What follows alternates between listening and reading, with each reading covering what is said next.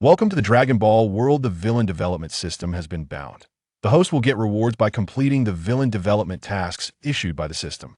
Obtain initial rewards: Saiyan blood, Son Goten's talent, mastery of Chi, flying. Technique: system space. Lin Bei just opened his eyes and heard the system prompt sound. He didn't expect that he just pressed the flush toilet and was in the Dragon Ball world.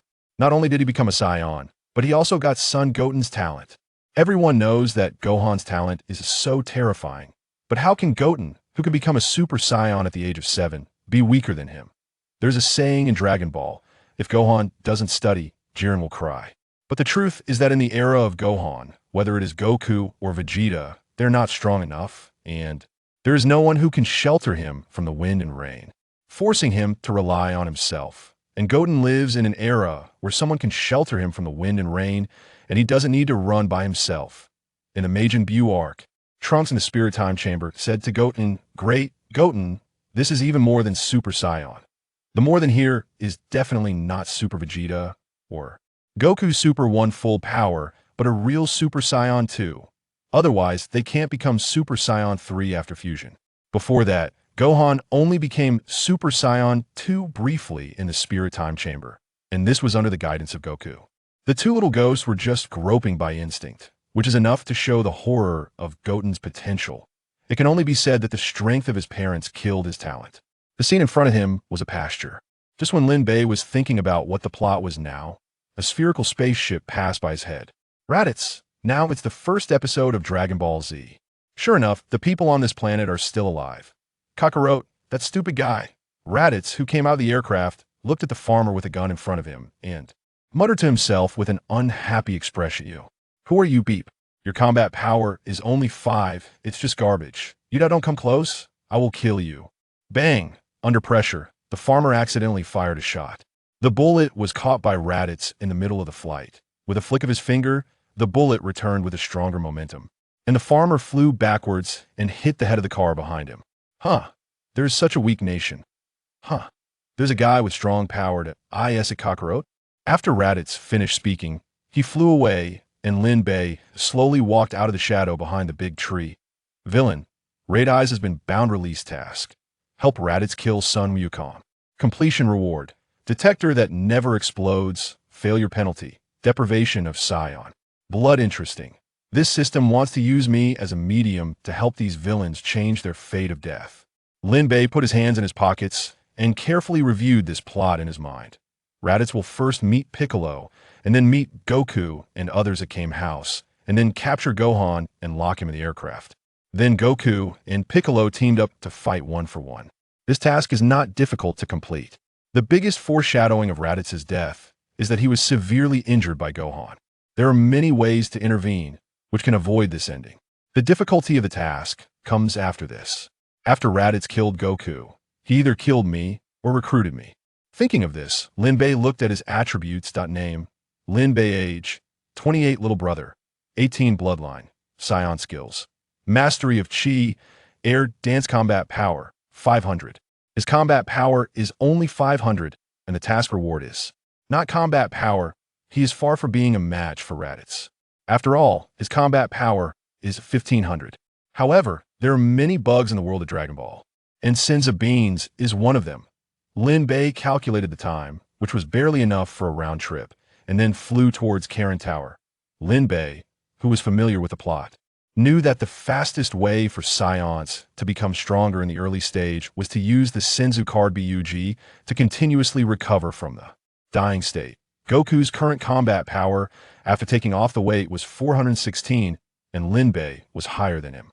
He used the sky dance technique to quickly arrive at the location of Karin God. The white cat-like Karin God was frightened and screamed. "Who are you?" Lin Bei showed his tail after hearing this. "My name is Lin Bei, and like Goku, I am a peace-loving Saiyan." Karin God and the gods have the ability to observe the lower world. They saw what Raditz said and didn't Kame House, so they knew about the Saiyans. After saying that, he walked straight to Yajiro beside him without waiting for Karin God to react. "Hey, what are you doing? I warn you, Goku is my little brother. Don't mess around." Yakurobi was frightened by Lin Bai's action, and he took out the samurai sword from his waist and demonstrated in front of him. Swish!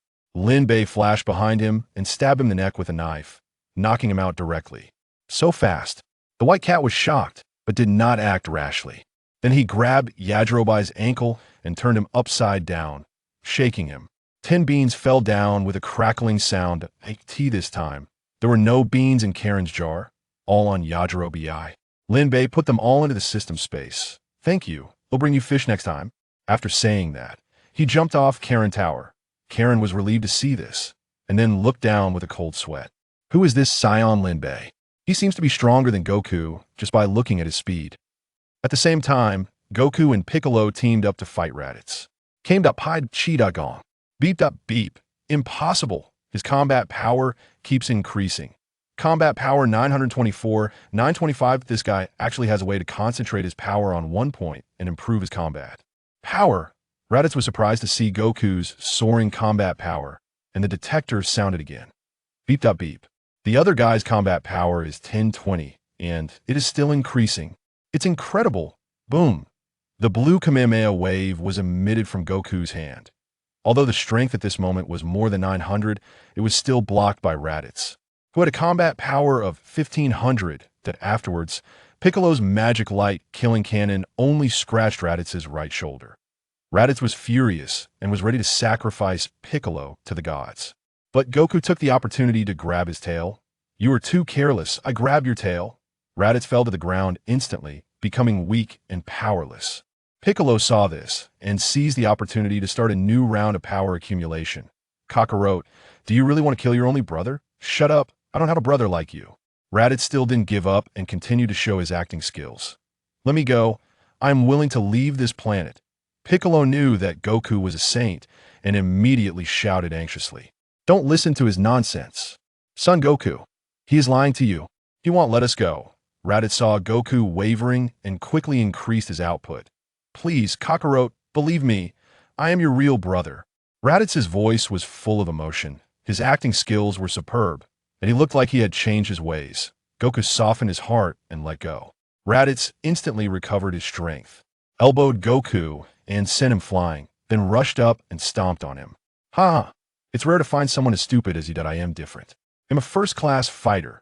I can kill my own brother without hesitation. Would you like to see it? He then stomped on him again. Wow! Goku screamed in pain. Piccolo felt like he was falling into an ice cave, and even if he fired a second round of the magic light killing cannon, the other party would dodge IT this time. The detector suddenly issued an early warning, and the aircraft below shattered instantly.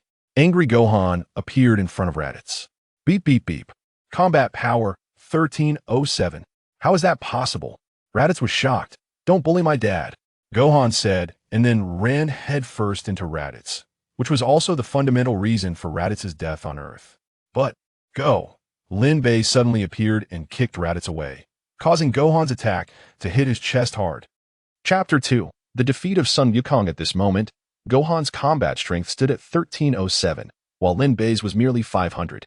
The force of that headbutt nearly shattered every bone in Lin Bei's body, inflicting such pain that he could not even utter a sound, sending him flying backward and carving a deep trench in the ground. Blood continuously oozed from the corner of his mouth. His vision began to fade, and his consciousness blurred. At last, he comprehended why Raditz had been unable to break free from Goku's grasp after that strike. The damage was simply too immense.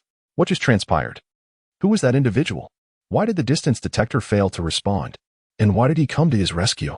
Could it be that the inhabitants of this planet were all as foolish as Kakarot? And that little brat? How could someone so young possess such formidable combat power? This scene left not only Raditz bewildered, but also the Supreme Kai and Karin. Was this Saiyan named Lin Bei not aligned with Goku? Was he not a peace-loving Saiyan, yet still intent on bringing fish to himself? A tail. How could there be another Saiyan on this planet? At this moment, Lin Bei lay face down on the ground, and Raditz had noticed his tail. Kakarot, what is going on here? Goku, lying on the ground, gasped for breath. I don't know either. Raditz understood that his brother, having suffered a head injury, was not lying, and he ceased his inquiries. Lin Bei, at that moment, lacked the strength even to move a finger. Fortunately, the system space was controlled by thought. Spirit Beans 10. Spirit Beans 9. The Spirit Bean appeared in Lin Bei's mouth, and with the last of his strength, he crushed and swallowed it. instantly restoring his body. Saiyans possess a passive ability to recover significantly when close to death, which was one of the reasons Lin Bei had been able to kick Raditz away. He needed to utilize the spirit beans to trigger his passive ability. He then carefully sensed the energy within him. It was astonishing. Just how much had his combat strength increased? The energy contained within him had surged by over 100-fold. Truly, the talent of Son Goten was remarkable. His combat strength reverted to 1, indicating that the little brat's power fluctuated dramatically with his emotions. Had he been struck just now, he might not have survived. With lingering fear, Raditz approached Gohan, a fierce glint appearing in his eyes. Stop, he is just. Goku discerned Raditz's intent, but he was too severely injured to move, struggling to crawl along the ground. You wish to say he is merely a child? Do not jest. This little brat's combat strength far exceeds yours. I must eliminate him before he masters his own power. But do not worry, I am quite merciful. You will soon reunite on the road to the afterlife. Since Raditz had not been severely injured by Gohan, he was nearly at full strength, and Goku could not bind him as in the original storyline. Die, little brat, Raditz declared, launching a fist toward Gohan. Gohan, Goku, lying on the ground, let out a desperate roar. Suddenly, a hand appeared, tightly gripping Raditz's arm. What? You were the Saiyan from before. You are still alive, Raditz exclaimed, astonished, realizing that he could not move his captured arm at all. Could it be that the opponent's combat strength surpassed his own? Release me. Out of gratitude for saving my life, I can spare you. Lin Bei smirked, loosening his grip. Raditz instinctively retreated, keeping his distance and watching Lin Bei cautiously. At this point, Lin Bei stood between Gohan, Goku, and Raditz, while Piccolo and the Supreme Kai in the sky, along with others, were filled with confusion. What was this Saiyan named Lin Bei planning? First, he shielded Raditz from Gohan's attack, then intervened to prevent Raditz from killing Gohan. Who exactly are you? Along with that half-breed brat, there were only 5 Saiyans in this world. There could not possibly be a 6th. Raditz questioned loudly. Having previously scanned with the detector and noting that this unfamiliar Saiyans' combat strength was only 500, he felt foolish for being alarmed. I am Lin Bei, a Saiyan sent away in my youth, just like Kakarot. Upon hearing this, Raditz scoffed. So you are a low-class warrior. No wonder your combat strength is only 500. What brings you to this planet? A gathering of low-class warriors? Haha. Suddenly, Lin Bei flashed forward, appearing right in front of Raditz, and before Raditz could react, he landed a punch to his abdomen. Raditz staggered backward, bleeding from his mouth, and soon lost his balance, collapsing to the ground, gasping for air. What just happened? His combat strength was only 500, yet he struck me down. Could it be that he could control his own power? But the detector showed no response. Lin Bei chuckled coldly. I advise you to treat me with respect. I am an upper-class warrior with a combat strength of 1500. You. Raditz was left speechless, struck at his core. Yet, without the detector, how could Lin Bei accurately know his power? Lin Bei then approached Goku. You are the so-called Saint Goku, correct? My surname is Son, not Saint. Thank you for saving Gohan. Lin Bei extended his palm towards Goku, who looked somewhat bewildered. That is quite in character for you. And no need for thanks, just focus on training below. With that, he unleashed an energy blast that obliterated Goku. The energy blast was merely a manifestation of energy manipulation, not a skill. Congratulations, host, for completing the task. Assist Raditz in defeating Son Goku. Reward, an indestructible detector. A notification echoed in his mind, and simultaneously, another detector appeared in the system space. Raditz wore an old version of the detector, which had a limit of 21,000, while the one provided by the system had no upper limit. New task issued, cultivate Raditz and defeat Vegeta. The host cannot intervene. Completion reward, instant transmission. Failure penalty, destruction of Earth. The moment the task was completed, a new one emerged, indicating that the triggering conditions were unrelated to events or thoughts. Instant transmission. Does this mean I, Lin Bei, can go wherever I desire? He. Daddy. Son Goku. Lin Bei quietly donned the detector, beeping. Raditz's current combat strength was 1090, while Piccolo had dropped from a full state of 408 to 320. Raditz was primarily affected by Lin Bei's punch. Otherwise, his combat strength would have exceeded 1400. Simultaneously, Lin Bei assessed his own strength and discovered it had reached an astonishing 100,000, an increase of 200 times. Was this the talent of transforming into a Super Saiyan at the age of 7? Truly absurd. Playing tricks, so you have a detector. It seems you are a normal Saiyan, unlike the worthless Kakarot. I had originally intended to let him experience the joys of battle, yet he proved to be so ungrateful. Raditz sneered, displaying no emotional reaction to his brother's demise. Lin Bei had only amplified his energy momentarily during the attack, which explained why the detector had not registered a response, leading Raditz to mistakenly believe his combat strength was merely 500. Beside him, Piccolo was quite different. He adeptly wielded the power of Ki, gazing at Lin Bei as though he were some monstrous creature, his entire being trembling uncontrollably. How could the formidable Demon King Piccolo be so terrified by another's strength? Alas, you have slain my father. Beep, beep, beep. The detectors of Lin Bei and Raditz resonated simultaneously. Unlike in the original tale, Gohan did not succumb to unconsciousness at Raditz's hands. Instead, he bore witness to Goku's demise. This was a deliberate act by Lin Bei, inciting Gohan's fury, urging him to unleash the strength born from his ignorance of academia. The power level of that young boy surged inexplicably from 1 to 3,000. What could account for such an extraordinary fluctuation in battle prowess? Has the detector malfunctioned? Came. Huh. Observing Gohan assume the same stance as Goku, Lin Bei mused to himself, truly a prodigious talent. He has instinctively mastered the art of Ki and perfectly emulated Goku's signature technique. Wave. Chapter 3. The passive of the sacred being apart from the system tasks. Lin Bei wished to explore the limits of the Saiyans. He had no intention of allowing Goku and the others to perish. In the realm of Dragon Ball, death is a rare occurrence. The Earth Dragon can resurrect once, the Namekian Dragon can do so as well, and even the Kaioshin has the means to grant life anew. There may even exist resurrection methods not mentioned in the original narrative.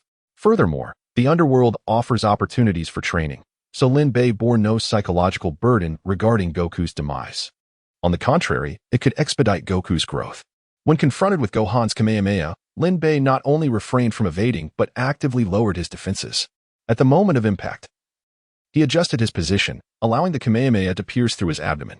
His formidable body, with a battle power of 100,000, suppressed any cries of agony. With a resounding thud, he was sent flying and crashed to the ground, blood seeping from his body into the earth. Gohan, having regained his senses from a state of rage, stared in disbelief at the scene before him. I killed someone. No. Wait. He was the villain who killed my father.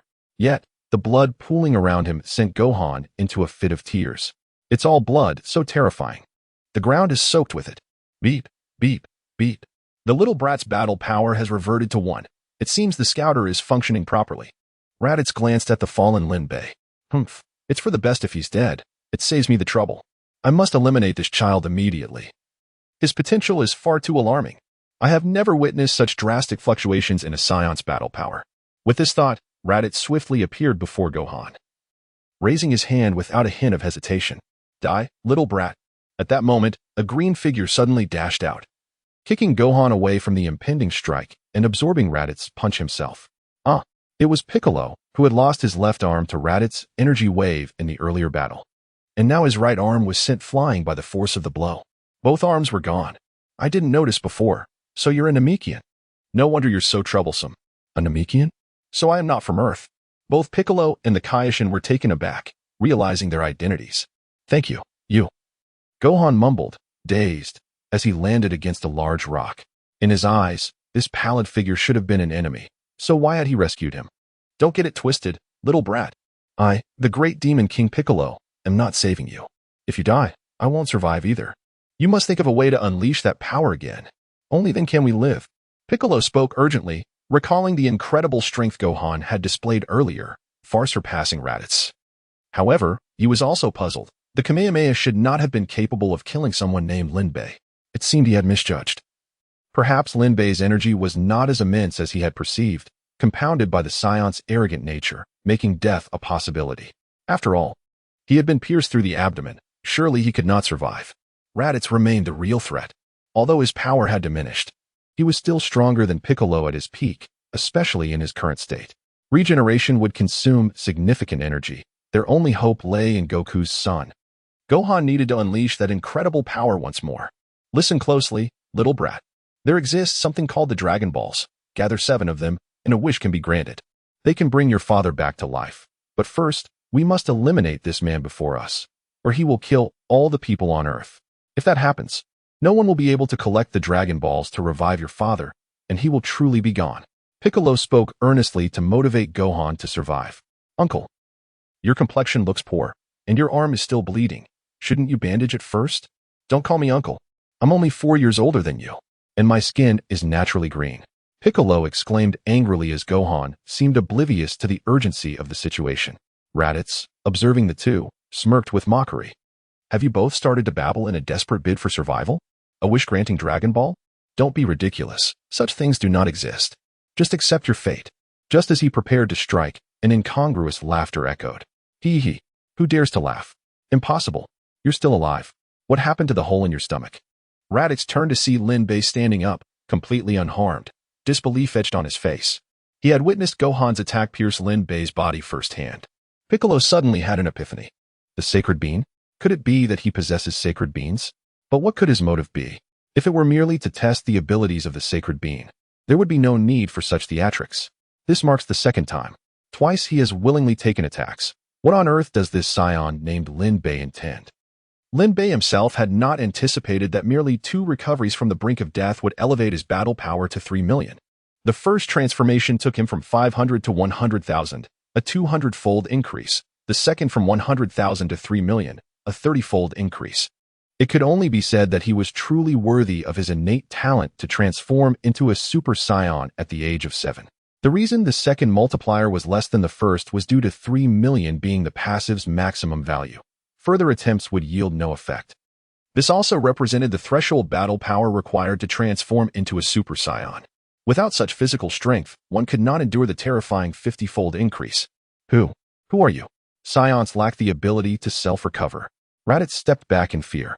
Although the scouter still displayed a battle power of 500. He had come to understand that Lin Bei could control the magnitude of his power at will. Who am I? Lin Bei extended his right hand. Fingers together and thumb raised high, pointing at his chin. I am Super Lin Bei. You may also call me a Super Saiyan. Raditz, momentarily stunned, erupted into laughter. Haha, I thought you were going to say something profound.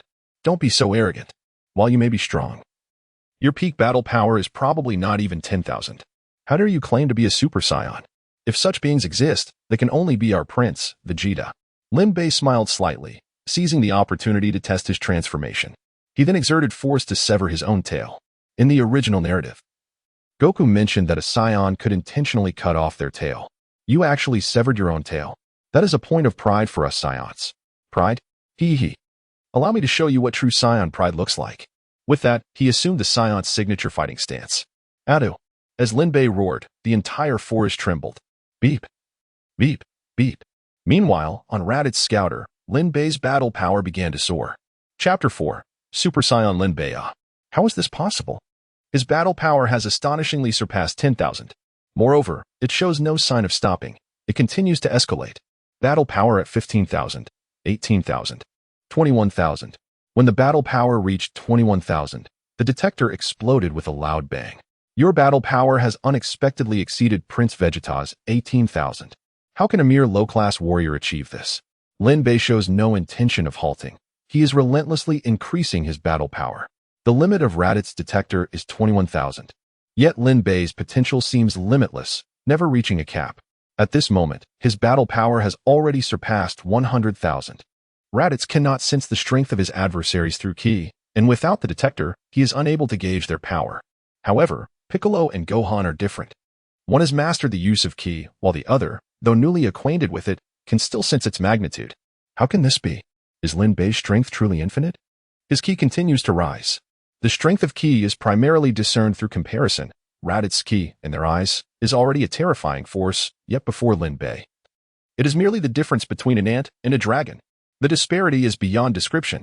Lin Bei's battle power has now surged to 300,000. The fierce gusts of wind have shattered the surrounding trees, hurling Raditz, Piccolo, and Gohan 100 meters away. Approaching Lin Bei is impossible. Even opening their eyes is a struggle. This cannot be. While I was unaware of his true strength when I took the Senzu beans, he could not possibly be this formidable. White Cat, in shock, exclaimed, while Yachirobe, who had been boasting about confronting Lin Bei, fell silent. In the Heavenly Palace, the Supreme Kai, who had just sent Goku to Snake Way, now stared wide-eyed at the scene below. How can this be? How can Lin Bei's ki be of such magnitude? If this is the case, Goku, even after training with Lord Kai, would never be able to contend with him. Supreme Kai. Bubbles, feeling bewildered, tugged at the Supreme Kai's sleeve. Both remained silent. Lin Bei continues to scream, his battle power reaching its zenith.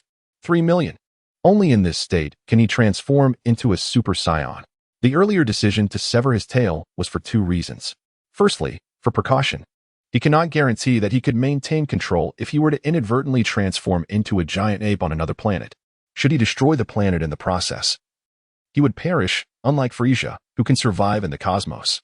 Moreover, the giant ape transformation only amplifies his base power tenfold, while the Kaioken maximizes it to 20 times. Both inferior to the 50-fold increase of a Super Saiyan. Secondly, in the original narrative, Goku, Gohan, Goten, Vegeta, and Trunks all transformed into Super Saiyans without tails. Although the reasoning may be esoteric, for now, the tail serves no purpose and is only necessary for transforming into Super Saiyan 4. Should he eventually master the ape form or become sufficiently powerful to reach Super Saiyan 4, Lin Bei will find a way to reattach his tail. At this stage, other than Vegeta, it is merely a burden for Lin Bei. Lin Bei believes that the god form from the Buu saga is a state bridging forms 3 and 4. Had Gohan possessed a tail during that time, he might have transformed into Super Saiyan 4. 3 million in battle power, sufficient S cells, and abundant rage are the prerequisites for becoming a Super Saiyan. As for the S cells, with Goten's innate talent, they are undoubtedly adequate. As for rage, Lin Bei has it in abundance. Scenes from before his reincarnation flash through Lin Bei's mind, and his anger ignites, catalyzing the power within him.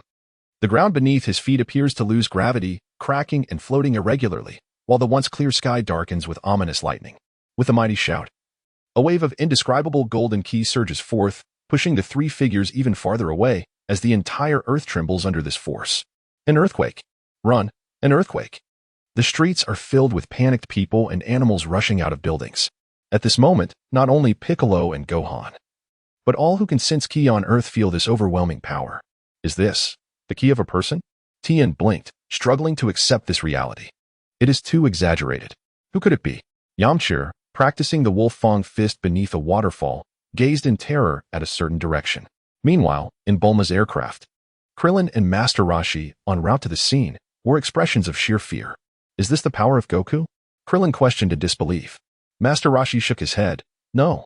This is not him. This ki is not so wicked. Are you suggesting that the global earthquake was caused by one individual's power?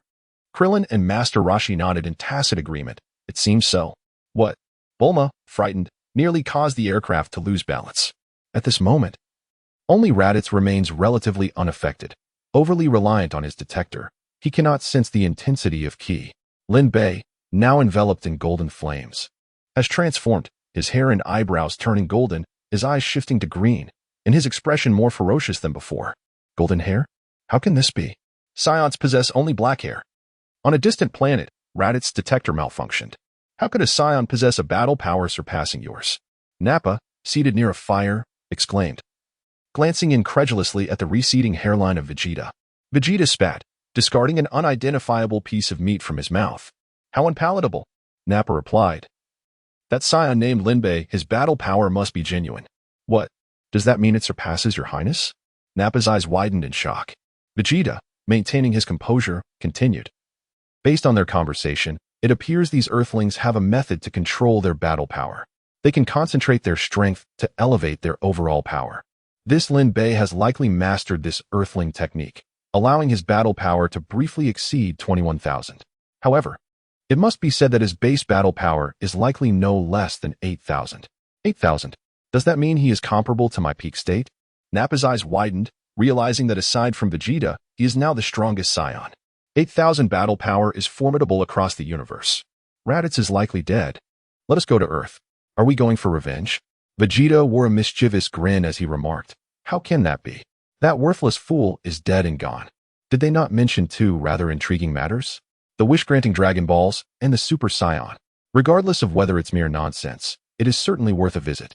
Even if it proves to be false, this Saiyan named Lin Bei possesses considerable value to be courted. Perceiving Nappa's hesitation, Vegeta added, rest assured. Even if his base combat power exceeds 21,000, he stands no chance against me, who possesses an astonishing combat power of 180,000 in my transformed state. After all, he was the one who severed his own tail. Indeed, how foolish. Haha. Let us go. It is time for him to witness the true power of a Saiyan. Chapter 5. Call me Lord Lin Bei. At this moment, the combat power displayed by the detector was 150 million, consistent with the 50-fold amplification of a Super Saiyan. Lin Bei exhaled deeply, relinquishing his Super Saiyan form, his hair reverting to its natural black. In that state, one experiences a slight exhilaration, while the body numbs some pain sensations, allowing for a more profound enjoyment of combat. The only opponents capable of engaging him now were the Frost Demon Frieza, his father King Cold, and his brother Cooler. As for Cell and Bu, they were not present at this juncture. According to the original storyline, Frieza's combat power is 120 million, while the strengths of King Cold and Cooler remain unknown, which Lin Bei could verify with his detector, satisfying a childhood curiosity. King Cold, as described, is stronger than mechanical Frieza, who in turn surpasses the normal Frieza. Cooler possesses an additional transformation, making him the strongest among the three, although he is a character from the movies, and his appearance and timing remain uncertain. Furthermore, in the new Dragon Ball AF, there exists a frost demon named Ace. He is Frieza's son and the mightiest of his race, currently likely still in a frozen state. The frost demons originate from a place called the Ice Planet, where they are enveloped in ice upon birth, entering a thawing phase. The longer the thawing period, the stronger they become. Ace is a terrifying entity capable of overpowering Vegeta in his Super Saiyan 4 form. From the moment Lin Bei was struck by Gohan's headbutt, the trajectory of the story diverged, shifting Goku's training with King Kai from defeating the Saiyans a year later to confronting Lin Bei. Lin Bei strolled leisurely towards Raditz. What do you intend to do? I advise you against any rash actions.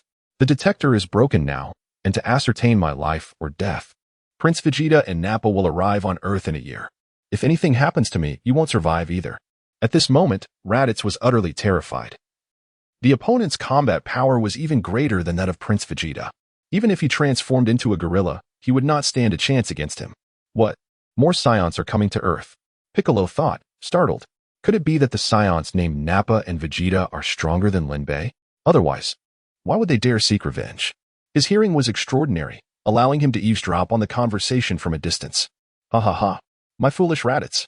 After speaking, Lin Bei removed the detector and placed it on Raditz's ear. The disparity in power rendered Raditz incapable of resisting. Lin Bei then gently pressed a button on the side. Beep beep beep. 10, 100,000. Your combat power is astonishingly 100,000. How could a Saiyan possess such power? Could it be? Raditz suddenly recalled Lin Bei's earlier appearance and words. Could you be the legendary Ultimate Warrior, the Super Saiyan who appears once every 1,000 years? Lin Bei nodded, hands in pockets, deeming the display of 100,000 combat power as relatively normal. If he truly revealed 150 million, Raditz would undoubtedly refuse to believe it. As for the Ultimate Warrior, that referred to Broly, who, like Cooler, does not appear in Z, GT, or AF, being a character from the movies. Raditz, Vegeta, and the others will indeed arrive on Earth in a year. But do you believe they are coming for the Dragon Balls and the Super Saiyan, or for you? With your mere combat power of 1,500, do you think Vegeta would waste a year coming to Earth just for you? Raditz realized that Lin Bei was not lying. He mentioned Vegeta merely to intimidate him. Unlike Kakarot, Lin Bei had not suffered a head injury that caused him to forget his Saiyan heritage. Yet how could he have such an intricate understanding of Vegeta's character? Damn it, what do you really want? Raditz shouted, now recognizing that Lin Bei seemingly had no intention of killing him. Ugh. Lin Bei delivered a knee strike directly to Raditz's abdomen, causing him to spit up bile. Removing the detector from Raditz's ear, he growled, do not speak loudly to me. And refer to me as Lord Lin Bei. Otherwise, I will make your existence a torment. Raditz, on his hands and knees, gasped for breath. A mixture of bile and saliva dripping from his mouth. Who? Lord Lin Bei, what do you desire? In a bid for survival, Raditz was willing to be pliant, evidently honing his acting skills in the course of daily life. My objectives align with yours. Align with mine? Raditz was bewildered. I merely wished to recruit Kakarot, yet you outright killed him. We are the last surviving Saiyans, and should unite. Hearing this, Raditz felt an urge to curse. Lin Bei, of all people, was the last to make such a statement. Lord Lin Bei is correct. We Saiyans should unite. Lin Bei nodded in satisfaction. That worthless Kakarot is better off without. I plan to train you, Nappa, and Vegeta. Then we shall go and eliminate Frieza. What? Raditz was taken aback, retreating several steps. Lord Lin Bei, you may be unaware, but Frieza, That fiend is known as the Emperor of the Universe. It is rumored his actual combat power far exceeds 1 million. Furthermore, that arrogant Vegeta is unlikely to be as loyal as I am, even if he were to submit. Relying solely on the four of us may be. Raditz feigned loyalty, projecting an image of harmonious superior-subordinate relations. Lin Bei revealed an innocuous smile. You may have misheard. I said, I want the three of you to eliminate Frieza. As for Vegeta, you need not concern yourself with him. This idea had just occurred to Lin Bei. If you were to actively hunt down Frieza, what kind of mission would the system assign him? After all, Frieza was a villain and would likely not permit his demise. Moreover, he was curious about how Raditz and Nappa would transform into Super Saiyans, particularly their Super Saiyan 3 forms, although that was not feasible at the current stage, leaving the future uncertain. Since it was a villain system, nurturing Raditz and Nappa was notably necessary. As for Vegeta, this time he would find it impossible to redeem himself. You cannot be serious. Raditz shook his head in disbelief. Frieza was a nightmare ingrained in the hearts of Saiyans. Forget defeating him. They scarcely entertained the thought of even resisting. Was Lin Bei sending them to their deaths? No need to rush. I will train you. Just then, Lin Bei landed a punch on Raditz's abdomen, causing him to retch again, doubling over in pain. Lin Bei expertly controlled his strength, ensuring it was just shy of causing Raditz to lose consciousness. And, call me Lord Lin Bei. Chapter 6. Lin Bei's astonishment. Very well. Lord Lin Bei. Lin Bei nodded in satisfaction. Indeed, you possess a commendable awareness. Your first task is to defeat Vegeta, who will arrive on Earth in a year. What? How could I possibly defeat Vegeta? He is the prince of the Saiyans. Moreover, are we not also supposed to eliminate Frieza together? At that moment, Raditz suddenly sensed the icy gaze of Lin Bei. Very well, Lord Lin Bei. A year from now, I will ensure that Vegeta is left searching for his teeth. Lin Bei nodded approvingly. That arrogant fellow, Vegeta, deserves a lesson in humility precisely 1 year from now. Turning towards Piccolo, Lin Bei pointed at the device on his ear. That individual with a rather poor complexion, I am aware you can hear our conversation. This device not only measures combat power but also possesses communication capabilities. Astonishment washed over Piccolo's face as he comprehended the implications. Indeed, as you surmised. The matter of the Dragon Balls has already been discovered by those two Saiyans. Focus on your training. If you perish, the Dragon Balls will become ineffective. With that, he seized Raditz and departed the scene. Vegeta and Nappa would actually arrive on Earth over a month earlier, but by that time, Raditz would sense their energy. And King Kai would also inform Goku of their arrival. Therefore, there was no need to divulge such specifics.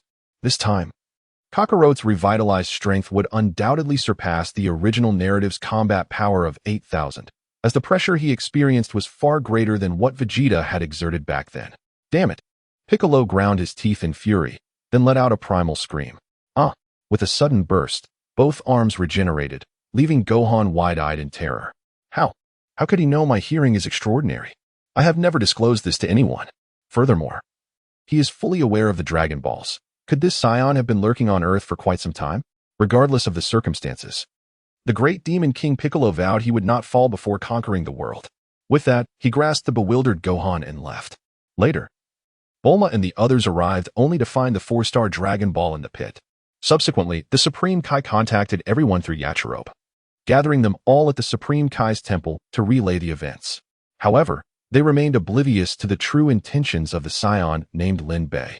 According to the Supreme Kai's observations, he believed that Lin Bei aimed to cultivate Raditz, using Earthlings and the two Saiyans arriving in a year as stepping stones to enhance his own combat prowess. As for the reasons behind this, only Lin Bei himself could elucidate. Yet, it was evident that this Saiyan, Lin Bei, appeared disinterested in Earth or the Dragon Balls. Otherwise, with his formidable strength, no one could hinder him. It seemed likely that Lin Bei would not intervene in the battles a year hence. The Supreme Kai's words ignited a flicker of hope within the despondent crowd. He proceeded to share his thoughts on resurrecting Goku. Creating a physical body requires your life essence. Your lifespan. Bubbles interjected, reluctant to continue. It's all right, Bubbles. This minor sacrifice pales in comparison to the safety of Earth, the Supreme Kai reassured. When that Saiyan named Raditz mentioned Namekians, it triggered some memories within me. It reminded me of my journey to Earth aboard a spaceship. That very vessel now resides at the Sabaton Heights. Take Bulma there at once and see if it can be repaired. If I can create Dragon Balls, surely someone on Namek can as well. There must be a Shinron there. A year from now, if Earth remains intact, You shall set forth for Namek and summon their Shinran to revive our Shinran. With that, Bubbles led Bulma to the Sabaton Heights in search of the spaceship. Guided by the Supreme Kai, the others arrived at a door resembling chocolate. This is the hyperbolic time chamber. It should prove beneficial to you. No, wait. One must rely on instinct. How can we depend on a mere toy like a scouter? Lin Bei admonished Raditz sternly as he instructed him on the utilization of ki. Raditz glanced at Lin Bei, who was wearing a scouter, feeling a mix of indignation and confusion. Concentrate your focus. Vegeta will arrive in a year. Do you truly believe your current strength is sufficient to confront him? Raditz sensed something was amiss, yet he could not articulate it. Lord Lin Bei is correct. I shall strive to improve. A month later, Raditz successfully mastered the manipulation of ki, leading Lin Bei to ponder Vegeta's capabilities. In the original story, when Vegeta prepared to annihilate Earth, he unleashed his ultimate technique, the Gallic Gun. At that time, Goku, in a state of 3 times King Kai's training, unleashed the Kamehameha, which, if converted into combat power, would undoubtedly surpass 24,000, and Vegeta matched him in strength. This indicated that at that moment, Vegeta inadvertently mastered ki manipulation, concentrating his energy to enhance his combat prowess. This subsequently enabled him to sense the positions and strengths of adversaries after his severe injuries upon returning. One must acknowledge that Vegeta was a genius. In Lin Bei's eyes, Vegeta was the type of prodigy who could learn anything with remarkable speed, while Goku possessed an extraordinary intuition, enabling him to select the most accurate path and persistently pursue it without faltering. At this moment, Lin Bei glanced at his attribute panel. Name, Lin Bei. Age, 28. Younger brother, 18. Bloodline, Saiyan. Skills, Mastery of Ki, Flight Technique, Super Saiyan Form, Exclusive, Kamehameha, Special Beam Cannon, Combat Power, 3,000. Goten's talent was astonishing. He had learned both the Kamehameha and Special Beam Cannon after merely one observation. As for the Super Saiyan Form, it was simply the exclusive skill of the Saiyans, a notion shared by both himself and the system. Suddenly, Lin Bei unleashed a special beam cannon that pierced through Raditz's chest. Raditz knelt on the ground, blood spilling from his mouth in confusion. Without providing an explanation, Lin Bei swiftly appeared before him, tossing a Senzu bean into his mouth, commanding, chew and swallow it. Having learned to harness ki, Raditz could now sense Lin Bei's unfathomable combat power, which undoubtedly exceeded 100,000.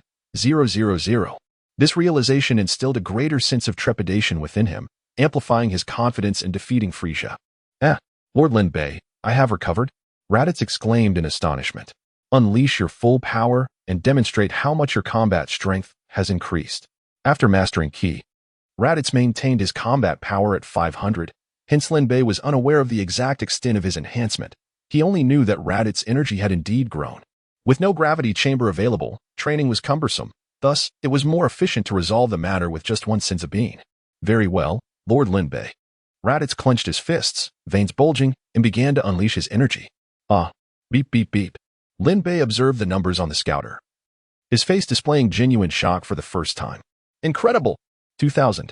I wasted a Senzu bean, and he only increased his combat power by 500. Chapter 7. Arrival of the Saiyans 2,000? Ha ha ha.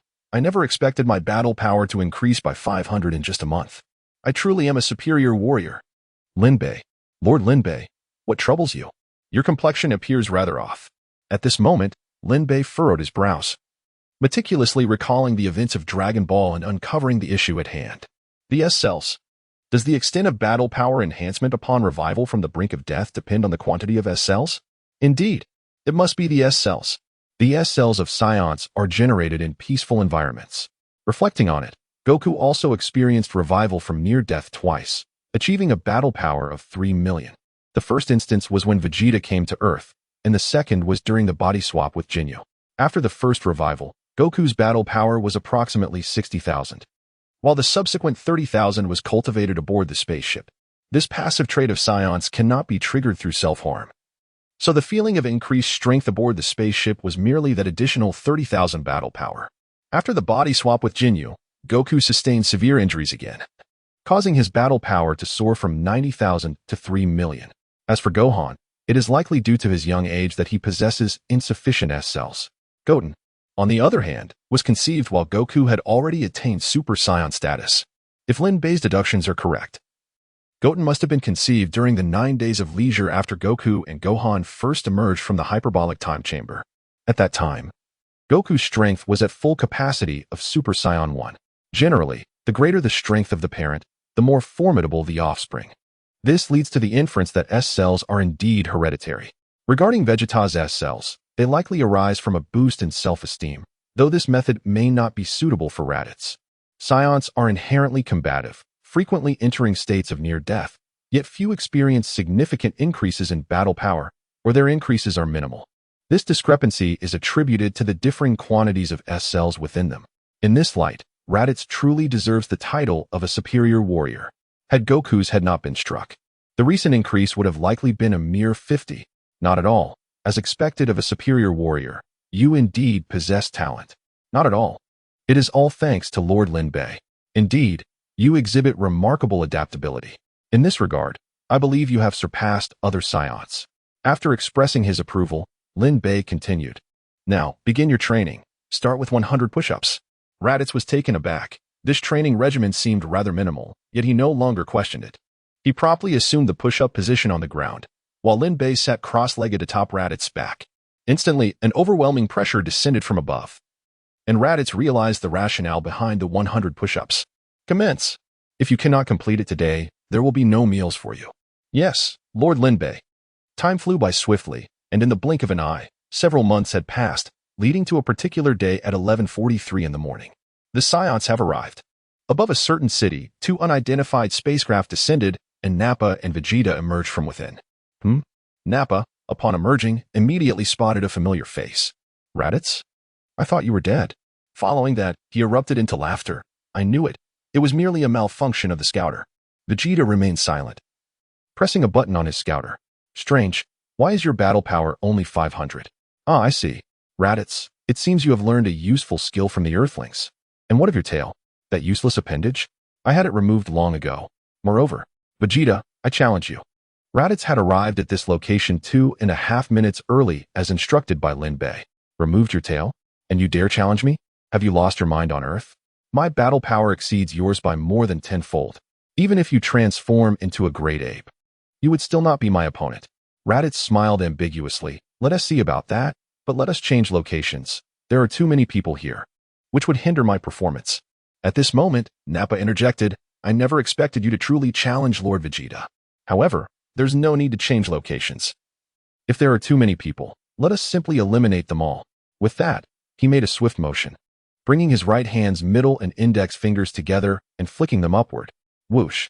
Raditz suddenly materialized before Nappa, landing a heavy blow to his abdomen, interrupting his technique. My apologies, Nappa, but Lord Lin Bei mentioned that the tea in this city is delightful. I cannot allow you to recklessly destroy it. Lord Lin Bei? Is he the Saiyan with a battle power exceeding 21,000? It appears Raditz has betrayed us to survive. Yet, something seemed off. Nappa should have been aware of his own battle power. Why would he come to his own demise? Interesting. Nappa, let us proceed as he suggests. I initially intended to seek out the so-called Dragon Balls first, and then find the one named Lin Bei. Since you have delivered yourself so conveniently, let us allow you to taste the bitterness of betrayal. We Saiyans are quite ruthless towards traitors. Vegeta spoke calmly, his vast combat experience enabling him to assess the opponent's strength even without a scouter. Based on Raditz's recent speed, his battle power was likely around 5,000. Uncertain of what Raditz had done in the past year to achieve such a substantial increase, he remained confident that Raditz was still no match for the peak Nappa, nor for himself. Nappa wiped the blood from the corner of his mouth, glaring fiercely at Raditz. That hurt, you scoundrel. Raditz wore a somewhat sinister smile, leading the charge as he flew forward, with Nappa and Vegeta close behind. Soon, the three arrived at a desolate area, where Nappa stepped forward, blocking Raditz's path. Though I know you are seeking death, if you wish to fight Lord Vegeta, you must first pass through me. I was merely careless before. With that, he began to unleash his energy. In a certain jungle, this energy, over there, Krillin sensed the power instantly, pointing in a direction. Due to the King Kai miscalculating the time, all the Earth warriors, except for Goku, had gathered together to prepare for the Saiyans. Uncle Piccolo. Is this energy from the Saiyans? It's even as formidable as yours. Though Gohan had matured considerably over the past year, he still bore the visage of a young child. Piccolo did not respond but wore a confident smile. If the Saiyans are only at this level, then Goku may not even be needed. I, Piccolo, have grown immensely stronger than I was a year ago. With a cold snort, he declared, let us move. Ha, Raditz. You should be grateful that you lack a scouter. Otherwise, upon seeing the numbers displayed, not only would you refrain from challenging Lord Vegeta, but you would probably lose the courage to flee. Nappa spoke with confidence, as Raditz had concealed his strength. However, based on Vegeta's estimation, it fell within the range of 5,000 to 6,000, rendering him not a worthy opponent. Raditz, I will give you one last chance. Tell me where the Saiyan named Lin Bei is. In light of your shared heritage, I may spare your life. Finding the individuals on this planet who can manipulate their battle power is rather troublesome, and I do not wish to waste that time. Raditz simply shook his head, pointing to his empty ears. Vegeta, it seems you have yet to grasp the situation. But then again, given the magnitude of changes over this past year, it is understandable. API call failed with status code 429. Error. Code 429. Message. Resource has been exhausted, e.g. check quota. Status. Resource exhausted. Chapter 8. The terrifying Vegeta observed the enraged Raditz, whose face was marked by an unsettling calm. At that moment, Piccolo, Gohan, Krillin, Tien, Kaiatsu, and Yamcha arrived on the scene. Meanwhile, Yajirobe, struck by fear of Lin Bei's power, opted to remain at Korin Tower. The scene before them unfolded much like the Supreme Kai had anticipated. It appeared to be an internal conflict among the Saiyans. Ah, those Namekians. It is said that your race possesses incredible and wondrous abilities. Surely the Dragon Balls are your creation, correct? Haha. Truly, fortune favors me. After Raditz, it will be your turn. Piccolo, having learned from Raditz of his Namekian heritage, maintained his composure. Despite the sudden arrival of 6 individuals, this was merely a low-level planet. And if Raditz could slaughter effortlessly, what formidable warriors could possibly exist here? Vegeta did not utilize his scouter to gauge the combat power of Piccolo and the others, as he was aware that the inhabitants of this planet could manipulate their battle levels. Suddenly, he recalled Raditz's claim that Kakarot's son had a power level that skyrocketed from 1 to 3,000. This young boy possessed immense potential. It was conceivable that his future combat power might even surpass mine. Once Raditz was dealt with, I shall eliminate him and then interrogate him regarding the Dragon Balls. Just as this thought crossed his mind, the scouter emitted a warning signal. Beep beep beep what? His power level exceeds 6,000, and it is rapidly increasing. Aya! Raditz continued to scream. Nappa, incredulous, stared at the numbers on the scouter.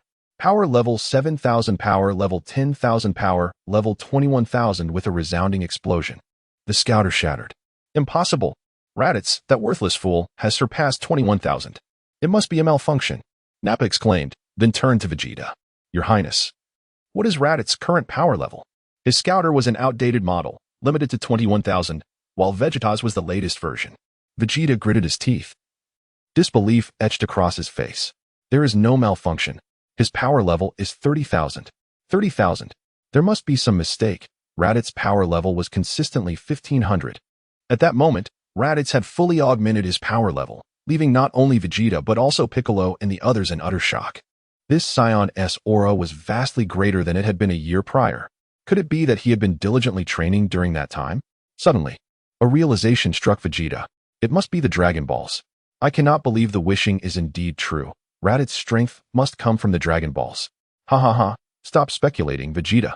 The power of Lord Lin Bei is beyond what a mere Saiyan prince like you can fathom. He is a Super Saiyan.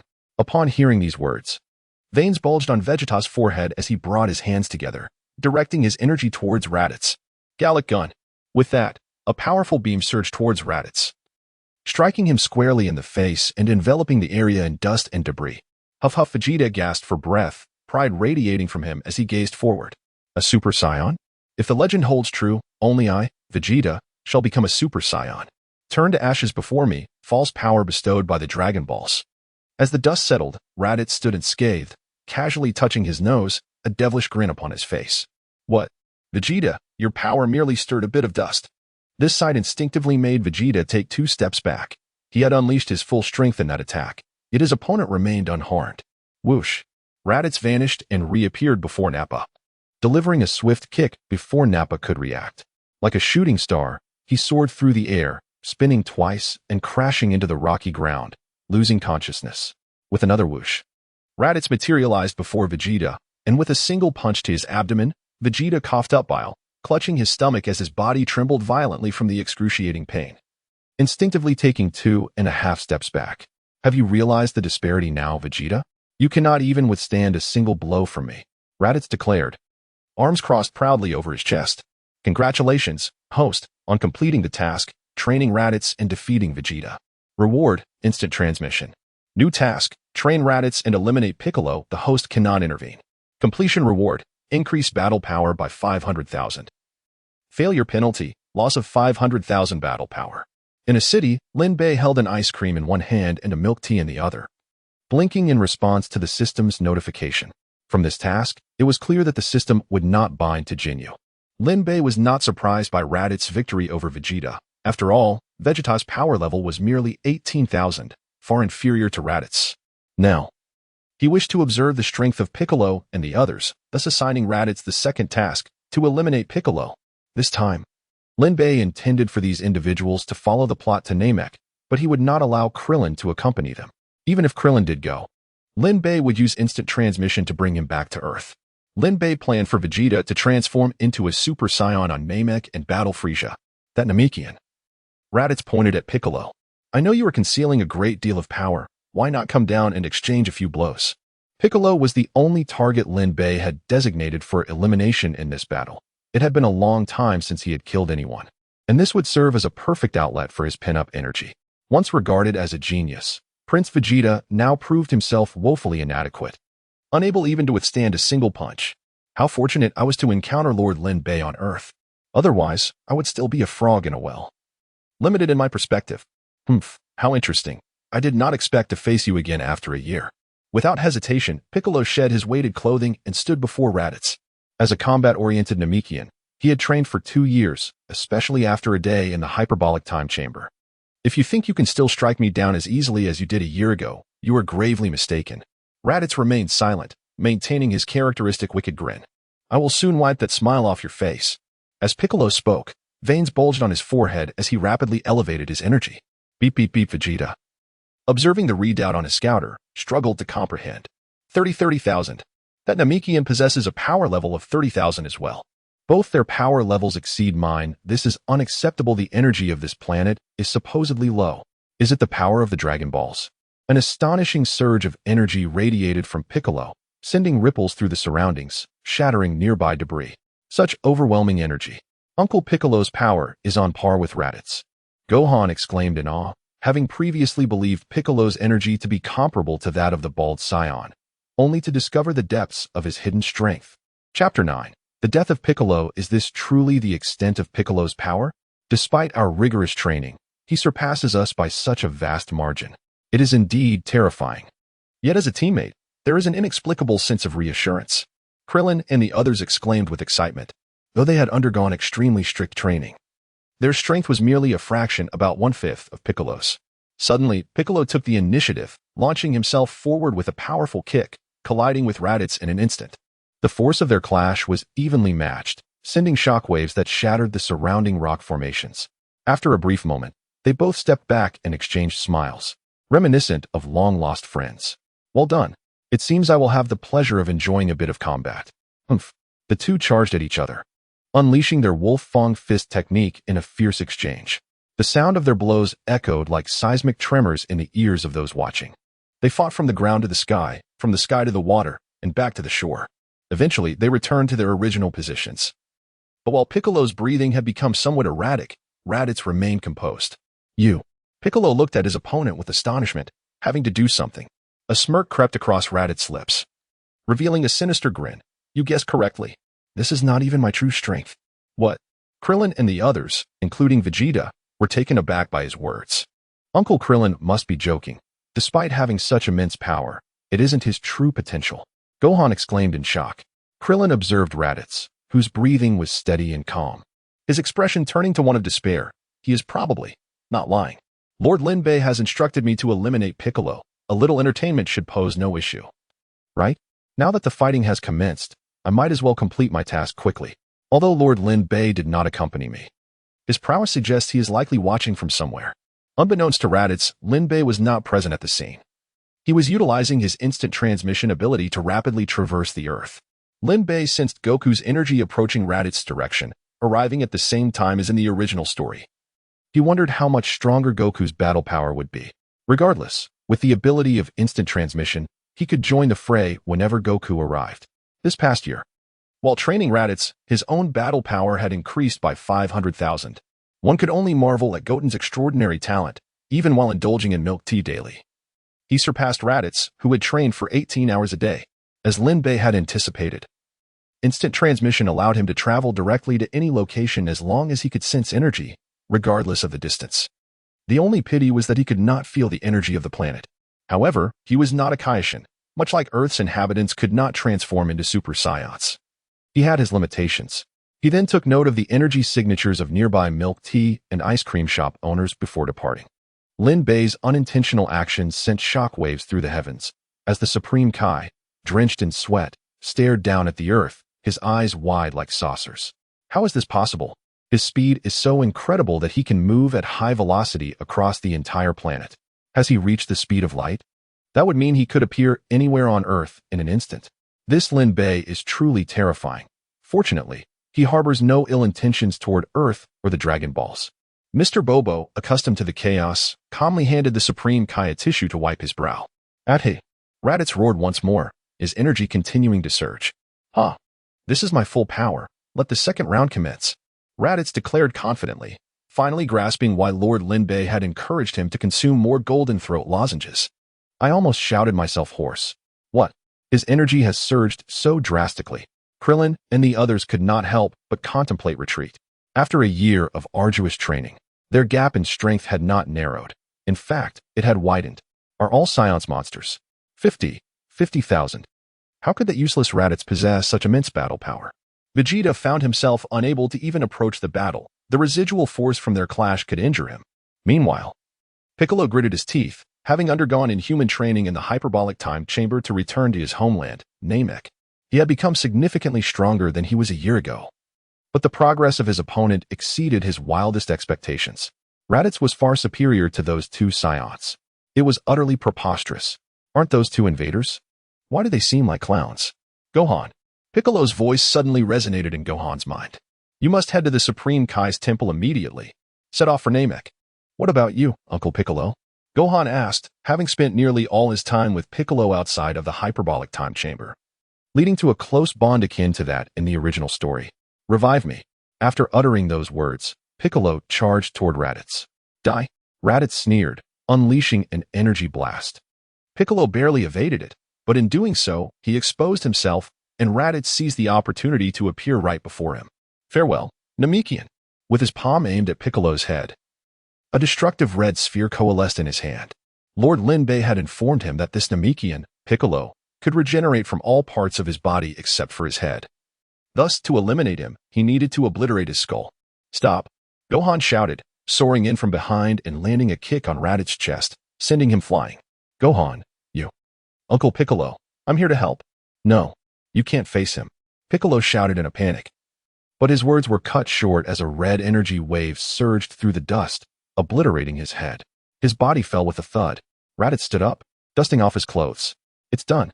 Now comes Lord Lin Bei's final task, which happens to be Raditz's favorite, to engage Kakarot in combat.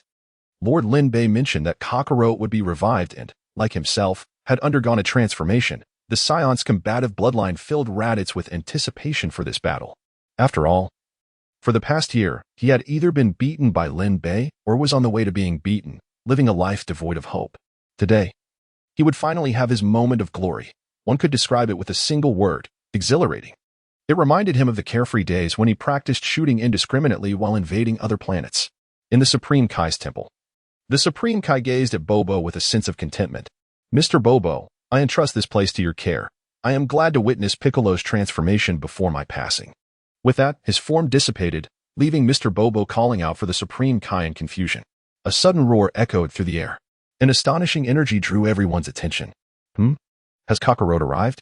No, it's that little brat of Kakarot. His energy is even greater than that Namekian's.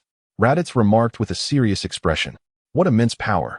Could Gohan's strength surpass even Piccolo's? Krillin gasped in astonishment. Masenko. A terrifying beam shot toward Raditz. Though surprised, Raditz was not afraid.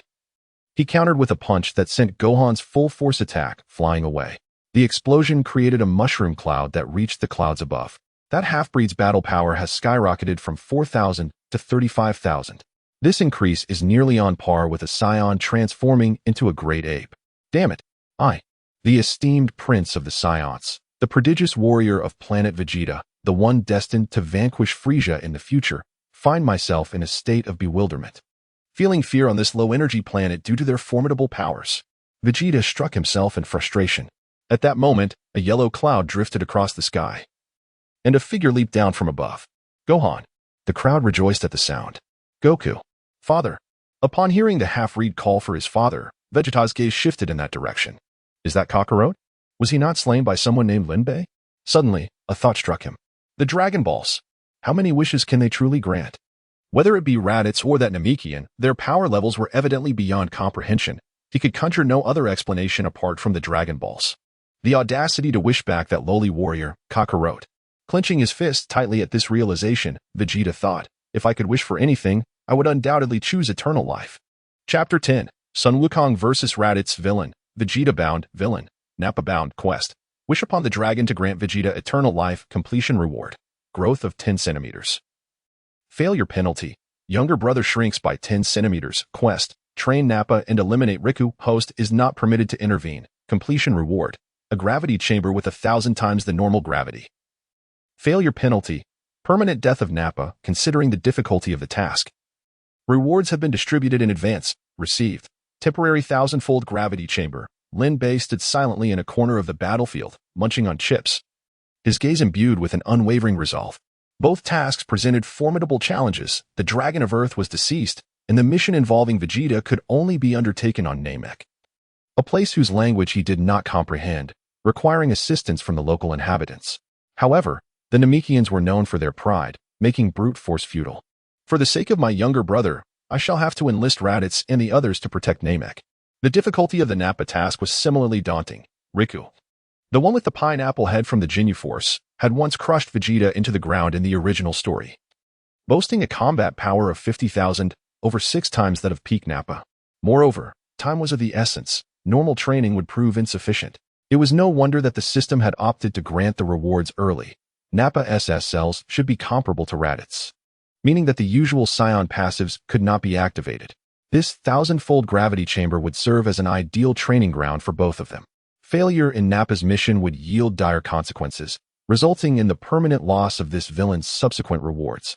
Lin Bei finally grasped the rationale behind Frieza's combat power of 100 million. He surrounded himself with subordinates like Dodoria and Zarbon, whose powers were a mere 20,000.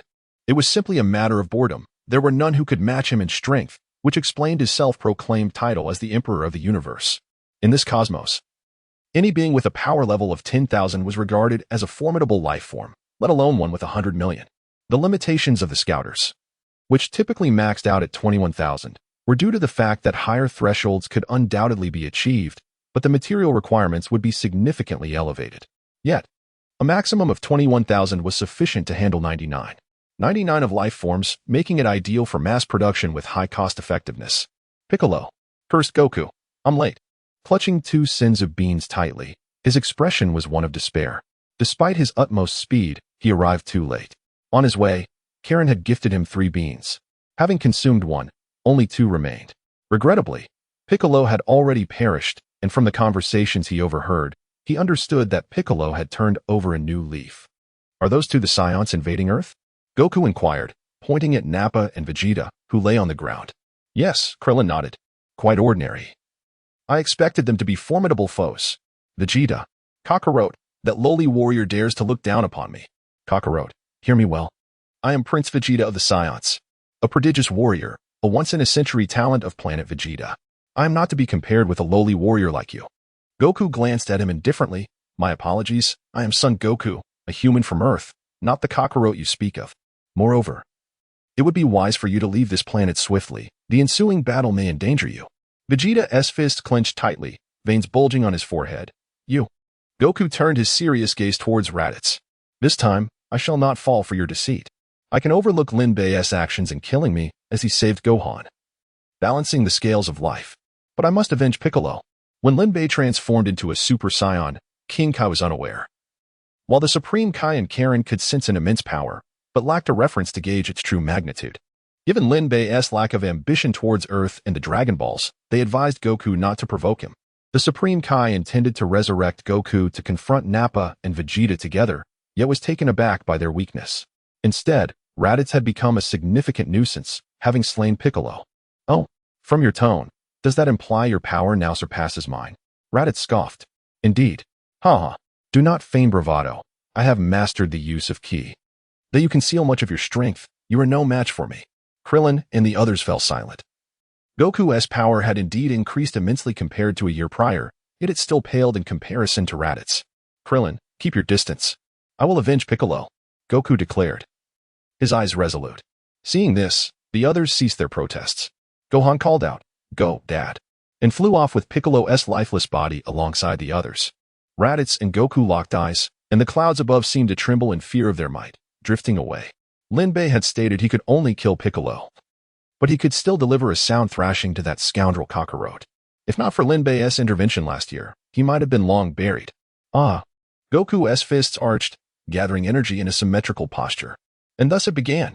At this moment, Krillin and the others were approximately 20 kilometers away from Goku. With the naked eye, it was impossible to discern the situation, but they could gauge the intensity of ki to assess the circumstances. Dad's ki is rapidly growing. Gohan, clutching Piccolo's body, closed his eyes to focus on the events unfolding where Goku was. Beep beep beep. Combat power at 10,000. Combat power at 15,000. Combat power at 20,000. Impossible. That lowly warrior Kakarot has surpassed me? Vegeta, hiding nearby, nearly shattered his molars in rage. Raditz. Those Namekians, that hybrid runt, and the lowly Kakarot, and that Lin Bei. How can it be that on this low-energy planet, 5 individuals surpass my power? This is unfathomable. My combat power was unrivaled even on the high-energy planet Vegeta, exceeding that of my father, King Vegeta, from a young age. I am hailed as the strongest Saiyan. Coughing, Vegeta, severely bruised in pride, could not suppress the blood that spilled forth. Not good. Dad's power doesn't yet match Uncle Piccolo's. Gohan exclaimed anxiously to Krillin. Dad has died once. If he dies again, he cannot be revived. Though Goku's power was formidable, it was still less than half of Raditz's. Gohan's eyes snapped open in alarm. As he prepared to launch himself forward, Krillin grasped him firmly. Do not act rashly, Gohan. Trust in Goku. I have known your father for over a decade. If he says he will avenge Piccolo, he is confident.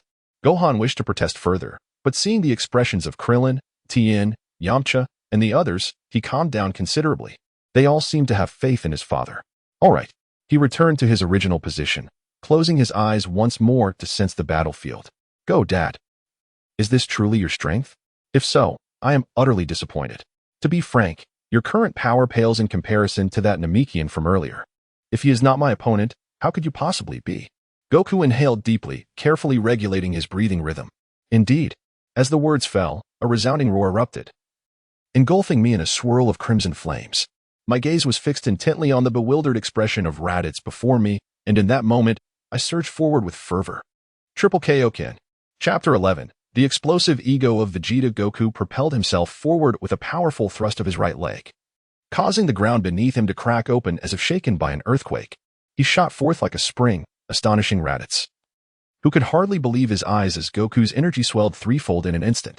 With a resounding impact, Goku's fist connected solidly with Raditz's face, sending him hurtling backward and crashing into several stone pillars. Just as Raditz regained his balance, he sensed a formidable energy surging towards him from behind. Before he could assume a defensive stance, Goku delivered a swift kick that sent him soaring into the sky. In a flash of crimson light, Goku appeared above Raditz. His hands clenched into fists, and with a mighty downward strike, Raditz plummeted, embedding himself into the ground with a resounding thud. Gasping for breath, Goku inhaled deeply, striving to regulate his breathing to alleviate the immense physical toll the Kaioken technique exacted on his body. The Kaioken was notoriously taxing, and he aimed to keep its use under 5 minutes, ideally resolving the battle within a minute, advice imparted by the King Kai. However, against an opponent like Raditz, a swift victory within a minute was clearly unattainable. Stop playing dead. I know you still have strength left. Come out. No sooner had Goku spoken than a powerful energy blast, the special beam cannon, hurtled towards him. Startled, Goku instinctively tilted his head, narrowly evading the beam as it grazed his neck, leaving a slight wound. His gaze turned icy as he regarded Raditz below. You startled me. I didn't expect you to know Piccolo's signature move. Raditz, meanwhile, let out a triumphant laugh, shattering the surrounding rocks and wiping the blood from the corner of his mouth. Goku's battle power stood at 60,000, 1,000 greater than Raditz, but the Dragon Ball's power levels fluctuated in real time, allowing one to unleash damage far exceeding their current power level when energy was concentrated. For instance, the perfect cell could incapacitate Super Vegeta with just 2 punches. Yet Vegeta's final flash, after gathering energy, could inflict substantial damage even against a defensive cell. And there's something even more astonishing, Raditz declared, striking a pose that took Goku by surprise. Came, ha. You can even use my Kamehameha. With a shout of wave, Raditz unleashed a fierce blue beam toward Goku. These techniques had been taught to him by Lin Bei, who had struggled to master the essence of energy manipulation through mere observation. Thus, Raditz had devised a way to enhance his control over energy by mastering these 2 techniques. Having recently suffered at the hands of Raditz's energy blast, Goku was determined not to fall for the same trick again. He accelerated, soaring in a wide arc through the air before delivering a powerful kick at Raditz. You've fallen for it, Raditz mocked, swiftly altering his stance for the Kamehameha. The energy wave pivoted and charged toward Goku with ferocity. An explosive sound erupted as debris scattered, engulfing the area in a cloud of dust. Raditz, with a stoic expression, pondered, strange. Kakarot's energy hasn't diminished. Did I miss? Just as the thought crossed his mind, a flash of red light materialized before him. What? Raditz's expression shifted dramatically. Seizing the opportunity, Goku unleashed a flawless series of Wolf Fang fist strikes upon Raditz, concluding with a flying kick. Raditz let out a cry as he flew backward like a kite severed from its string, carving a deep trench into the ground. Moments later, he rose, his face devoid of pain, replaced instead by an exhilarated grin. Ha! The joy of battle is simply exquisite. I am overwhelmed with elation. My blood is boiling. Although Goku harbored no fondness for Raditz, he could not deny the truth in his words. Purebred Saiyans were indeed warriors at heart, and a worthy opponent thrilled them immensely. Each bone-crushing collision of fists ignited a feeling of euphoria within them. Huh? Why are you still here? Goku suddenly noticed Vegeta lurking behind Raditz, questioning him. Quickly take your companion and leave Earth. I fear I might accidentally harm you. You haven't harmed the planet or my friends, so I won't hold it against you. What? You fear for my safety? You want to hold it against me? The mere thought of a lowly warrior like Kakarot daring to speak so disrespectfully to him, the Prince of Saiyans and the greatest warrior of planet Vegeta, shattered Vegeta's pride in an instant. In a fit of rage long restrained, he tore the scouter from his ear, crushing it in his hand. Since this planet lacks a moon, I shall create one. He hurled a luminous white sphere into the sky. Initially, the moon was destroyed by Master Roshi, then restored by the Grand Kai. It was subsequently obliterated again by Piccolo during Gohan's transformation. Oh no, not that technique, Raditz exclaimed, instantly retreating. At this moment, he possessed not only the Saiyans warrior spirit, but also the cunning learned from Lin Bei's rigorous training. If you cannot win, flee. Lin Bei had emphasized his importance, insisting that he must not perish. As the white sphere surged forth, Goku murmured, noticing Raditz escaping. You, ha, Kakarot, perhaps we shall meet again. With a thunderous roar, Vegeta transformed into a mighty ape, slamming down a powerful blow. Goku, caught off guard, could only brace himself, being forcefully thrust into the rocky terrain. Damn, how did his power suddenly increase? Goku swiftly adjusted his stance, narrowly avoiding Vegeta's relentless barrage of ape fists. Are you unaware? In this form, my battle power increases tenfold. Blame yourself for severing your tail. After I vanquish you, Raditz and that Lin Bei will be next. None of you can escape. How dare you insult me? What an overwhelming energy. This presence surpasses even Raditz. Could it be that Lin Bei? Gohan, eyes shut and beads of sweat forming on his brow, realized the gravity of their situation. A year of grueling training seemed to have been rendered meaningless. No, focus. This energy must belong to that little Saiyan named Vegeta. Has he been concealing his true power all along? Damn these Saiyans, they're monsters, Krillin exclaimed, pounding the ground in frustration, feeling the weight of the immense energy pressing down on him. At that moment, Gohan seemed to make a resolution. Uncle Krillin, don't worry about me. I will help Dad. Without waiting for a response, he shot off towards Goku. Gohan, Krillin shouted, preparing to follow, but Yamcha restrained him. Stay here, Krillin. We'll go assist Goku. You've already died once. If you perish again, you won't return. With that, Yamcha, Tien, and Kaiatsu swiftly took flight toward the fray. Damn it. Krillin seethed in impotent fury before resolving to follow suit. The Earth is on the brink of destruction. What difference does it make whether we live or die? Yukong. I have arrived. Chapter 12. Gohan's demise in the distant depths of the universe. On an unnamed planet, inside a round spacecraft, Frieza sat in a fully automated baby carriage, savoring a delectable red wine. A calm smile lingered at the corners of his lips, a manifestation of his immense confidence. Beside him stood two silent figures. One, a pink-skinned warrior with a spiky head named Dodoria, and the other, a handsome individual capable of transforming into a powerful toad, known as Zarbon. How intriguing. I had not anticipated the existence of Dragon Balls. It seems I must pay a visit to Namek. Frieza took a sip of his wine and addressed the two standing nearby. Yes, my subordinates will head to Namek immediately. As Zarbon took a few steps away, Frieza's voice resonated once more. Wait, this time, summon the Ginyu Force as well, and ensure they bring the latest detectors. This base, aside from Dodoria's detector, is outdated. Any power level of 22,000 will trigger an alarm. Understood, Lord Frieza. Zarbon replied before departing to execute the orders. The detectors were equipped with communication capabilities. Yet Frieza typically disregarded what Vegeta and the others had to say, considering the multitude of subordinates at his disposal. However, Frieza had programmed certain keywords, one of which was wish, prompting him to listen to a recording of Vegeta on Earth. It led him to discover the existence of Dragon Balls, rumored to grant wishes, alongside the extraordinary abilities attributed to the Namekians. Thus, the notion of seeking the Dragon Balls on Namek was born. The inclusion of the Ginyu Force was prompted by the surprising mention of combat power levels of 30,000 and 50,000 in Vegeta's recording. Whether it was mere boasting or reality remained uncertain, but it was likely that these individuals would also venture to Namek. Frieza, lacking the Saiyans' combative bloodline, preferred to enjoy the battles of his subordinates rather than engage himself. His only significant display of power in recent years was the annihilation of planet Vegeta. To ensure preparedness, he decided to bring the Ginyu Force along.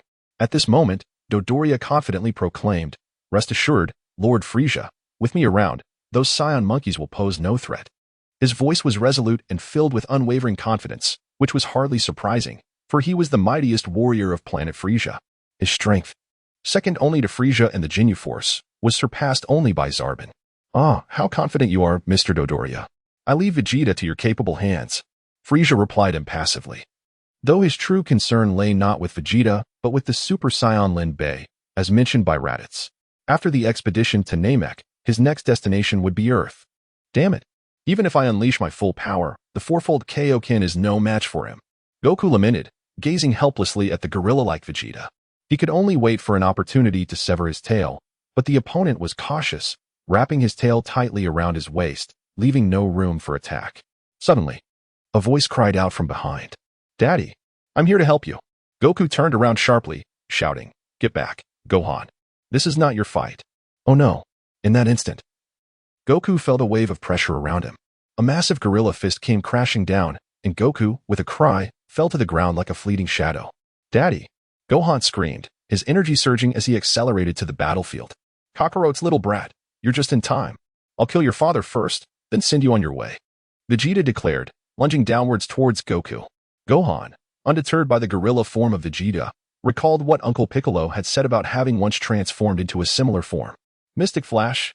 Gohan raised his hands above his head, palms crossed, and unleashed a yellow beam towards Vegeta. Vegeta, empowered by his gorilla transformation, shrugged off Gohan's technique with a single punch, displaying a power exceeding 35,000. "You little brat, you shall not survive," Vegeta exclaimed, striking Gohan down with his tail. Just then, Krillin and the others arrived. Without hesitation, Krillin rushed forward, hands on his forehead, eyes closed, shouting, "Solar Flare." Tien and the others instinctively shut their eyes. "Ah, my eyes. What have you done?" roared the gorilla Vegeta. Krillin and the others were astonished. They had witnessed Goku's gorilla transformation, but Vegeta's case was different. He retained his intellect and could speak. However, there was no time for contemplation as Yamcha seized the opportunity to reach Gohan and attempt to carry him away. At that moment, Gohan's heartbeat thundered, his expression growing increasingly ferocious, and his body began to swell. "Yamcha, get away from Gohan," Goku shouted, sensing Gohan's energy escalating inexplicably, just like Vegeta's earlier transformation. In mere seconds, Gohan transformed into a gorilla of equal size to Vegeta, the only difference being their attire. Vegeta donned a special battle suit, while Gohan remained unclothed. Fortunately, Goku's warning arrived just in time, sparing Yamcha from harm. As Vegeta and Goku regained their sight, they beheld the rampaging gorilla before them. Vegeta smirked coldly. "Distract Gohan for me. I shall sever his tail." Goku addressed Krillin and the others, confident that Gohan's base power was inferior to Vegeta's, and thus his transformed strength would not be overwhelming. "No need to trouble yourselves, Kakarot. I shall generously assist you," Vegeta declared, opening his mouth to charge an energy blast. Goku, witnessing this, shouted stop. A straight beam shot forth from Vegeta's mouth, akin to a devastating ray, aimed directly at Gohan's heart. Gohan dodged. Alas, in his gorilla state, Gohan lacked reason and could not comprehend Goku's warning. In a fit of mindless rage, he continued to smash the ground, only to be pierced through the heart by Vegeta's energy blast. With a wail, Gohan's pupils turned white, and his body shrank back to its original form. Revealing a charred hollow in his left atrium, he had ceased to breathe. "Haha, Kakarot, this is the consequence of crossing me. I shall slaughter all your companions," Vegeta exclaimed, pointing at Krillin. "You shall be next, you bald-headed fool. How dare you use such strange techniques to mock me?" Chapter 13. The Fivefold King Kai-Fist Gohan. Goku called out urgently, rushing to Gohan's side and crushing a Senzu bean before placing it into his mouth. However, Gohan had already perished during his transformation, rendering the bean utterly ineffective. Yet Goku remained undeterred, preparing the last remaining Senzu bean. "Does it pain you, Kakarot? But this fleeting agony pales in comparison to the wounds inflicted upon my pride." Goku's fist clenched tightly, his hair standing on end in fury. "For such a trivial matter. You would kill for such a trifling issue. You dare to call it trivial. I, the proud Saiyan prince, the epitome of power from planet Vegeta, have been surpassed by a lowly warrior like you, and you dare dismiss it as insignificant." With that, he reached for Krillin, his speed not particularly swift. Yet the terrifying aura emanating from Vegeta along with his menacing visage rendered Krillin paralyzed with fear. "Watch as I crush you, little bald head." "Goku!" Krillin cried out in alarm. "Hold on, my body. Fivefold King Kai-Fist." In an instant, a flash of red light struck, delivering a powerful kick to Vegeta's abdomen, halting his advance. Following this, Goku unleashed a barrage of Wolf Fang fists. His strength was so immense that his Saiyan battle suit seemed like mere paper before him, disintegrating upon contact. Strike, strike, strike. Goku's sudden onslaught caught Vegeta off guard, forcing him to retreat several steps before regaining his composure. That Kakarot, despite not transforming into a great ape, has somehow found a way to amplify his combat power. Is it that technique known as the Kaioken?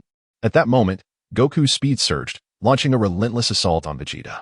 His exaggerated velocity allowed him to dart behind his opponent, executing a prince's technique that, while not inflicting substantial damage, kicked up a cloud of dust that obscured Vegeta's vision. Goku had discerned through combat that Vegeta relied solely on his eyesight and instinct to track his adversary, lacking the ability to sense energy. Although Goku's combat power still fell short, he successfully gained the upper hand by leveraging his agility. That insufferable Kakarot, buzzing around like a fly, it's maddening. Vegeta cursed inwardly after missing another punch, his frustration boiling over. Behind me. Vegeta suddenly sensed something, inexplicably throwing a punch backward, an action he had not previously attempted. As it was outside his line of sight, Goku barely managed to evade, a fleeting look of surprise crossing his face. Meanwhile, Krillin and the others, clutching Gohan's lifeless body, retreated to a safe distance, aware that the aftermath of the battle could be lethal. This is bad. It seems that Vegeta has begun instinctively mastering energy manipulation. He can now perceive Goku's attack trajectories. If this continues, it will be detrimental for Goku. Krillin mused, glancing up at the white orb in the sky. The Earth no longer has a moon. This must be the work of that Saiyan, Vegeta. It's nearly impossible to destroy this orb under his watchful eyes. So I must sever his tail. You all stay here. I will cut off that Saiyan's tail. Krillin declared resolutely, causing Yamcha and the others to gasp in shock. Tian Shinon, looking somewhat awkward, interjected, "Krillin, it's not that I underestimate you, but that Saiyan named Vegeta is far too powerful. Even if all four of us joined forces, we would struggle to sever his tail. The disparity in our strengths is too great. Only Goku could achieve that." Tian Shinhan's words did not sway Krillin, but he won't give Goku that opportunity. Rest assured, I have secretly trained to master an incredibly potent technique over the past year. I am confident I can sever his tail. Noting the others' continued attempts to dissuade him, he pressed on. You must have noticed that Saiyan has started to grasp energy manipulation. He can now sense Goku's general location without relying on sight. If I go now, there is still a chance. If I wait until he fully masters this ability, I might not even get close before being detected. Goku's technique likely has a time limit. I can sense that he is currently pushing himself to the brink in this battle. Tian Shinhan and the others fell silent for a few moments before ceasing their objections. Then we will accompany you. At the very least, we can provide cover, Yamcha said anxiously, concerned for Krillin's safety. Krillin shook his head. No. If too many of us approach, the likelihood of being detected increases. I have thought this through. Going alone is the optimal solution. If I fail, perhaps Lin Bei will emerge to protect the Earth. After all, from the perspective of the Supreme Kai, Lin Bei has no intention of destroying the planet. Whether he will protect it, however, is another matter entirely. He is not of this world, and he might simply leave when the time comes. The fate of the Earth cannot be entrusted to an unknown variable. After saying this, Krillin suppressed his energy and took flight. This is troubling. Has that Saiyan named Vegeta begun to grasp energy manipulation in such a short span? My attacks are unlikely to inflict any real damage. Goku thought uneasily. Vegeta's tail, no longer coiled around his waist, was now employed for combat. Yet Goku understood that this was a ruse. Any attempt to target Vegeta's tail would provoke a torrential counterattack. Ha ha ha, what's wrong, Kakarot? Haven't you always wanted to sever my tail? Here it is, come and try. Don't you wish to avenge your son? Vegeta taunted. Fully aware that Goku's enhanced strength was only temporary, likely lasting just a few minutes, there was no need for him to expend energy with unnecessary attacks. After all, there was still that Lin Bei to contend with, who might be lurking in the shadows, waiting for the opportune moment to strike when Goku was spent. Damn it! Goku roared, having forcibly elevated his body to utilize the five-fold King Kai fist, a feat in itself without his body collapsing. Now, with each passing second, he felt immense agony, as if every cell in his body were tearing at him. You let your guard down, Kakarot? Vegeta's voice rang out suddenly, and the sky above darkened as he brought his fists together and struck down with tremendous force. What? Goku gasped in astonishment. He had thought himself shielded behind a structure, a position that should have been an absolute blind spot from Vegeta's perspective. Has he truly mastered energy manipulation completely? Chapter 14. Resurrect, my Vegeta. Energy Disc. An abrupt exclamation pierced the air, prompting Goku to react instantly, his gaze snapping toward its origin below. Krillin. But escape was impossible as Vegeta, in his great ape form, brought his fists together in a devastating hammer blow. Goku cried out as he was driven into the earth, the five-fold Kaioken augmentation vanishing. Then, a disc-shaped yellow aura sliced through the air, severing Vegeta's tail. The severed appendage crashed to the ground. My tail. How could this be? You bald-headed wretch. You severed my tail. Vegeta exclaimed in disbelief, his body rapidly shrinking, momentarily paralyzed. Now, Goku. The energy disc had drained Krillin's strength, rendering him unable to sustain flight. He plummeted to the ground. To ensure accuracy, Krillin had placed himself in close proximity to Vegeta, leaving him vulnerable. Rumbling, the ground trembled violently. A surge of power erupted from beneath the surface. The earth fractured like a spider web, sending debris flying. From the depths emerged Goku, enveloped in a crimson aura. The after-effects of the five-fold Kaioken, compounded by Vegeta's assault, had left him unable to stand. With gritted teeth, he mustered the last of his strength, channeling a two-fold Kaioken. Though his body was ravaged and his left hand shattered, Goku struggled to raise his right, assuming a stance. Me, blast. Vegeta realized with growing trepidation that he was defenseless during the brief reversion from his great ape form. With a final HAAA, Goku unleashed a torrent of azure energy toward Vegeta. Aiwa! The Kamehameha wave struck its mark, eliciting an inhuman scream from Vegeta. He had managed a desperate sidestep before impact. But it was too late. The right side of his body was obliterated, his organs exposed, his face mangled, and his teeth visible within his ruined mouth. He had shrunk by a third. Blood poured ceaselessly, yet Vegeta remained standing, a testament to his indomitable will that even Goku admired. Goku drew strength from his allies, his family, and an unyielding resolve. But Vegeta, devoid of such bonds, seemed to draw power solely from his pride.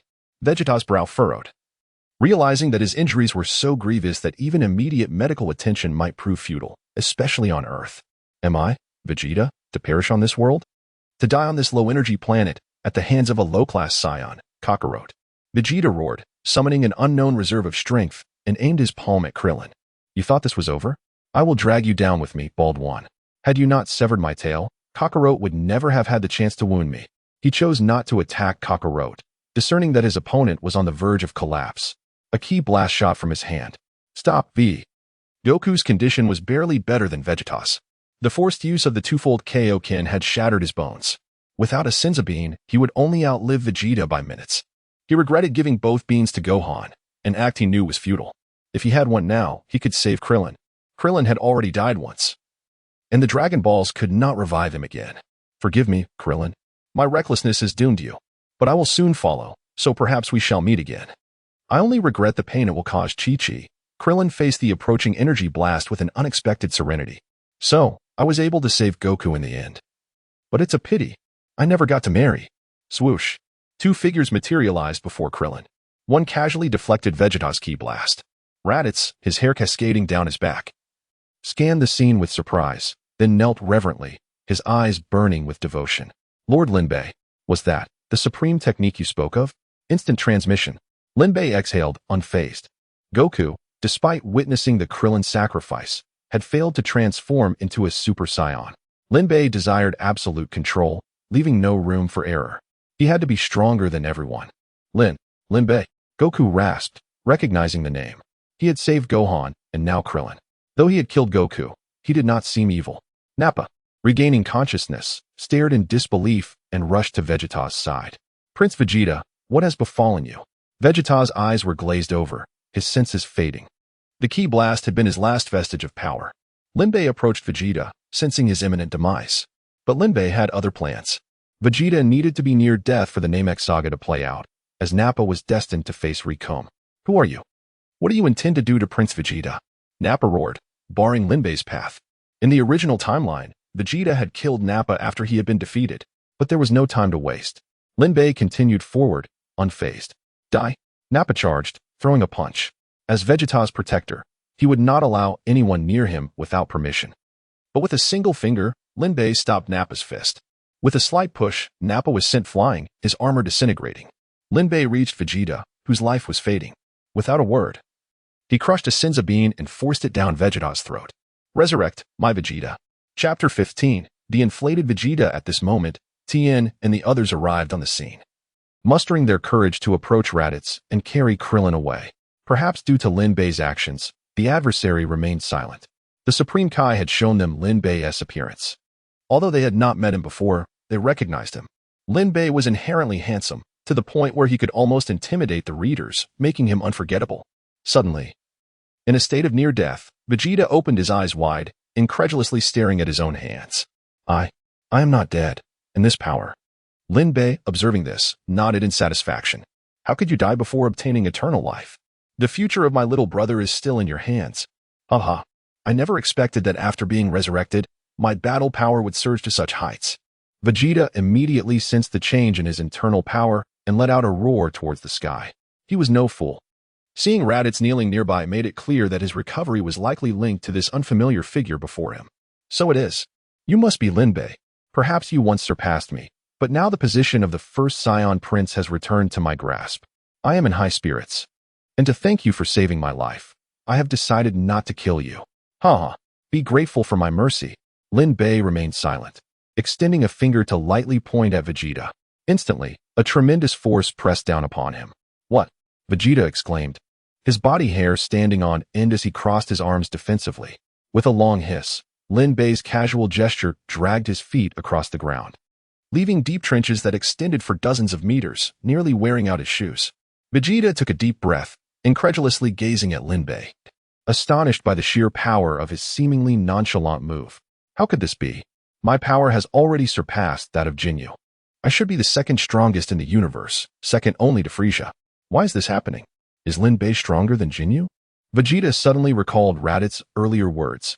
Lord Lin Bei is a Super Saiyan. Based on the power he had just demonstrated, could it be true? Is Lin Bei truly a Super Saiyan? Impossible, absolutely impossible. Even if the legends were true, there can only be one Super Saiyan, and that must be me, Prince Vegeta. It cannot be Lin Bei, a low-class warrior sent to a weak planet like Kakarot as a child. Perhaps he's close, but he has certainly not truly become a Super Saiyan. Super Saiyans do not save others. He cannot be. Just moments ago, Lin Bei's casual gesture had compelled Vegeta to unleash all his strength, with the scouter reading 80,000. No wonder he felt so inflated. In the original story, after returning to Frieza's base and recovering in the healing pod, Vegeta's battle power only increased from 18,000 to 24,000.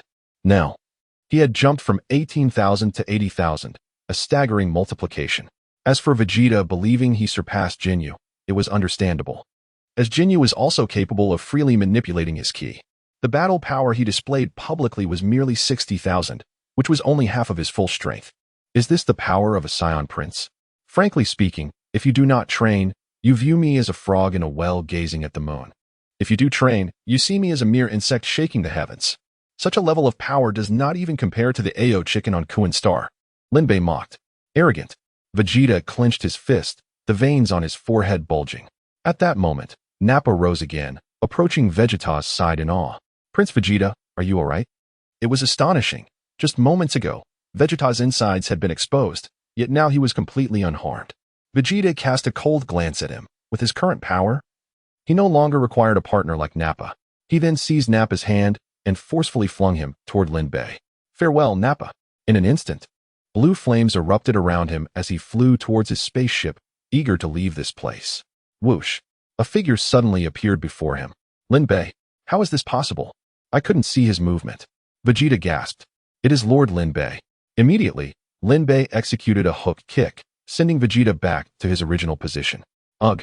Vegeta stumbled to his feet, glaring furiously at Lin Bei. What's the rush? You saved your life, and don't even say thank you. Is the proud Saiyan prince so impolite?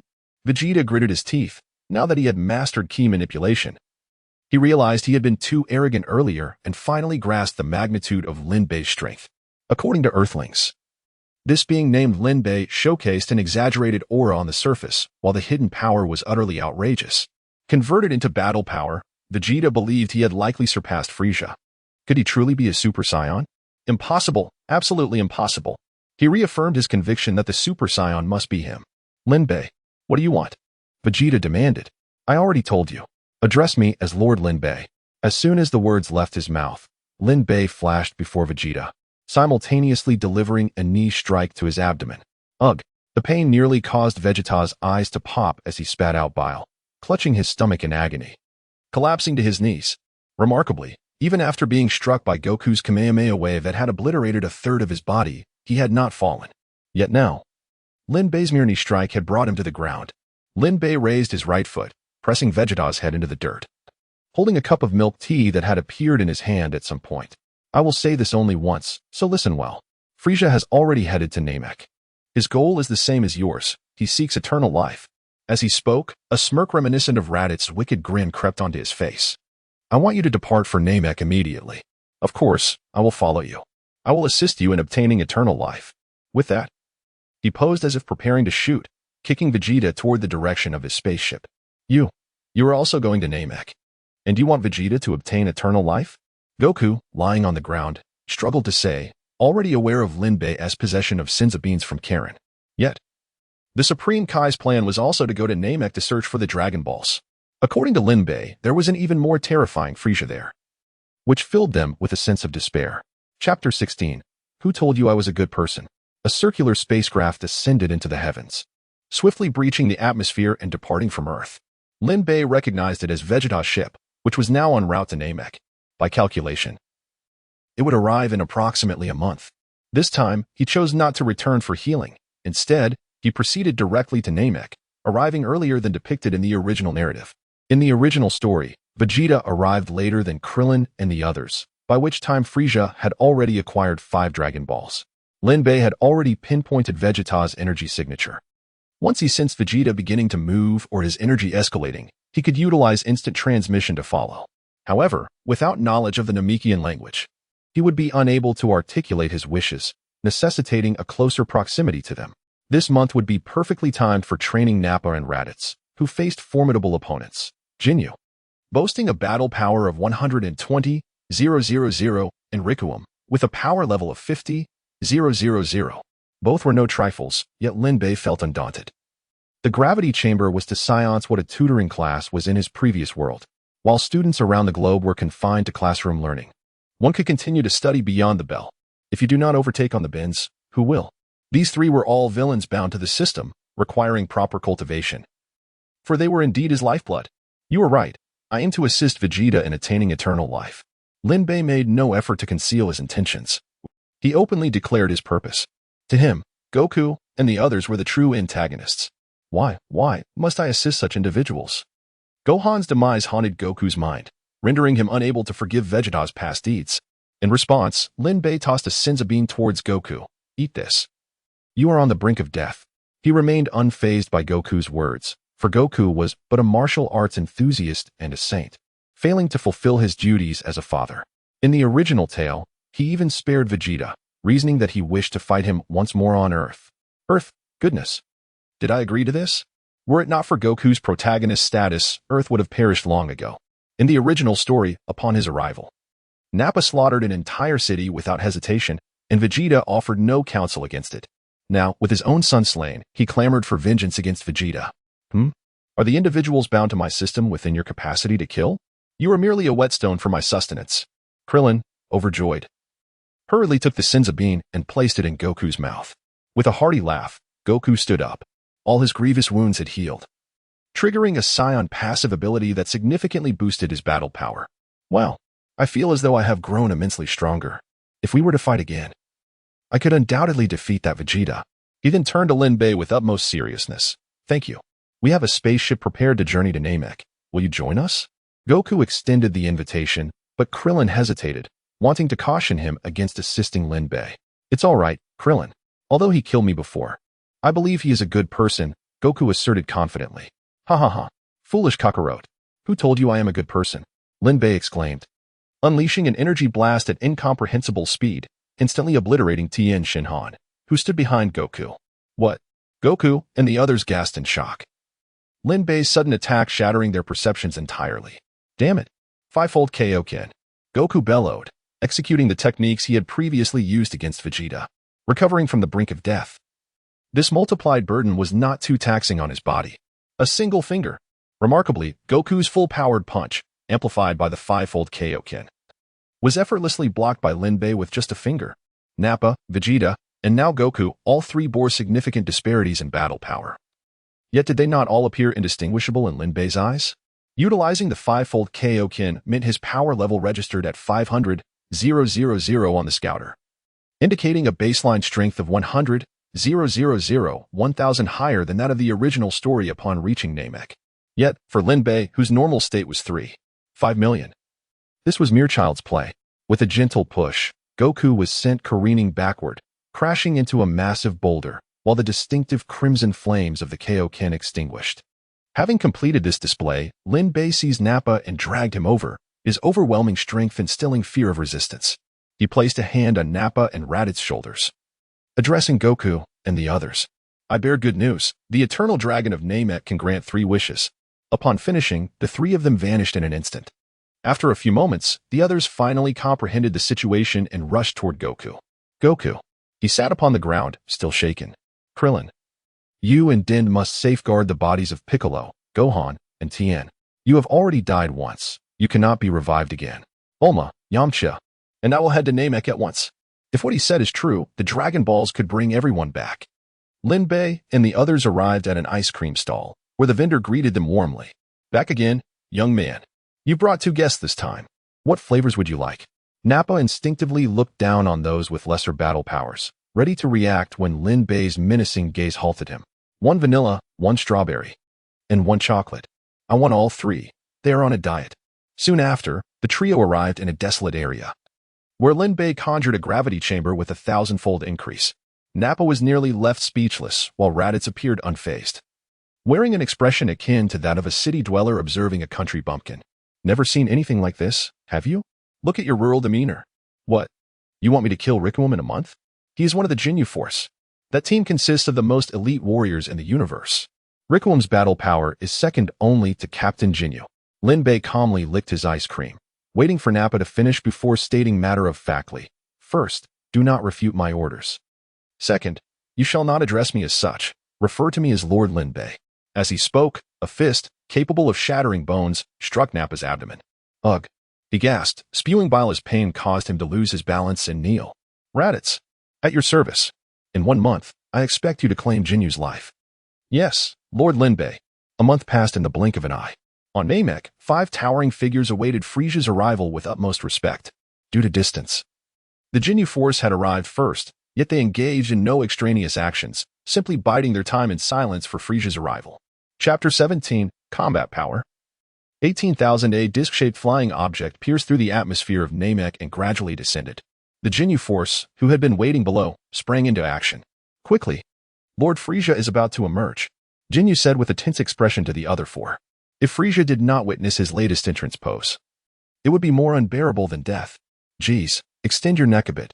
Don't let my horn obstruct your face, or Lord Frisia won't see you. Berta, you're too tall. Crouch down slightly for a better overall appearance. Guldo, your angle is too askew. It doesn't look orderly from the front. Raikum, lift your head and stand tall. Don't be shy. As the ship's door opened, faint footsteps echoed from within. Jinyu made final adjustments to present the best possible pose to Lord Frisia. After about 5 seconds, Frisia, seated in an automated hover chair, floated out, flanked by Dodoria and Zarbin, with a few low-ranking soldiers trailing behind. Ah, Raikum, Hakiki, Berta, geez, who, Guldo, oh, Jinyu. The 5 called out their names in peculiar voices before synchronously declaring, Jinyu Force. They then struck a pose that filled them with immense satisfaction. Frisia, somewhat awkwardly, observed their performance, though he found it difficult to appreciate. He acknowledged that they were indeed his strongest team, particularly Jinyu, who was not only powerful but also decisive. He could flawlessly complete any mission assigned to him. This was evident in their Namek Dragon Ball expedition, where they arrived early and refrained from unnecessary actions. Aside from their bizarre entrance pose, Frisia deemed the Jinyu force to be impeccable. Clap, clap, clap. Frisia initiated the applause, and Dodoria, Zarbin, and the low-ranking soldiers followed suit. Bravo! A splendid performance. You have all worked hard.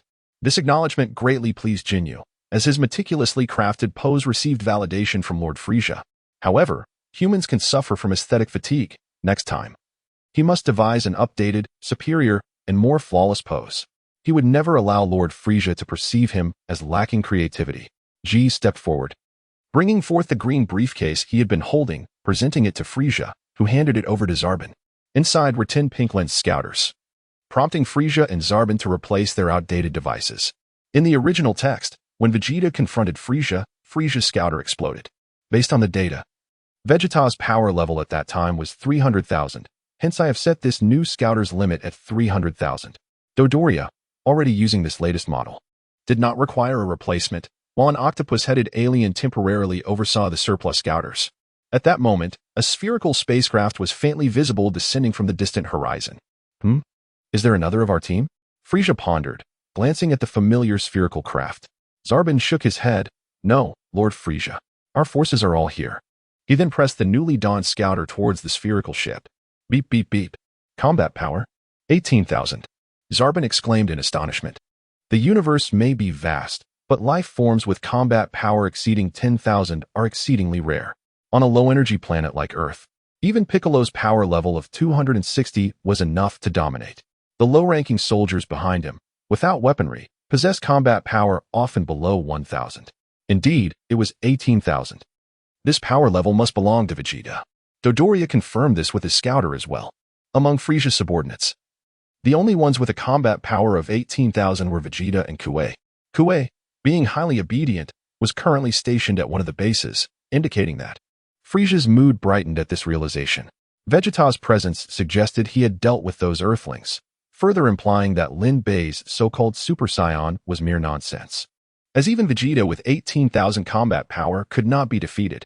Clearly, the notion of a Super Saiyan was indeed absurd. However, he felt the need for confirmation and promptly stated, Mr. Dodoria, go take a look. If it truly is Vegeta, eliminate him. His goal likely mirrors mine, seeking eternal life through the Dragon Balls. If it is not Vegeta, eliminate him as well. He poses a potential threat. Dodoria nodded, promptly pressing the scouter to lock onto the target's location. At that moment, Zarbin interjected, Lord Frisia, I would like to accompany you. With Dodoria's combat power at 20,000. There was a possibility the target could escape. Frieza acknowledged Zarbon's point, recognizing the potential risk, especially with the Ginyu Force at his side.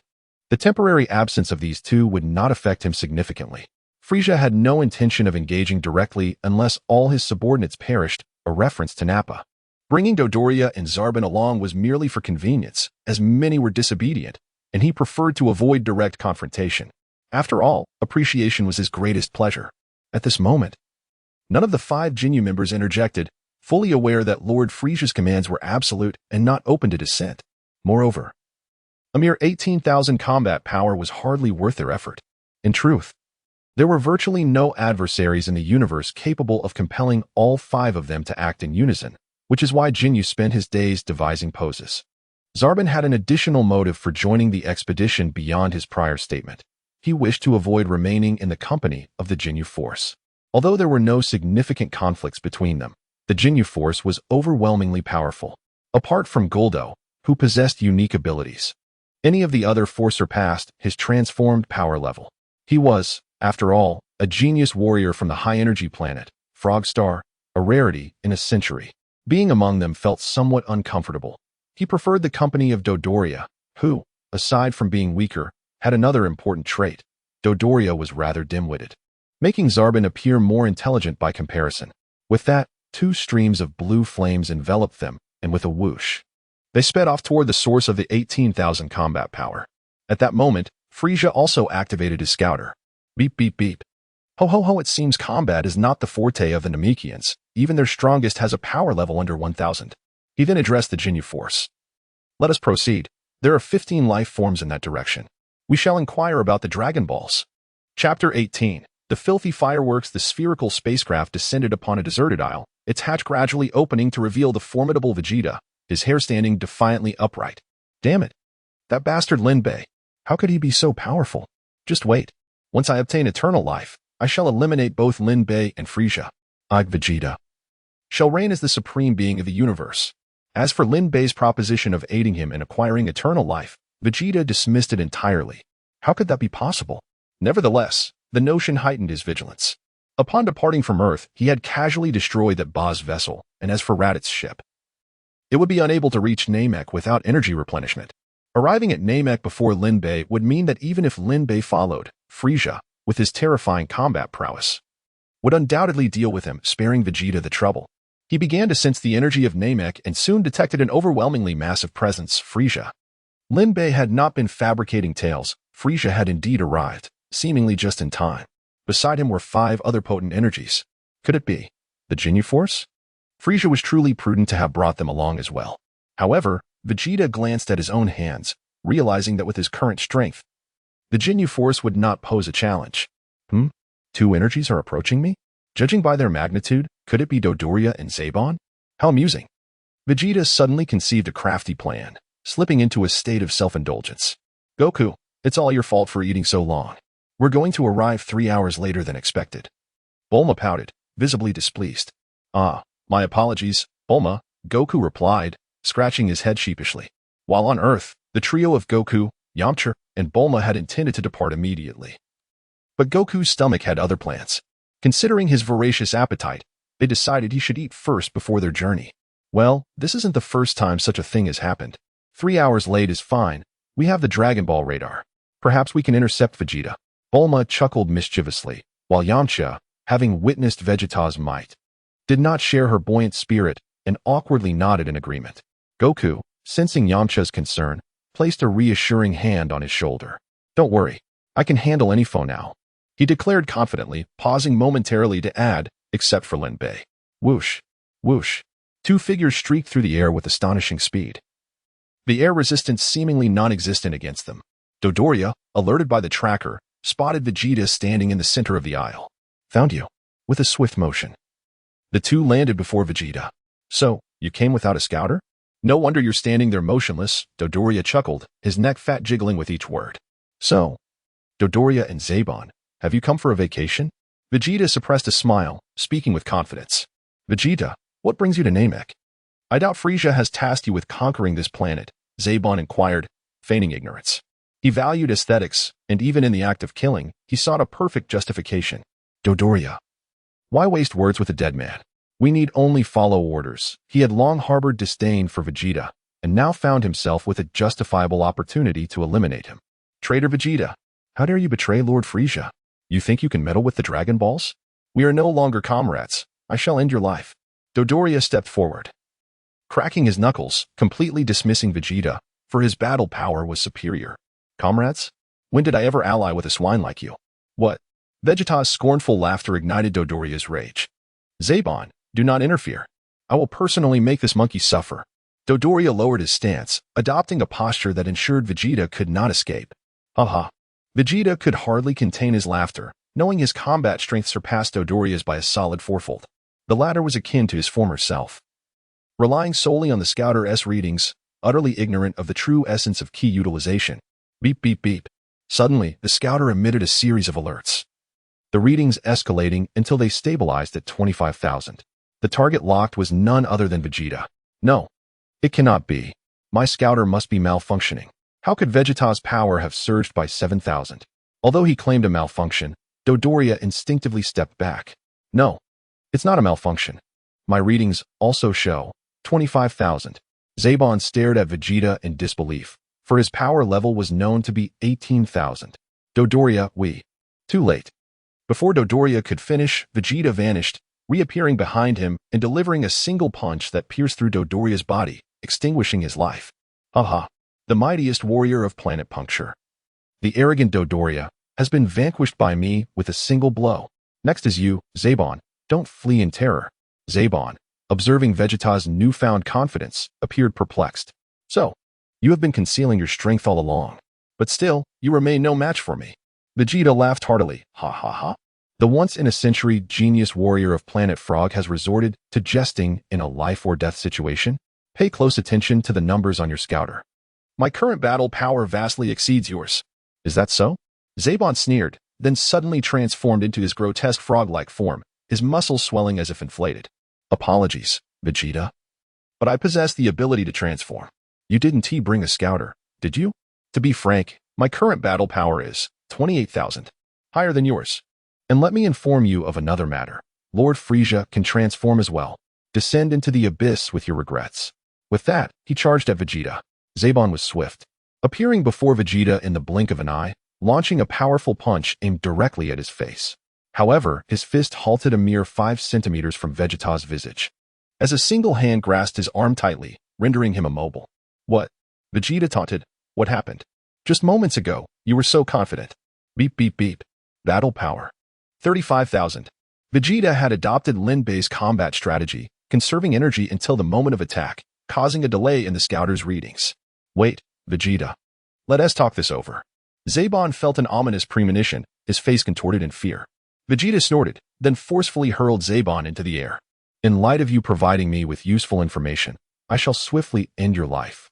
With a single shot of the energy projectile, Saber was obliterated into mere fragments. Humph. Such filthy fireworks. Chapter 19. Vegeta versus the Ginyu Force. The news of Frieza's ability to transform did little to bring joy to Vegeta, who had just vanquished Dodoria and Zarbon.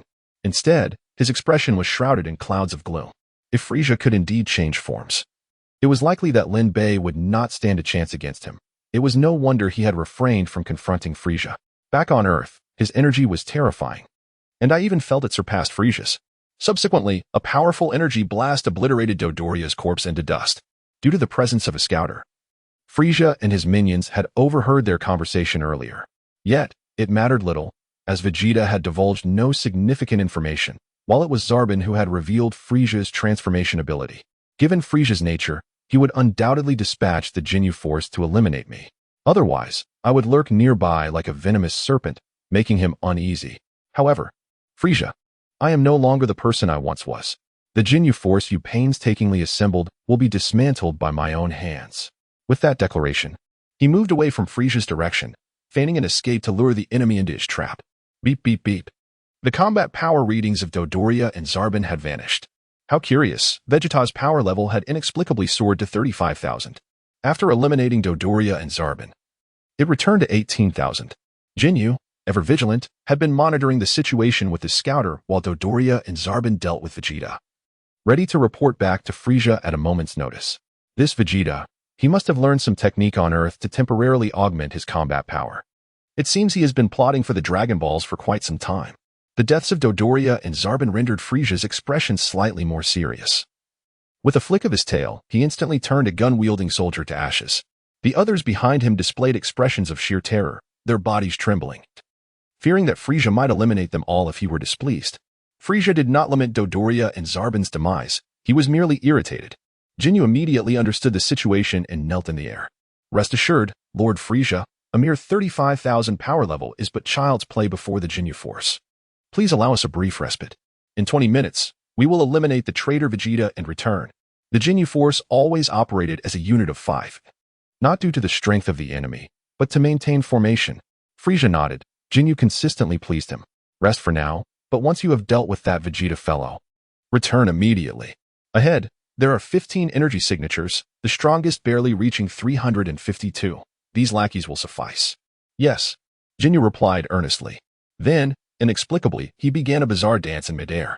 The 5 members joined hands, shoulders touching, and aligned themselves in a formation from tallest to shortest. With a powerful cry of Jinyu, they soared away, eliciting a bead of sweat from Frisia. In the Jinyu Force, Good had the lowest power level at 18,000. Yet, it must be said that Captain Jinyu was a talent.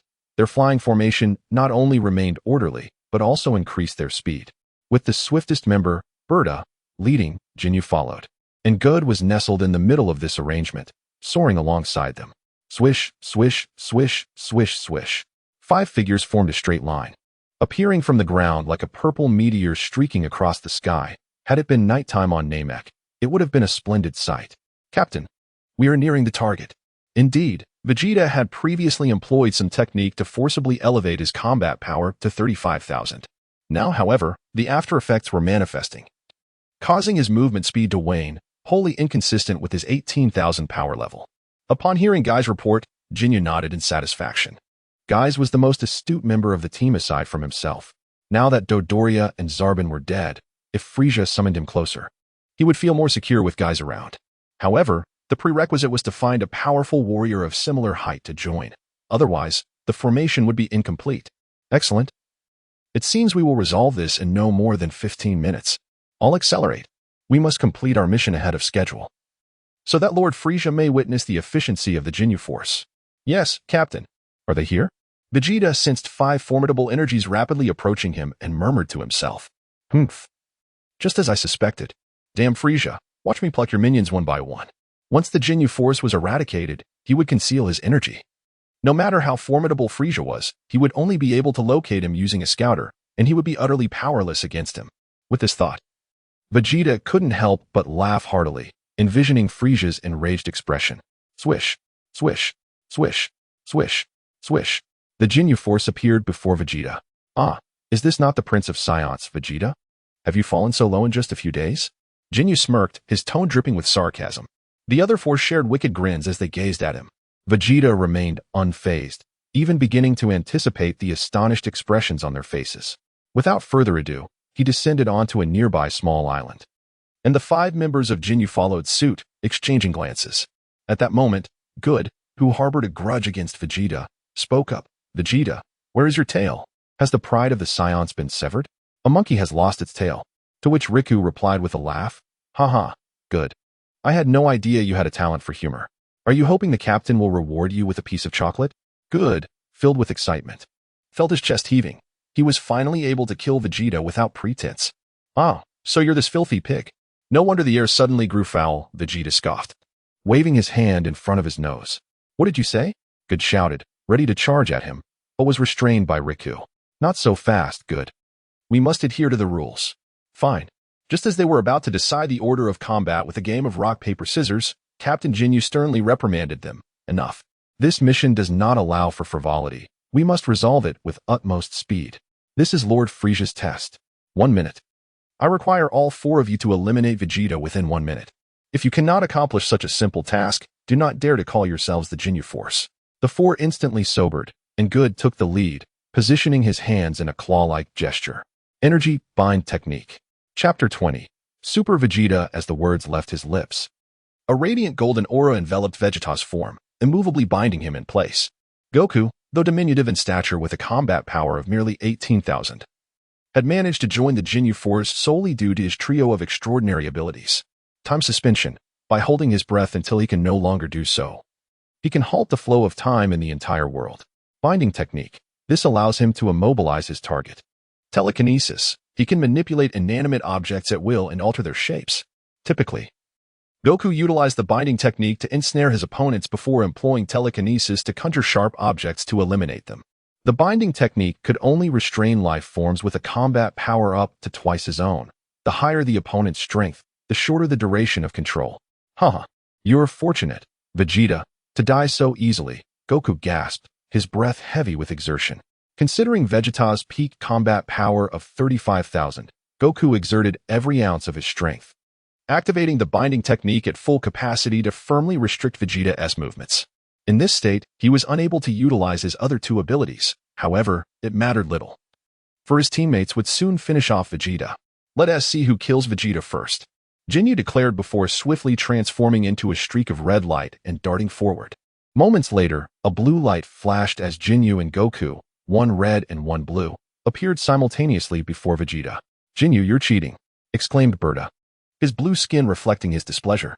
Unfortunately, it's no use. I was caught up so quickly, Jinyu admitted, his red skin and white hair betraying his frustration. He had hoped to leverage his initial advantage to claim Vegeta's life. However, Berta, known as the fastest in the universe, had overtaken him. Huh? I hadn't even struck my pose yet, and you've both charged in? Exclaimed Riku, surprised, having barely taken a step without assuming his stance. Apologies, Riku. The captain did set a time limit, Jinyu said, gesturing an apology to Riku before turning to Berta. You target the head, and I'll aim for the heart. Okay. The two swiftly reached an understanding and, mid-air, completed their preparatory stances. Perish, Vegeta. This is the fate that awaits those who betray Lord Frieza. At this moment, Vegeta, who should have been immobilized by the binding technique, suddenly smirked. What? Both Berta and Jinyu gasped simultaneously, under the binding technique's control. Vegeta ought to be incapable of even blinking. Smack. Smack. Vegeta's open palms effortlessly blocked their fists. The two exchanged a bewildered glance, momentarily at a loss. What's wrong? Weren't you supposed to eliminate me in under a minute? Why have you stopped? Vegeta's chilling laughter echoed in their ears. Goku, what is happening? Jinyu shouted, turning back in panic. I don't know. I'm giving it my all. Goku replied. Because I'm not even trying, you fool, Vegeta declared, his aura exploding forth as veins bulged on his forehead, the immense power forcing the two men back. Jinyu's scouter began to emit frantic beeps. Beep, beep, beep. Combat power, 38,000. Combat power, 41,000. Combat power, 43,000. Jinyu steadied himself, a look of disbelief plastered across his face. How is this possible? Vegeta's combat power exceeds my 42,000. It was well known that the Jinyu Force members were the ultimate warriors, handpicked from across the universe. Each of the five was a genetically mutated individual, all capable of defeating a transformed Zarbon with a single blow, except for Goku. Berta, my scouter is malfunctioning. What's your reading? Jinyu, unable to comprehend how Vegeta's power could surpass his own, questioned. Combat power, 45,000. Combat power, 48,000. Combat power, 49,000. It's not malfunctioning. His combat power exceeds my 48,000 as well. No wonder Goku's binding technique couldn't hold him. Berta exclaimed incredulously. Vegeta ignored the two, relentlessly escalating his energy, preparing to annihilate the five members of the Jinyu Force in one fell swoop. Combat power, 53,000. This figure had surpassed Riku's 50,000 and continued to rise. Jinyu observed the numbers on his scouter, whispering to himself in astonishment, yet remaining composed. I see. This Vegeta can manipulate his combat power freely. His former 18,000 was merely a fade. Meanwhile, on Earth, within a gravity chamber set to 1,000 times normal gravity, the system provided not only a training environment but also an unlimited supply of food and water, albeit with a rather bland taste. Lin Bei calculated the time. Vegeta should have already arrived at Namek, and he continued to sense Vegeta's energy.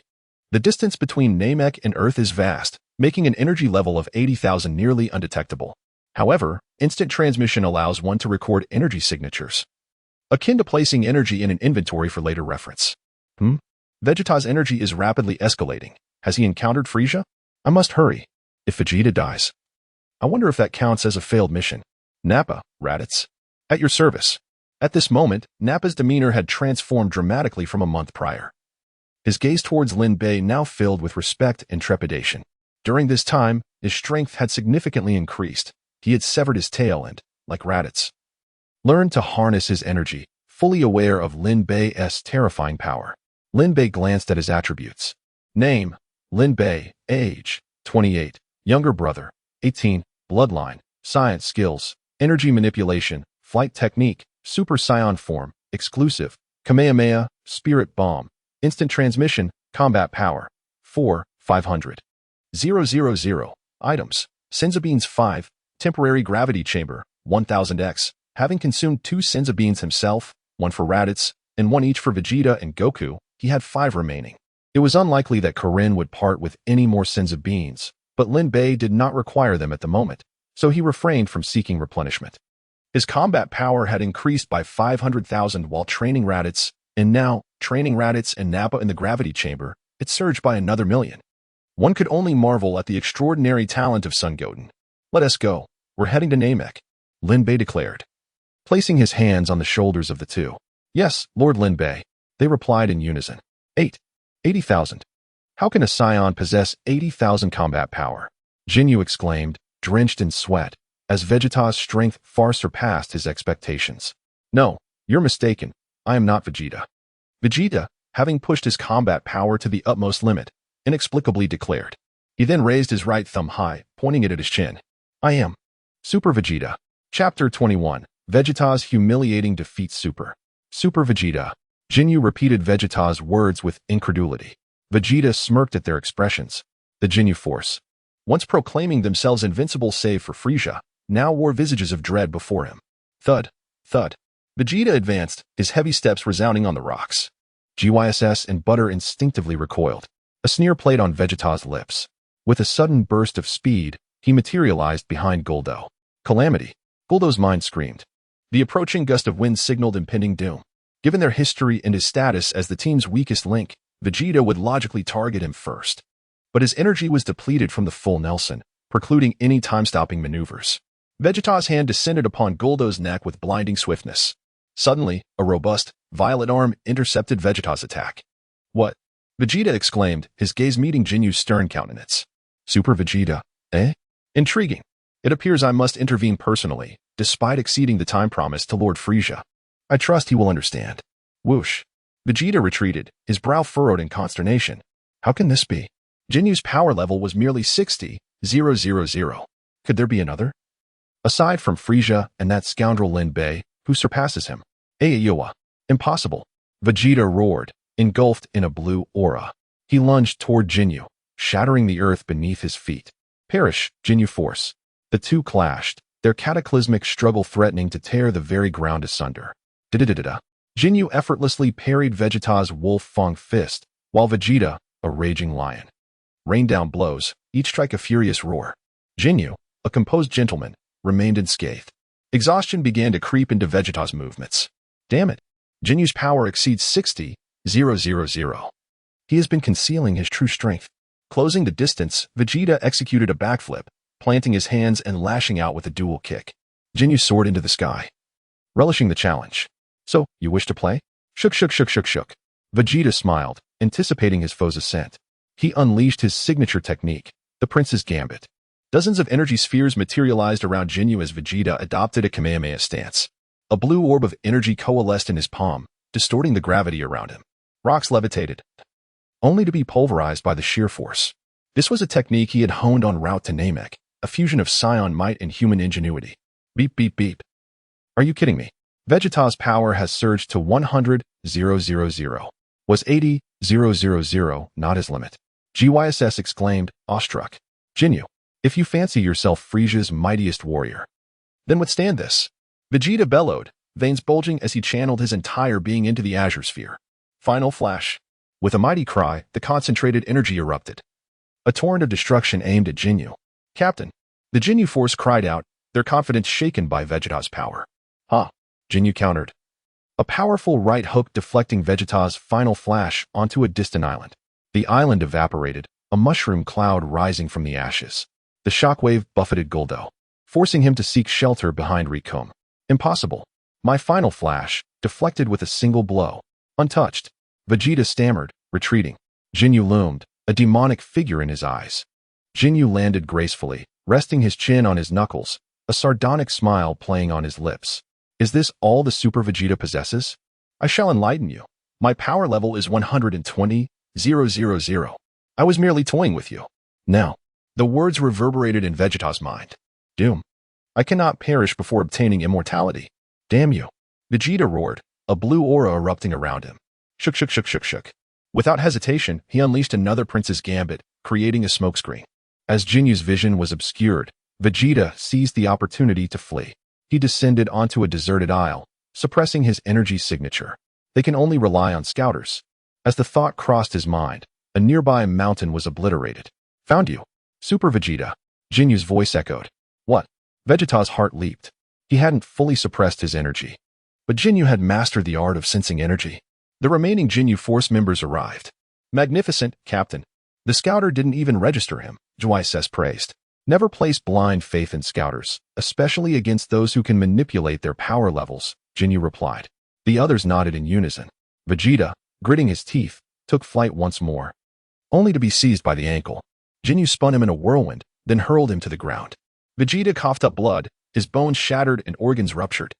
Jinyu approached, a violet energy sphere coalescing in his palm. How pathetic, Super Vegeta. As Jinyu prepared to deliver the final blow, three figures materialized before Vegeta. His pupils dilated sharply as he recognized the familiar figures of the three individuals, particularly the one in the center, who was one of his nightmares. Lin Bei. Chapter 22, The Radiant Raditz, a Saiyan. Jinyu gazed in astonishment at the three individuals who had suddenly materialized before him, deducing their identities based on their appearances. He had already retracted the energy sphere in his hand, as their arrival was far too enigmatic, leaving no trace of movement. This indicated that they must have employed some form of extraordinary ability, for it was implausible for anyone to move with such swiftness that even he could not perceive it. Who are you? Jinyu demanded loudly. Lin Bei took a gentle sip of his milk tea, emptying its contents before discarding the cup aside. With his hands tucked into his pockets, he cast a sidelong glance at Jinyu. So, it appears Vegeta has encountered the Jinyu Force. What a surprise. According to the original storyline, they should not have yet arrived on Namek, suggesting that his own presence had subtly altered the course of events. Jinyu's battle power stood at 120,000, far beyond what Vegeta could currently contend with. Lin Bei paid no heed to Jinyu, his focus entirely on the system as he surveyed all five individuals before him, only to find that none had been bound. He sighed softly, the sound causing Raditz and Nappa, who stood flanking him, to flinch, fearing they had somehow displeased their master. Jinyu's eyes were now tinged with a hint of anger. From Lin Bei's gaze, he sensed a feeling he had never encountered before, disdain. How could this mere individual regard him? The esteemed captain of the Jinyu Force and a warrior with extraordinary genetic enhancements, with such contempt? You must be Jinyu. Raditz stepped forward, cracking his knuckles in eager anticipation. And who are you? Jinyu was taken aback by the long-haired man's boldness. Typically, those who encountered members of the Jinyu Force were either respectful or terrified. What was this fellow's attitude? Even Frieza had never displayed such disregard. Captain, this is Raditz, and the bald one is Nappa. They are both subordinates of Vegeta, good. Who had been observing, interjected. He then glanced at Lin Bei. I don't recognize this one, but he is likely another Saiyan. Oh, I see. 3 Saiyans come to rescue you, Prince Vegeta? Haha. He has offended Lord Frieza and deserves to die 1,000 deaths. Since you are so loyal, let us send you to join him. Loyalty? Raditz and Nappa snickered coldly in unison, then knelt before Lin Bei on one knee. We are only loyal to Lord Lin Bei. Furthermore, I am not here to save Vegeta. That worthless fool can die for all I care. I am here to kill you, Jinyu. Raditz declared fiercely. You intend to kill our captain? Just you? Jinyu laughed heartily, incredulous. Have the Saiyans truly degenerated into fools? As Lickum pressed his scouter, he exclaimed, this is too much. A mere 500 power level threatens our captain. He doubled over in laughter, unable to contain himself. You are mistaken. I will also kill you, Nappa said, a smirk playing on his lips as he stroked his small mustache, addressing Lickum. Beep, beep, beep. Power level 4,000. What is this? What nonsense? This bald man claims he will kill Lickum, yet he only has a power level of 4,000? Are Saiyans now telling jokes? Jeez mocked, glancing at the scouter with disdain. Perhaps Vegeta had not informed them about the Ginyu Force, as a power level of 4,000 could be considered formidable on many planets. Little did they know they were ignorant of the vastness of the universe. The so-called fastest in the universe, Berta, chimed in, his voice laced with barely concealed mirth. Power level 500. Ginyu observed Lin Bei's reading on the scouter, falling into silence for several seconds. I see. It appears that the remaining Saiyans have learned to harness their energy. Really, Captain? Then this bald man's power could rise to match Vegeta's? Lickum asked, his face alight with excitement, as he had not participated in the earlier battle and was eager to vent his pin-up frustration. Indeed, Lickum. You shall relish this encounter. Ginyu replied confidently, for Vegeta's power was merely 80,000. They could not possibly surpass him. Hey, bald man, weren't you going to kill me? Lickum beckoned Nappa, taunting him. In the past, Nappa would have flown into a rage at the mention of bald, but after a month of patient instruction from Lin Bei, he had undergone a transformation. He turned his gaze towards Lin Bei, awaiting his command. Lin Bei then plopped himself down onto Vegeta's abdomen, completely disregarding the prince's injuries. Vegeta gasped in pain, a trickle of crimson seeping from the corner of his mouth. Raditz's earlier words had already aggravated his wounds, and now, with Lin Bei's weight upon him, he feared he would not last much longer. Nappa, eliminate the 4 others aside from Ginyu. Raditz, you deal with Ginyu. Yes. Lord Lin Bei. The system, unwilling to bind with a villain of such insignificance, had foretold their lack of worth. Haha, Lickum, did you hear that? Not only does he wish to eliminate you, but he aims to take us 3 down with him as well. Jeez mocked, arms crossed, deriding them mercilessly. I heard. However, you are all forbidden from intervening. I intend to break every single bone in his body. Lickum exclaimed, his movements culminating in a ridiculous ballet pose. What is this? How utterly grotesque. Nappa exclaimed, his disdain palpable.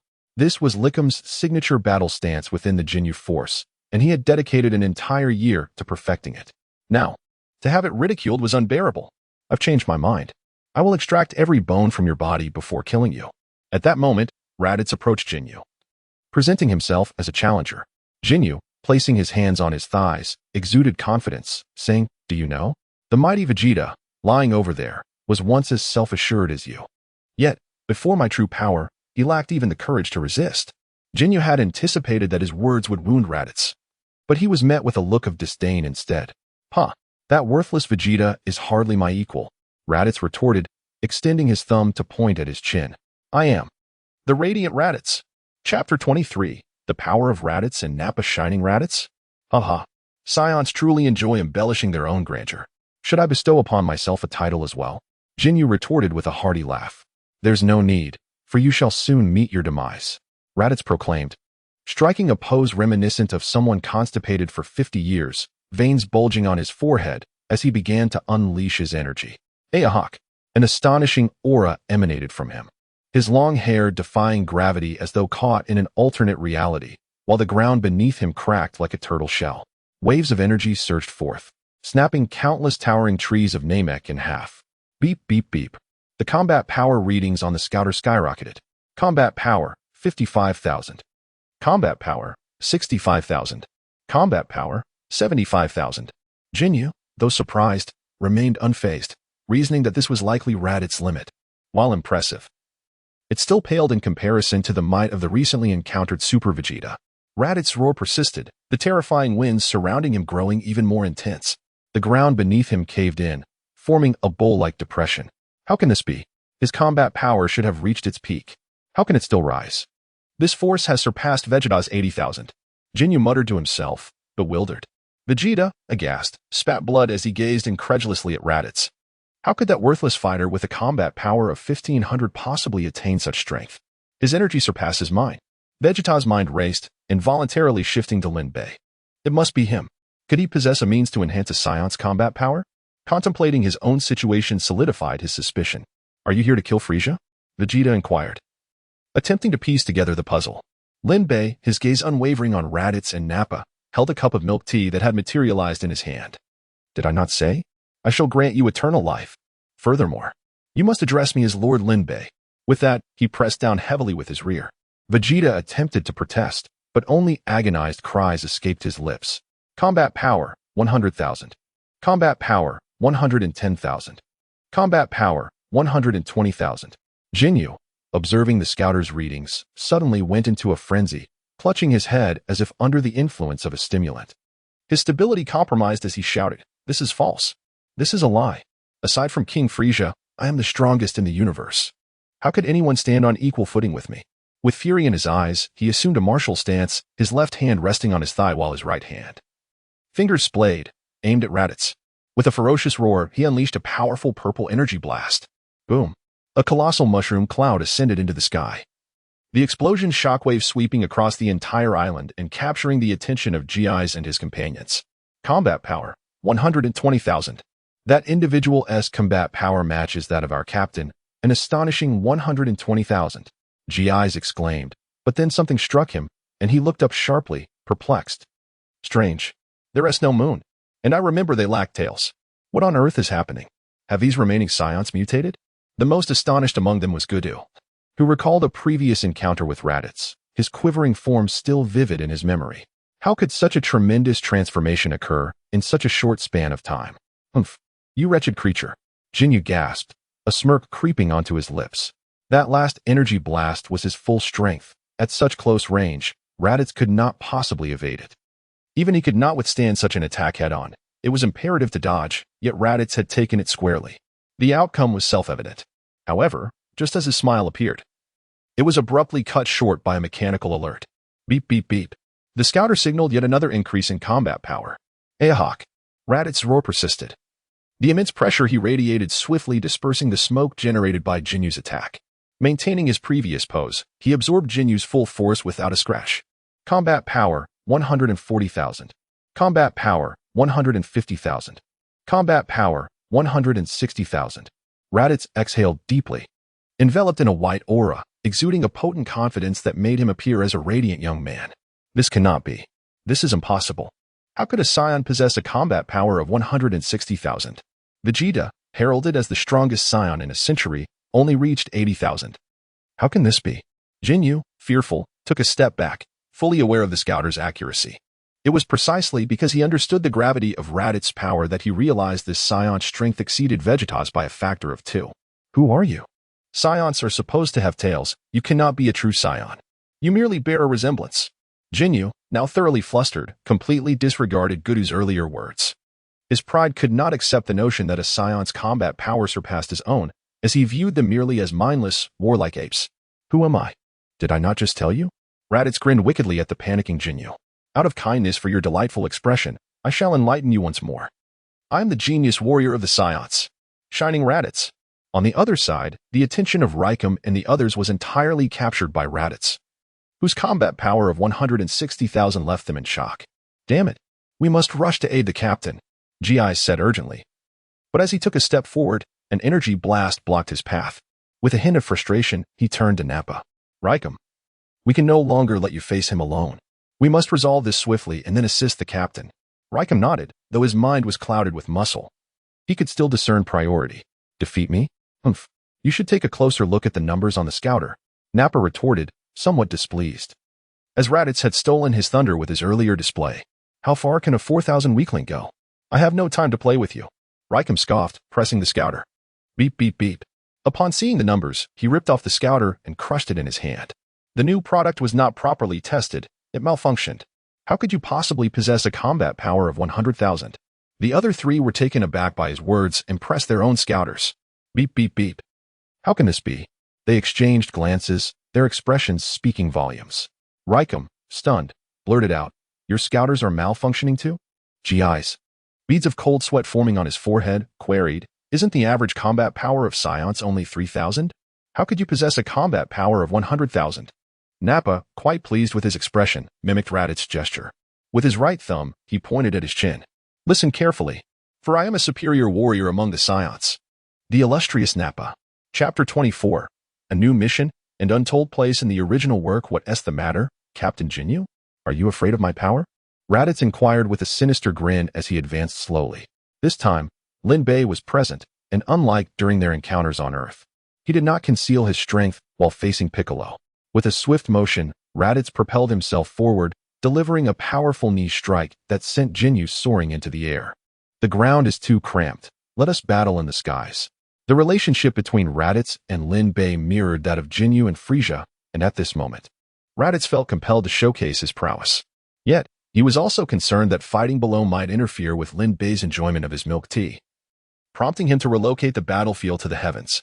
Jinyu spun through the air, regaining his balance while wiping the blood from his mouth with the back of his hand, and roared, "Damn it!" With a fierce cry, a wave of intense purple energy erupted around him, enveloping him tightly. He then shot towards Raditz, unleashing his signature move, the Wolf Fang Fist, with an onslaught akin to a torrential downpour. Pathetically slow. Is this the best the universe's strongest team captain can muster? I am thoroughly disappointed.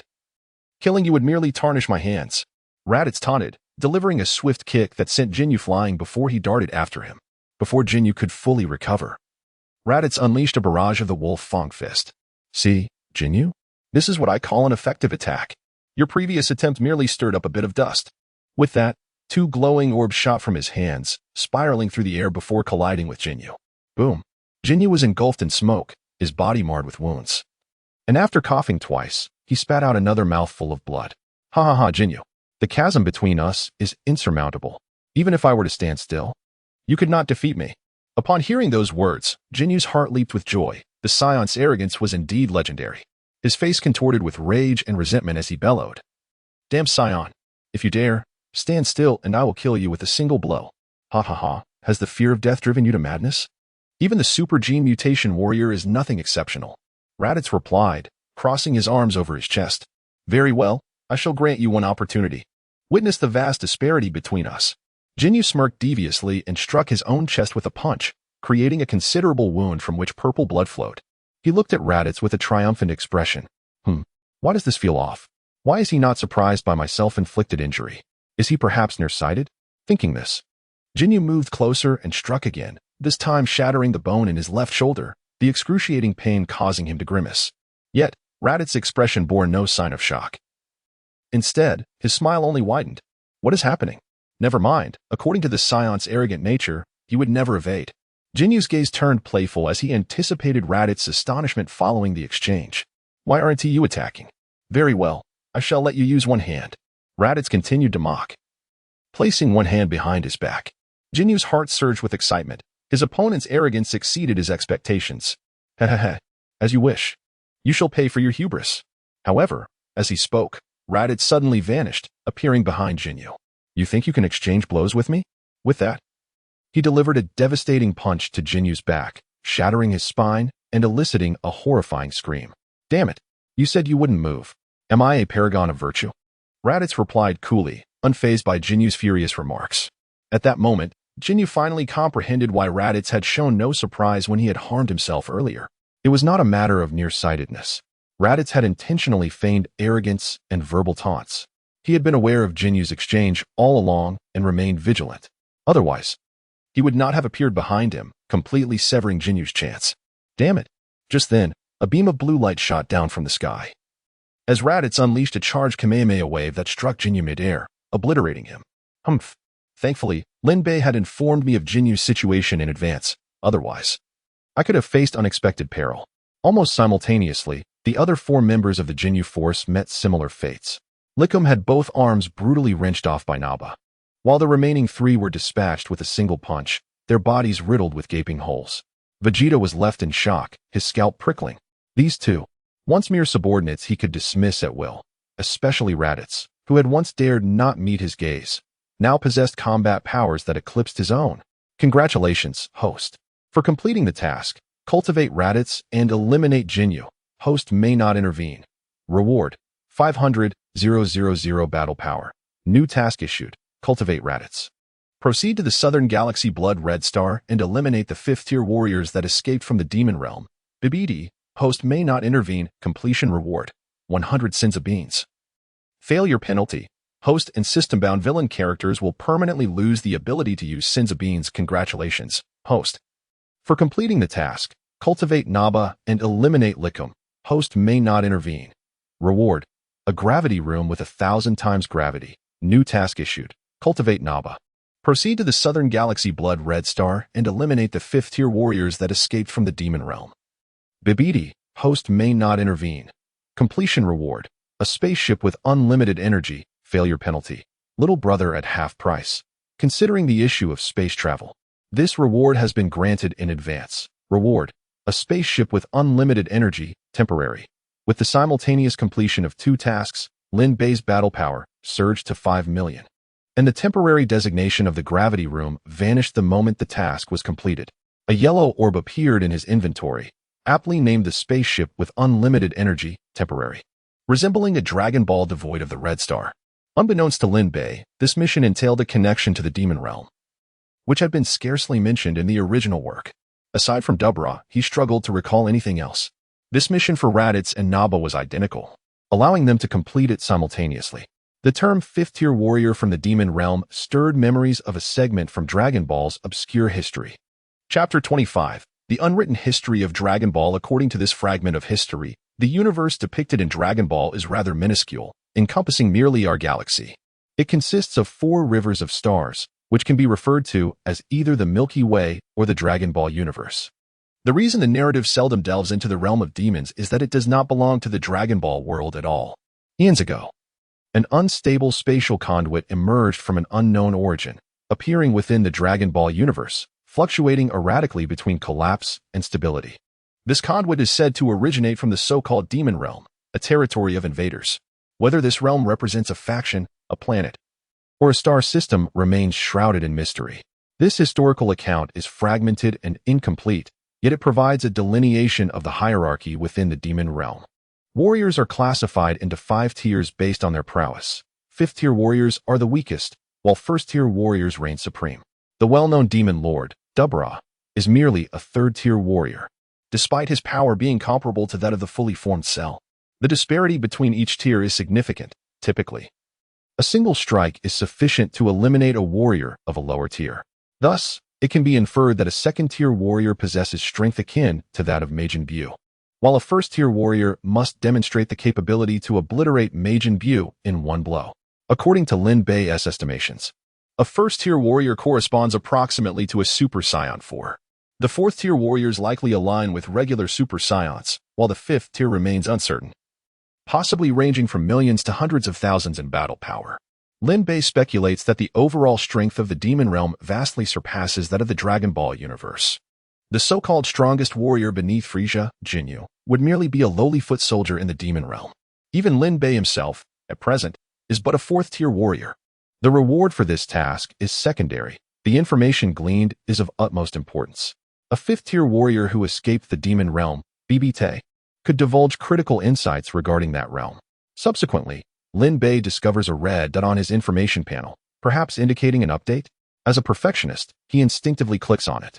Name, Lin Bei. Age, 28. Younger brother, 18. Bloodline, science skills, mastery of ki, flight, Super Saiyan form, exclusive, Kamehameha, demon light cannon, instant transmission, battle power, 5,000. 000.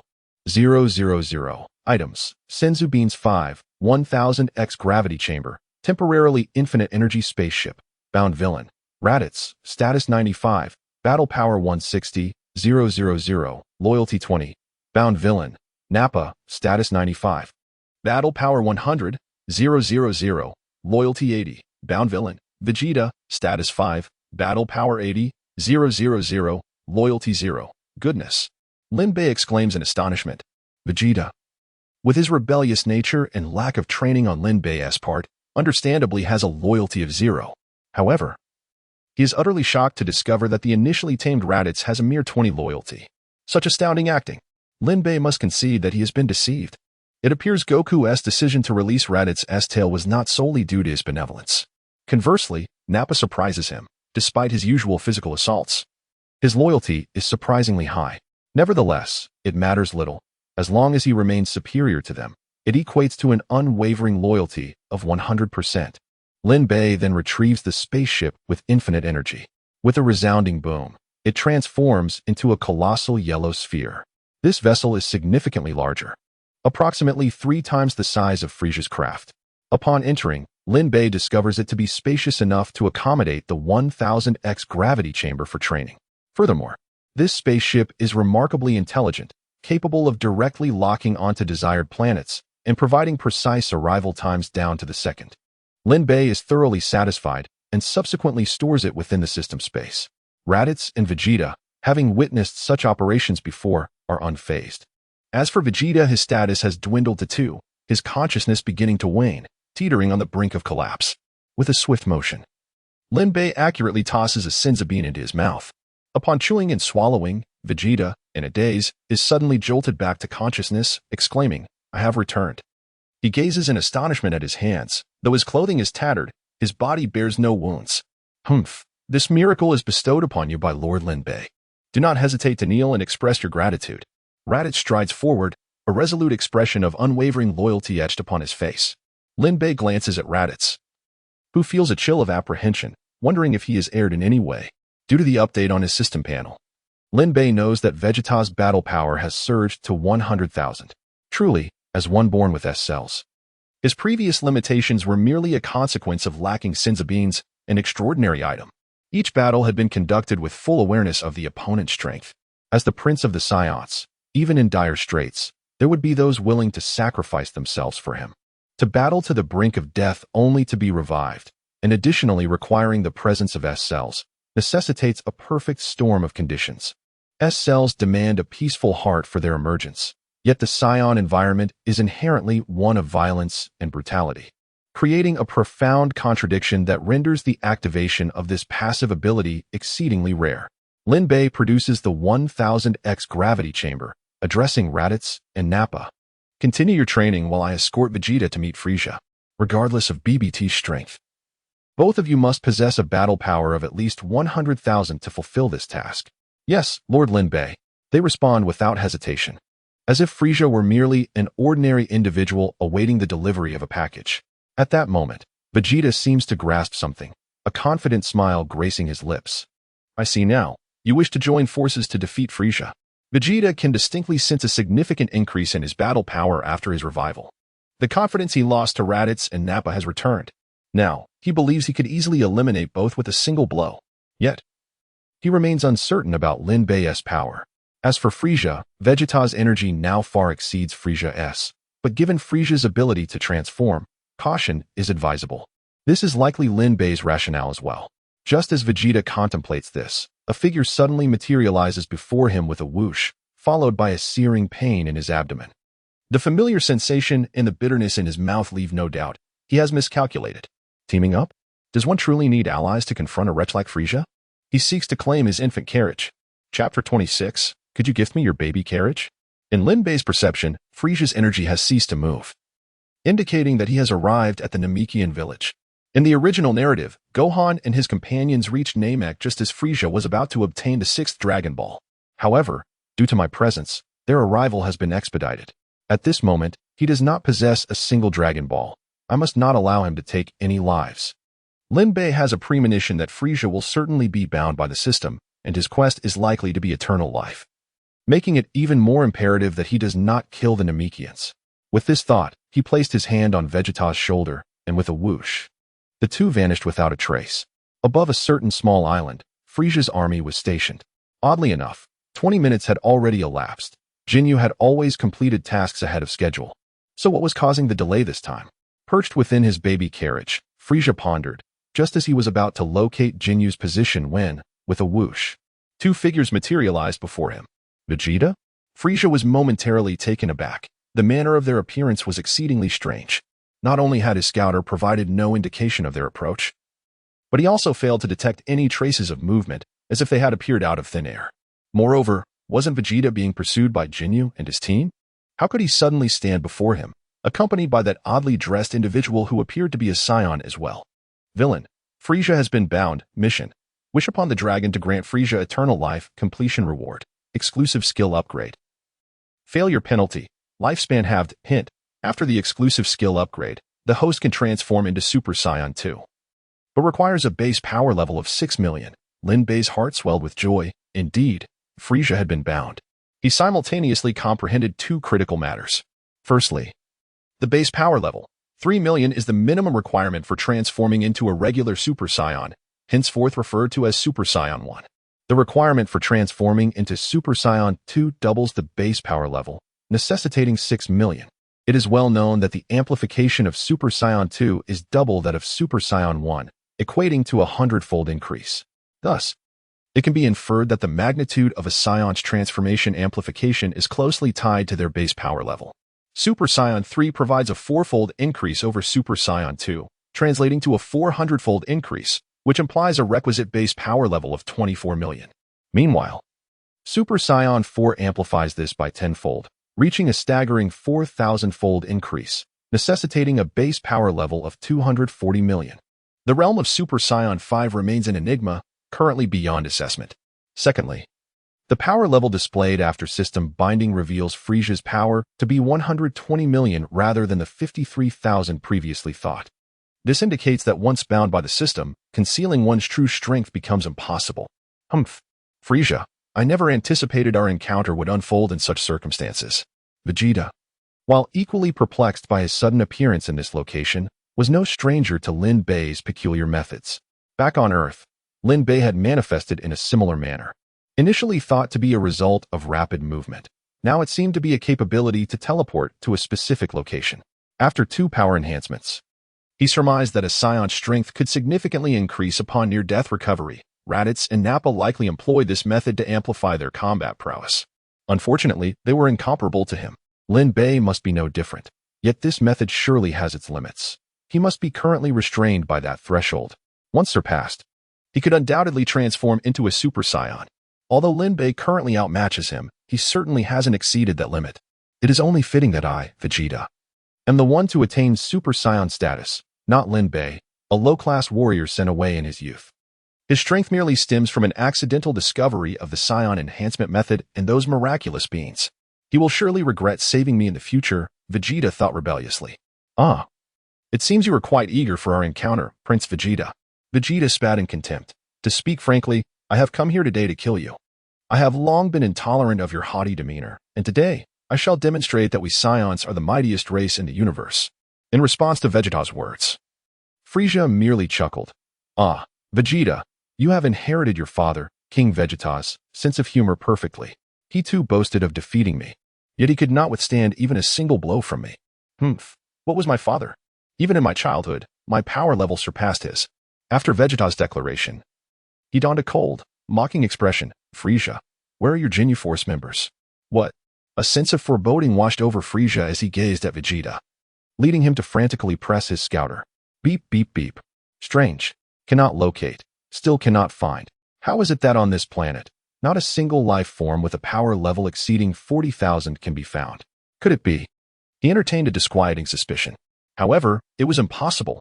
Vegeta's displayed power level was still 18,000.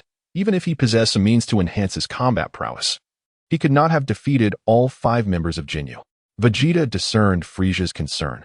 Although he had not personally slain the Ginyu Force with his current strength, annihilating them would be a trivial task. Frisia, oh Frisia, today, I will reveal to you the terror of the Saiyans. With that, he assumed a pose reminiscent of someone constipated for decades, preparing to unleash his fury.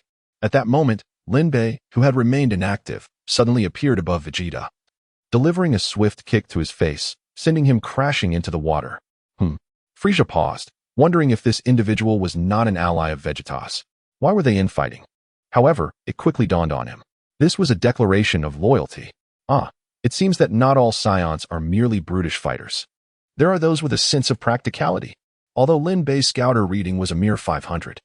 The ease with which he had sent Vegeta flying suggested that this reading was erroneous. Frisia had encountered numerous techniques and understood that combat power could be manipulated through training. It was evident that this individual had suppressed his power level. You go and bring me Vegeta's head, and I shall permit you to join my ranks. I simply find Vegeta's incessant chatter rather tiresome. Do not fill in the gaps with your assumptions. Furthermore, I have no interest in your team, but your baby carriage. Might I acquire it? Lin Bei remarked after flicking away a booger he had just excavated. Chapter 27. Vegeta vs. Frisia.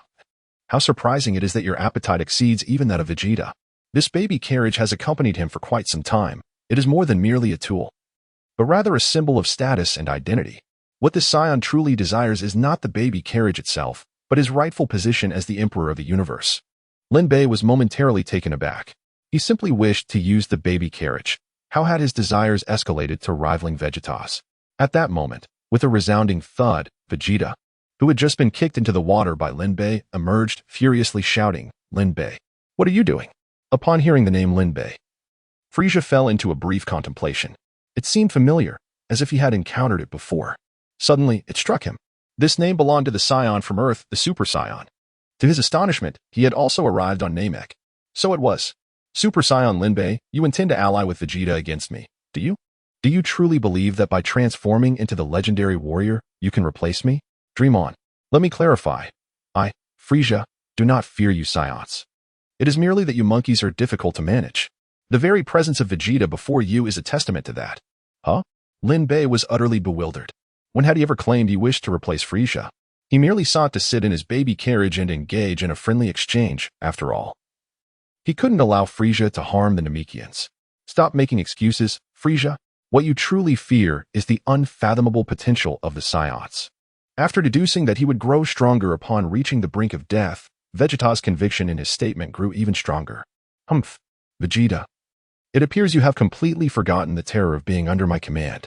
After all, aside from the destruction of planet Vegeta, I have yet to lift a finger since then. What? Frieza's words left Vegeta astonished. You are unaware, are you? Planet Vegeta was not destroyed by a mere asteroid collision. It was obliterated by my own hand.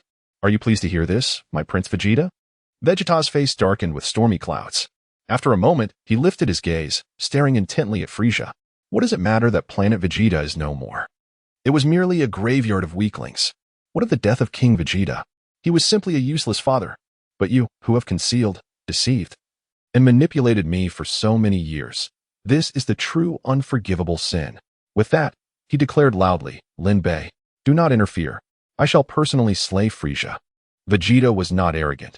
He knew that his power was nearly twice that of Frieza's, and even aware of the latter's potential transformations, he felt unperturbed.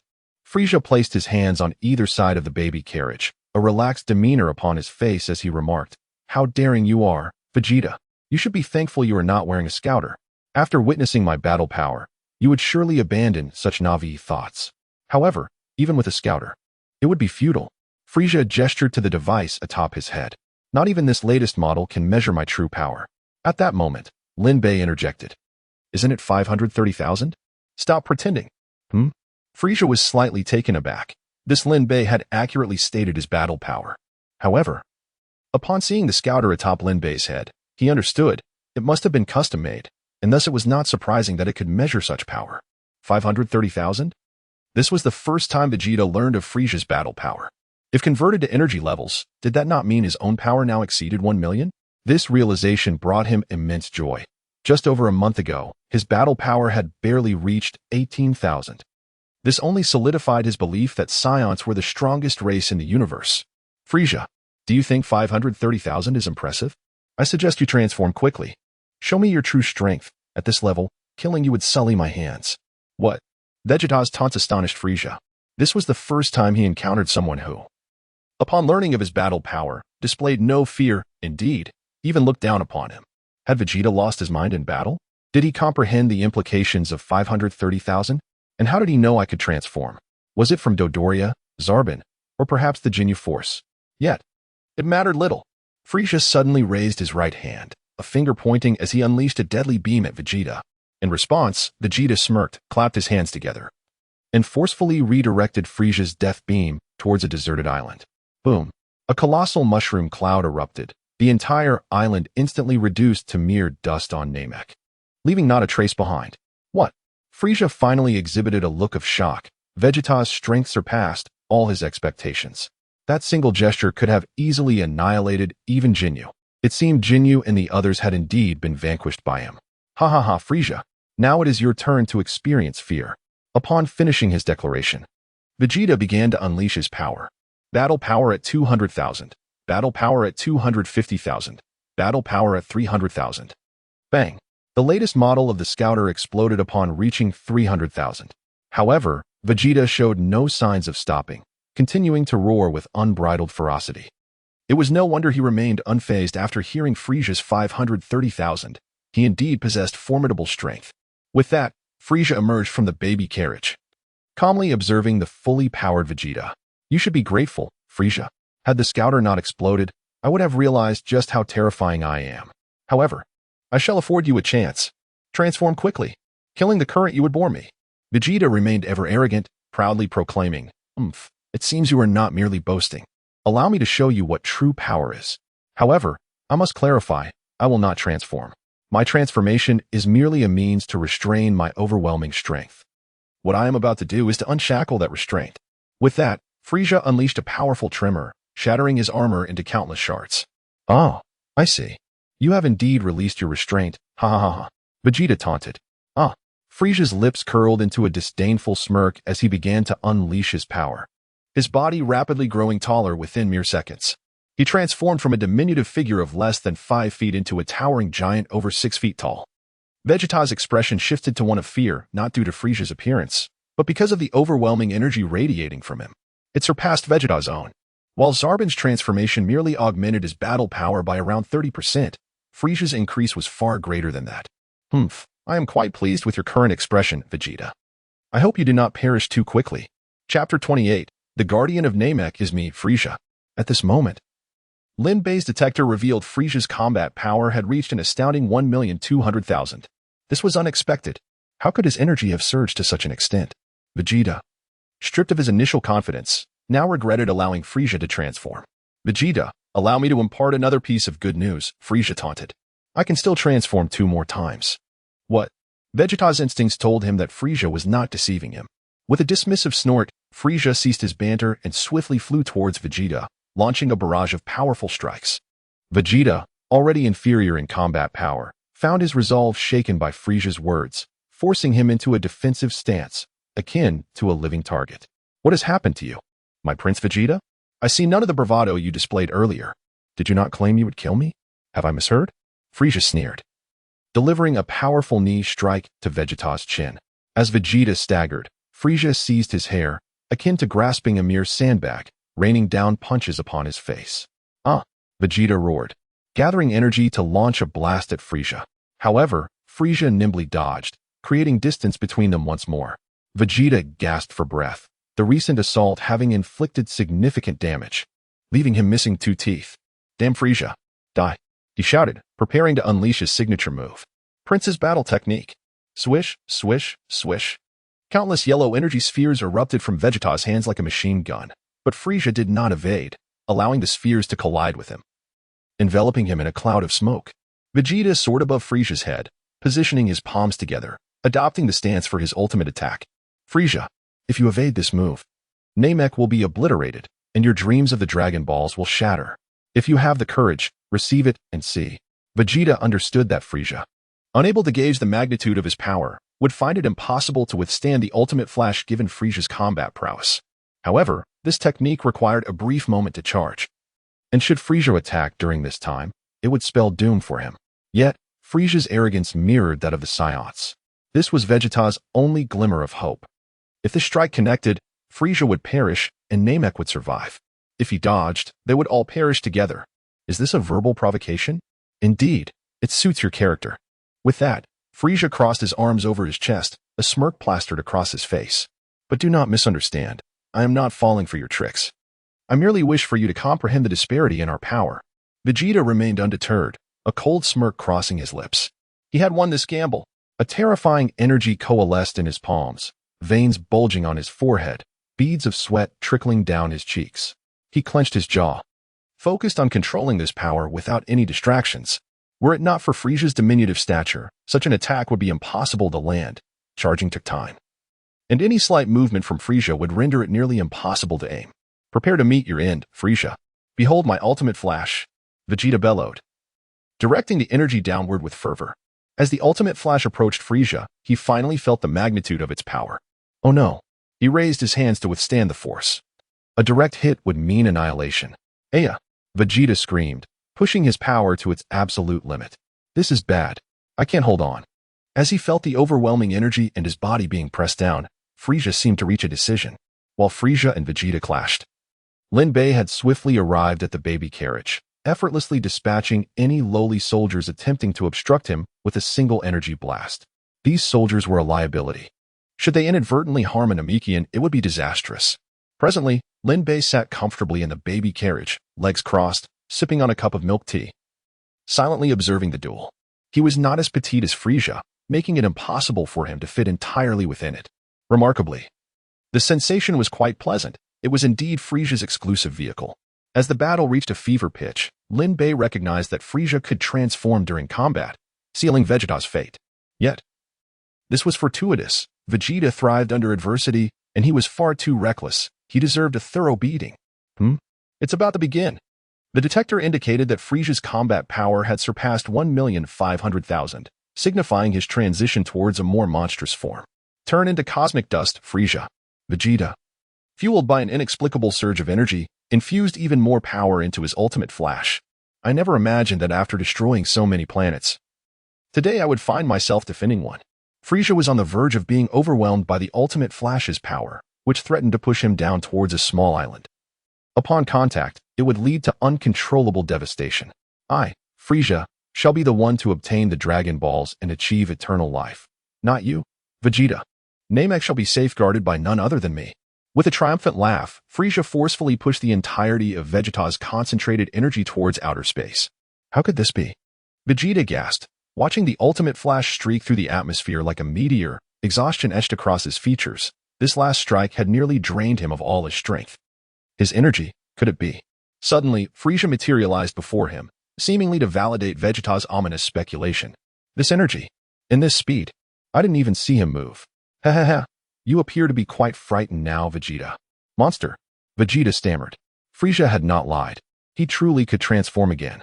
The current energy radiating from him was thrice that of Vegeta's.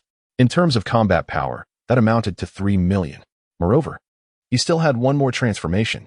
How could this be? Was Frieza truly invincible? Such strength would surely leave even Lin Bei at a loss. As this thought crossed his mind, Vegeta's gaze shifted toward Lin Bei, who had somehow taken a seat in Frieza's baby carriage, nonchalantly sipping his milk tea. How dare you lose focus in my presence? Frieza swiftly executed a move, delivering a powerful kick that sent Vegeta spiraling downward. He then conjured a massive energy sphere, about 10 meters in diameter, at the tip of his finger. Farewell, Saiyan Prince. Vegeta, having suffered broken ribs from the kick, found himself unable to evade Frieza's planet-busting attack in time. Just as he resigned himself to impending death, a sudden whoosh announced Lin Bei's arrival. As he appeared right in front of Vegeta, with a mere finger, he deflected Frieza's planet-destroying blast, sending it careening into the cosmos with a casual flick. Chapter 29, Lin Bei vs. Frieza. Frieza, in disbelief, found himself unable to perceive the movement of his opponent in this state. Moreover, his planet-destroying attack had been effortlessly deflected. When they had first appeared, it was the same. This must be a special skill acquired through training, for Saiyans inherently lack such abilities. It was impossible for anyone's speed to reach a level that he could not even comprehend. Not even his father, King Cold, could achieve such feats. Vegeta and Frieza could not afford to die. They were the very foundation of his strength. Yet, at present, no one could prevent Frieza from killing and seizing the Dragon Balls, leaving him with no choice but to intervene. Hey, Frieza, transform quickly and return to your original form, or you won't even be qualified to face my wrath, Lin Bei said, nonchalantly with his hands in his pockets. Haha, the Saiyans are all so arrogant. As he finished speaking, the monstrous Frieza suddenly flashed before Lin Bei, adopting a menacing posture, poised to strike. Let me shatter that foul mouth of yours. So swift. Vegeta still could not discern Frieza's actions. Had he not appeared right before him, he would have been utterly oblivious. Ah, Frieza exclaimed, as he was sent flying, crashing through over 10 islands before finally coming to a halt. Stopping mid-air, he gazed at his reflection in the water, feeling the horrifying shoe prints on his cheek. So fast, I could barely see the afterimage of his kick. Realizing this, he hesitated no longer. His energy surged dramatically, and his monstrous form began to shed like broken armor. Soon, a diminutive bald figure stood before Lin Bei and the others. How can this be? This energy? Vegeta was utterly astonished by Frieza's aura. Compared to his previous transformations, this increase was simply staggering. There was no comparison, and moreover, he could distinctly sense that Frieza contained an even more formidable power within, indicating that he had not even unleashed his true strength. Vegeta felt an overwhelming sense of despair. This chasm of power was so profound that even if he were to attain eternal life, he might never stand a chance against Frieza. It's over. Lin Bei is doomed.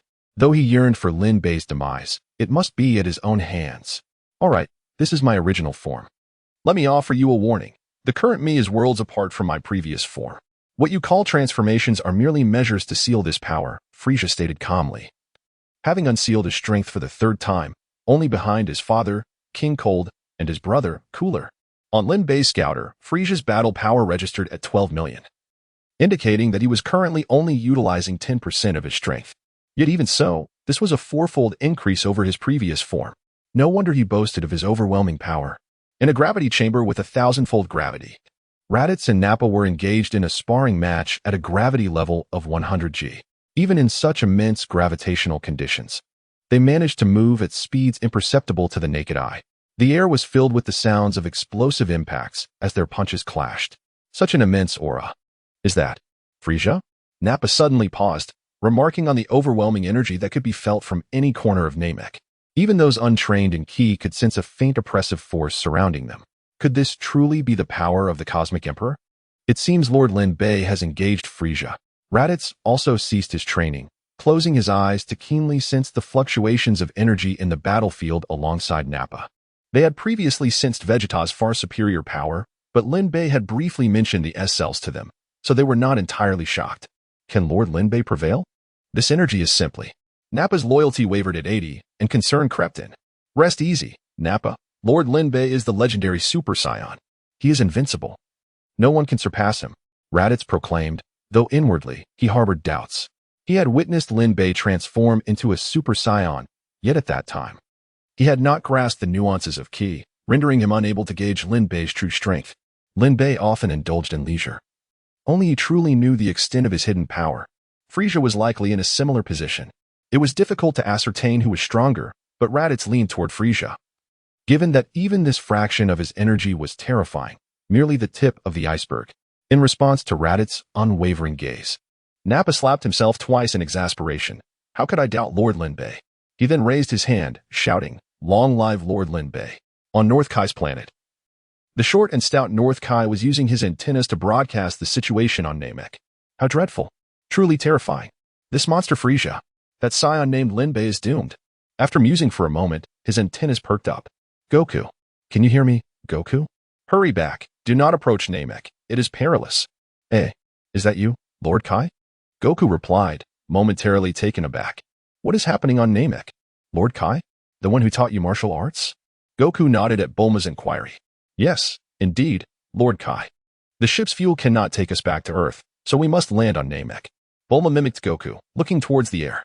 Then let us find a nearby planet to land on. We must not go to Namek. Listen closely, Goku. Do you recall what I told you about Frieza? I underestimated him. He is far too powerful. Even with your 20-fold Kaioken, you stand no chance. Gah. Goku's eyes widened in shock. He could easily defeat a weakened Vegeta with just a finger using his 20-fold Kaioken. To think such power would be deemed insufficient by Lord Kai. Oh no. There are no coordinates for nearby planets on this ship. Bulma panicked, running around the ship, crying out, while Yamcha chased after her to console her. Is Frieza battling someone? Goku wondered aloud, recalling Lord Kai's previous discussions about Frieza. After reaching a battle power of 100,000, Frieza had not been mentioned again, indicating that the Cosmic Emperor's former might was merely a facade. Now he must be facing a formidable adversary, revealing his true strength. Could it be? You guessed correctly, Goku. The one battling Frieza is none other than Lin Bei. Frieza, you have often claimed that the Super Saiyan is a mere myth. Today, I shall demonstrate whether the legend holds true, Lin Bei declared, his gaze suddenly turning serious. Chapter 30. The Fierce Battle Against Frieza. Lin Bei, striking a pose reminiscent of a constipated individual, began to radiate fury. A cry erupted from his mouth, one that had been stifled for decades. Super Saiyan. Humph, you are merely a Saiyan with elevated combat power, Frieza scoffed, arms crossed defiantly over his chest. Only those weak Saiyans would believe your nonsense. He remained skeptical of the existence of a Super Saiyan, declaring, I shall crush you, regardless of what you are. The planet Namek, characterized by its 3 suns that take turns illuminating the sky, is perpetually devoid of rain and night. Yet, at this moment, inexplicably, lightning crackled above the island where the 3 stood. Despite the clear skies, The air was filled with the ominous rumble of thunder, and waves rose and fell as if a tidal force was approaching. The entire planet seemed to tremble under this newfound energy. Ah, ah, ah, ah. No, it can't be. Lin Bei's power continued to swell. Could it be that he possessed strength exceeding Frisia's? Vegeta, overwhelmed with astonishment, momentarily forgot his own injuries, utterly captivated by Lin Bei's might. Ah, ah, ah, ah. What is happening, Elder? Nail, the Elder's loyal guard, felt Frisia's overwhelming malevolence, but had no intention of fleeing. My time is drawing near. In my dreams, I glimpsed a fragment of the future of Namek, a golden-haired warrior fighting to defend the peace of Namek against a demon. This incredible aura resembles that which I sensed in my dreams. However, it seems odd, as I should have perished by that time. Yet now, a familiar energy confronts the demon. With a sudden burst, a wave of golden energy surged forth. Lin Bei had finally transformed. However, he did not unleash his full power. His scouter displayed a combat power of 150 million. If he were to exert his full strength, it would reach 250 million, more than double Frisia's, potentially resulting in an unintentional fatal blow. Why your hair? Frisia stammered in disbelief. The transformation Lin Bei underwent was beyond his imagination. Golden hair and eyebrows, green eyes, and enveloped in a golden aura, these features surpassed his expectations. While he may not have undergone a transformation as drastic as that of a shape-shifting race like Zarbin, it was a significant deviation from the norm. A Saiyan can only transform into a gorilla, right? In that instant, both Frisia and Vegeta, standing behind Lin Bei, simultaneously arrived at the same conclusion, a truth they had long refused to acknowledge: the existence of the Super Saiyan. There was no other explanation for Lin Bei's transformation. Huh, you foolish Frisia, my transformation is not merely a change of hair color. Frisia seethed. I believed you had merely taken a shortcut, but it seems you have already attained the realm of the Super Saiyan. However, aren't Super Saiyans supposed to be cold and merciless warriors? Your demeanor is anything but. Vegeta clenched his right fist, striking his thigh in frustration. Humph, I expected something extraordinary, yet it is merely a change from black to gold hair.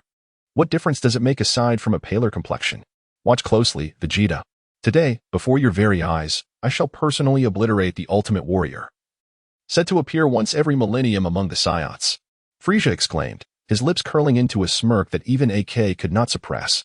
Before he could utter the word die, Lin Bei swiftly dashed forward, delivering a knee strike that sent Frisia soaring into the air. Why are you blabbering so much, you little potato? Looking for a fight? Lin Bei taunted, swiftly following through and grasping Frisia by the tail and neck, delivering a Saiyan-style knee strike to his back. Frisia let out a pain scream.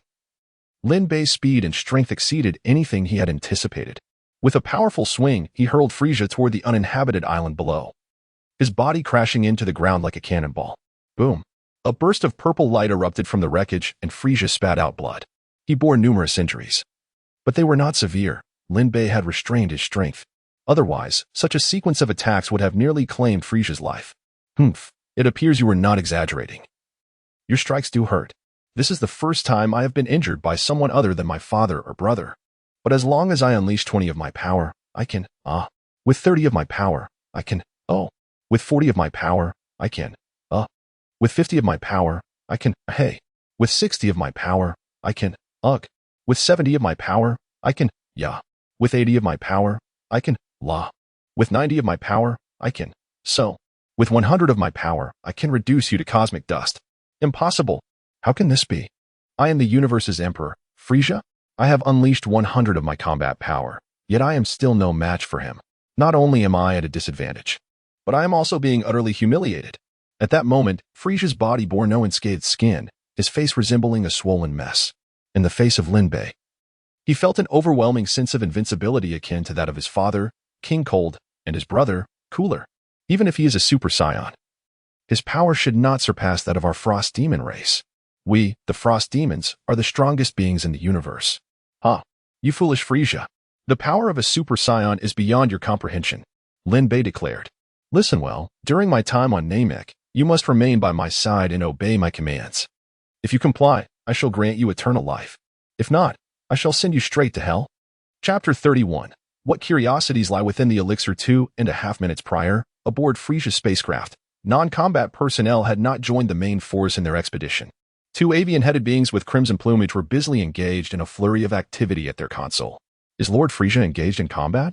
one exclaimed, astonished as he beheld a combat power reading that had peaked at a staggering 120 million. As the longtime steward of Frieza's ship, he had not witnessed such a number in over a decade. Could it be that King Cold has also arrived on this planet? The catfish-headed creature, recalling the rarity of the Frieza race and their lack of emotional ties, inquired of the two avian operators. The existence of Dragon Balls, capable of granting wishes, could incite them to turn against each other. Not at all, Lord Catfish. The combat power and data do not align with King Cold's records. Then it cannot be King Cold. Could it be King Cooler? The avian's response left the catfish perplexed, as Cooler operated primarily in the southern galaxy, making his presence less likely than that of King Cold. Both Frieza and King Cold hailed from the northern galaxy, including their home planet, the Ice Planet.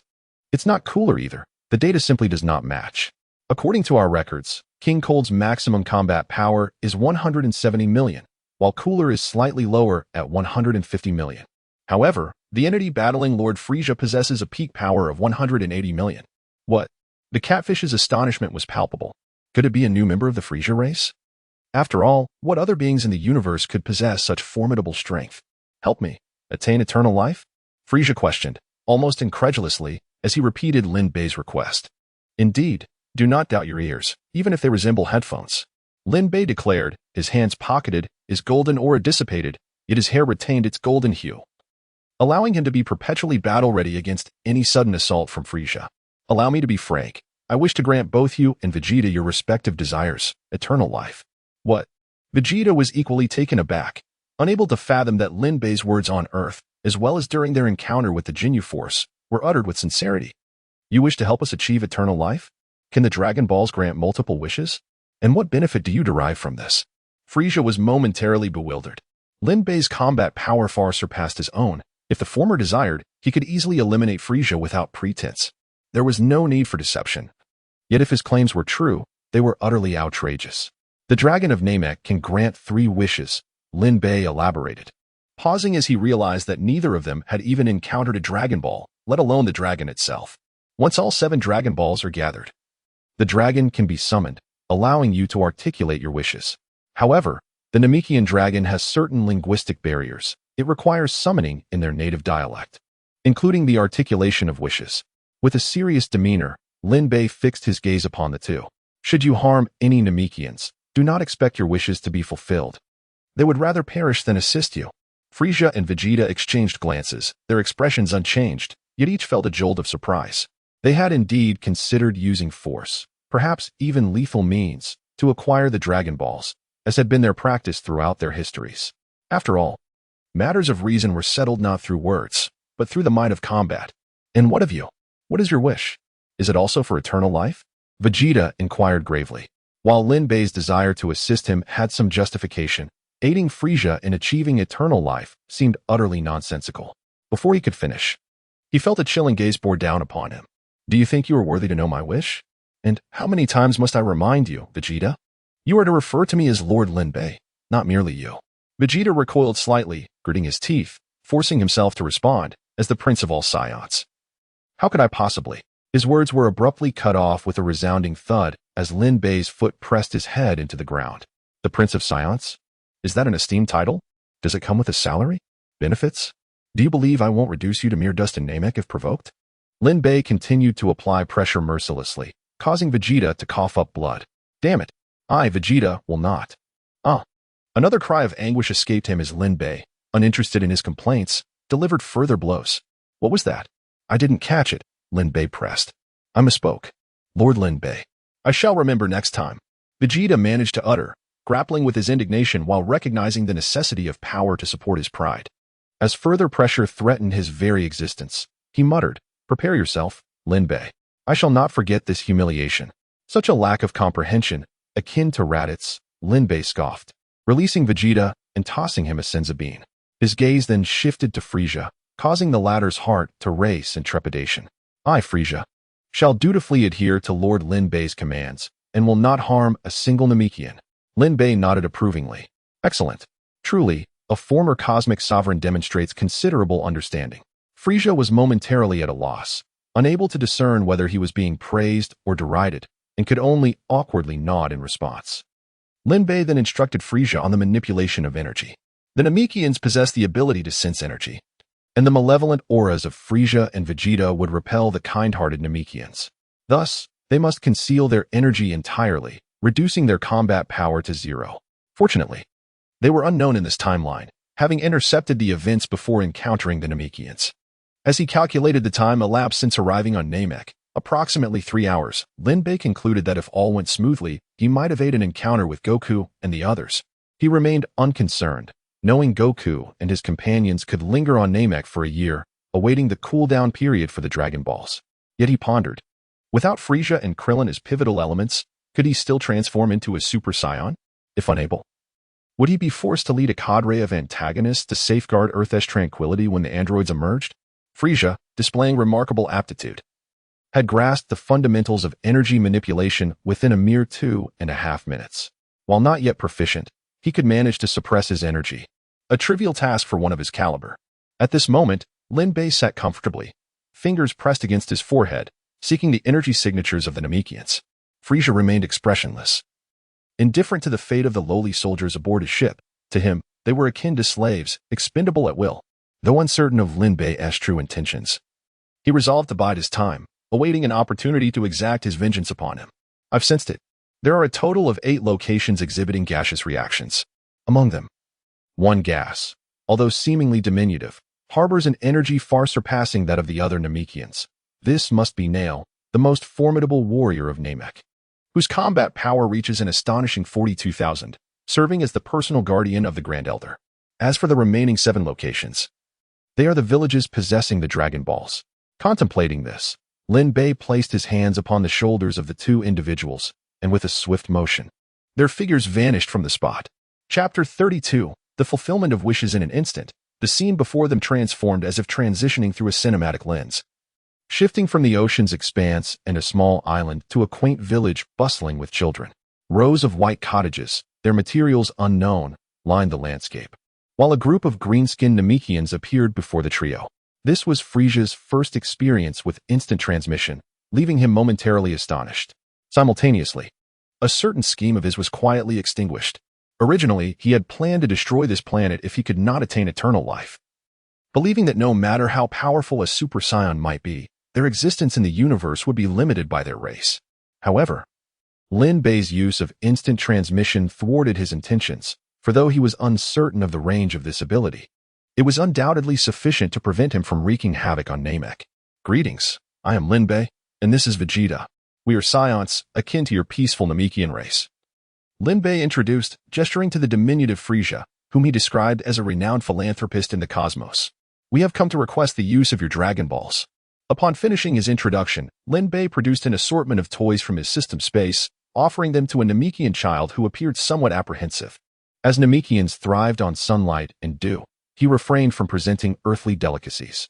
According to Lin Bei's understanding of the original tale, Namekians would reciprocate kindness with goodwill. Should one resort to violence like Frieza, they would gain nothing in return. The Namekians, unreserved in their nature, gathered around as Lin Bei generously presented gifts. What is this? A child of similar stature asked, bouncing a ball on the ground. Lin Bei smiled. That is a basketball. He then produced a pair of overalls, adding, this is a basketball uniform. You will look splendid wearing it while playing. What is this? Another child inquired, clutching an object in curiosity. Lin Bei knelt down, explaining, that is a microphone, used for singing. He even demonstrated by singing a few lines, prompting the Namekian child to lose interest in the item. Be careful, little brother. Frieza's distinctive, sinister laughter echoed suddenly. Lin Bei turned to see a Namekian child perched on Frieza's shoulder, playfully pinching his cheek. Surprisingly, Frieza was entirely cooperative, engaging in their playful antics. Yet, Lin Bei was not swayed into believing Frieza had a fondness for children. It merely indicated that he, like Raditz, was skilled in the art of performance. In contrast, Vegeta, a man of action, felt out of place, unable to navigate this scene. He stood rigidly, resembling a statue, unable to interact with the children without resorting to violence. At that moment, an elder Namekian, though bearing signs of age, approached Lin Bei with a robust demeanor. Greetings. I am Pam, the elder of this village. The Grand Elder has informed me and the other village elders of your arrival. He then presented Lin Bei with a Dragon Ball the size of a large pillow, wearing a warm smile. To use our Dragon Balls, one must speak in our language. But fear not, we will assist you with translations once you gather all 7. Wait. This revelation astonished not only Frieza and Vegeta but also Lin Bei. The Grand Elder had preemptively communicated with the village elders? This was a development not found in the original narrative. Could it be attributed to his transformation into a Super Saiyan? It seemed the only plausible explanation, as the Grand Elder had passed away before Goku's ascension to Super Saiyan. The situation appeared far more favorable than Lin Bei had anticipated. He then utilized instant transmission to visit the remaining 6 villages, each extending a warm welcome. In less than 5 minutes, all 7 Dragon Balls were gathered. This left Frieza and Vegeta incredulous, swallowing hard as doubt crept into their minds regarding the authenticity of the Dragon Balls and the peculiar abilities of the Namekians. Having so effortlessly acquired the 7 Dragon Balls, combined with Lin Bei's unusual assurances, caused them to question whether the Dragon Balls could genuinely fulfill wishes. At that moment, the 7 Dragon Balls lay quietly on the ground, when Elder Fame suddenly raised his hands towards the sky. Come forth, Shenron. The sky darkened abruptly, accompanied by crackling lightning and booming thunder, evoking a mixture of fear and anticipation among the Namekians who had never witnessed the night. The Dragon Balls began to shimmer and emit a sizzling sound, and moments later, a beam of light shot skyward from the orbs. A colossal western dragon coiled majestically above, radiating a formidable presence. Frieza and Vegeta simultaneously displayed expressions of astonishment. Is this what they call Shenron? Balunga, gatherer of the 7 Dragon Balls, speak your wish. You may now make 3 wishes. Any wish can be granted. Elder Fame turned his gaze toward Lin Bei, translating Shenron's message.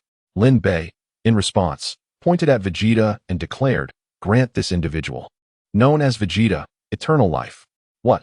Vegeta felt a jolt of disbelief coursing through him, his expression a mix of astonishment. Could it be that this wish was truly being spoken into existence? Was eternal life within his grasp? The ease with which it was being granted was astonishing. Elder Fame swiftly relayed Lin Bei's intent to Shenron, whose eyes glowed a fierce red as a unique light enveloped Vegeta. Moments later, he examined his body with incredulity. Though he did not vocalize his thoughts, his demeanor conveyed everything. He had attained eternal life. Frieza, witnessing this transformation, felt his heart race. This Lin Bei truly went through with it. What could his intentions be? Would his second wish secure eternal life for him as well? A flicker of anticipation arose within Frieza, as he had not believed Lin Bei would genuinely wish for their desires before Vegeta's wish was fulfilled. Balunga, I have granted your first wish. Now, state your second wish. Lin Bei pointed at Frieza, stating, like the previous wish, grant this individual, known as Frieza, eternal life. Incredible! He truly spoke those words. Enveloped by the same extraordinary light, Frieza realized he had indeed acquired eternal life, ensuring that his existence would no longer fade. He would forever possess this youthful form. A sinister smile crept onto his face, yet Lin Bei's piercing gaze swiftly transformed it into a practiced grin. Frieza understood that eternal life meant an unending lifespan, not invincibility. He could still be killed. His current objective was to bide his time, seeking an opportunity to eliminate Lin Bei and reclaim his throne as the ruler of the universe. This reflects Vegeta's inner thoughts. They would not harbor even a trace of gratitude for Lin Bei's assistance. After all, the imprint of his shoes had, merely 10 minutes prior, been stamped upon their faces. Borna, I have fulfilled your second wish. Now, let us proceed to the third wish. In response to the Elder Fim's translation, Lin Bei articulated his desire. I wish to acquire the Kaioken technique, a skill exclusive to the Saiyans. Chapter 33, Departure and Arrival. After Barunga made an okay gesture, his eyes flashed with a crimson light once more. He uttered words that Lin Bei could not comprehend before vanishing, leaving the sky clear again. The Dragon Balls transformed into stones, plummeting to the ground and creating numerous craters upon impact. Although Lin Bei could not decipher the last words of the dragon, he understood that they signified the fulfillment of his wish and a farewell. However, the responsible Elder Fimu meticulously translated it word for word. Lin Bei's wish was intended for Raditz and Nappa, as that fifth-tier warrior from the demon realm, Bibidi, would likely pose a challenge given their current capabilities and growth trajectories. Even after training in the gravity chamber with a 1,000-fold increase, he could not guarantee victory. Yet, with the Kaioken technique, the chances of success significantly increased. The Kaioken, being the most potent skill before transforming into a Super Saiyan, could turn the tide of battle. At the same time, Lin Bei feared that Frieza might learn this technique. Whether Frieza could master it, or if it would suit him, was a different matter. To mitigate potential risks, Lin Bei requested the dragon to modify the technique, rendering it exclusive to Saiyans. Subsequently, he noticed the red dot indicating an update on his system panel. Name, Lin Bei, age, 28, little brother, 18, bloodline, Saiyan, skills, mastery of ki, flight technique. Super Saiyan Form 2, exclusive, Kamehameha, Demon Flash Cannon, instant transmission, Kaioken, exclusive, combat power, 5 million items, Senzu Beans X3, 1000-fold gravity chamber. Temporary infinite energy spaceship, bound antagonist, Raditz, status, 75, combat power, 161,000, loyalty, 25, bound antagonist, Nappa, status, 70, combat power, 101,000, loyalty, 90, bound antagonist, Vegeta, status, 100, combat power, 1,500,000, loyalty, 0, bound antagonist, Frieza, status, 70, combat power, 120,000, loyalty, 0, gazing at the Kaioken exclusive. Within his skills list, Lin Bei smiled with satisfaction, although he had yet to employ it. He had grasped the principles of the Kaioken thoroughly, feeling as though he had mastered it for decades. He could execute it effortlessly in the heat of battle. When the time came to journey to the blood-red star in the southern galaxy, he would pass on this knowledge to Raditz and Nappa. Whether Vegeta needed to learn it depended on his forthcoming missions. His power as a Super Saiyan had surpassed Frieza's, likely intimidating Raditz and Nappa in the gravity chamber, which increased their loyalty by 5 and 10, respectively. Conversely, characters like Vegeta and Frieza, known for their rebellious nature, would never possess loyalty, perpetually harboring thoughts of assassination against him. Lin Bei dismissed this notion entirely. The gap between them would only widen. Vegeta's combat power had also risen due to the passive effects of being a Saiyan and the power of the Senzu Beans. Though this time it did not approach the brink of death, resulting in a modest increase of 500,000. Had he not been trampled by Lin Bei earlier, he likely would not have triggered the Saiyan passive ability. Reflecting on this, Lin Bei opened the system's task interface. Congratulations, host, for completing the task. Wish to the dragon. Granting Vegeta eternal life, reward. Height increased by 10 centimeters, new task issued, train Vegeta. Eliminate Trunks from the future, host cannot intervene, completion reward, combat power increases by 1 million, failure penalty, combat power decreases by 2 million, congratulations, host. For completing the task, wish to the dragon, granting Frieza eternal life, reward, exclusive skill upgrade, new task issued, train Frieza. Travel to the southern galaxy Gula star to eliminate the demonically tainted Gula, host cannot intervene, completion reward, immunity to the demon realm's aura. Failure penalty, complete opening of the passage between the demon realm and the Dragon Ball world. Lin Bei's original height of 172 centimeters had now increased to 182 centimeters, towering over Vegeta, who stood at 163 centimeters, by a full 19 centimeters. As for Frieza, he was so diminutive that he would be invisible unless he bent down. The Super Saiyan Form exclusive had also been upgraded to Super Saiyan Form 2 exclusive, allowing Lin Bei the freedom to choose between Forms 1 or 2. However, his current combat power was still under 6 million, limiting him to Form 1 for the time being. Vegeta's new task was virtually foolproof. As long as he could transform into a Super Saiyan, the probability of success was nearly guaranteed, even if he failed to transform at that moment. He could use the challenge of Daz to sharpen Vegeta's pride. After all, Daz's character would never allow him to harm his father. Currently, Vegeta had completely diverged from the original storyline, with no ties to Bulma or Trunks. As for Frieza, the situation was more complex. From the task rewards, it appeared that Gula had discovered the spatial passage connecting the Demon Realm and the Dragon Ball world and attempted to enter the Demon Realm, leading to his corruption. If Lin Bei remembered correctly, Gula's strength without transformation already surpassed Frieza's, let alone the added power from transformation. Thus, the task of eliminating Gula was the most challenging among the current assignments. Although these tasks had no time limits, Lin Bei was prudent and refused to let the present blind him. Eventually, Lin Bei bid farewell to the Namekians of this village with a smile. Frieza gently patted one of the children on the head, promising to visit them when he had the chance. After saying this, he inexplicably closed his eyes and bowed his head, seemingly lost in thought. Then, Lin Bei placed his hand on the shoulders of the two and initiated instant transmission. With a whoosh, the three vanished once more. Upon opening his eyes, they found themselves before Frisia's spaceship. Frisia, are all the people you brought inside? Indeed, Lord Lin Bei. Would you like to meet them? Frisia was in high spirits, for regardless of Lin Bei's intentions, he had obtained what he desired. Boom. Lin Bei casually unleashed a ki blast, reducing the entire spaceship and its occupants to ashes. I did not wish for this, he murmured, carefully scanning the ki of the entire Namekian planet. There were indeed no survivors. You and Vegeta are to accompany me to the southern galaxy. I have a mission for you both. Frisia and Vegeta exchanged glances, finally able to discern Lin Bei's intentions. Yes, Lord Lin Bei. The small schemes in their hearts were laid bare before the system, but Lin Bei paid them no mind. The tasks of eliminating Bibidi and eliminating Gula made him acutely aware of a pressing issue. The Dragon Ball world would likely intertwine with the Demon Realm in intricate ways. After dealing with Frisia's minions, Lin Bei teleported the two to Raditz and Nappa. Upon realizing that this bald-headed figure was Frisia, Raditz nearly knelt in fear. After Frisia addressed Lin Bei as Lord, Raditz quickly turned and knelt before him. Welcome back, Lord Lin Bei. Retrieving the gravity chamber, Lin Bei produced the spaceship. Manipulating such a colossal object with ease as though performing a magic trick, though everyone had grown accustomed to it. The spaceship, as if imbued with flight techniques, swiftly pierced the atmosphere of Namek, transforming into a yellow meteor that gradually faded into the distance. Thus, the five departed from Namek. According to the spaceship's display, their journey to the Blood Red Star in the southern galaxy would take 4 years, 1 month, 5 days, 8 hours, 16 minutes, and 42 seconds.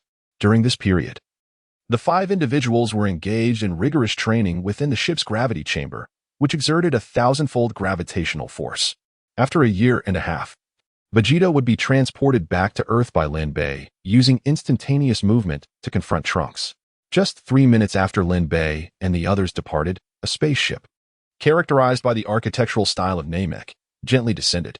As the hatch opened, it revealed Goku and his companions. Goku was the first to leap out with exuberance. Wait a moment. Let me first assess the environmental conditions of this planet, Bulma exclaimed, clad in a spacesuit and wielding a peculiar instrument.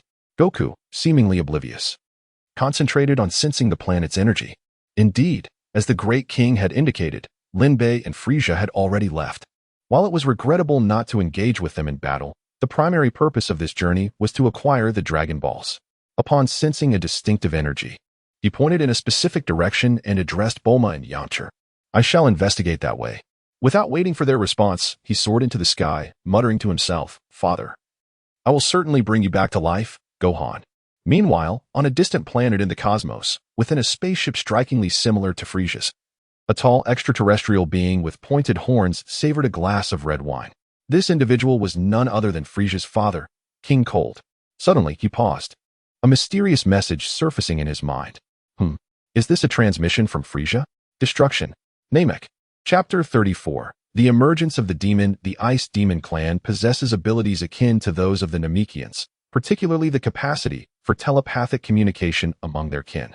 The distinction lies in Frisia's ability to transcend vast distances, a feat the Namekians cannot accomplish. Additionally, the Ice Demon clan possesses a unique death sense. In the original narrative, when Frisia was adrift in the cosmos on the brink of death, it was this very sense that prompted King Cold to arrive. However, this ability is subject to a temporal limitation similar to that of the Dragon Balls, being usable only once per year. Frisia's intentions are straightforward, having acquired eternal life. His goal is to obliterate Namek, thus eradicating the Dragon Balls from existence. He is acutely aware of King Cold's disposition and knows that he will not conduct any investigations on Namek. His approach is one of annihilation, after all, with hundreds of planets falling victim to their destructive whims each year. Part 2, alter our course. We shall not proceed to Yardrat for the time being. We are heading to Namek. Yes, my lord King Cold, replied a portly dog-headed creature earnestly. At Frisia's age, King Cold had traversed the 4 corners of the galaxy.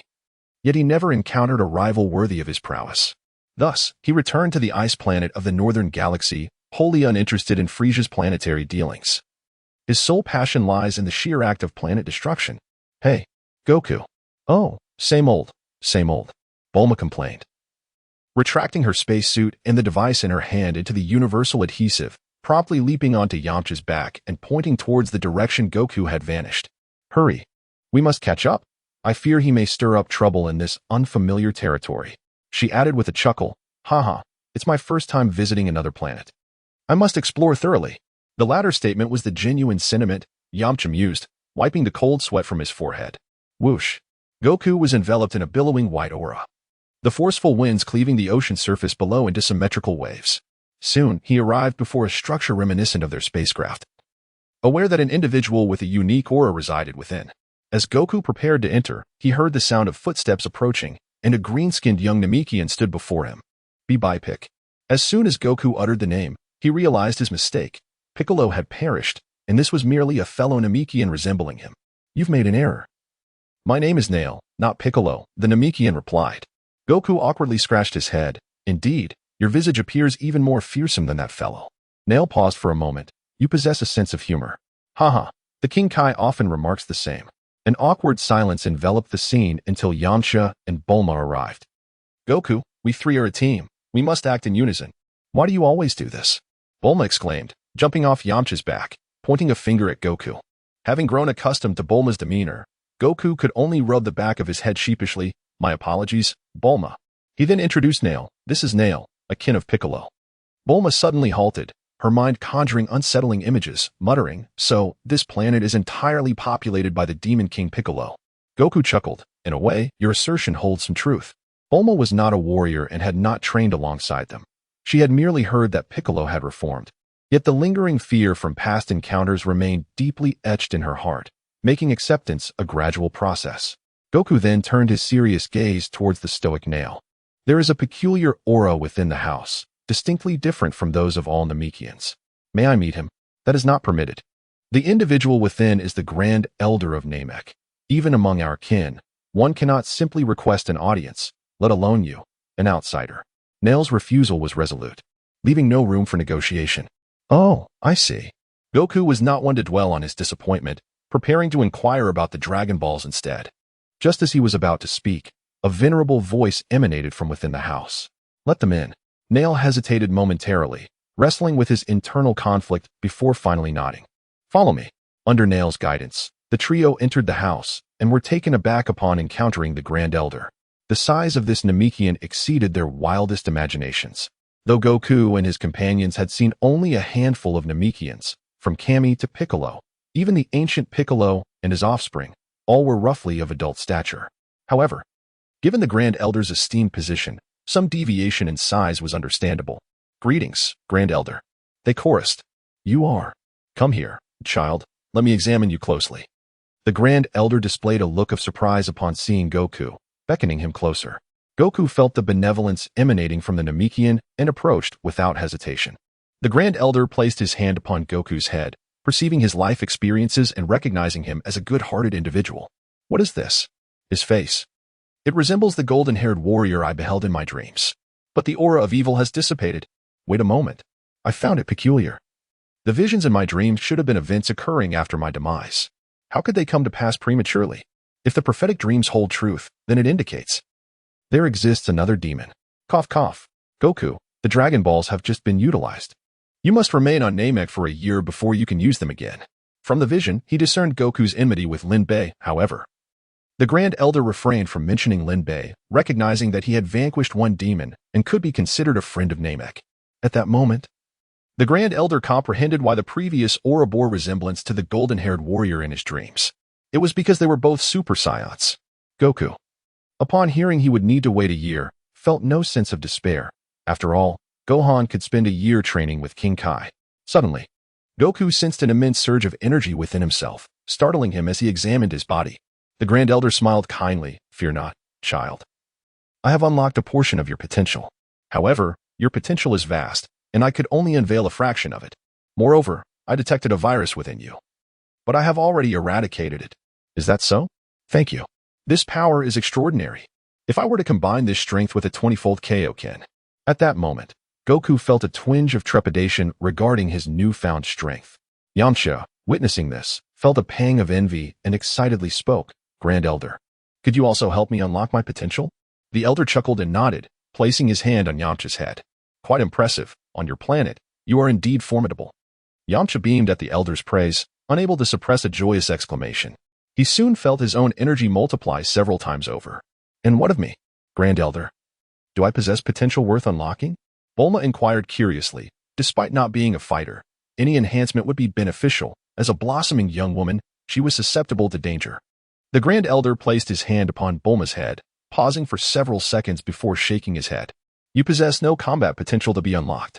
Yamcha burst into hearty laughter, feeling even more elated than when the Grand Elder had praised him moments earlier. However, do not be disheartened. Not everyone possesses the potential for combat. You possess an extraordinary aptitude for technology, and I had intended to assist you in harnessing this potential. Yet, to my astonishment, your technological capacity is already fully realized. In my youth, I traversed numerous planets, but this is the first instance I have encountered someone who has completely unlocked their own potential. In the realm of technology, you are undoubtedly a prodigious genius. Initially, Bulma was somewhat discontent, but upon hearing the term prodigious genius, she exclaimed with delight. Thus, the three of them remained on Namek, while Goku mingled with the Namekians from the 7 villages.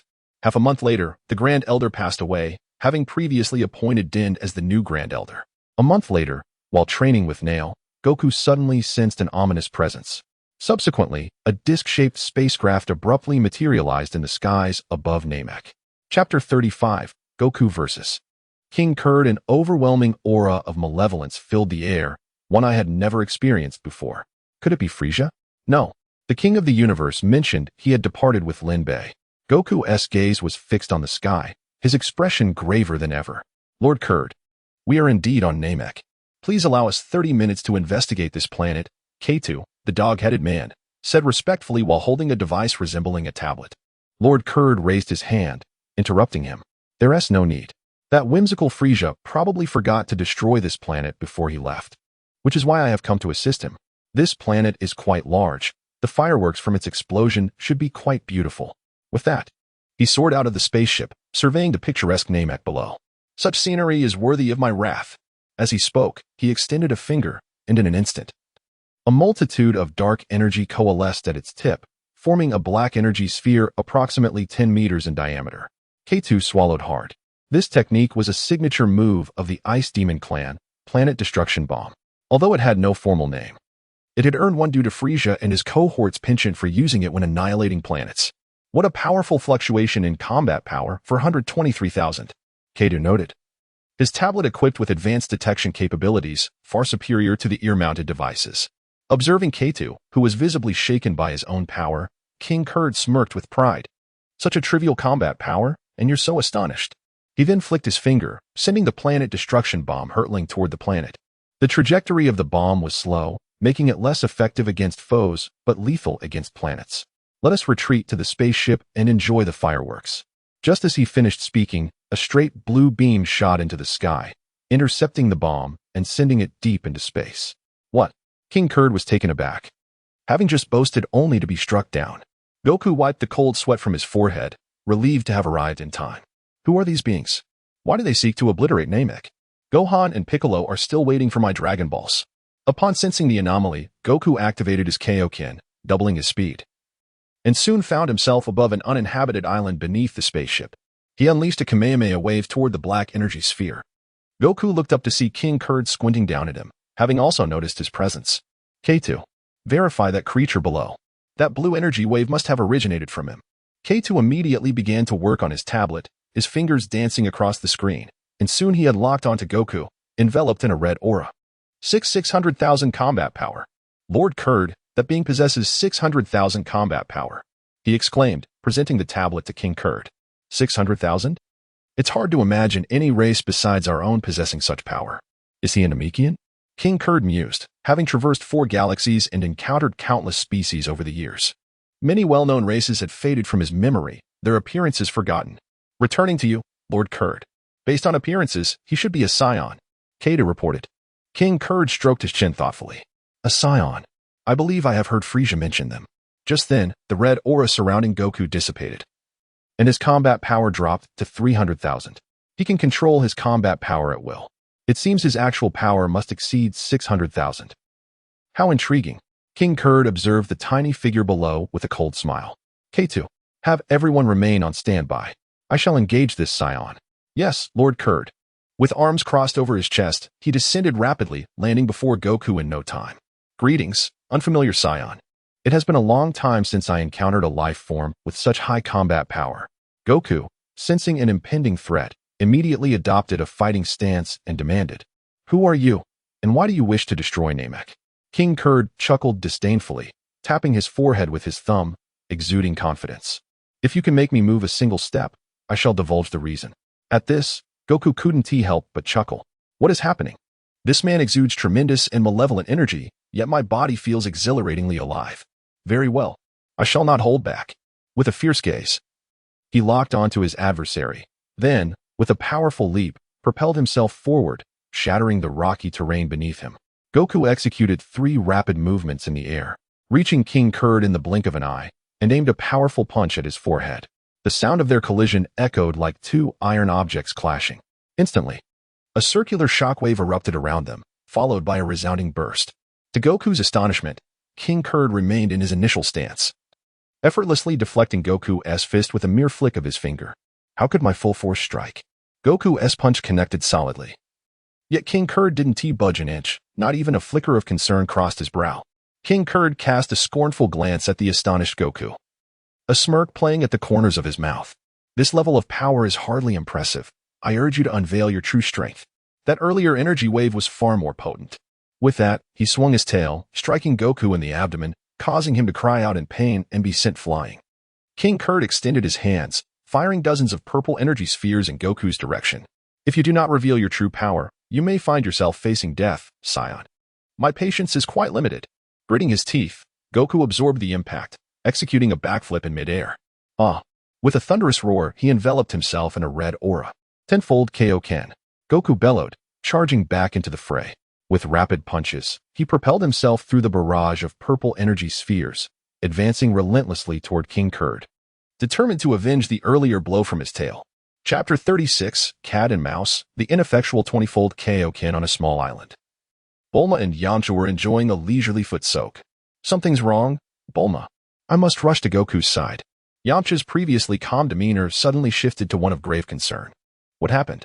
Did you not just say that Goku was guaranteed to win? Bulma inquired, puzzled. Yamcha nodded. After the Grand Elder unlocked his potential, Goku's energy has indeed surged significantly, especially with the enhancement of the Kaioken. I truly believed he was destined for victory. But just now, Goku's energy spiked tenfold. Clearly, he has unleashed the tenfold Kaioken. Isn't an increase in energy a good thing? Why do you look so troubled? Yamcha shook his head vigorously. It's not like that. Goku's fighting style is not one of sheer power. He relishes the thrill of the battle itself. If he resorts to the tenfold Kaioken right away, it only signifies that his opponent is extraordinarily formidable. So formidable that he can no longer savor the fight. This spells disaster for Namek. At that moment, King Cold stepped back with a smirk, regarding Goku approvingly. Not bad. Aside from my own race, you are the most powerful being I have encountered. Allow me to introduce myself. I am King Cold, the most powerful creature in this universe. Destroying Namek is merely a pastime for me. Meanwhile, the North Kaio's voice echoed in Goku's mind. This is bad, Goku. He is Frisia's father, King Cold. His combat prowess surpasses even Frisia's. I momentarily lost track of the situation on Namek. How did you end up engaging him? Fueled by rage, Goku barely registered the North Kaio's words. A pastime? Is that your excuse? Do you have any idea how many innocent lives exist on this planet? No sooner had he spoken than he instinctively assumed a defensive stance, blocking King Cold's tail attack. Impressive, you managed to react in time. You mentioned innocent lives on this planet. Doesn't that make its destruction even more worthwhile? King Cold taunted. Listening to their desperate cries, do you not find a certain delight in it? Goku's teeth clenched in fury at King Cold's malevolent words. Damn it, how can his energy be so immense? I wonder if my tenfold Kaioken can overcome him. My apologies, but I am rather capricious. Based on your previous remarks, I find myself disinterested in having you join us. King Cold declared arrogantly, hands on his hips. Who would want to join you? Goku retorted, launching into a flurry of wolf fang fist attacks. King Cold scoffed, effortlessly dodging Goku's onslaught, before swiftly countering with a powerful knee strike. Too slow. A gasp escaped Goku's lips as he was hurled into the air, and in an instant, King Cold appeared behind him.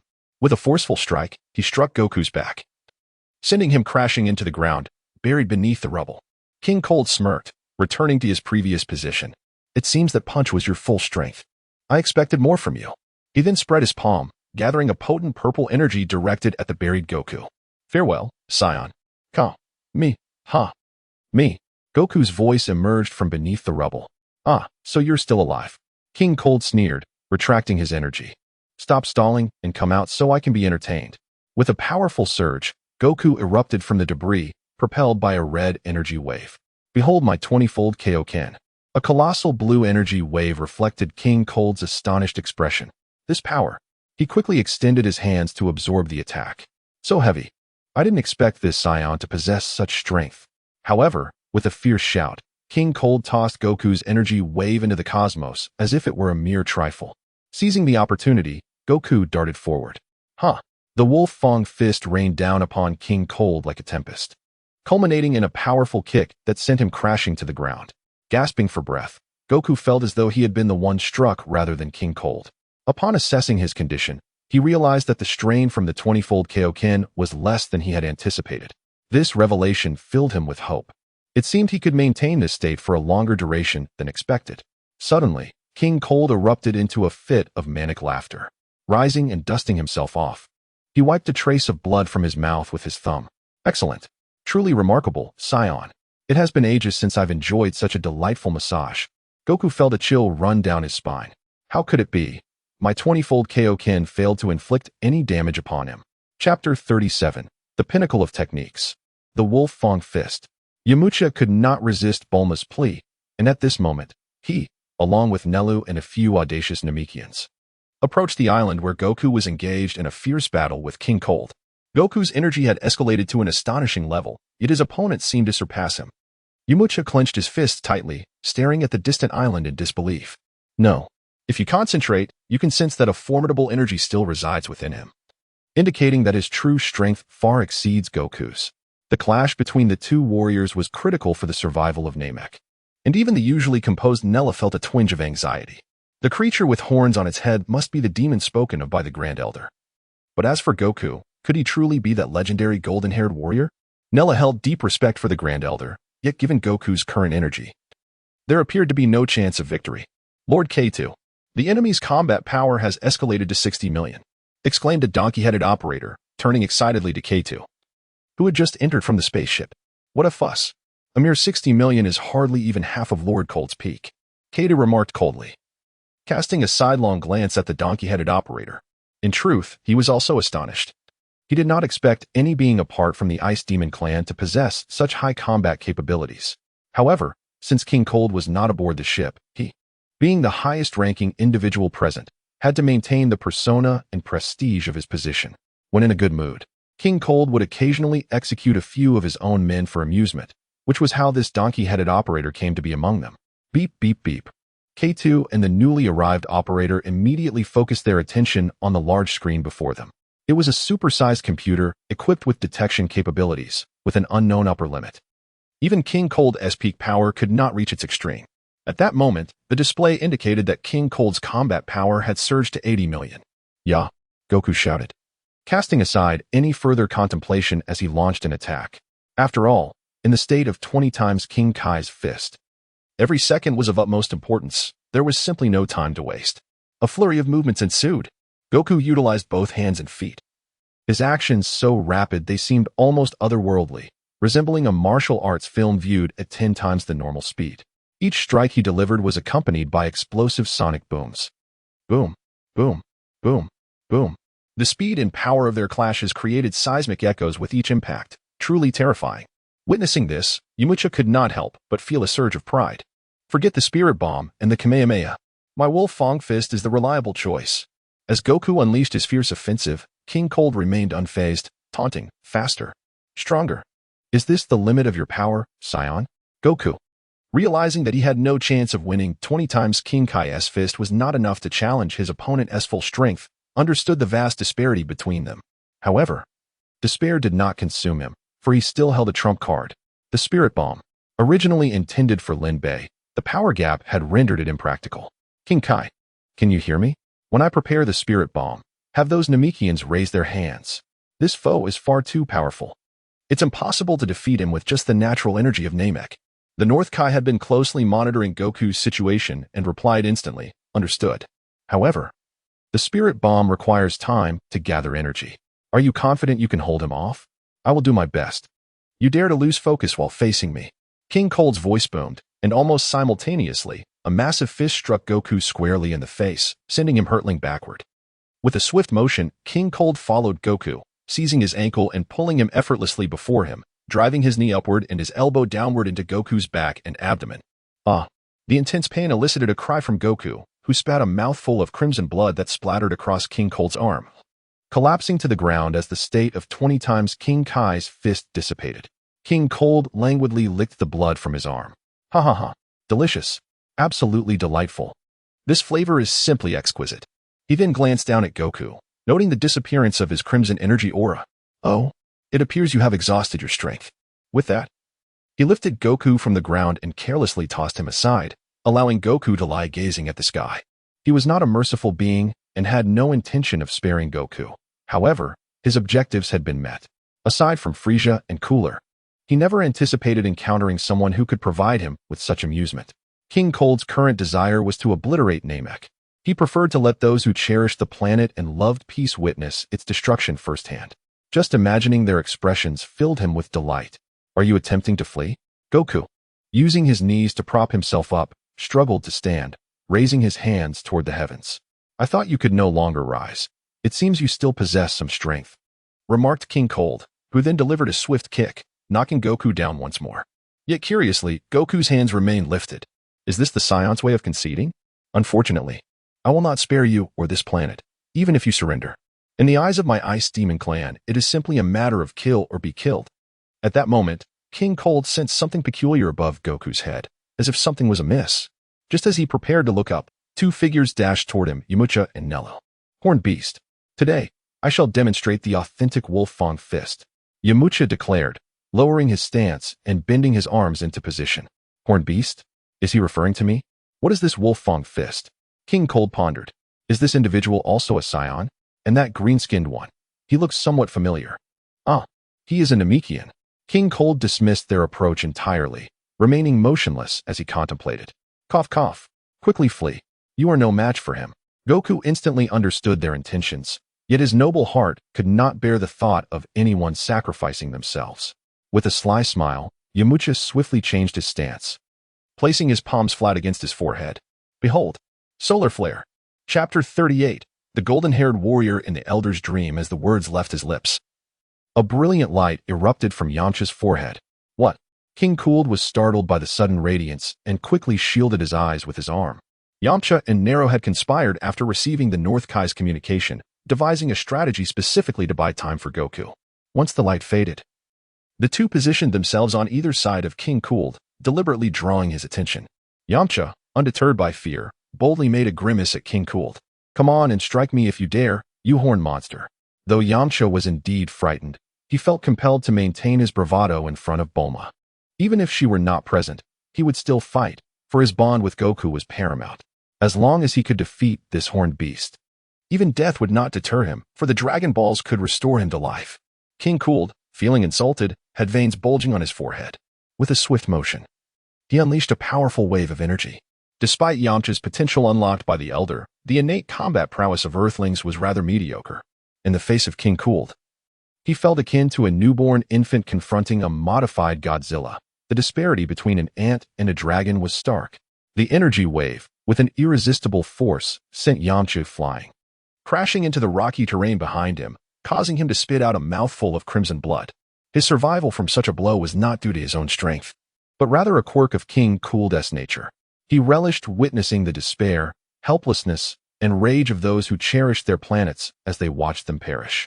This was the seasoning of his existence. Every so often, he sought to obliterate a life-bearing planet, and while Adrat was his initial target, it was now Namek. Yamcha! Bulma cried out, hastily soaring towards him on her flying vehicle. Damn it! The newly appointed Elder, Fame, lamented, having just been beside Bulma, but following the Kai's orders. He had expended all his energy. He lacked the strength to prevent Bulma's reckless advance and was astonished that this seemingly non-combatant woman could fly. Does he have reckless companions? King Cold sneered as he turned around. Get down now, Nera shouted, sensing the imminent danger as he warned Bulma, but it was too late. As Bulma ascended, King Cool's turn revealed an unformed energy sphere in the air. What is that? He thought, perplexed by the sudden appearance of the blue energy ball.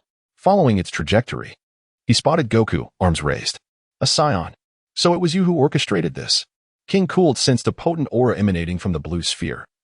One that posed a significant threat to him. It's exposed. I cannot afford to wait any longer. Goku realized with urgency. Be gone. Demon wave. King Cool bellowed, extending his palms outward, unleashing a torrent of terrifying energy. This strike was imbued with his full might. Goku was taken aback by Cool's decisiveness. The demon wave obliterated the energy he had painstakingly gathered from Namek, rendering him unable to launch the energy sphere. Bulma was swept off her feet by the ensuing gust. But fortunately, Nero intervened just in time to save her. King Cool erupted into a fit of manic laughter as he approached Goku, his demeanor twisted with fury. What do you intend to do, Saiyan? I have decided I shall not only extinguish your life and annihilate Namek, but I will ensure that your entire Saiyan race is eradicated from the cosmos. With that, he coiled his tail around Goku's neck, hoisting him off the ground. Locking eyes with him, Goku managed a slight, sardonic smile. Cough. There are hardly any Saiyans left. There's one named Lin Bei. He's our leader. Ugh. King Cool tightened his grip, stifling Goku's words. Lin Bei, is it? I shall remember that. After I kill you, he will be next. He licked his parched lips, a smirk of amusement creeping onto his face as he regarded Goku's fatigue. Since you prepared a surprise for me, allow me to offer you a gift in return. Goku, sensing an ominous turn of events, felt a wave of dread wash over him. King Cool spread his palms outward, an inexplicable force materializing. The temporarily immobilized Yamcha and the bewildered Bulma were drawn toward him. These two are your companions, yes? King Cool grasped their heads, raising them parallel to Goku. Release them. I will give you my life. Goku pleaded, realizing Cool's intentions. But he lacked the strength to escape the grip of the tail. King Cool's grin widened at Goku's desperation. You must choose one to live. I shall kill the other. What? Goku struggled to speak. His compassionate nature made it impossible for him to choose, even between two strangers. In that moment, Yamcha's eyes glimmered with determination. Goku, choose Bulma. Yamcha, you. Bulma was about to express her gratitude when she suddenly felt an overwhelming pressure around her head. Bang, bang. Their heads shattered like watermelons, blood splattering onto Goku's face as the lifeless bodies fell to the ground. The newly deceased still exhibited faint, involuntary twitching.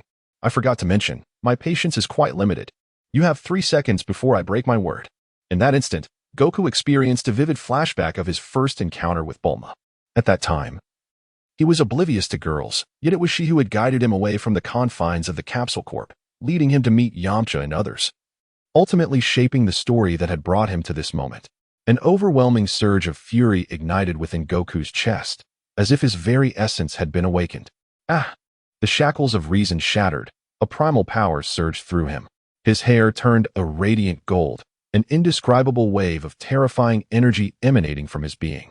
King Cool's tail instinctively released its grip, retreating in fear.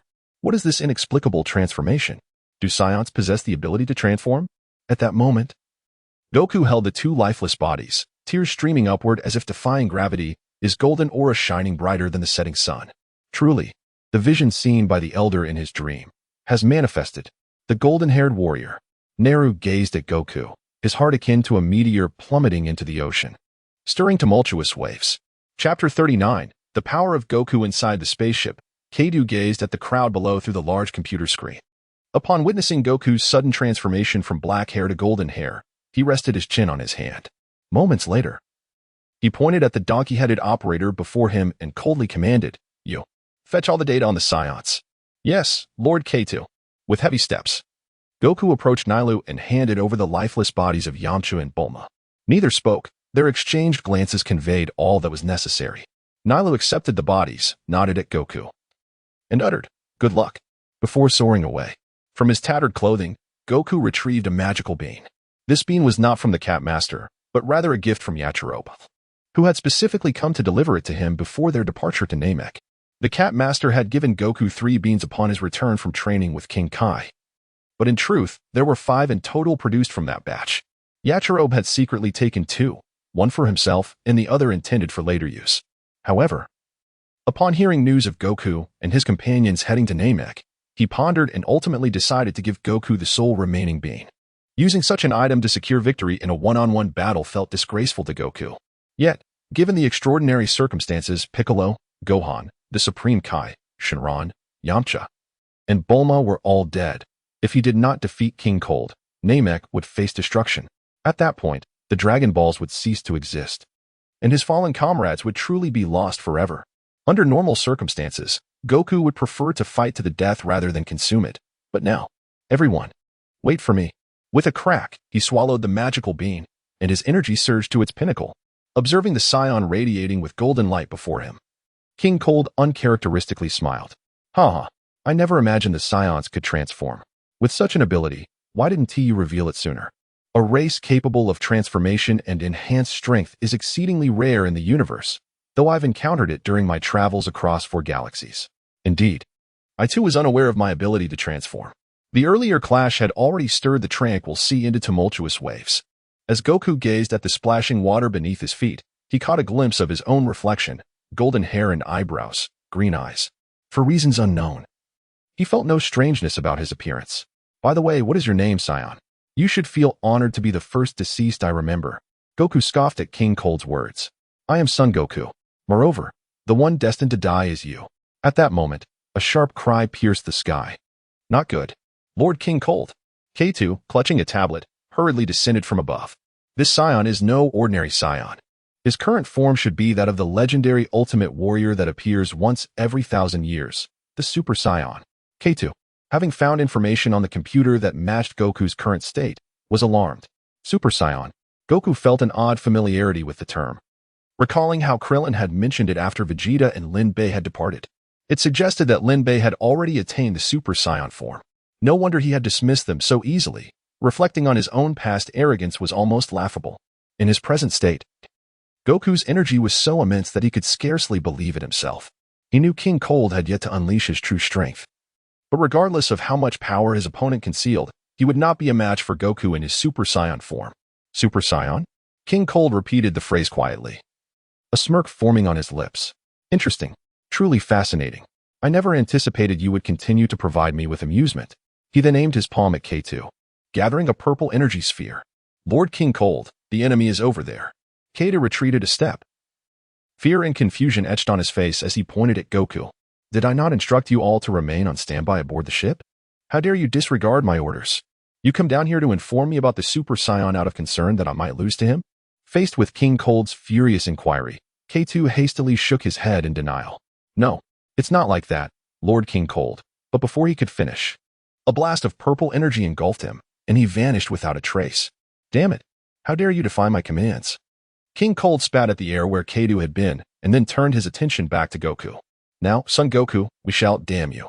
With a roar, Goku transformed into a streak of golden light, his furious fist plunging deep into King Cold's abdomen, forcing out a mixture of purple bile. Ooh! King Cold clutched his stomach, staggering backward in shock. After taking a deep breath to steady himself, he wiped the blood from his mouth in disbelief. One punch. You actually made me spit blood. Where did you get such strength? You are a completely different person compared to before. In the midst of King Cold's astonishment, Goku swiftly closed the distance, delivering an uppercut that sent King Cold soaring, experiencing the sensation of being launched into the air. With a whoosh, Goku followed, transforming into a comet, leaving a dazzling trail of golden light behind him. With a loud smack, he seized King Cold's tail and yanked him forward, then brought both fists crashing down upon him. King Cold let out a pained cry, plummeting rapidly, but Goku's assault was not yet over. He accelerated in pursuit, legs together like a sharpened blade. As King Cold neared the ground, Goku struck with a crushing blow. Aya! The overwhelming force, accompanied by King Cold's anguished screams, caused the small island below to disintegrate instantaneously. After executing this relentless combination, Goku hovered in midair, casting a cold gaze upon the sinking King Cold. Reveal your true strength. I know you have not yet fought with all your might. Moments later, the surface of the water erupted as if a massive explosive had been detonated, creating a colossal wave. King Cold soared up to meet Goku, a sinister grin plastered on his face. That hurt. I truly did not expect you to possess power comparable to my son, Kula. Kula? Goku echoed the name with skepticism, recalling that King Cold's son was named Frieza. He then swiftly shifted the conversation. You wanted to see my true power, did you? Then I shall grant your wish. As King Cold's words faded, his energy surged explosively. Chapter 40. I am Dandy, a regenerative Namekian. The terrifying gale emanated from King Cold, slicing through the air like a scythe of death. The surrounding islands trembled as if a cataclysmic earthquake had struck. King Cold's muscles swelled with an unnatural vigor, transforming him into a figure reminiscent of an overzealous bodybuilder. 170 million. The donkey-headed operator aboard the spaceship could not help but exclaim in awe at King Cold's formidable power. He felt no sorrow for Kadu's demise. Rather, he relished the vacancy left in the position of spaceship steward. Neru, who had just returned to Elder Fame with the corpses of the two, was taken aback. How could it be? This demon harbors such immense strength. His aura surpasses even that of Goku in his current state. We must distance ourselves at once. Elder Fame called out, gesturing towards a nearby Namekian child.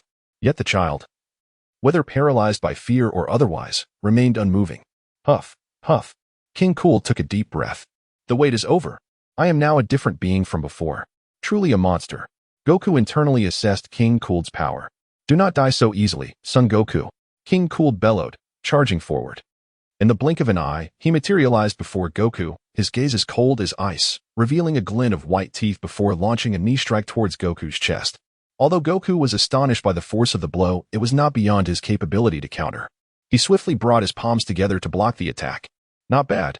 You managed to withstand my assault head-on. Goku, feeling the tremor in his hands from absorbing the impact, responded with a grin. You are no slouch yourself. The two exchanged smiles before vanishing from sight, engaging in rapid movement through the air. Bang, bang, bang, bang. The two only materialized in the eyes of the onlookers for a fleeting moment, the rest of the time filled with the thunderous sounds of their clash. Whoosh, whoosh, whoosh, whoosh, whoosh, bang, bang, bang, bang, bang.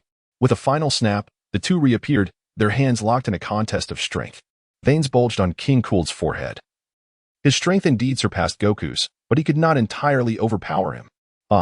Goku grunted, feeling his fingers begin to bend under the pressure of Cold's grip. Realizing the precarious situation, he swiftly headbutted Cold, creating distance between them. Feeling the warmth of blood trickling from his nose, Cold nodded in approval. A wise choice, otherwise I would have crushed your palm. Goku huffed, catching his breath. From their earlier encounter, he recognized that King Cold lacked experience in combat and was oblivious to the presence of Ki. Likely, his overwhelming power left him without worthy opponents, resulting in his inexperience in true battles.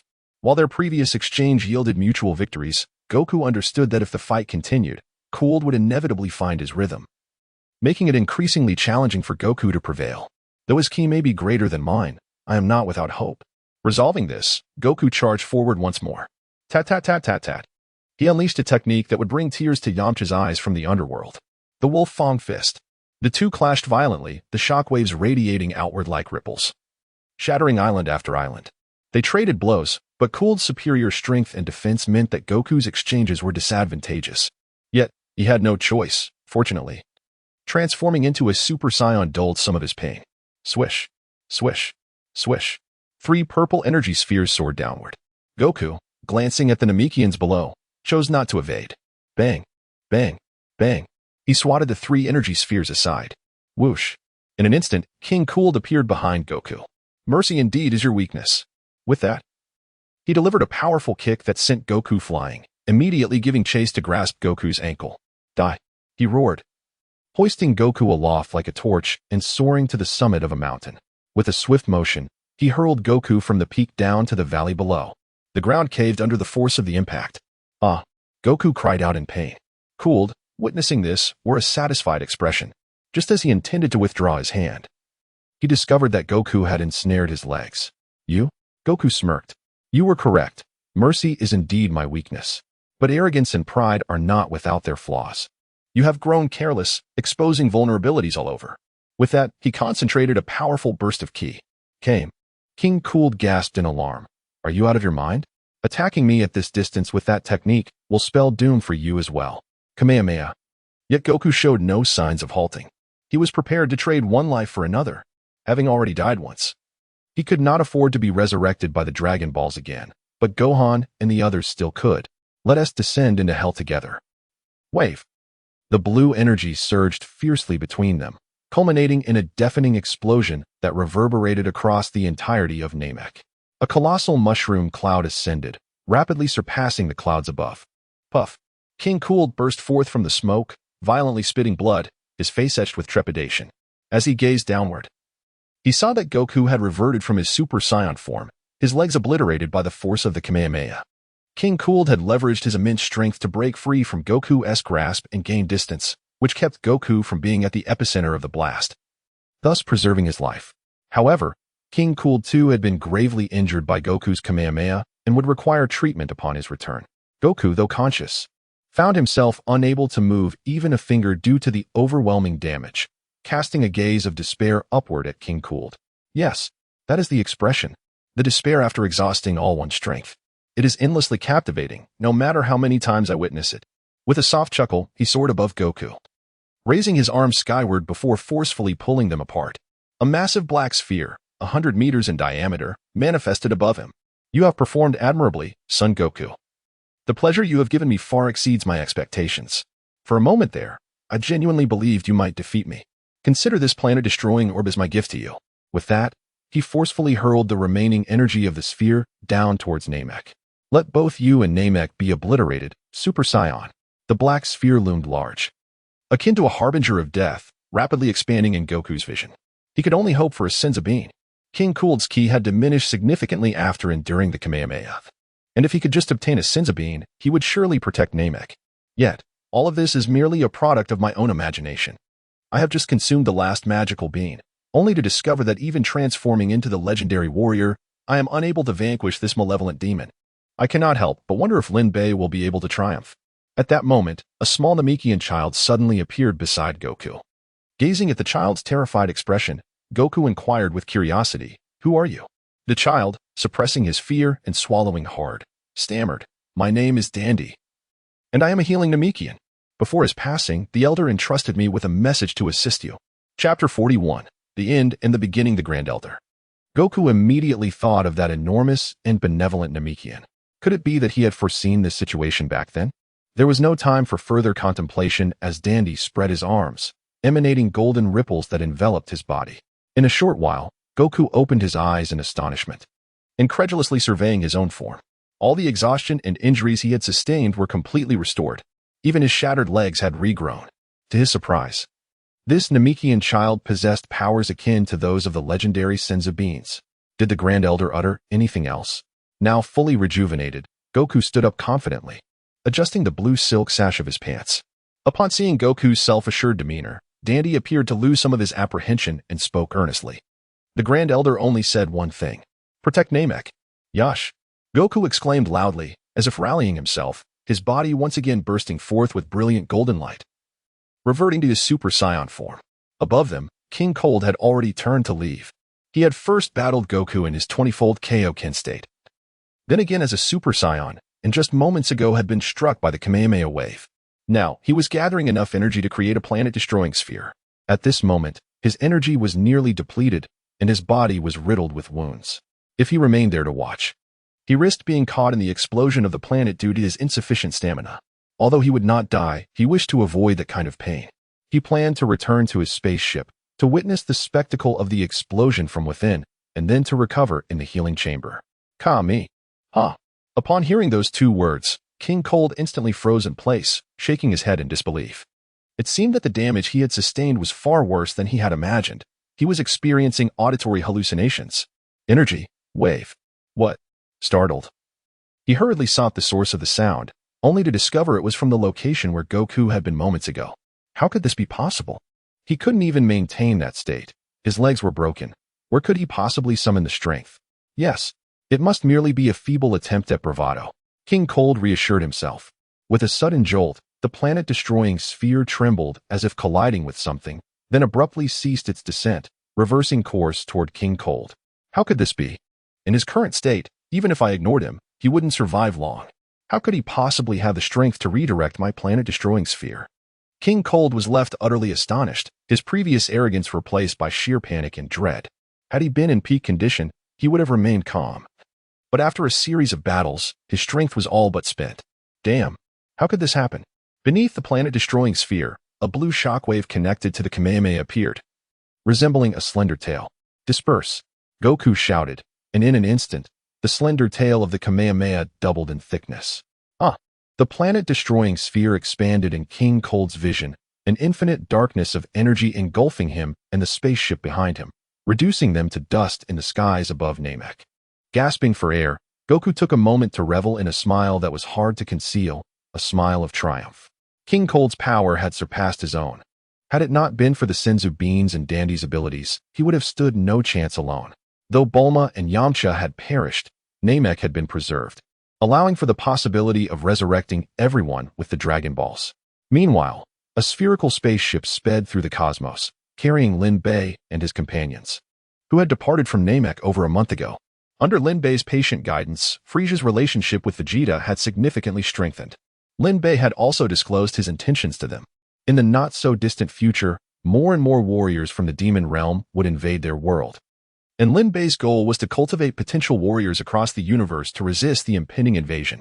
This, of course, was merely a fabrication. He simply wished to complete his mission. Nevertheless, Frieza and the others largely believed him, for it was the only explanation for Lin Bei's assistance.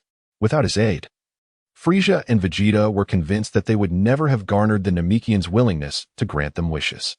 Yet this did not deter them from harboring intentions to eliminate Lin Bei. Everything they did was merely a waiting game, as they did not trust that Lin Bei would remain without flaws forever. During this time, Lin Bei also informed Vegeta and Frieza of their upcoming mission, which thrilled Vegeta, as Lin Bei mentioned that there lay a chance for him to transform into a Super Saiyan. "I've granted you eternal life. Would I deceive you regarding the matter of becoming a Super Saiyan?" Although his face betrayed no emotion, Lin Bei knew that Vegeta had nearly accepted it wholeheartedly. Surprisingly, Frieza's reaction was somewhat unexpected. He exhibited no response at all to the mission of eliminating his brother, Cooler, as if it were akin to killing a mere chicken. He even voluntarily provided information about Cooler, a battle power of 150 million, and the only one among the 3 frost demons capable of transformation. Frieza himself could not transform. His power was a method of suppression. Although King Cold possessed the highest battle power, he too did not transform. Upon understanding this, Lin Bei realized that Frieza had obtained eternal life with the sole intention of one day killing Cooler or outlasting him. Both of them aspired to conquer the 4 galaxies. Cooler would start with the southern galaxy, while Frieza would begin with the northern galaxy. King Cold would not aid either side. He would care little for who perished on either end, a sentiment evident from his demeanor after Frieza's brutal defeat in the original story. The relationships within this race seemed to be one where assistance was granted only when no conflicts of interest arose. Bang, bang, bang. The gravity chamber was divided into several zones, some individuals training alone, while others engaged in brawls.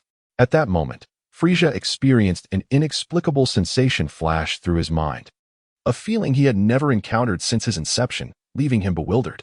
"Stay focused, Frieza," Vegeta called out, noticing his distraction. Frieza blinked, deciding not to dwell on it. And the two resumed their duel. Time flew by like a fleeting shadow, and soon a year had passed. Lin Bei calculated that the time had come. He utilized instant transmission to bring Vegeta to Earth, providing him with a Senzu bean and instructing him to sit quietly in a desolate area and wait. He informed Vegeta that once he engaged in battle with that individual, he would have a significant chance of transforming into a Super Saiyan, but he must defeat his opponent. Otherwise, his Super Saiyan bloodline might fade away. Of course, that last part was a deception, merely an embellishment to increase the likelihood of completing the mission. 9 days later, a blue-haired youth suddenly descended upon the location, stowing his time machine within a capsule. However, he had barely taken 2 steps when a voice interrupted him. Trunks. Although he had never heard this voice before, it felt oddly familiar. Turning around, he beheld a figure both strange and familiar, confusion flooding his mind. Dad. Chapter 42. Vegeta vs. Trunks. Trunks had only heard Vegeta's voice in his innocent childhood and had seen his portrait, yet the impressions lingered vividly. What was happening? Why was his father waiting for him in this place? He had meticulously followed his mother's instructions to thwart Frieza's invasion of Earth and deliver the heart medication to Mr. Goku. His appearance should have been unknown to everyone. Why was his father here, as if he had foreseen his arrival, accurately calling out his name? Could it be? Trunks immediately entertained a possibility. Could a future version of himself have also traveled back in time? This seemed the only plausible explanation.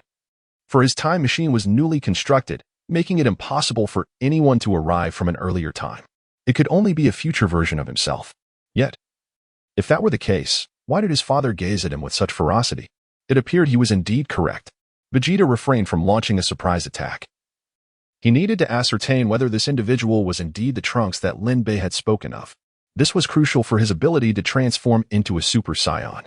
A matter of great seriousness. As for why he intended to kill Trunks, or who Trunks truly was, Vegeta had no interest in such questions. As long as he could attain the Super Saiyan form, he would willingly sacrifice the lives of the entire universe. Each time he observed Frieza and Lin Bei sparring, an inexplicable fury welled within him. Presently, his battle power had reached 3,200,000, and with the 20-fold increase from the Kaioken technique, his power soared to 64 million. Regrettably, such strength was utterly insufficient before Frieza and Lin Bei. How could the proud Saiyan prince deign to be beneath a mere low-class warrior? Moreover, that warrior was someone he had to refer to as Lord Lin Bei. This humiliation was a burden he could not forget, not for a single second. Die, Vegeta declared, immediately executing the classic and timeless prince's technique. With a swift motion, he unleashed a barrage of yellow energy spheres encircling Trunks. Then, with a powerful shout, he clasped his fists together, and the multitude of yellow spheres, akin to stars in the sky, converged upon Trunks. A resounding explosion followed, sending countless rocks and debris flying, shrouding the area in thick dust. Suddenly, from the cloud of dust, Trunks appeared before Vegeta, wielding a long sword, demanding to know, "What are you doing?" Vegeta crossed his arms over his chest, unfazed. Trunks had drawn his sword in an instant, executing a rapid series of strikes that cut through the energy spheres surrounding him with precision. It was evident that Vegeta's attack had inflicted no harm upon Trunks. Humph, Vegeta scoffed, indifferent to the outcome. If Trunks could not even handle such a probing assault, he was unworthy of the Super Saiyan transformation. From his earlier actions, it was clear that Trunks was a skilled swordsman, not someone who merely wielded a sword as an ornament. Although Trunks held a formidable weapon, Vegeta remained composed as long as he enveloped himself in energy. Even a blade would merely create sparks upon contact, akin to iron clashing. "What do you want?" Trunks retorted, his voice steady. "I intend to kill you." Vegeta's expression turned serious. This youth named Trunks exhibited considerable strength, and he could not afford to be careless. With a swift movement, Vegeta closed the distance between them. Ha! Ha! Ha! Ha! Ha! He unleashed a relentless flurry of strikes, each aimed at critical points: the nostrils, throat, mouth, and ears. The sounds of metal clashing echoed as Trunks managed to deflect Vegeta's fierce onslaught with the back of his sword. The sword's back? How dare he underestimate me? Trunks thought. Veins bulging on his forehead, his blue energy flaring violently, enveloping him in a fierce aura. Upon unleashing his full power, his battle strength surged to 320,000, creating a pressure that shattered nearby rocks.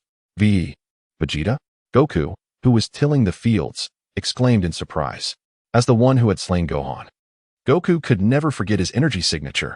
Gohan seemed to sense this immense power as well, flying out of the house and landing beside Goku with a thud. "Dad!" Gohan exclaimed, glancing nervously at his father. Goku smiled, reassuring him. "It's all right, Gohan.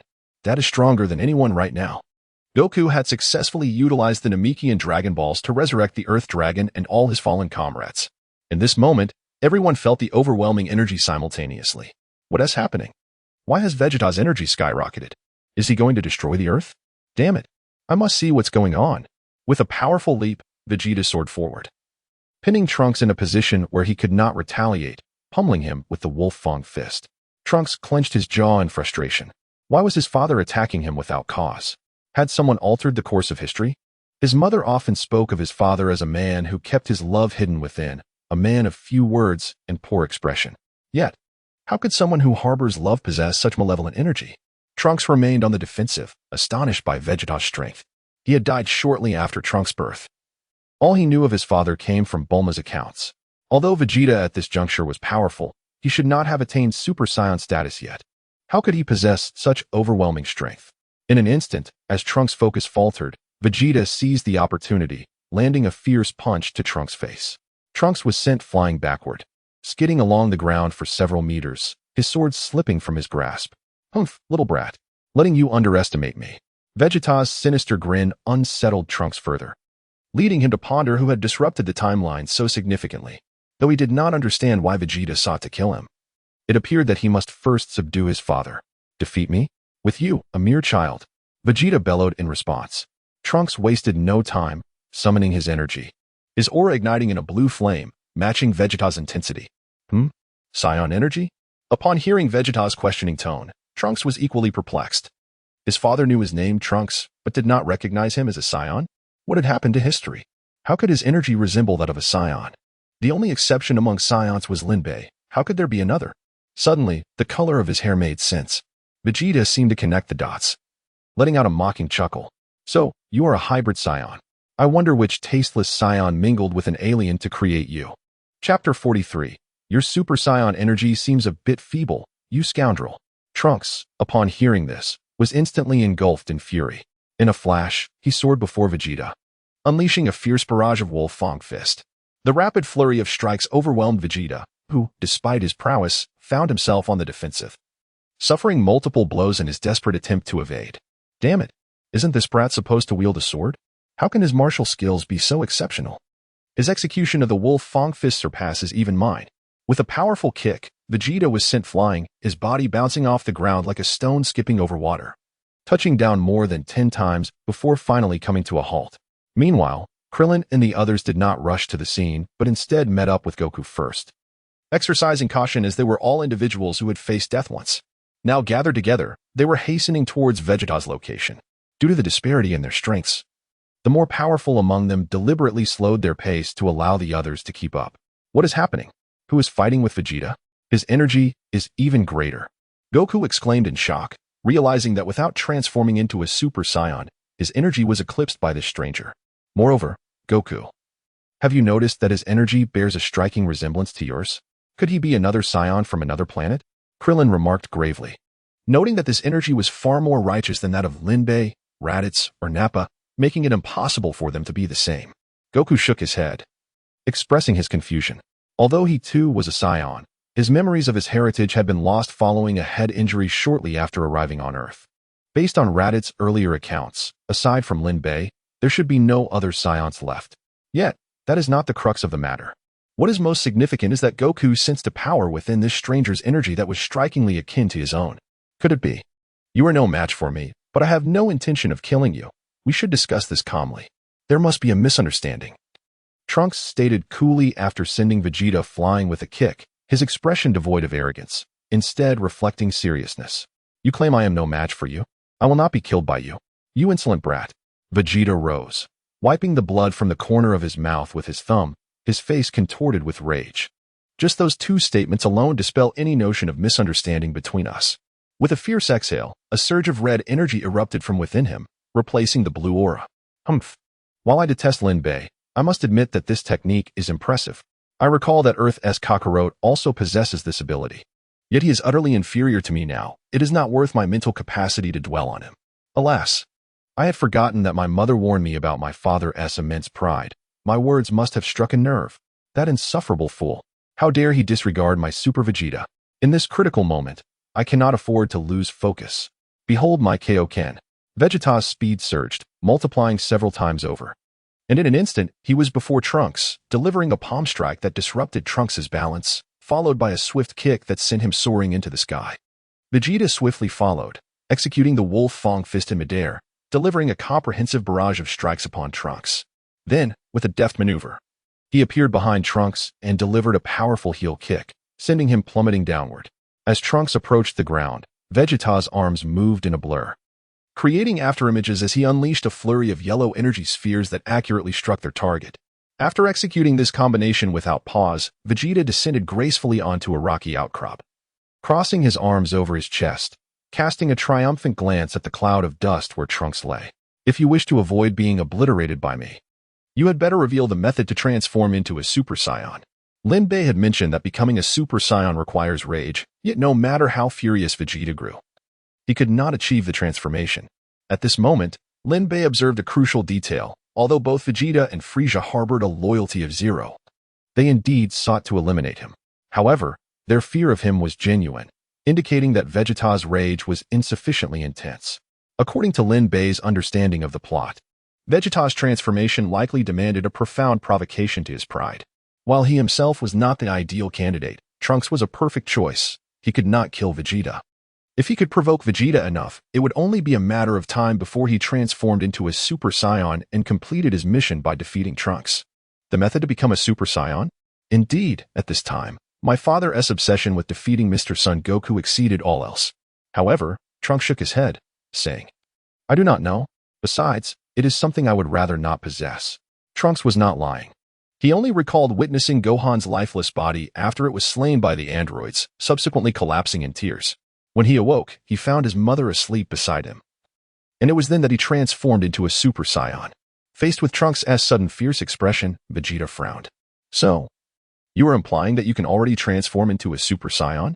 Indeed, Trunks did not deny it. The course of history in this timeline had far exceeded his expectations. Ha ha ha, you foolish child.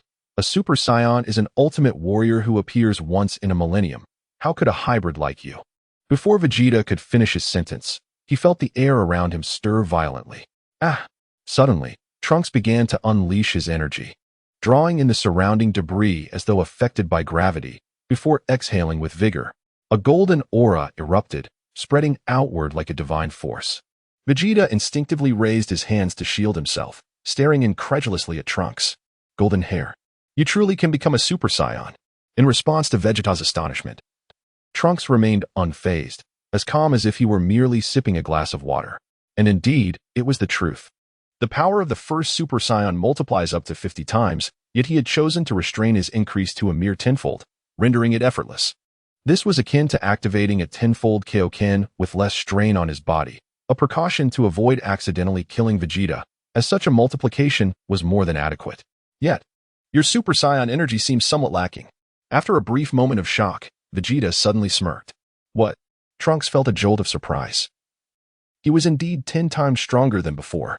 Just as this thought crossed his mind, a crimson figure surged towards him at blinding speed, delivering an elbow strike directly to Trunks' face. With a resounding thud, he was sent reeling backward. Chapter 44. Calling father is futile. Trunks, propelled backward, executed a cat-like backflip in midair, rotating 2.5 times before landing gracefully on the ground. With a sharp exhale, he spat out a mouthful of blood. How could this be? I have transformed into a Super Saiyan. Although I haven't maximized my energy, I am certainly not someone my father can contend with at this moment. Yet, Vegeta offered no respite for contemplation as he charged forward once more. Huh, you claim ignorance of the transformation into a Super Saiyan? Speak now, or I shall end you. Empowered by the 15-fold increase from the Kaioken, Vegeta's attacks were accelerated to an extent far beyond what Trunks had initially anticipated. After a brief misstep, Trunks quickly raised his energy, and the tide of battle began to shift. Vegeta, once the aggressor, now found himself on the defensive. Cease this at once. I can sense the strain this technique imposes on your body. I mean you no harm, Trunks remarked, his concern evident as he regulated his energy to a level that would not harm Vegeta. Underestimate me, will you? You insignificant Saiyan wretch. How dare you belittle me? The prince of all Saiyans. Vegeta seethed, fury coursing through him as his forehead pulsed with veins. The crimson aura erupted with a thunderous roar, his power surging. 20-fold Kaioken. Vegeta unleashed his full strength, his battle power soaring to an astounding 64 million, over 500 times greater than the previously touted second strongest in the universe, Captain Ginyu. Such formidable energy. My father, not even a Super Saiyan, can elevate his power to such heights. It is truly astounding. Yet even with such might, he still fell to the androids. Vegeta abruptly appeared before Trunks, striking with all his might, but to his dismay, Trunks caught the blow with a single hand. Trunks, bolstered by his own energy, recognized that while Vegeta's strength exceeded his expectations, he remained unfazed. Enough of this, Mr. Vegeta. Frieza and his father are on their way to Earth. Once I eliminate them, we can have a proper discussion. Trunks spoke earnestly, expecting Vegeta to relent, but instead, the latter's fury intensified. What nonsense are you spouting? Frieza and King Cold are heading towards the southern galaxy. How could they possibly arrive on Earth? We continue. With that, he charged again.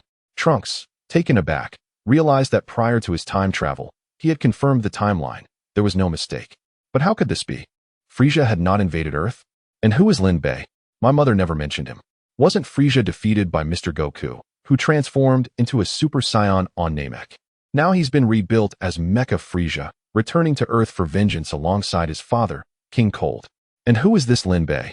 Vegeta, His expression darkening, retorted, "Goku is merely that lowly warrior Kakarot. You seem adept at provoking my wrath. That fool was already defeated when he was on Earth. There are limits to your absurdity. How could such a being become a Super Saiyan?" Trunks paused, realization dawning upon him. Kakarot was indeed the Saiyan name of Goku. Could it be that in this timeline, Goku did not triumph over the invading Frieza? Yet, my mother assured me that the pivotal moment was the androids. Everything had been consistent until now. My mother is the world's most brilliant scientist. She has never erred. Before he could ponder further, a fierce onslaught of punches surged towards him. Faced with Vegeta's furious wolf-fang fist, Trunks responded with composure while contemplating this temporal anomaly. After a brief reflection, Trunks concluded that his equipment was functioning correctly. He had indeed arrived at the time he and his mother believed. But there was one additional factor. Lin Bei, this unknown individual, based on Vegeta's words, appeared to be an ally of Frieza. Could it be that Lin Bei hailed from a future even beyond my own? His presence had disrupted the entire timeline, suggesting that he arrived before my father invaded Earth. This would align with my father's claim of having defeated Mr. Goku. Hey, you little brat. Since the beginning, you've been holding back and fighting me half-heartedly. Do you take me, Vegeta, for a fool? With a crack, the floor beneath Vegeta shattered. Despite his youth, he had transformed into a Super Saiyan, yet he remained unfazed. How infuriating. You filthy Saiyan. With a roar, Vegeta's aura shifted from crimson to golden, his hair transforming to match Trunks. Unquestionably, he had become a Super Saiyan. As Goku and the others soared through the skies, they suddenly sensed an overwhelmingly potent energy.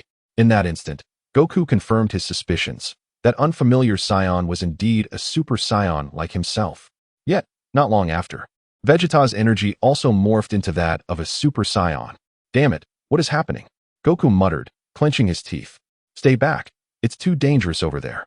He then sped towards Vegeta, with Piccolo and Gohan exchanging glances before following suit. Krillin and the others, after deliberating, made the same choice. How could this be? I have altered history. My father has transformed into a Super Saiyan earlier than intended because of me. Whether this is beneficial or detrimental remains uncertain. Vegeta, in his inaugural transformation into a Super Saiyan, was in a state of mild exhilaration, compounded by the pressure Trunks had exerted upon him. Without hesitation, he charged forward. Confronted by the Super Saiyan Vegeta, Trunks could no longer afford to hold back. He aimed to incapacitate Vegeta before investigating this new world. However, Vegeta's extensive combat experience and lethal techniques posed significant challenges for Trunks. After an intense 2.5 minutes of battle, Trunks managed to inflict severe injuries upon Vegeta, although he himself was left utterly exhausted. Stay here for a moment, Mr. Vegeta, Trunks declared before turning away, releasing his Super Saiyan form. Wait, wasn't my sword over there? Suddenly, a sharp pain pierced his chest. He glanced down to find a long sword embedded within him, his own sword. Turning, he beheld the sword-wielding figure of Vegeta, who had only moments before been incapacitated. Father, Trunks murmured instinctively. Interesting. Are you about to beg for mercy? But it matters not. The humiliation you have inflicted upon me shall be repaid 100-fold. Chapter 45, Journey to Vegeta 20 years later. Why? Just now. My father was clearly gravely injured, unable to maintain even his Super Saiyan form. No matter how skilled he is at pretending, the energy emanating from him cannot deceive. Under such conditions, even a Super Saiyan's physical prowess would require at least 2 months to recuperate. How could he possibly recover so swiftly? With a sudden motion, Vegeta withdrew the long sword that had pierced Trunks' chest. Blood surged forth from the wound like a dam cracking, trickling down to the ground, causing Trunks' vision to blur from the impact. Tossing the sword aside, Vegeta smirked and said, "You didn't expect that there exists something called a Senzu bean, capable of instantly restoring one's condition. So that's it." Trunks murmured to himself. He had only heard about Senzu beans from his mother, but had never seen one, which led him to overlook this crucial detail. Although Trunks possessed significantly greater strength than Vegeta, the recent battle had drained much of his energy, slowing his reactions considerably. Most importantly, he had completely underestimated Vegeta's capacity for a surprise attack. Believing the battle was over, he had released his Super Saiyan form, only to discover that Vegeta still had Senzu beans, which could restore him in an instant. Coughing violently, Trunks could not suppress the blood that spilled from his lips. His complexion paling as he staggered back like a willow in the wind, his eyes growing unfocused. Before him, Vegeta appeared to split into two, approaching with a sinister grin. "What is the matter?" Where did that bravado go? Weren't you so eager to defeat me? Vegeta taunted mockingly. I am. Trunks pressed a hand to his wound, gritting his teeth, preparing to reveal his true identity. However, Vegeta, a merciless warrior, had endured much under Lin Bei's pressure and was now enraged, transformed into a Super Saiyan, filled with excitement and brutality. He would not grant Trunks the opportunity to speak further. With a swift movement, he appeared before Trunks, targeting the wound on his chest, and without a moment's hesitation, delivered a powerful kick directly into the injury. Trunks cried out in agony, propelled skyward by the force of the blow. Droplets of crimson splattering across Vegeta's fierce visage. His gaze was sharp as an eagle, fixated on Trunks, whom he regarded as prey, licking the blood from his lips. He clenched his fists, adopting a stance that resembled one battling constipation, and unleashed a primal roar. A terrifying energy coalesced around Vegeta, veins bulging on his forehead as golden arcs of electricity danced around his fists, crackling ominously. Filthy hybrid Saiyan, you shall be reduced to cosmic dust. Witness my final flash. As his words echoed, the immense energy in his grasp surged toward Trunks, now suspended in the air. Sensing the overwhelming power below, Trunks, despite the searing pain in his chest, steadied himself and transformed back into Super Saiyan. Regrettably, after the earlier confrontation, his energy was not at full capacity, compounded by the wound and Vegeta's kick, rendering him far weaker than when he first arrived on Earth. After desperately resisting the final flash for several seconds, Trunks felt his strength waning, and just before being consumed by the energy, he shouted, Father. This poignant cry ignited Vegeta's fury. A Saiyan had never begged for mercy.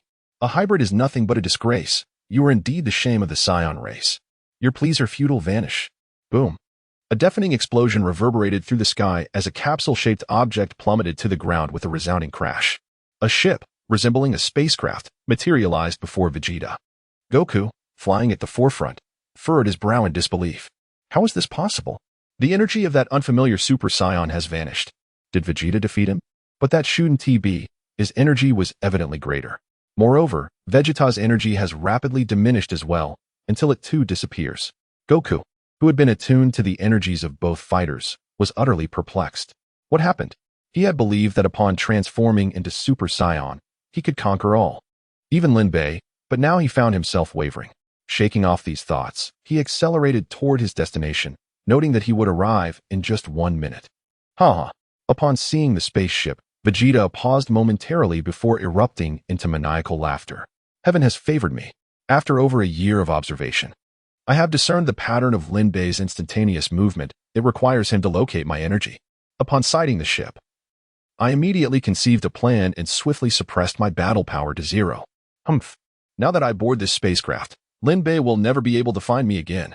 I have not only gained eternal life, but have also become the legendary Super Saiyan.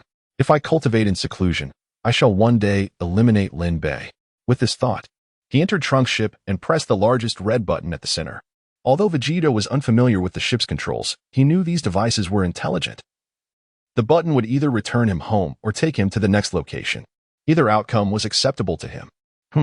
Lin Bei, prepare yourself. The spaceship ascended rapidly into the sky, and with a swift motion reminiscent of a television screen shutting off, it vanished with a whoosh. Meanwhile, Raditz and Nappa were engrossed in their brawl when Raditz suddenly sneezed, cursing, "Damn it, who dares to insult me? It's clear that my imposing presence has intimidated you." Raditz, Nappa jested. "It's all your fault for having such a shiny head. What did you say?" The two resumed their fight. 9,998. 9,999. 10,000. Continue. There are still 90,000 to go. Lin Bei sat cross-legged on Frisia's back, offering resistance and supervising his push-ups. "Yes, Lord Lin Bei." At that moment, Lin Bei noticed a red dot on the mission interface and mused. It seems the task has been completed.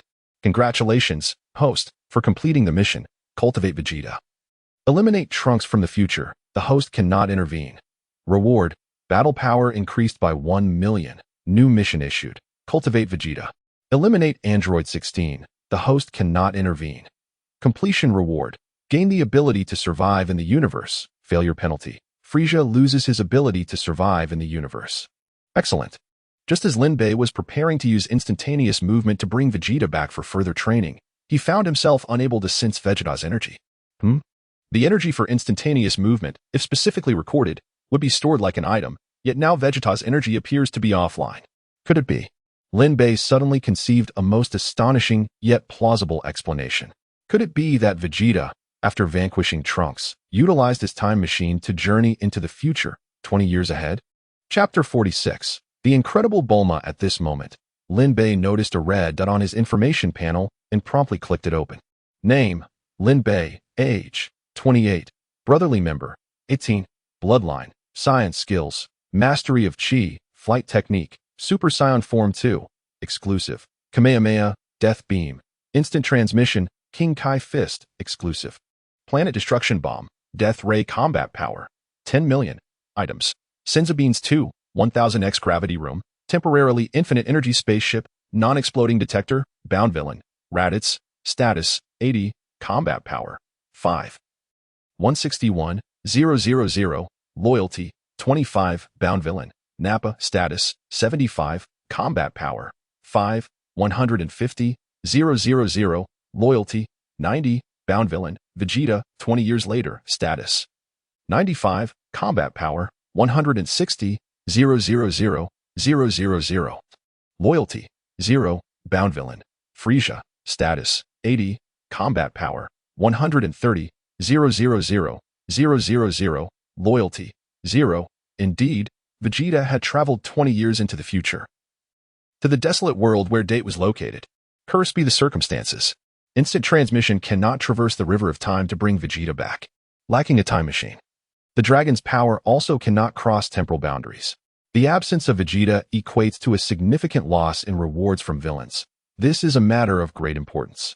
However, Lin Bei firmly believes that Vegeta will gather energy in the future and return to this time. After all, if he does not kill Lin Bei, he would not be the true Vegeta. One can only hope that during his time of energy collection, he will not fall victim to the androids. Otherwise, the Dragon Balls here will be unable to resurrect him. Over the past year, Lin Bei had also mastered Frieza's Planet Destruction Bomb and Death Beam. Not for any particular reason, but simply because he found them impressive. Furthermore, the system consistently displayed the highest combat power. Vegeta's figure of 160 million was precisely his data after transforming into a Super Saiyan. Raditz and Nappa exhibited combat powers after utilizing the tenfold King Kai Fist. The system's design allows Lin Bei to gauge the highest combat power of these villains, ensuring his safety from potential pitfalls. Additionally, the system's ability to display Vegeta's status indicates its power can indeed traverse the river of time. Now, only 2 Senzu Beans remain. Lin Bei intended to give them to Raditz and Nappa when they joined forces against BB-Tay. The system's rule stating, the host cannot interfere, left Lin Bei uncertain of its specific implications. If tossing a Senzu Bean during battle is considered interference, it could spell trouble. Frieza's combat power had increased the most among them, rising by a full 10 million over the past year. Raditz and Nappa had only gained a few 100,000. Yet in comparison to their initial arrival on Earth, they had grown substantially stronger, including the system's combat power reward of 1 million. Lin Bei had only increased by 5 million. However, the calculation for Saiyans differs.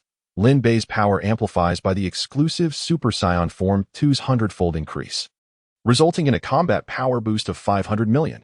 This surpasses Frieza's increase by a factor of 50, and this is merely the outcome of his intermittent training. If he committed fully, his combat power would undoubtedly exceed Frieza's. Whoosh! Goku was the first to arrive at the site where Vegeta and Trunks had battled. But apart from a bloodied longsword, there was nothing else to be found. Shortly after, Piccolo and Gohan arrived in succession. After a fruitless search, Krillin and the others also joined them. Regrettably, aside from the bloodied sword on the ground, no trace of Vegeta or the unfamiliar Saiyan remained. Damn, have we arrived too late? Goku growled in frustration. Hearing this, Krillin and the others lowered their heads in embarrassment. It's all our fault, Goku. If we hadn't been so slow, you would have made it in time. Goku shook his head. That's not true, Krillin. Even after I rushed alone, I still couldn't catch up. Perhaps it was destined to be this way. At that moment, Piccolo lifted the long sword from the ground and swung it a few times, exclaiming, "What a sharp sword! If the wielder's chi is powerful enough, even your Super Saiyan body could be sliced open."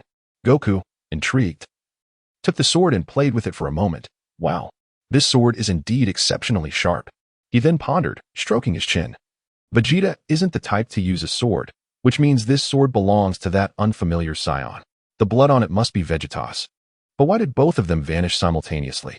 What perplexed Goku the most was how the unfamiliar Saiyan's chi had vanished instantaneously, as if he had been directly eliminated. Yet his strength surpassed that of Vegeta, and the blood on the sword belonged to Vegeta. I can't make sense of it. Goku scratched his head in frustration. Well, maybe it's for the best, Goku. Perhaps the two of them perish together, Krillin suggested, sharing his thoughts. Haha, true enough. But it's a pity I couldn't avenge Gohan myself. Really? I can't shake the feeling that you want to fight him again, Krillin teased, winking at Goku. Goku rubbed the back of his head, chuckling awkwardly. Maybe there is some truth to that, huh? At that moment, Gohan tugged at Goku's pants. Dad, can I have the sword? I feel a strange affinity for it. Of course, Gohan, Goku replied, handing over the sword. Just be careful, it's quite sharp. Goku did not inquire further, knowing none among them were sword users. After a jarring jolt, Vegeta slowly opened his eyes. Have we arrived so soon? Did the spaceship just traverse through the universe? The time machine's door slowly opened, and with confusion in his heart, Vegeta jumped down. He surveyed his surroundings with astonishment. What is happening? Why am I still on Earth? And what are these dilapidated structures? Just as Vegeta pondered this, a voice suddenly echoed. You're back, Trunks. Was this time travel successful? A blue-haired woman emerged from around the corner. With a gasp, Bulma dropped the food she was holding, covering her mouth with one hand. Pointing incredulously ahead, Vegeta? Chapter 47. Is it merely a toy powered by a battery? Who is this woman? How does she know my name? Furthermore, her hair color is strikingly similar to that of the boy named Trunks. Judging by her age and tone, she must be his mother. Vegeta deduced this conclusion from a few details. Before he could voice his queries, Bulma suddenly rushed over and embraced him, exclaiming, Vegeta! However, before their bodies could connect, Vegeta mercilessly shoved her to the ground, growling, Do not touch me. Quickly tell me, is this Earth or somewhere else? Bulma, momentarily taken aback as she sat on the ground, quickly regained her composure. The sight of the deceased Vegeta standing before her had unleashed emotions she had suppressed for years. Yet, upon further reflection, too many discrepancies arose. How could it be Vegeta who returned instead of Trunks? Moreover, Vegeta did not recognize her. She had chosen to travel back to the day when Frieza and his father invaded Earth. On that day, Vegeta had worn a light pink shirt. Yet this version of Vegeta was clad in Saiyan battle armor. Was it possible the time machine malfunctioned? I am Trunks' mother, and my name is Bulma. This is the future. 20 years ahead. The machine behind you is the time machine I invented. Now it is your turn to answer my question. Where is Trunks? Bulma felt a faint suspicion arise within her. Could it be that Trunks intended for Vegeta to defeat those two androids? Which is why he sent Vegeta from the past to the future. If that were the case, it was no wonder he pushed her away at that time. They were not familiar with each other. However, the Vegeta from that time could not yet transform into a Super Saiyan and was far weaker than Trunks. How could he possibly defeat those androids? A time machine. This truly was the future, 20 years ahead. During the 9 days of waiting for Trunks, Vegeta had ventured into the city once and had mocked their primitive civilization. Although the current sites appeared dilapidated, they were overall more advanced than what he had previously witnessed. Coupled with the bizarre mechanical transport he had just experienced and the peculiar sensations he felt, was it possible he had genuinely arrived in the future? As he pondered this, Vegeta keenly detected an unsettling inconsistency. His objectives were twofold: to eliminate Frieza and to kill Lin Bei. Though typically reticent, he had meticulously observed Lin Bei's every action. He could distinctly sense Lin Bei's fondness for Earth. How could he allow anyone to devastate it to such an extent? What had happened to Earth? And where was Lin Bei? Vegeta bypassed Bulma's inquiries, for the most pressing matter was to clarify the situation at hand. Since this woman was capable of creating a time machine and was the mother of that boy, she must possess considerable knowledge. Bulma discerned Vegeta's line of thought and resolved to assist him in unraveling his confusion. Understanding that one thrust into a future 20 years ahead would undoubtedly be in a state of shock. But didn't Trunks explain it to you? There are two incredibly powerful androids on Earth, one called Android 17 and the other Android 18. They are so formidable that even you Super Saiyans are no match for them. The Earth's warriors have perished one after another, leaving only Trunks as the last Super Saiyan. As Bulma spoke, her eyes dimmed with sorrow. As for Lin Bei, I do not know him and have never heard of such a person. Unfathomable. Vegeta exclaimed in shock. Lin Bei had appeared on Earth even before him, and all the Earth's warriors had encountered him. How could this woman claim to be unaware of him? And what exactly were these androids? By their very name, they were artificially created beings, Yet they seemed to surpass even the legendary warriors, the Super Saiyans, in strength. What of Frieza? Without Lin Bei, how could they confront Frieza? Based on Vegeta's understanding, if Lin Bei had not appeared, Frieza's next target would surely have been Earth. He would never permit the existence of other Dragon Balls. Yet this woman professed ignorance of Lin Bei's existence. Observing the incredulous look on Vegeta's face, Bulma mused aloud. Could it be that the time machine truly malfunctioned? Did it stray into a slightly divergent timeline? But I meticulously verified this multiple times. Shaking her head, she continued, Frieza was defeated on Namek by Goku, who had transformed into a Super Saiyan. Afterward, he came to Earth seeking revenge alongside his father, King Cold. However, by that time, Goku had mastered instant transmission and was able to transport himself directly from his spaceship to Earth, swiftly defeating them. Kakarot? A Super Saiyan? Are those two concepts even compatible? Vegeta questioned incredulously. Moreover, during my time on Namek, I never encountered Kakarot. And, isn't instant transmission Lin Bei's ability? What is going on? Why do the events this woman describes contradict my experiences entirely? Furthermore, judging by her tone, it seems I am aligned with the Earthlings. How can that be? Seeing Vegeta's silence, Bulma began to doubt, pondering whether the destination was correct, yet the timeline had diverged. However, she had calculated countless times.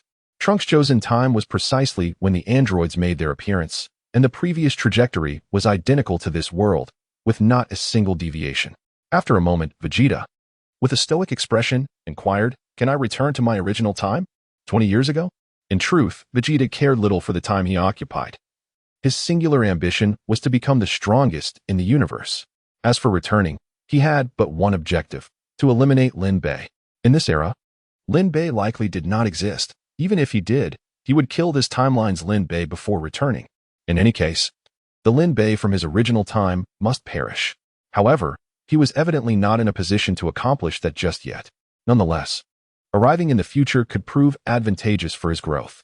As for these so-called androids, they would serve as the first stepping stone towards becoming Super Vegeta. Yes, as long as you can gather enough energy for a round trip, you can use the time machine to return and exchange places with Trunks. Oh, I see. Vegeta mused, realizing that this woman mistakenly believed it was that boy who sent him back, unaware that it was all an accident. He would simply seize the opportunity, as he still needed her assistance. Very well. Suddenly, Vegeta noticed a question he had overlooked earlier. Since this is a world 20 years ahead, where am I? Where is my future self?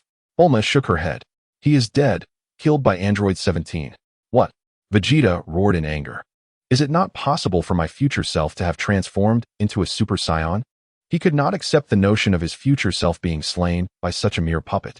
Indeed, but even a Super Saiyan cannot contend with the androids. They possess limitless energy. Vegeta paused for a moment before bursting into laughter. Limitless energy? Such grandiose claims. They are merely toys with batteries. I shall dismantle them right now. Bulma, hearing this familiar phrase, felt a mixture of embarrassment and exasperation. Why was Vegeta always so confident? However, knowing his temperament well, she refrained from discouraging him and instead gestured, "Come with me. Let me assess your battle power first." Chapter 48. The Combat Power of Androids Soon. The two arrived at a mysterious underground chamber. This was Bulma's laboratory, a stark contrast to the desolate world above. Here, an array of exquisite equipment was meticulously arranged, and the floor was remarkably clean, maintained by a robotic mop tirelessly working around the clock. Within this space was a gravity chamber set to 1000 G, a result of the arduous gathering of materials by Bulma and Trunks, which would soon facilitate their training upon Trunks' return. This was their secret weapon against the two androids. At this moment, Bulma had begun to intuit Trunks' intentions. The boy was too kind-hearted. He must have wished for a meeting between Vegeta and herself, hoping that the gravity chamber would empower him to ultimately defeat the androids.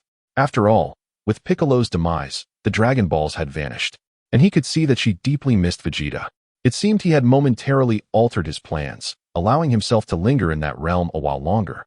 For it was where his martial arts mentor resided. Gohan, step onto that platform and try to amplify your energy. I wish to assess your current combat power and see how long you can withstand against the androids, Bulma instructed. Donning a pair of unfamiliar star-ringed glasses and pointing to a slightly raised circular disc on the floor. How long is a few seconds? Hurry. Ignoring Vegeta's skepticism, Bulma called out again. Humph. This woman has no idea of the might of Super Vegeta. On their way here, Vegeta had glimpsed several photographs adorning the walls, pictures of his wedding with Bulma, alongside those of Trunks, their child. No wonder the boy called him Dad. He had thought it was a plea for mercy. Yet, Vegeta felt no pang of sorrow. What absurdity unfolded in this future 20 years hence? He found himself wed to a human and fathering offspring. Moreover, what a timid character that little brat possessed. Were it not for his ability to transform into a Super Saiyan, Vegeta would never acknowledge that he bore such progeny. In his heart, Vegeta felt no remorse. In his memories, Bulma and Trunks were mere figments of a foolish future self's misguided choices, entirely unrelated to him. If given the chance to turn back time, he would still choose to eliminate Trunks and journey to the future.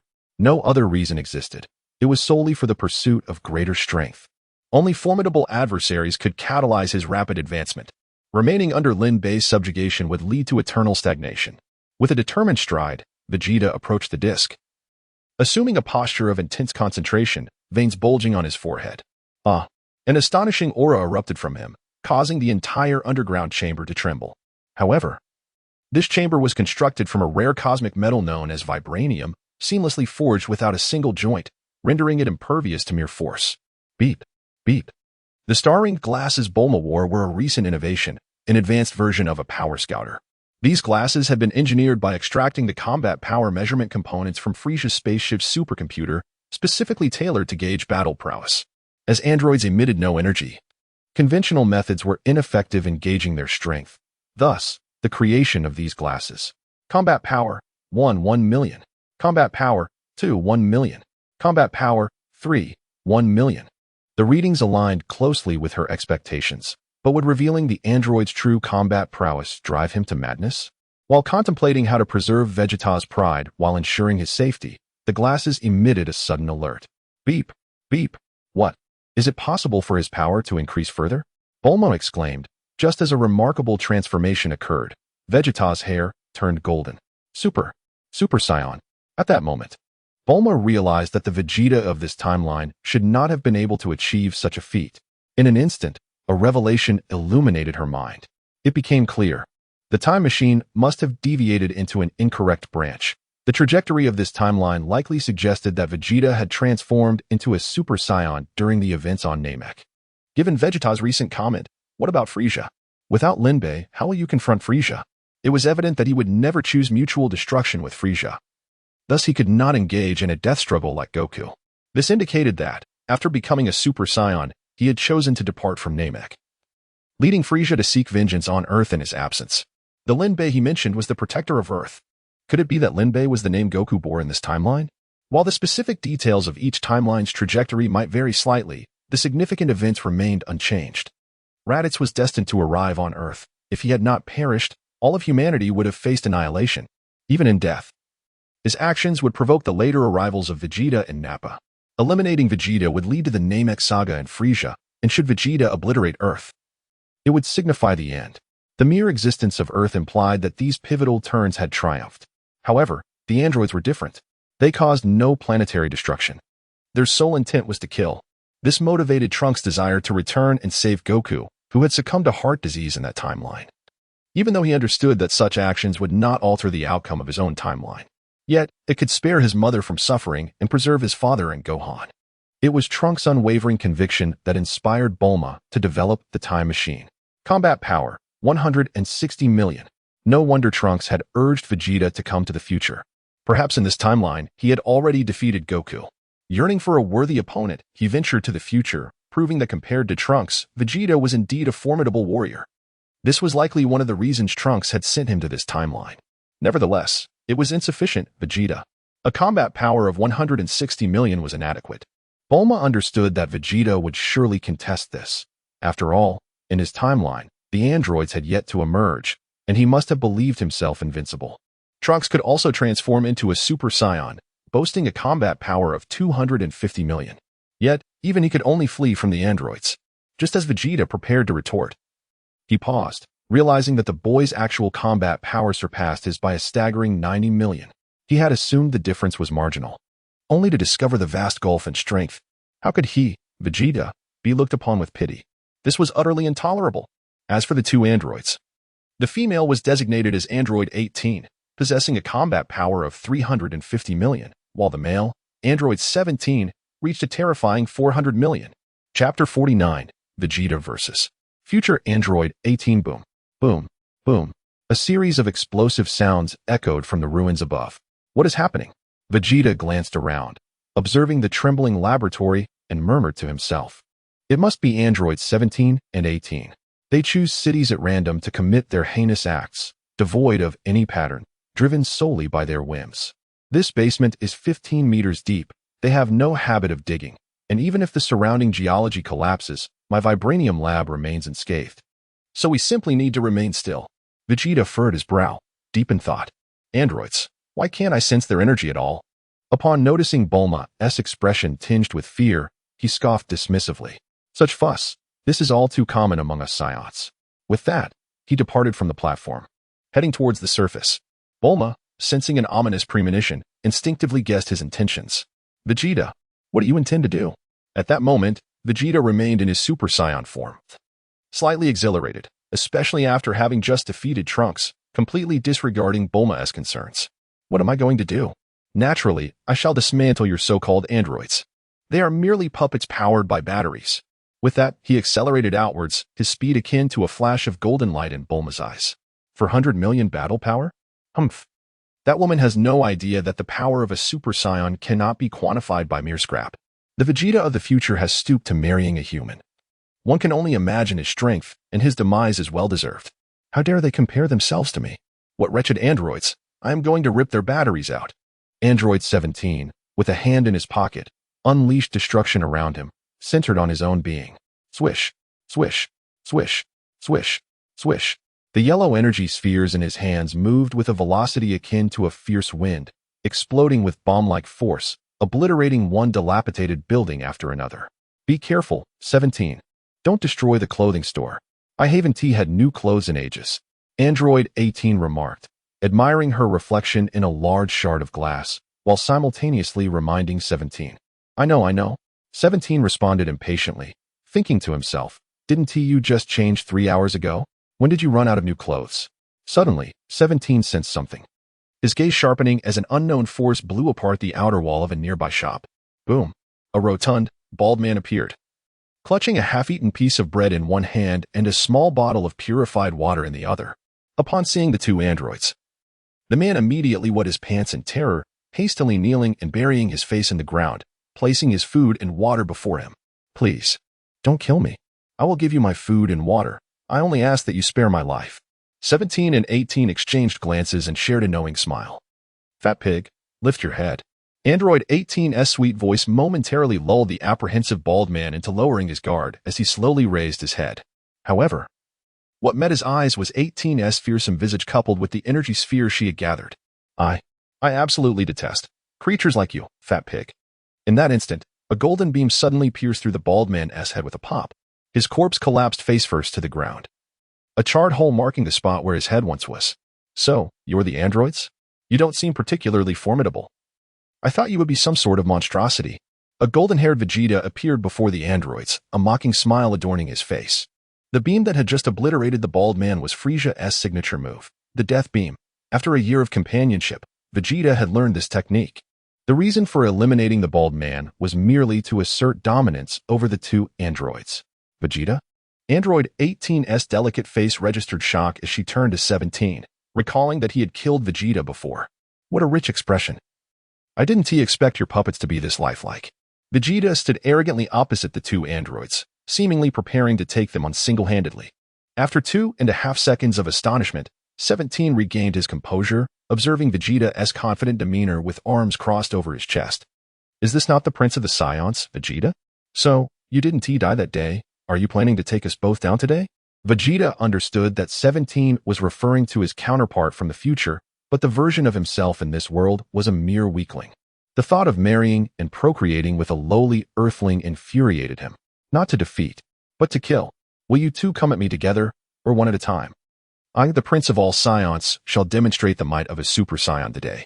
17 couldn't help but laugh at his declaration. You've truly regressed, Vegeta. We have encountered Super Saiyans long ago. They are utterly useless against us. Vegeta remained unfazed.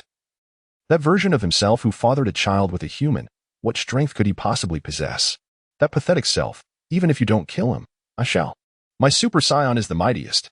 As the confrontation loomed, Android 18 called out to Vegeta, I will fight you. Turning to 17, she added. Last time it was you against him. This time, it's my turn. Had I known then, I wouldn't have killed them. I should have left them a breath. It would have been far more entertaining. 17 shrugged indifferently, adopting a bear-like pose. Vegeta, seeing this, smirked in derision. You won't be able to utter such words for long. Hurry and unleash your energy. My patience is wearing thin. Have you lost your mind during training, Vegeta? We androids are not like you extraterrestrials. Where would our energy come from? I see. No wonder I couldn't sense their energy earlier. Allow me to warn you beforehand. Do not mistake me for being lenient just because you are a woman, and besides, you are not a true woman.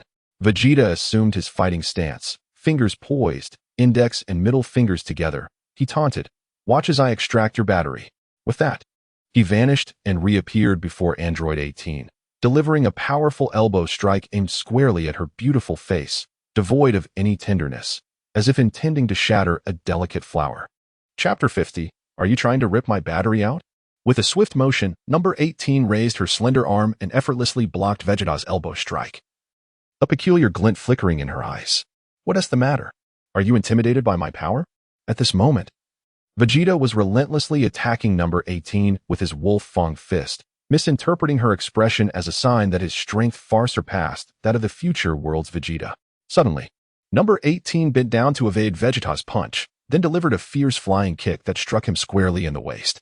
Vegeta let out a gasp, his body hurtling backward into the nearby rubble. Turning to number 17, number 18 inquired, Didn't you say he was quite strong? Yet I find him rather weak. This battle is exceedingly dull. Number 17, slightly perplexed, pondered for a moment, aware that number 18 would never lie to him. He soon arrived at the conclusion. Rest assured, he hasn't revealed his true strength. Saiyans, in their quest to relish the thrill of combat, often restrain their power to a 50-50 balance with their opponents. As the Prince of Saiyans, he probably exhibits this trait to the greatest extent. So that is the case. With a deafening explosion, a brilliant golden light obliterated the rubble, and a visibly enraged Vegeta emerged, wiping the crimson from his mouth with the back of his hand. Quite interesting. I never expected a mere puppet could reach such heights. Number 18 suddenly had a mischievous thought, a sly smile creeping onto her face. With her hands clasped behind her back, she said, Vegeta, how about I offer you a little gift? In our upcoming battle, I shall refrain from using both hands and will attack using only one leg. What do you think? Vegeta's face darkened, his tightly clenched fists trembling slightly from the exertion. Just a battery-operated puppet. How dare she be so audacious? With a furious roar, he brought his hands together, unleashing an ultimate flash. The earlier tremors merely a buildup of energy. Number 18 chuckled lightly, tucking a strand of hair behind her ear and flicking her earring with a delicate motion. She countered his ultimate flash with a swift kick, sending the world-destroying energy hurtling into the cosmos. Observing Vegeta's astonishment, number 18 quipped, I never imagined I would have a day to protect Earth. Wouldn't you agree, Vegeta? With that, a teasing smile graced her features.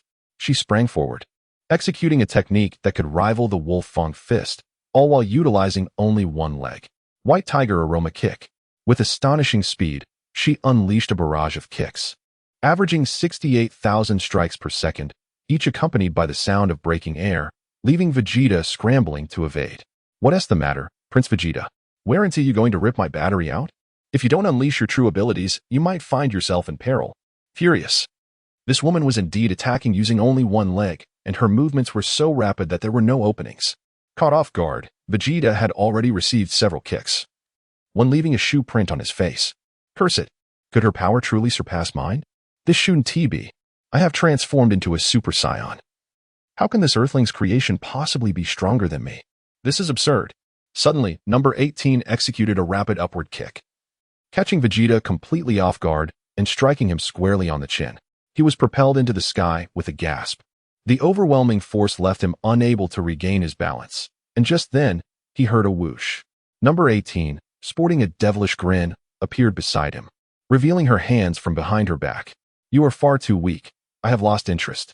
She then clasped her fists and delivered a powerful strike to Vegeta's abdomen. Vegeta plummeted like a golden comet, and as he fell, Number 18 unleashed a barrage of energy blasts, akin to a laser gun, targeting the descending Saiyan. Boom, boom, boom, boom. The explosive blasts kicked up massive clouds of dust. When number 18 landed, she glanced at the fallen Vegeta, now with black hair. Grabbing him by the hair, she lifted him and placed a hand under his nose, revealing a look of astonishment. Huh? No breath? Could it be? How is he so fragile? She turned to number 17 in confusion. Didn't you say his power was only slightly inferior to mine? Number 17, equally bewildered, had assumed Vegeta was merely concealing his strength, only to realize the truth. Perhaps he has fully recovered from our previous battle. This was the only rationale number 17 could conceive. After a moment of thought, he added, let us leave him be. Maybe he'll revive once it rains. Do you think he's a plant? Number 18 retorted, brushing dust off her clothes. Nevertheless, she complied, releasing her hold and allowing Vegeta to fall freely. Saiyans are indeed tenacious. Perhaps, as number 17 suggested, he is still clinging to life. Whether he survives now rests in his own hands. Should he perish, there would only be Trunks left to provide us with some amusement. Ignoring number 17's musings, number 18 declared, let us head to the next city and find a clothing store. Had I known, I wouldn't have put this on. My clothes are filthy. As the two androids flew away, Bulma, who had been hiding nearby with a discreet device, rushed out and summoned a transport robot with a universal capsule. She hoisted Vegeta and dashed toward the laboratory. Hang in there, Vegeta.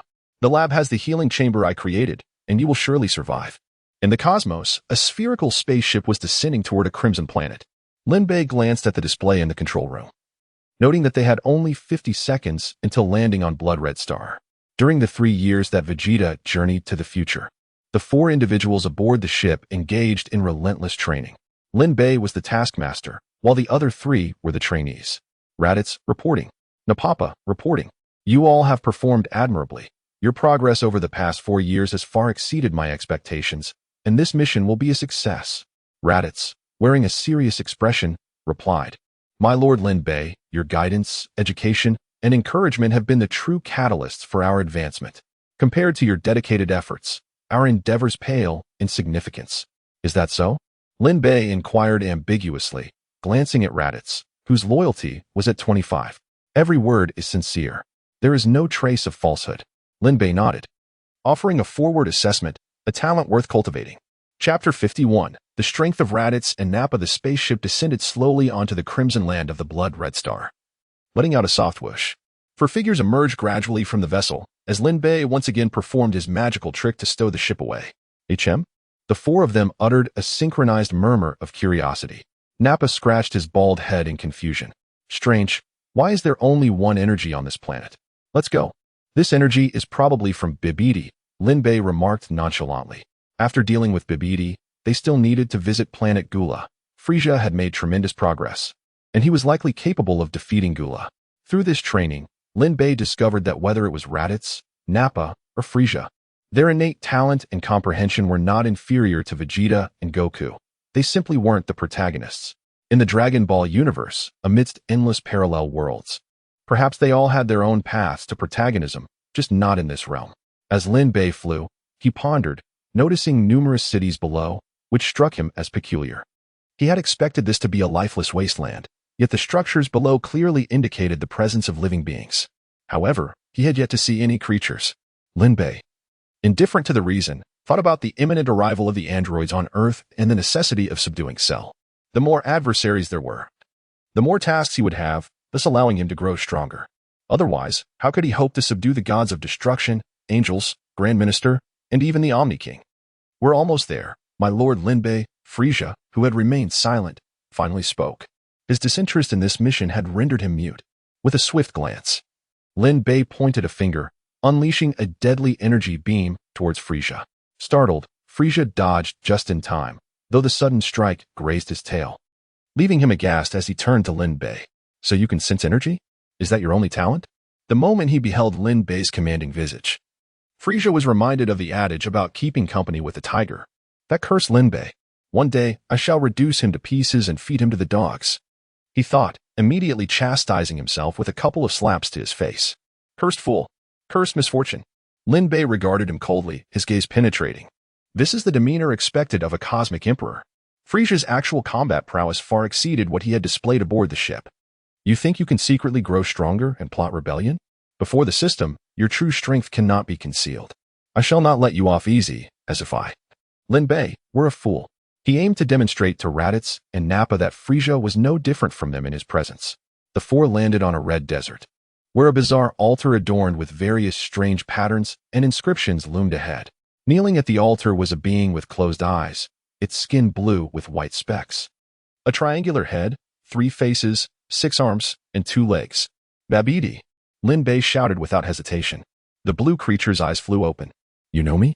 It then sensed the energy of the four and displayed an uncontrollable excitement. Truly, the heavens have favored me. The life force of the entire planet has been sacrificed. Yet its stability is insufficient to support the arrival of that esteemed individual. You have arrived at just the right moment. Powerful travelers from afar, you are indeed fortunate. Do you see this red desert? It has been nourished by the blood of the blood-red star's inhabitants. You are about to become a part of it. Lin Bei, in response, discreetly produced a pair of nose plugs. Now it makes sense. No wonder this desert reeks of blood. This creature has slaughtered the planet's life forms and used their blood to irrigate the sands. Ha ha ha, tremble in fear, Babidi proclaimed. But he soon felt something amiss as he noticed the calm expressions of the four. Raditz, bored, picked at his nose, displaying a disdainful demeanor. What's the big deal about exterminating an entire planet's population, especially one as sparsely populated as this? A few years ago, I would have been embarrassed to even mention such a feat. Nappa chimed in. Indeed, you sound like a country bumpkin who has never killed before. In our previous years, our KPIs were set at 20 planets, where we not only had to wipe out all life, but also ensure minimal damage to the planet itself. The challenge was far greater than yours. Babidi was taken aback. How could such a ruthless declaration come across as benevolent to them? Lin Bei stepped forward, hands in pockets. Standing before the trio, Raditz, Nappa, at your command. Eliminate him. Yes, my lord Lin Bei. They grinned wickedly, advancing towards Babidi. Humph, you foolish creature. Despite facing 4 opponents, Babidi remained unfazed. The beings of this universe were significantly weaker than those from his homeland. Raditz, brimming with confidence, retorted, You are the foolish one, Babidi. A mere 5th-rate warrior from the demon realm dares to act brazenly before us. Interesting. I did not expect you to know about the demon realm. But it seems you are unaware of the true value of a 5th-rate warrior. Babidi remained undeterred. The connection between the demon realm and this universe had endured for millennia, so it was natural for some to be aware of their existence. With that, he unleashed his power. Babidi's height, originally around 2 meters, surged to 2.5 meters as his muscles inflated like balloons. 30 million in combat power, Lin Bei mused, finding it consistent with his expectations. Yet Raditz and Nappa had evolved remarkably. Both were now elite warriors, their talent rivaling that of Goku and Vegeta. Just as in reality, few with high degrees came from impoverished backgrounds. True talent was scarce, with most benefiting from their forebears' legacies and insights. They had merely received the most proper training. Raditz and Nappa exchanged knowing smiles. Is that all the power you possess? They simultaneously began to unleash their own energy. With a single sound. Raditz's hair and eyebrows turned golden, while although Nappa had no hair, his beard and eyebrows also glimmered in gold. Under the right guidance, their growth trajectories exceeded Lin Bei's expectations, both transforming into Super Saiyans. Their base combat power reached a staggering 10 million. At this moment, their combined strength soared to a staggering 5 billion. Babidi sensed their energy and was instantly alarmed. How is this possible? These two possessed the strength of 4th-rate warriors? Raditz and Nappa, aware of Lin Bei's aversion to prolonged engagements, wasted no time, grinning menacingly as they struck. Babidi, with a combat power of 30 million, stood no chance. The skies were soon stained crimson. Their fists tore through his flesh, and his blood rained down on the desert like a gentle drizzle. Let us proceed to the next planet, Lin Bei stated expressionlessly, but just as he turned, the altar suddenly illuminated. Chapter 52, The Lord of the Demon Realm. With a battle power of 1.6 billion, the brightness of the altar gradually intensified, eventually becoming somewhat radiant, only to subsequently fade away. A spatial passage, 2 meters in diameter, emerged with a resonant hum at the center of the altar, accompanied by the sound of approaching footsteps. As the footsteps drew nearer, the altar appeared unable to withstand the burgeoning power and began to fracture. It seemed that this bee-beater intended to summon a formidable entity from the demon realm through a blood sacrifice. Very well, Let us observe. Perhaps I could even be bound by the system, Lin Bei mused, as a red dot appeared on the system's task panel, prompting him to click on it without hesitation. Congratulations to the host for completing the task. Cultivate Raditz. Proceed to the Southern Galaxy Blood Red Star to eliminate 5th-tier warriors escaping from the Demon Realm. Beater, the host cannot intervene. Reward, 100 Spirit Beans. New task issued. Cultivate Raditz. Proceed to the Northern Galaxy Earth to capture Android 17 for feeding to Cell. The host cannot intervene in the capture process. Completion reward. Upgrade the gravity chamber from 1,000 times to 10,000 times. Failure penalty. The host will lose their training talent, unable to increase battle power through training. Congratulations to the host for completing the task. Cultivate Nappa. Proceed to the Southern Galaxy Blood Red Star to eliminate 5th-tier warriors escaping from the Demon Realm. Beater, the host cannot intervene. Reward. A spaceship with unlimited energy. New task issued. Cultivate Nappa. Proceed to the Northern Galaxy Earth to capture Android 18 for feeding to Cell. The host cannot intervene in the capture process. Completion reward. A wish card equivalent to the power of the Namekian dragon. One wish with a cooldown of 1 year. The dragon will only obey the host. Failure penalty. Permanent inability to use Dragon Balls. The system space also displayed an updated red dot, and the item inventory now included 100 Spirit Beans. While the temporary status of the spaceship was removed, now designated as Spaceship with Unlimited Energy, as Lin Bei swiftly perused the new tasks. The owner of the footsteps emerged from the spatial passage. The moment she stepped out, the entire spatial passage and altar collapsed as if unable to withstand the pressure, disintegrating into countless specks of dust. Before him stood a female demon, standing at 1.8 meters tall, with 2 antenna-like protrusions akin to those of a Namekian on her forehead and skin of a striking red hue. What a delightful atmosphere. Who among you is Beater? I am the Lord of the Demon Realm, Daimila. Upon her emergence, Daimila inhaled deeply, savoring the scent of blood that permeated the air, her excitement palpable. Lin Bei cast a casual glance at the surrounding desert. He is dead. That beehive is his corpse. Moreover, you are the Lord of the Demon Realm? A mere 3rd-tier warrior? Daimila turned at the sound, her serpent-like pupils narrowing as they fixed on Lin Bei. I did not expect anyone here to recognize the title of the Lord of the Demon Realm. I should be the first to arrive among them, correct? Ignoring her query, Lin Bei maintained his posture with hands in pockets. Do you know Dabra? Daimila, undeterred, smiled lightly. Today I am in a good mood. How about this? 1 life for 1 question. How audacious. To answer Lord Lin Bei's question is indeed a supreme honor, and you dare to negotiate terms? Raditz, with golden hair, immediately transformed into a sycophant, exuberantly declaring his confidence in his Super Saiyan state, both psychologically and in terms of strength. In an instant, a figure as swift as lightning appeared before Raditz. Daimila's seemingly slender arm concealed boundless power. Within the blink of an eye, she darted to Raditz, delivering a simple thrust that pierced through his chest, discarding him like refuse thereafter. Then, in another flash, she appeared behind Nappa. With a swift motion, her slender arm emerged from Nappa's chest, tossing him aside. 6 billion. Is this the power of the Lord of the Demon Realm? At the moment of her attack, Daimila had maximized her energy, revealing herself to be a formidable fighter. Lin Bei keenly observed this figure through his detector. Beater is, at the very least, my dog. Though I have never met him, I will not allow you to kill him, Lin Bei declared. Using the bald-headed warrior's life is the first sacrifice. I know him. Daimila, pointing at Frisia, said, for the next question, you shall kill that little dwarf. However, Frisia's expression remained unchanged upon hearing these words. He recognized Lin Bei's true strength and intended to use this so-called Lord of the Demon Realm to gauge his own capabilities. At that moment, Raditz and Nappa, who had been impaled, inexplicably rose again. Both men knelt before Lin Bei, murmuring, we are incompetent. Please forgive us, Lord Lin Bei.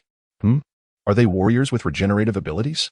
As the Lord of the Demon Realm, Daimila was well acquainted with various beings and was not startled by their condition. Lin Bei's icy gaze swept over their quivering faces.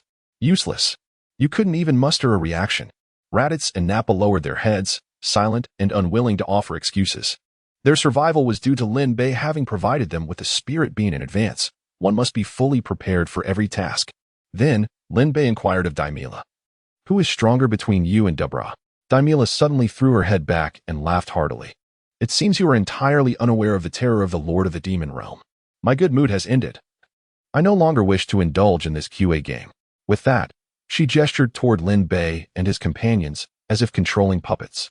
I shall eliminate all of you and then close the other spatial passages. Thus, I will be invincible in this world.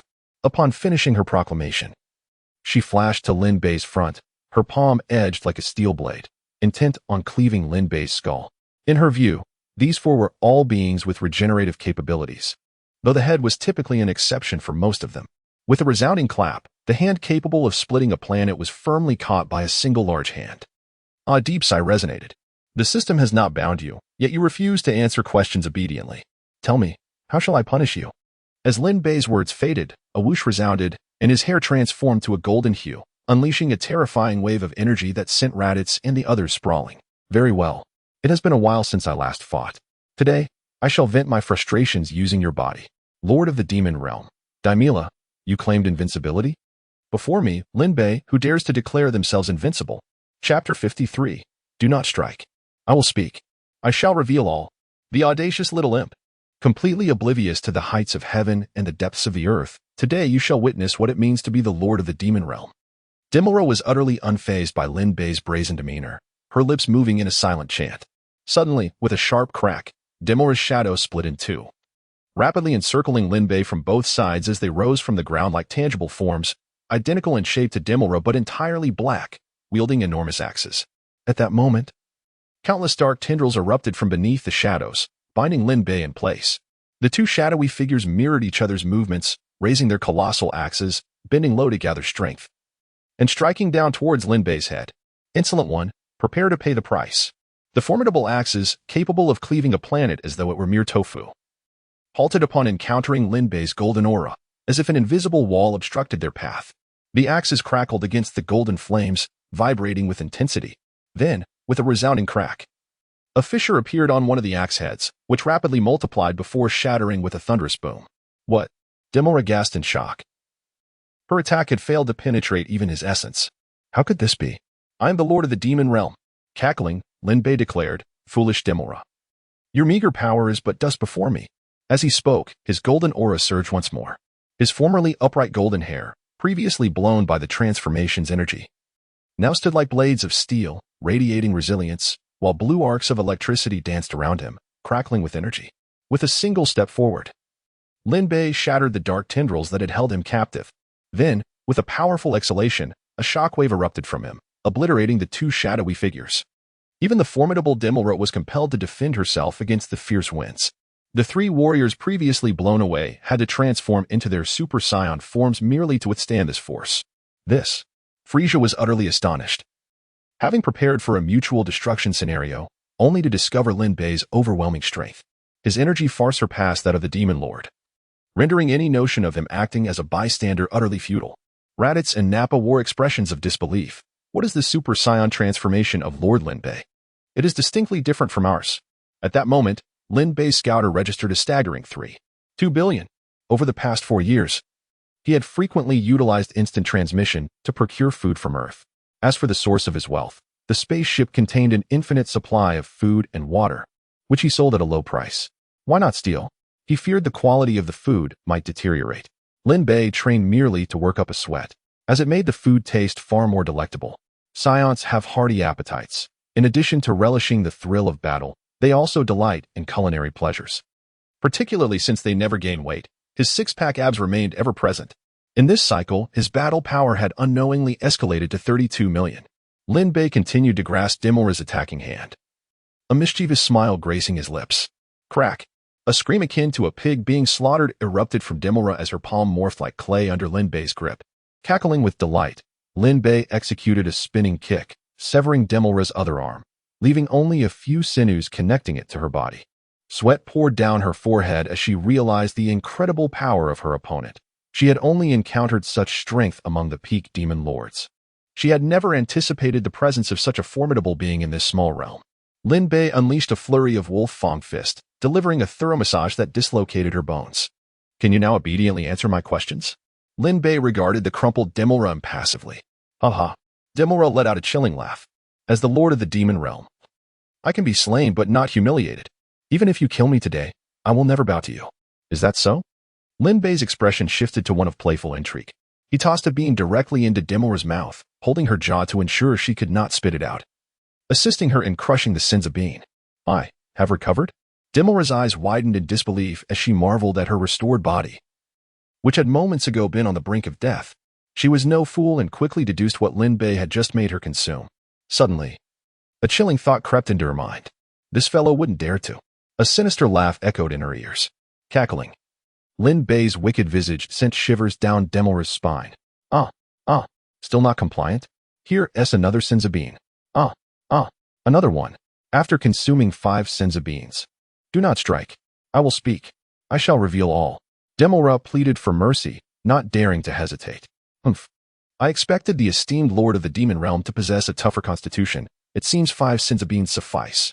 Faced with Lin Bei's mockery, Demora dared not retort. Kneeling before him, her head bowed in shame as she answered his earlier inquiry. His strength is comparable to mine. Dapper's power is on par with my own. Lin Bei nodded, pleased. It would have been better had you said so sooner. Now, tell me about the basic situation in your demon realm. Yes, Lord Lin Bei. Demora recalled how Raditz and the others had addressed him, immediately adapting to it. The demon realm is vast, comprising 108 domains, with each demon lord governing one. Therefore, there are 108 demon lords in total. Among the demon lords, apart from the top 8 in strength, the rest are of a similar level to mine.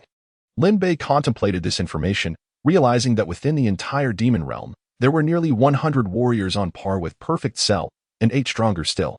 This was merely the situation among the 3rd-tier warriors. Above them were the 2nd-tier and 1st-tier warriors. Seeing Lin Bei remain silent, Demora did not dare to pause. Continuing her explanation, though the title of Demon Lord sounds impressive, they are merely 3rd-tier warriors. Above them are 2nd-tier warriors capable of annihilating us, and 1st-tier warriors who can obliterate 2nd-tier warriors. I escaped from the demon realm. Chapter 54. Majin Buu is merely a cell of his. Upon hearing this, Lin Bei's expression shifted subtly. What calamity had befallen the demon realm that compelled a sovereign to flee? Although Demela now knelt humbly before him. She was once a formidable presence within the demon realm. In this realm, warriors of rank 3 and above are typically not referred to as mere warriors. For instance, I am commonly addressed as the demon realm sovereign.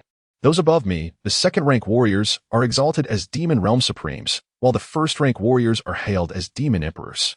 Long ago, a supreme being emerged in the demon realm. Unlike other supremes, he was devoid of rationality and possessed formidable regenerative abilities, rendering even the obliteration of his head futile. He was a creature endowed with infinite stamina and regenerative prowess. We dubbed him Majin Buu.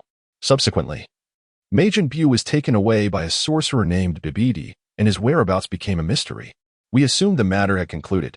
Yet, one fateful day, the demon emperor vanished. He was the sole emperor in the entire demon realm.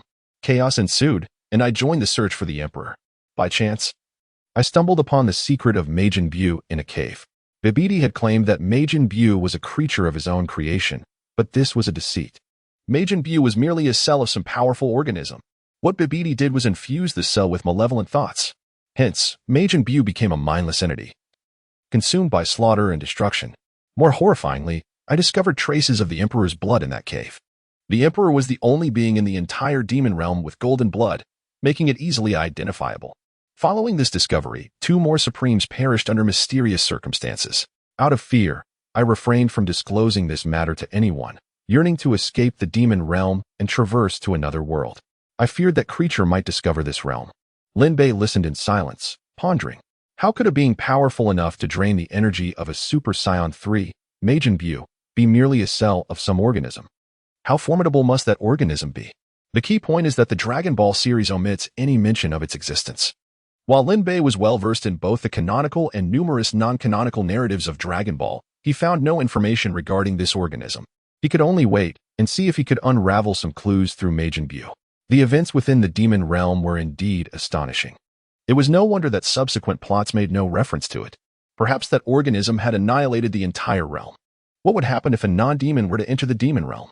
Demela's eyes flickered. She initially contemplated deceiving Lin Bei, but was deterred by his prowess. After some internal struggle, she spoke the truth. They would go mad. Non-demon natives, upon entering the demon realm, are subjected to the whispers of madness that the realm's atmosphere conjures. No matter how strong they are, escape is impossible. Furthermore, this madness lingers for a lifetime. Even if one leaves the demon realm without special means, they cannot break free.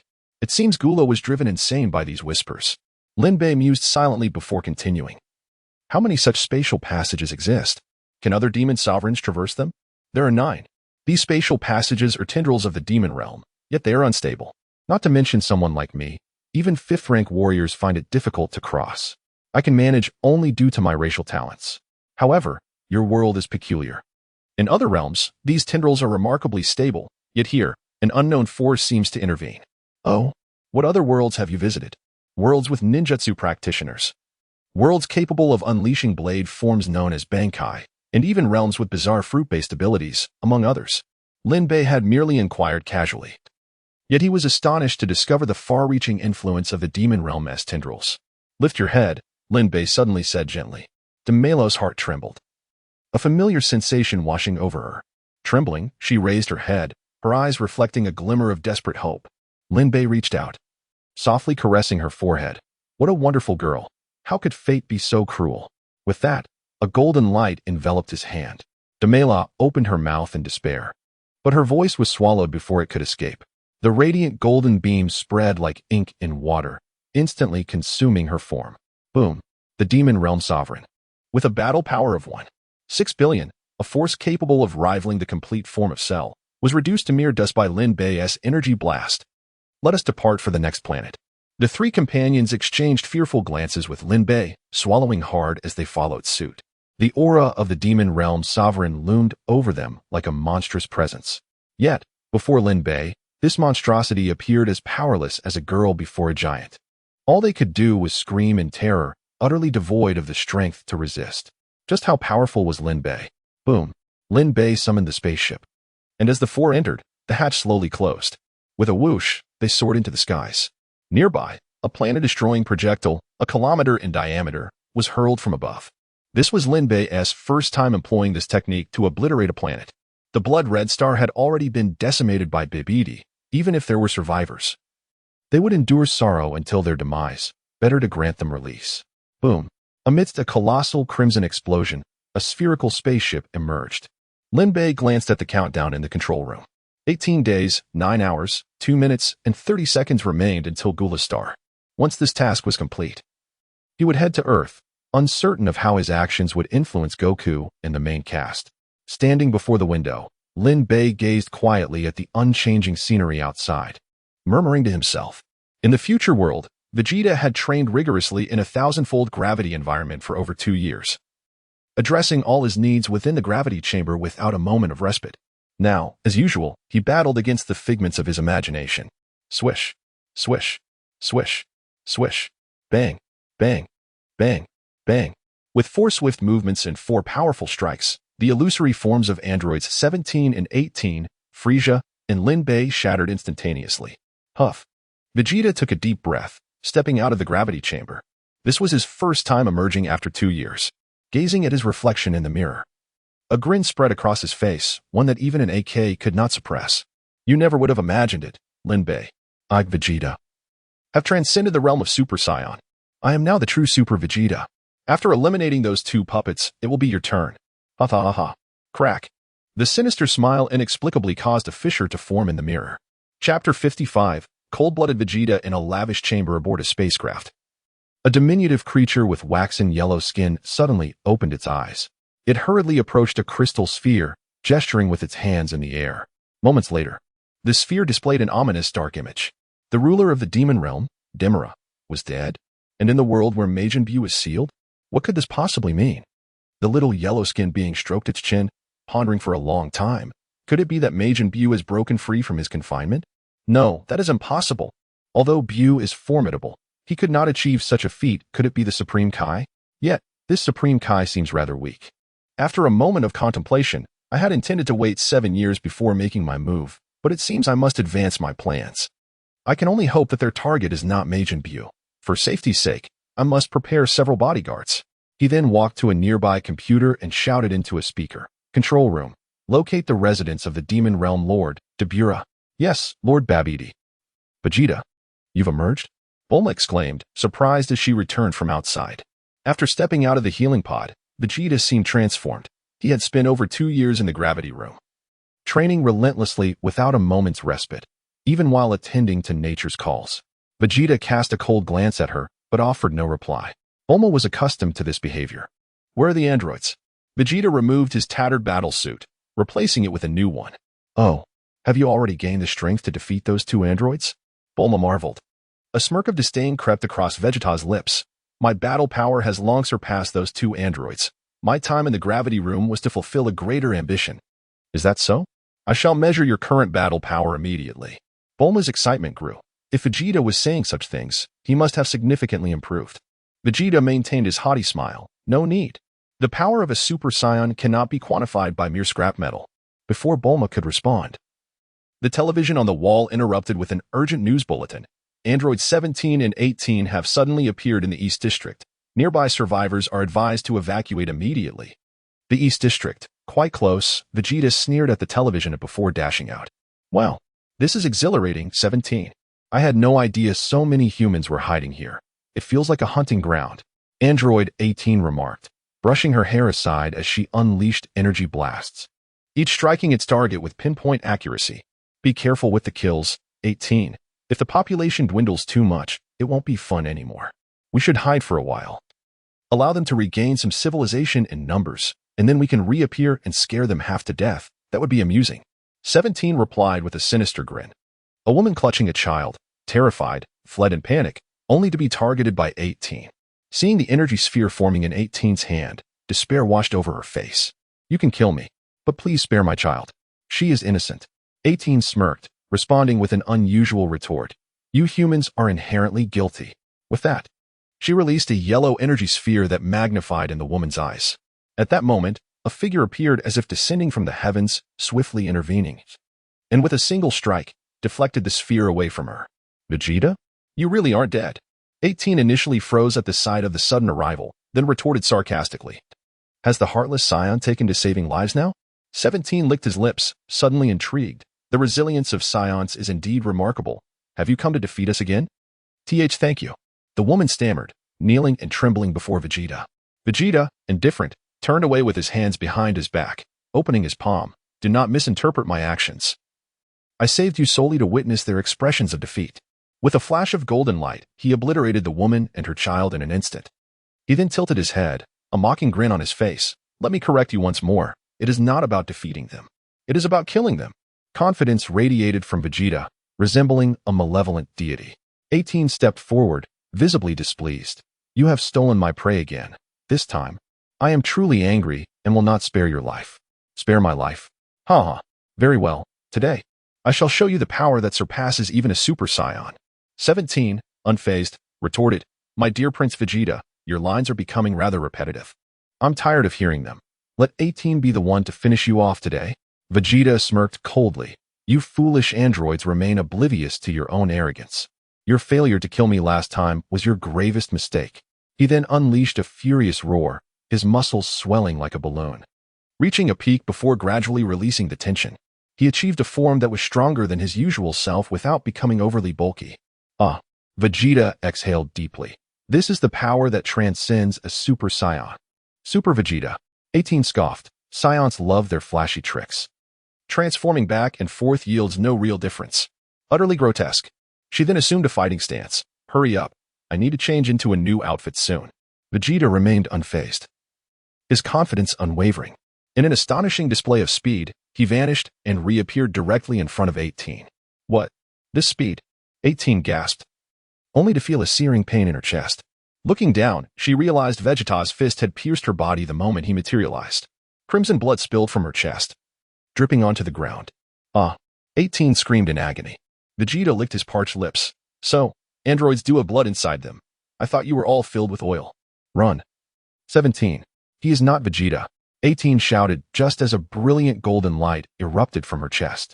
With a thunderous explosion, the energy blast obliterated her body entirely. 18. 17 cried out in desperation, caught off guard by Vegeta's swift and decisive action. He had never expected Vegeta could dispatch 18 with a single blow. Vegeta chuckled. Did I not say? I am Super Vegeta. He then vanished once more. Shield. 17, unable to comprehend Vegeta's sudden surge in power, activated his protective barrier. Fortunately, he possessed infinite energy, enabling him to withstand even the explosion of the Earth. He firmly believed that Vegeta's power was merely temporary. All he needed to do was endure long enough to avenge Android 18. Little did he expect. Uft. The shield shattered before Vegeta's iron fist as if it were mere paper, crumbling upon impact. Vegeta's punch penetrated the shield, and with fingers splayed, he directed his golden energy towards Android 17's face, reflecting his sinister visage. No. Boom.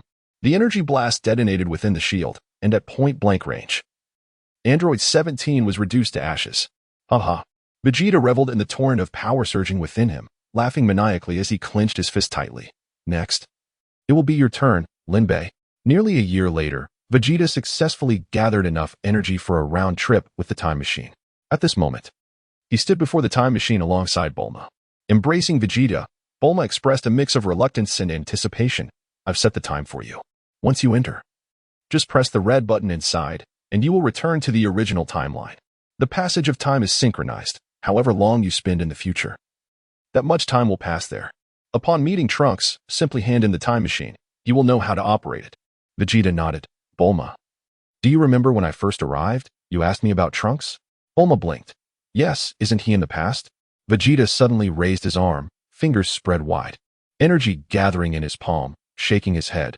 He remains forever in the past. Boom.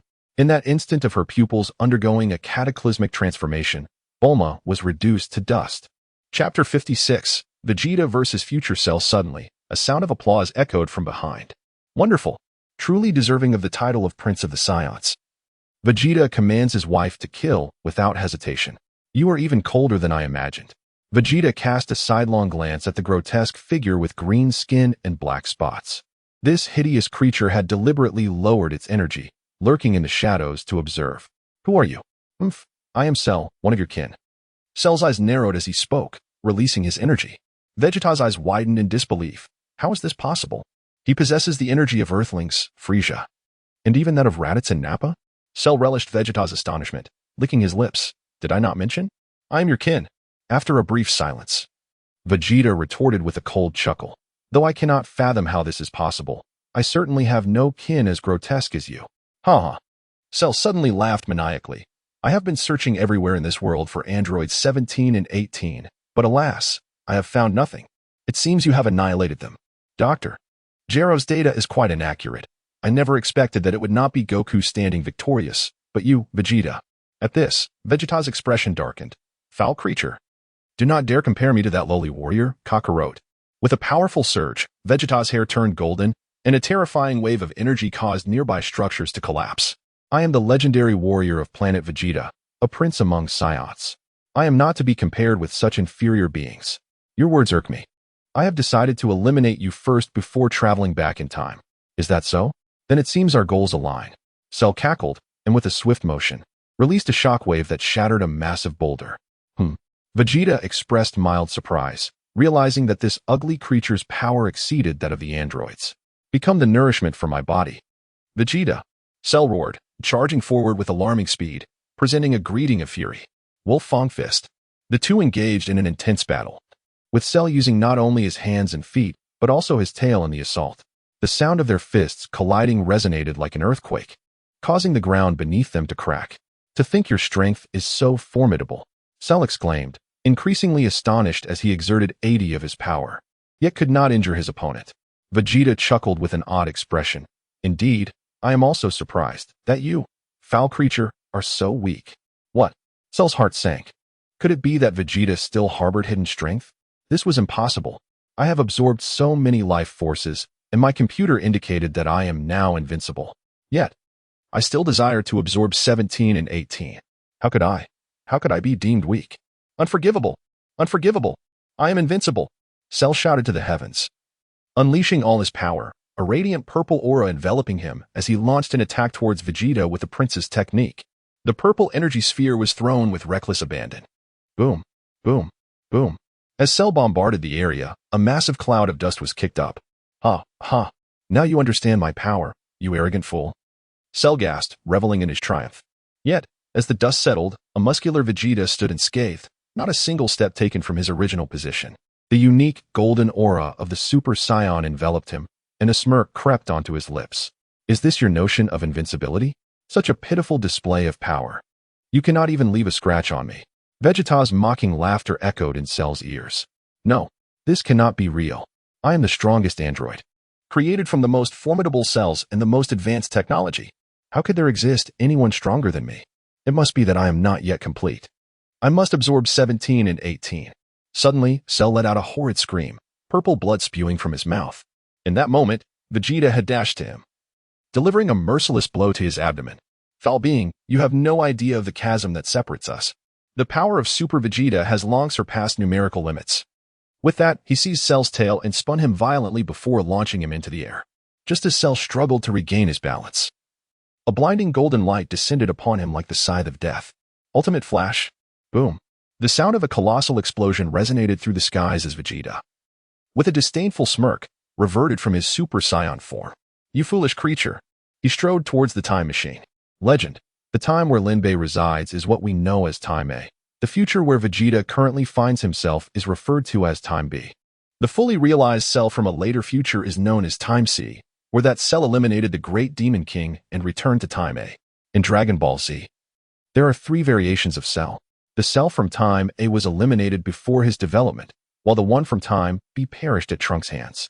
But within the infinite parallel worlds, there exists a variant of Trunks from Time B who defeated androids 17 and 18 but ultimately fell to Cell, thus becoming Time C. The third Cell. Lord Lin Bei, this is Planet Cooler. Frieza rubbed his hands together, eager to crush Cooler beneath his heel. The spaceship had now entered the interior of Planet Cooler, entering landing mode. Below, a team quickly detected the situation and brandished a loudspeaker. Who dares approach? The realm of gods forbids entry. Several golden death beams shot from the spaceship, and Lin Bei, with icy eyes, gazed down upon the lone remaining member of the team. Go inform your King Cooler that I, Lin Bei, have come to claim something. The individual trembled, stuttering as he asked, claim, what? His life. Chapter 57. Frieza versus Cooler. The subordinate paused for a moment, his expression troubled as he glanced at his fallen comrades and swallowed hard. Returning to King Lin Bei. King Cooler is indeed on Cooler Planet, but currently, his mental state is unstable, and no one knows his exact location. As soon as he finished speaking, a series of thunderous booms erupted from the distant mountains, causing towering peaks to collapse and eliciting mournful cries from countless birds and beasts. At that moment, Lin Bei's detector emitted a warning. Beep, beep, beep. Combat power detected, 150 million. It seemed they had found Cooler. Lin Bei murmured softly, extending a finger as a death beam pierced through the man's forehead in an instant. A squad should be perfectly coordinated. Let's move. Monsters. They're all monsters. Cooler seemed possessed, speaking to the air while occasionally unleashing indiscriminate attacks around him using his royal combat techniques. Die, all of you. With that, he raised both hands to the sky, gathering a planet-destroying bomb with a diameter of 100 meters above his head. This is terrible. King Cooler has gone mad. He intends to annihilate Cooler Planet. One of Cooler's mechanical troops, Savaiza, shouted in panic, hey, you two, think of something quickly. Dre and Nez could only shake their heads helplessly. Let us run, Savaiza. There is still a chance to survive if we get to the spaceship. No sooner had the words left their mouths than Cooler hurled the planet-destroying bomb into the air. Damn it, hurry. Suddenly, a swift white figure darted past them, kicking the planet-destroying bomb into space. As the trio of mechanical soldiers regained their senses, they finally recognized the newcomer, King Frieza. At the same time, Lin Bei and his companions arrived. Savaiza, observing the unfamiliar trio, pondered, strange, they are neither Dodoria nor Zarbon, nor are they part of the Ginyu Force. Are they new recruits recruited by Frieza? Their combat power doesn't seem very impressive. Do they possess some special abilities? I must investigate further. Although Savaiza addressed him as King Frieza, he was acutely aware that these two were actually adversaries. Given Cooler's overwhelming strength compared to Frieza, Savaiza felt an inexplicable sense of superiority upon seeing Lin Bei and his companions. You three must be under King Frieza's command, right? Ziz. Two golden death beams erupted from Lin Bei's fingertips, instantly piercing through Savaiza's head and heart. Lin Bei regarded him with a gaze as cold as the abyss. Under Frieza? Your judgment and tone anger me, Lin Bei. Dre and Nez looked on in astonishment, taken aback by the decisiveness of the attack and the overwhelming strength displayed. Just moments ago, Savaiza had been fine, and now he lay dead? Raditz, Naba. At your service. Upon hearing this, the two immediately knelt on one knee. their rigorous training almost causing them to forget that Lin Bei was a merciless demon known for his decisive killing. I'll give you 10 seconds to eliminate these two nuisances. Otherwise, Lin Bei gestured towards Savai's lifeless body. He will be your fate. In an instant, Raditz and Naba transformed into their Super Saiyan forms. Yes, Lord Lin Bei. Boom, boom, boom, boom, boom. The sky reverberated with the sounds of fists meeting flesh. But it was not a duel. It was Frieza unilaterally assaulting Cooler. Well, after spitting out a mouthful of bile, Cooler finally regained a semblance of sanity. Frieza? What are you doing in the southern galaxy? Don't tell me you've taken control of all the planets in the northern, eastern, and western galaxies. Ho ho ho ho. My foolish brother, if you don't want to be killed by me, you should transform quickly. Frieza, lacking the Saiyans' combative bloodlust, had initially intended to ambush Cooler and eliminate him before he could transform. However, Lin Bei's order was to defeat Cooler after his transformation, leaving Frieza feeling oddly frustrated. It seemed Lin Bei had uncovered his trick of concealing his energy. If he didn't exert his full power now, he might very well be defeated. These thoughts were merely Frieza's own conjectures. In reality, Lin Bei was simply curious about Cooler's strength post-transformation. After all, the original character of Cooler in Toei animation was difficult to gauge in terms of actual power, and the subsequent 100 billion high-energy warriors were mere fabrications. Wouldn't that make me, the protagonist with a cheat, get crushed to the ground? Upon hearing Frieza's words, Cooler scoffed. Haha, so that's it. You've made some progress. Wanting to kill me directly to fulfill your dream of unifying the universe. I once thought the same, but that seemed a bit too dull. He then looked at Frieza with disdain. To be honest, Frieza, I have no interest in unifying the universe right now. I have discovered a much broader world. That is where my stage should be. Ho ho ho ho. My foolish brother, you aren't referring to the demon realm, are you? Cooler stared incredulously at Frieza. Do you also have a spatial passage to the demon realm? His face lit up with excitement. Frieza, let us join forces. Our chances of survival in the demon realm will be much higher. That spatial passage is quite unstable, but if we wait there, a stable moment will surely arise. That is our stage. I even suspect our ice demon clan hails from the demon realm. Otherwise, how could we be so much stronger than the creatures of this world?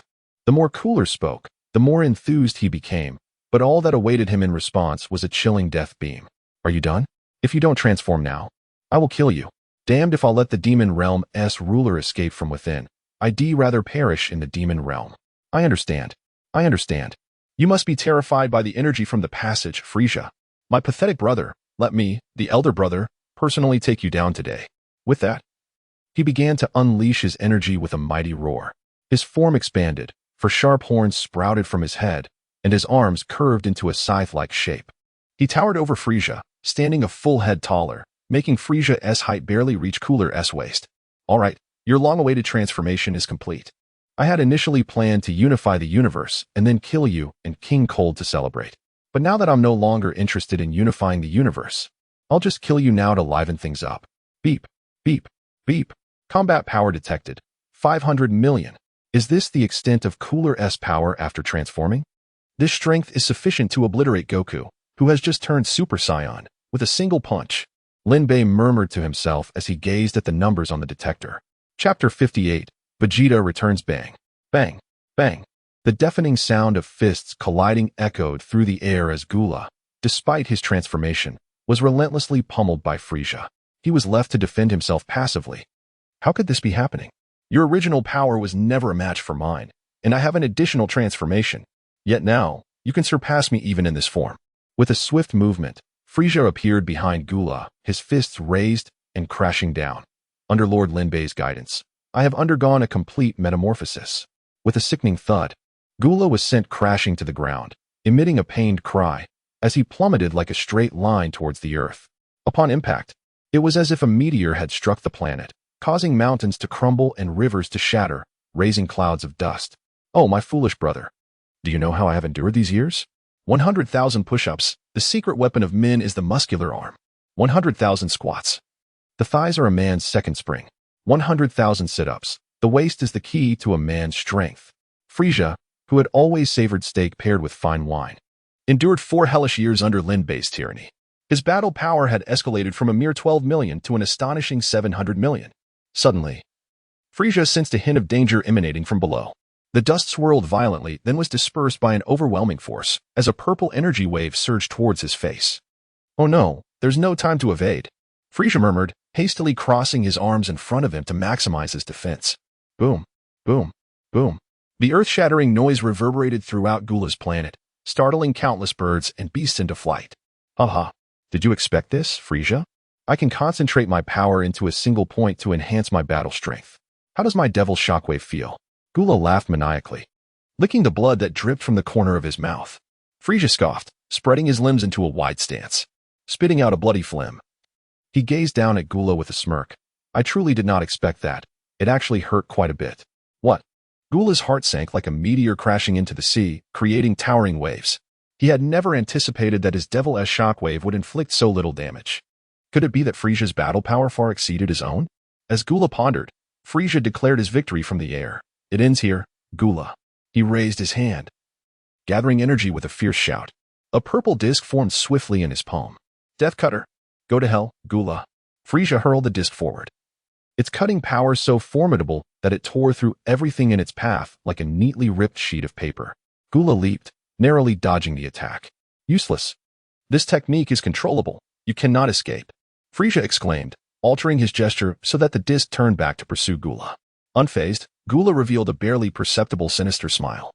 After dodging a few more attacks from the disc, he soared upwards toward Frieza. Oh, you wouldn't be trying to approach me swiftly and then evade at the last moment, would you? Do you think such tricks would work on me? Frieza saw through Gula's ruse immediately. Is that so? Gula retorted with a cold laugh. Yet his body was obediently following Frieza's description. Just as the disc was about to strike him, he vanished, but the disc stopped abruptly, halting just a centimeter away from Frieza. Apologies, but I can perfectly control the trajectory of the Death Cutter, Frieza remarked confidently, glancing back at Gula. At that moment, Gula revealed a strange smile. In a flash, he appeared beneath Frieza, raising his right hand beneath the disc. Oh really? But did you know I can briefly manipulate the Death Cutter as well? What? Frieza gasped in shock, as the connection to the disc was forcibly severed. Gula flung the disc forward. At this distance, Frieza could no longer evade. With a sickening sound, he was cleaved in two, his left arm falling along with the severed lower half of his body. Frieza's expression was one of disbelief. How could my Death Cutter? Gula chuckled coldly. Don't forget who taught you the Death Cutter when you were a child. How could I not have a trick up my sleeve, my foolish brother? He then assumed a stance reminiscent of the Kamehameha, channeling the Ice Demon Clan's Devil Shockwave. It ends here, Frieza. How careless of me. Lin Bei would never intervene in this battle. If I were to perish, he would likely replace me with Gula. I cannot lose. Frieza mirrored Gula's stance, unleashing his own Devil Shockwave with a single hand. Though he was now only half a body, Gula's energy had significantly diminished. Huh, Frieza roared, having previously approached the battle with a leisurely attitude, now pouring all his energy into his right hand. Memories of King Kurd teaching him this technique flashed in his mind. Boom, boom, boom. Frieza's strength proved slightly superior, and Gula was heavily injured by the shockwave, his four sharp horns and the scythe-like appendages on his arms shattering completely. With a swift motion, Frieza propelled himself forward with the remaining half of his body, delivering a punch to Gula's abdomen. His fist pierced through Gula's body. A scene that could only be described with 4 words, a gut-wrenching blow. After that punch, Frieza could no longer maintain his levitation and plummeted from the sky. As his vision blurred, something seemed to fly into his mouth. Instinctively chewing, his lower half instantly regenerated. Upon opening his eyes, the first sight he beheld was Lin Bei's displeased expression. Useless fool, wasting a Senzu beam just to kill Gula. Frieza felt as if he had fallen into an icy abyss, fervently bowing and pleading for forgiveness. It's all my subordinates' incompetence. Please punish me, Lord Lin Bei. A peculiar machine materialized in an open area.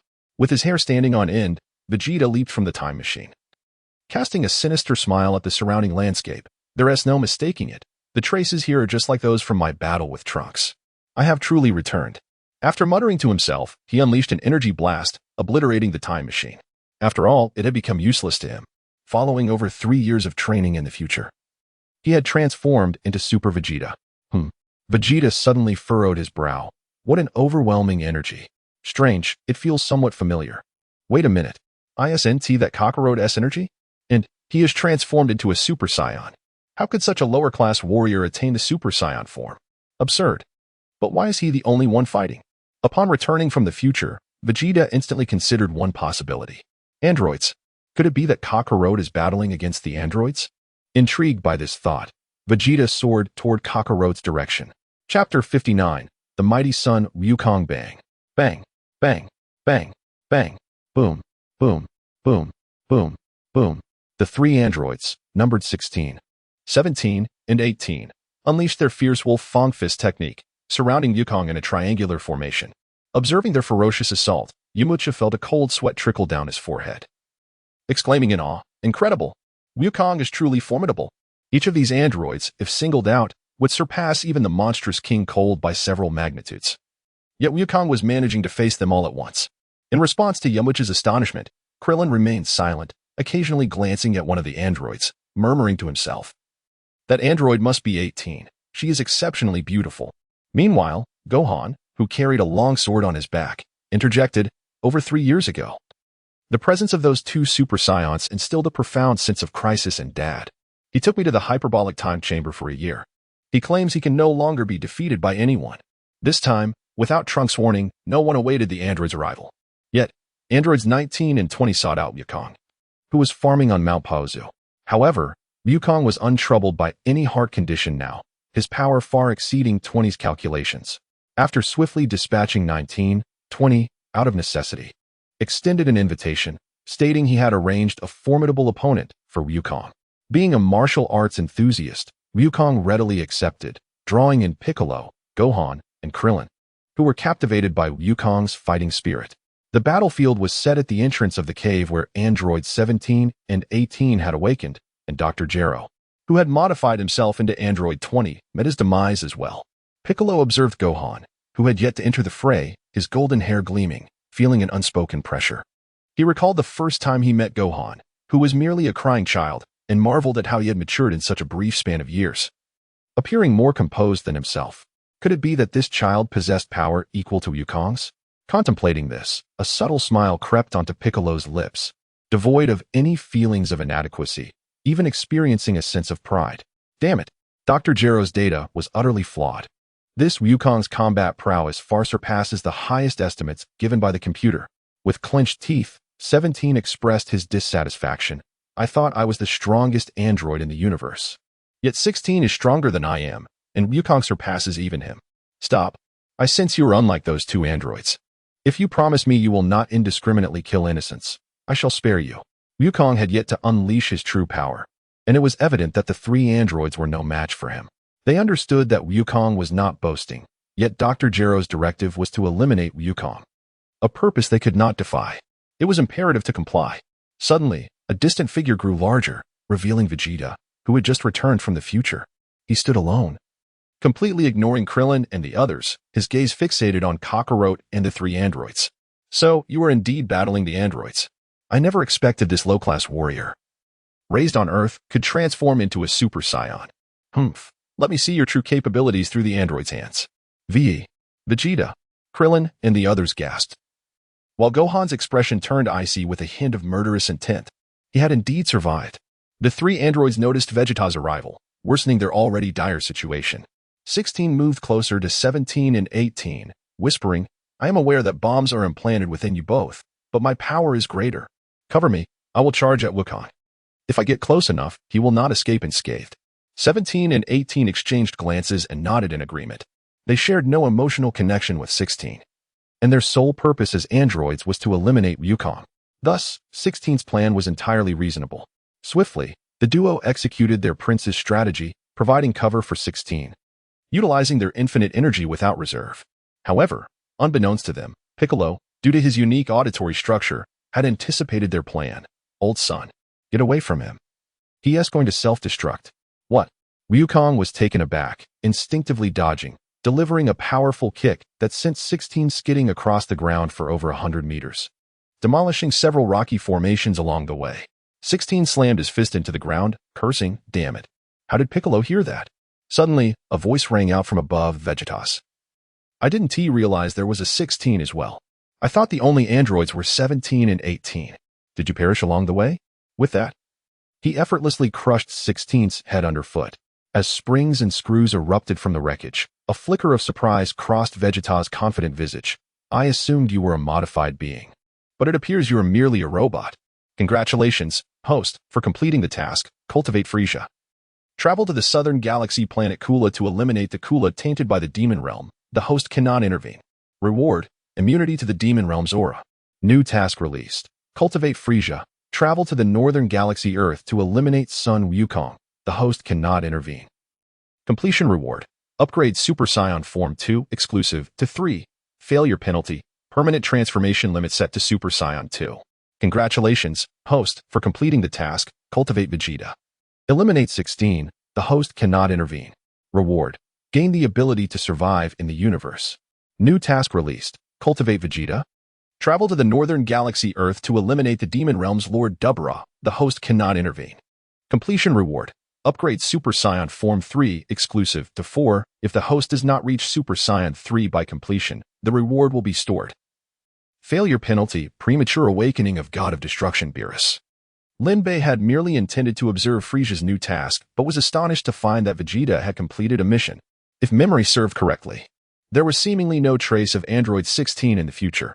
This meant Vegeta had returned. This is troublesome. I must hurry. If he kills 17 and 18, my mission will be jeopardized. He placed his hands on Raditz and Nappa's shoulders, stepping on Frisia's head, and activated instant transmission. Chapter 60. Worthless Wretch. Must I always come to your rescue, Vegeta? Goku shouted sternly. I have been waiting for your appearance. The grievances of Earth, the vengeance for Gohan. It is time to settle them. Vegeta, unfazed by the words, maintained a mocking smile. If you struggle against such feeble androids, how do you dare hope to defeat me? Kakarot, your head must have been damaged in your youth. After speaking, he glanced at Piccolo and Gohan. It seems you two have also visited Namek. Very well. Before I eliminate Lin Bei, I'll use you to warm up. Goku's lips curled into a slight smile. Is that so?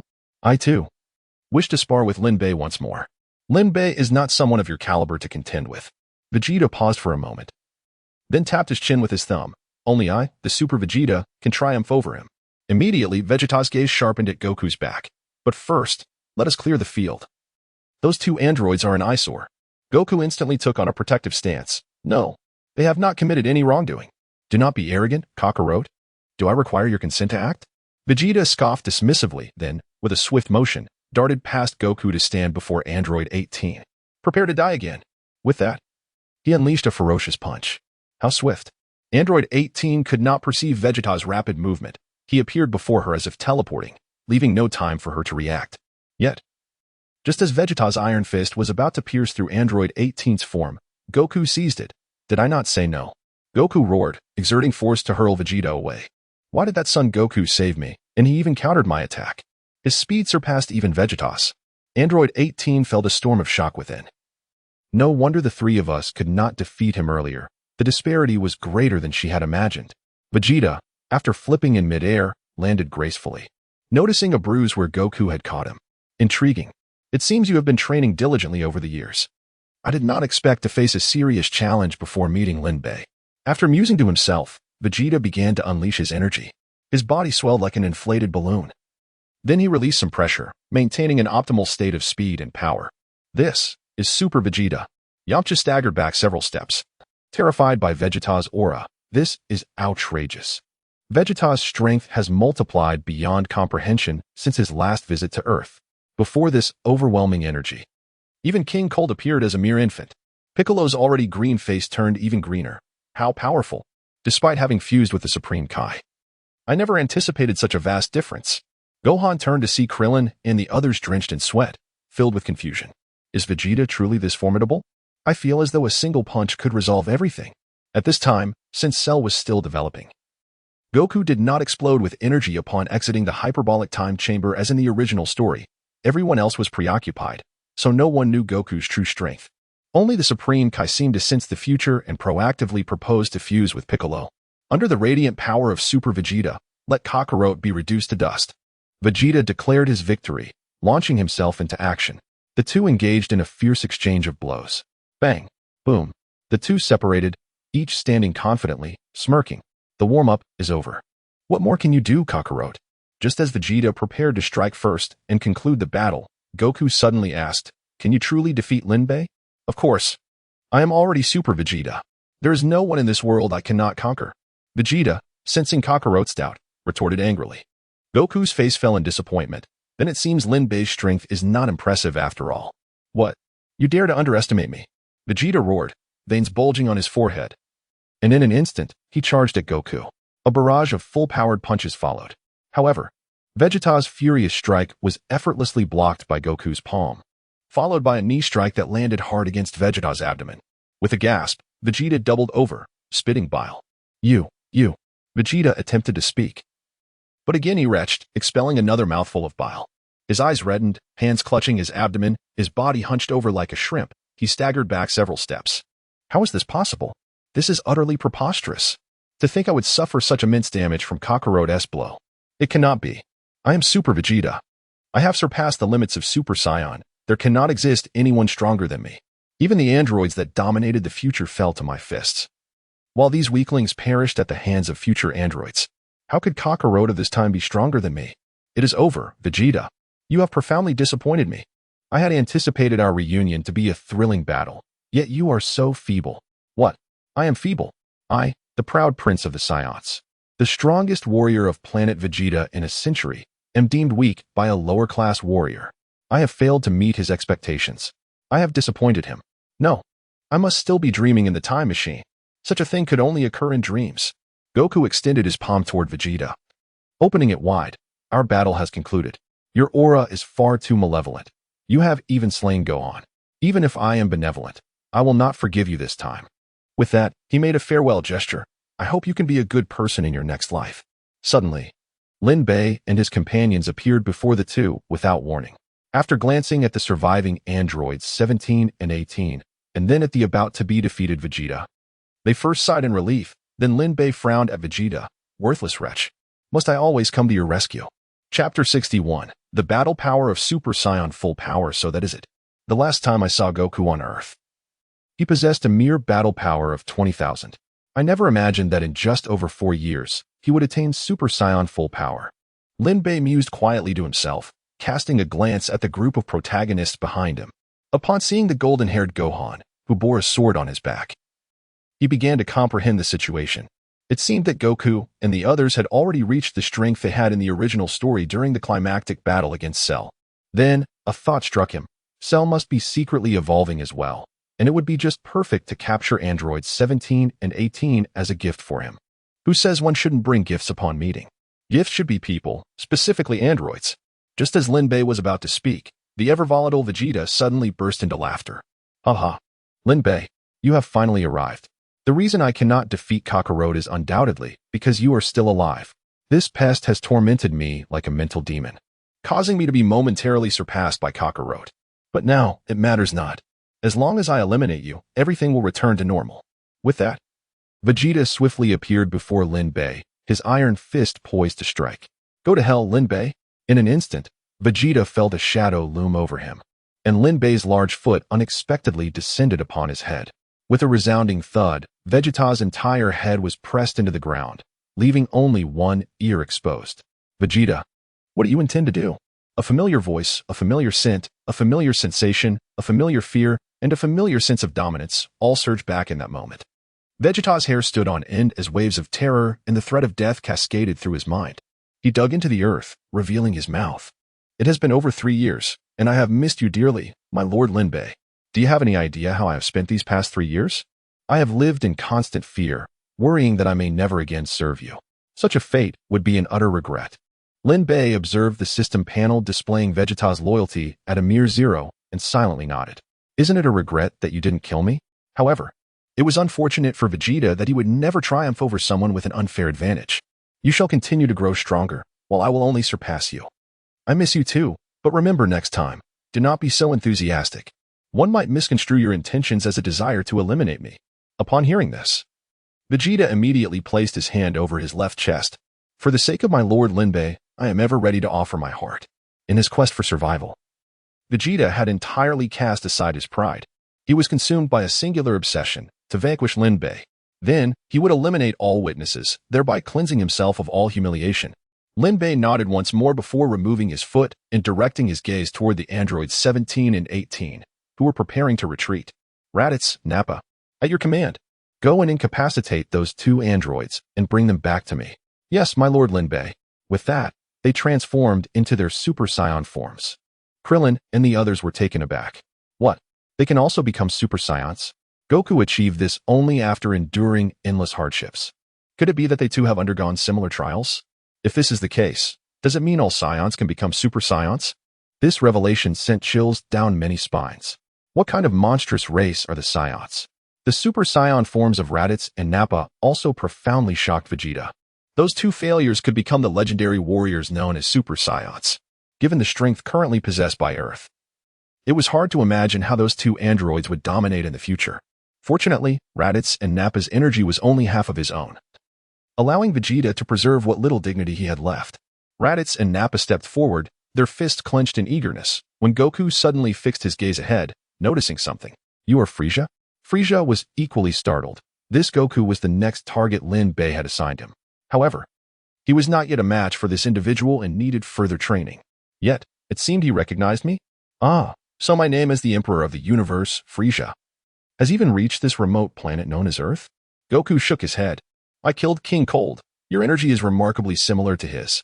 What? No wonder. Frieza suddenly recalled a strange sensation he had experienced in his spaceship over 3 years ago. Initially, he was unsure of its meaning, but now it was clear. It was the signal of his kin's demise, as there were only 3 of his kind, all exceedingly powerful beings. He had not understood the significance of that signal. But why had he not received a signal when he killed Cooler? Was it because he had been tainted by the demon race? Oh, that was my father. It seems you have accomplished what I intended to do in the future. Goku furrowed his brow. What do you intend to do in the future? Indeed, before encountering my lord Lin Bei, I plan to unify 4 galaxies and then eliminate King Cold and Cooler. You cur. Just as Goku was about to explode with anger, 2 figures whizzed past him. It was Raditz and Nappa, clearly intending to attack the androids. I told you, they have done nothing wrong. Just as Goku was about to intervene, Lin Bei swiftly placed himself in front of Goku. Ah, Kakarot, I cannot allow you to impede their actions. Goku looked at Lin Bei, feeling a mix of tension and excitement as he swallowed hard. From the moment Lin Bei had pressed Vegeta down with his foot, he realized that the other's strength far exceeded Vegeta's claims. However, his actual battle power also surpassed Vegeta by a significant margin. Clearly, you will not allow me to pass. Lin Bei maintained his posture with his hands in his pockets, nodding. If you do not wish to suffer a painful fate, then stand still and watch. But Goku would not comply. He flashed a confident smile. Sorry, Lin Bei, but I am no longer the person I once was. If you think you can defeat me with just a few moves, you are gravely mistaken. With that, Goku's expression shifted dramatically as he crossed his arms over his chest, his energy surging wildly at that moment. Adu. The surroundings trembled as if an earthquake had struck. Krillin and the others gaped in astonishment. Goku's power had soared above Vegeta's and continued to rise. Adu. Damn you, Kakarot. His strength exceeds mine by such a margin. Adu. Huh. Goku swung his arms, an overwhelming aura radiating from him, the blinding golden light making it difficult to look directly at him. While the surging energy waves blew back Piccolo and the others. Beep, beep, beep. 13 billion. Lin Bei remained expressionless, silently reading the numbers displayed on the scouter. Chapter 62, The Wrath of Gohan. Super Saiyan 2A dazzling golden light radiated from Goku, astonishing everyone present except for Lin Bei, his 3 companions, and Gohan. Such power. It was overwhelmingly potent. Krillin, with disbelief etched on his face, exclaimed that Goku's energy was incomparably stronger than anything he had encountered. Although he and T accompanied Yamcha and the others to Namek, Goku had relayed the details upon their return, particularly regarding the Super Saiyan transformation, which he had demonstrated with an energy so intense it was suffocating, comparable to the power Lin Bei unleashed when Raditz first arrived on Earth. Now, however, Goku's energy had increased nearly tenfold. Goku is certain to win, Krillin declared confidently. Nearby, Piccolo was equally taken aback by Goku's power but was struck by an even more alarming realization. Lin Bei's expression remained completely unchanged, as did that of Raditz, Nappa, and Frieza. It was clear that the 3 accompanying Lin Bei were not intimidated in the slightest by Goku's might. This could only mean one thing. Lin Bei's strength surpassed that of Goku. Come on, unleash your full power. Let us engage in a proper battle. With that, Lin Bei transformed into his Super Saiyan form, knowing that in his base state, Goku could not hope to contend with him. The earlier suppression of Vegeta had only been possible because he had momentarily intensified his energy. Otherwise, his standard power of 32 million was far from sufficient. Upon seeing Lin Bei transform, Goku's excitement surged. "I'm ready," he exclaimed, launching into the Wolf Fang Fist technique. In a mere 5 seconds, he unleashed thousands of punches, all of which missed their mark. "Is this your strength, Kakarot?" Lin Bei scoffed before mounting a counterattack, pummeling Goku with the same technique. As Lin Bei accelerated mid-attack, he delivered a knee strike that sent Goku flying, then followed up with a rapid elbow strike, knocking him to the ground. In the blink of an eye, Goku was left sprawled on the ground, his golden hair reverting to black. Lin Bei pressed his foot against Goku's back and seized his hair, lifting his head. "How dare you strike at me with such feeble power?" he taunted, before exerting force with his leg, resulting in a sickening crack as he broke Goku's spine. Goku emitted a gut-wrenching scream akin to that of a pig being slaughtered, while Lin Bei closed his eyes, seemingly savoring the exquisite melody of anguish. "Is this the lament of a saint? It is truly delightful." He was unconcerned, knowing that someone would eventually provide Goku with a Senzu bean, which would not interfere with Frieza's impending mission. Just then, a furious roar pierced the air. "Stop!" A flash of a blade appeared above Lin Bei's head. Without lifting his gaze, Lin Bei effortlessly caught the strike between his right hand's index and middle fingers. "Hello, Gohan. You've grown significantly," Lin Bei greeted gently. Gohan's face contorted with rage. His energy surged violently, and even Lin Bei could no longer hold back the attack with just 2 fingers. With a swift movement, he evaded, successfully pushing Lin Bei back. Gohan rushed to Goku's side, where the Senzu bean restored Goku to health. Yet, Lin Bei's power still left Goku uneasy. However, upon seeing Gohan, his confidence was rekindled, knowing that Gohan's strength had far surpassed his own during their time in the hyperbolic time chamber. "I will fight you," Gohan declared. "No, Gohan. You're still just a child." Piccolo's warning was cut short by Goku. "Piccolo, you must sense Gohan's energy. He has surpassed me." He gave Gohan a thumbs up. "Get angry, Gohan. Once you're angry, no one in this world can stand against you." Gohan erupted with a fierce golden aura, his battle power reaching a terrifying 14 billion, exceeding even Goku's. Vegeta felt a chill run down his spine. The child he had once effortlessly defeated now surpassed him. Besides Lin Bei and Kakarot, there was someone else with a power greater than his own. He had believed himself to be the strongest in the universe, only to find himself relegated to 4th place. Lin Bei gazed at the enraged Gohan with a cold smile. "Get angry, Gohan, with your current strength. You are no match for me." Gohan's expression remained unchanged, his cold gaze fixed on Lin Bei. "I am already very angry. I will kill you, Lin Bei." Lin Bei scoffed. "You have yet to truly experience rage. Allow me to teach you what true anger is." He raised his hand, pointing a finger at the main cast. This action instilled a sense of foreboding within Gohan, who shouted, "Stop." Without heeding Gohan's plea, Lin Bei unleashed a golden beam of death from his fingertip, piercing through Tien's third eye and ending his life. Another beam struck Kaiatsu's forehead, sealing his fate as well. "Stop. You must stop." Goku charged forward, but Lin Bei effortlessly kicked him aside. Lin Bei found himself caught in indecision, oscillating between Goku and Piccolo. Should I kill Kakarot or Piccolo? After a moment of contemplation, he aimed his finger at Piccolo, the tip glowing faintly with golden energy. "It's decided. Stop it, please." A deafening explosion resonated before Lin Bei, followed by a powerful golden aura shooting into the sky. The terrifying energy wave surged outward, causing even the self-proclaimed strongest, Super Vegeta, to struggle to maintain his footing.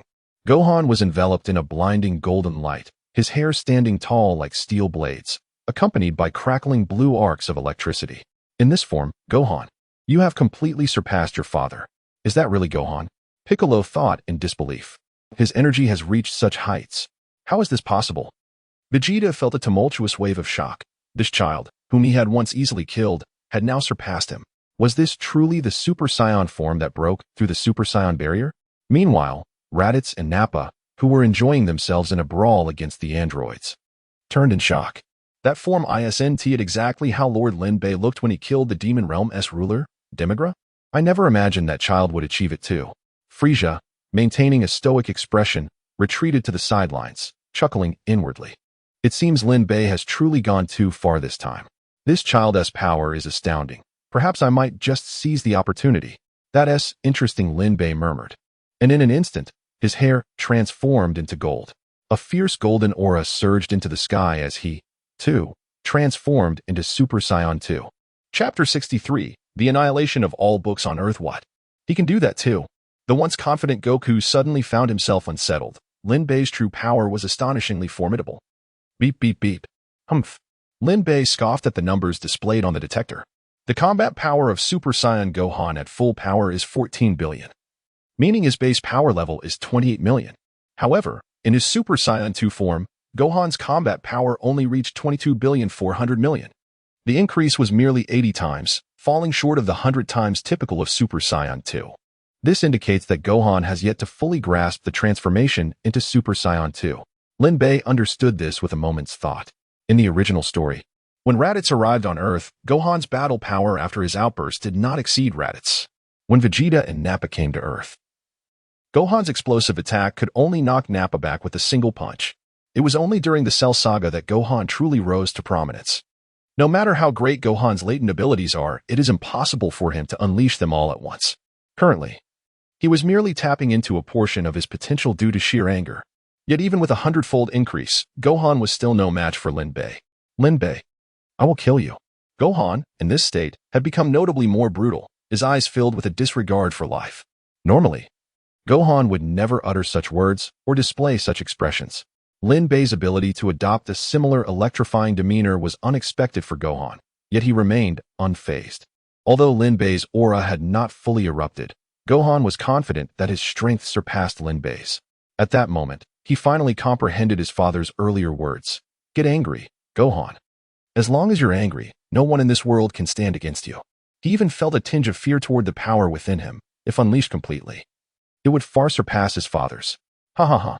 Your power is utterly insignificant, Gohan. The scent of knowledge permeates your aura, revealing that you have not taken your training seriously. Lin Bei remarked with a nonchalant tone. Piccolo's face turned green upon hearing this, and he glanced at the somewhat bewildered Goku beside him. Is what he said true? Hasn't Gohan been training with you all this time? Goku scratched his head awkwardly. Well, since Chi-Chi always says the world is at peace, aside from the day we spend in the hyperbolic time chamber, Gohan has mostly been reading, and hasn't he trained? What? Piccolo's expression turned to one of shock, but not due to Gohan's years of reading. It was because Gohan had managed to elevate his combat power to such an exaggerated level in just 1 year. Super Vegeta, little runt. Lin Bei suddenly raised his voice, calling out to the two behind him. In his Super Saiyan 2 state, he resembled a war god, surrounded by crackling blue arcs of electricity that exuded an undeniable air of authority. Vegeta's heart burned with rage. He felt an unprecedented insult. He had thought that his return from the future rendered him invincible, only to discover that everyone surpassed him. Lin Bei had surpassed him, and to his dismay, even Kakarot, whom he had never regarded, had outstripped him. Most absurdly, Kakarot's son had also surpassed him, reflecting on his first arrival on Earth, when Gohan was merely a crying child.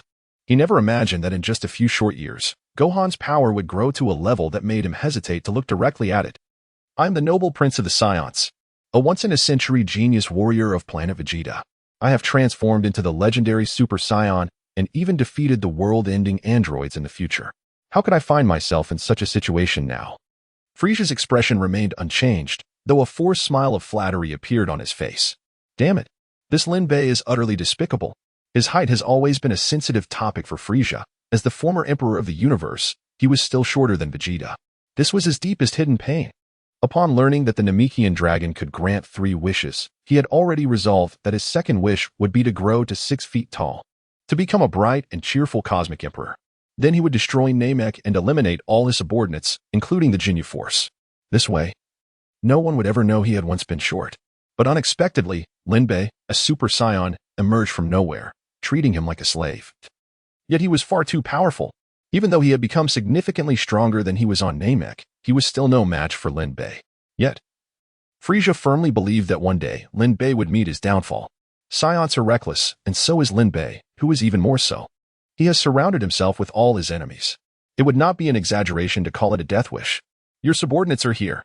The two immediately knelt on one knee, adopting a posture as humble as a dog, devoid of any pride befitting an emperor of the universe or a prince of the Saiyans.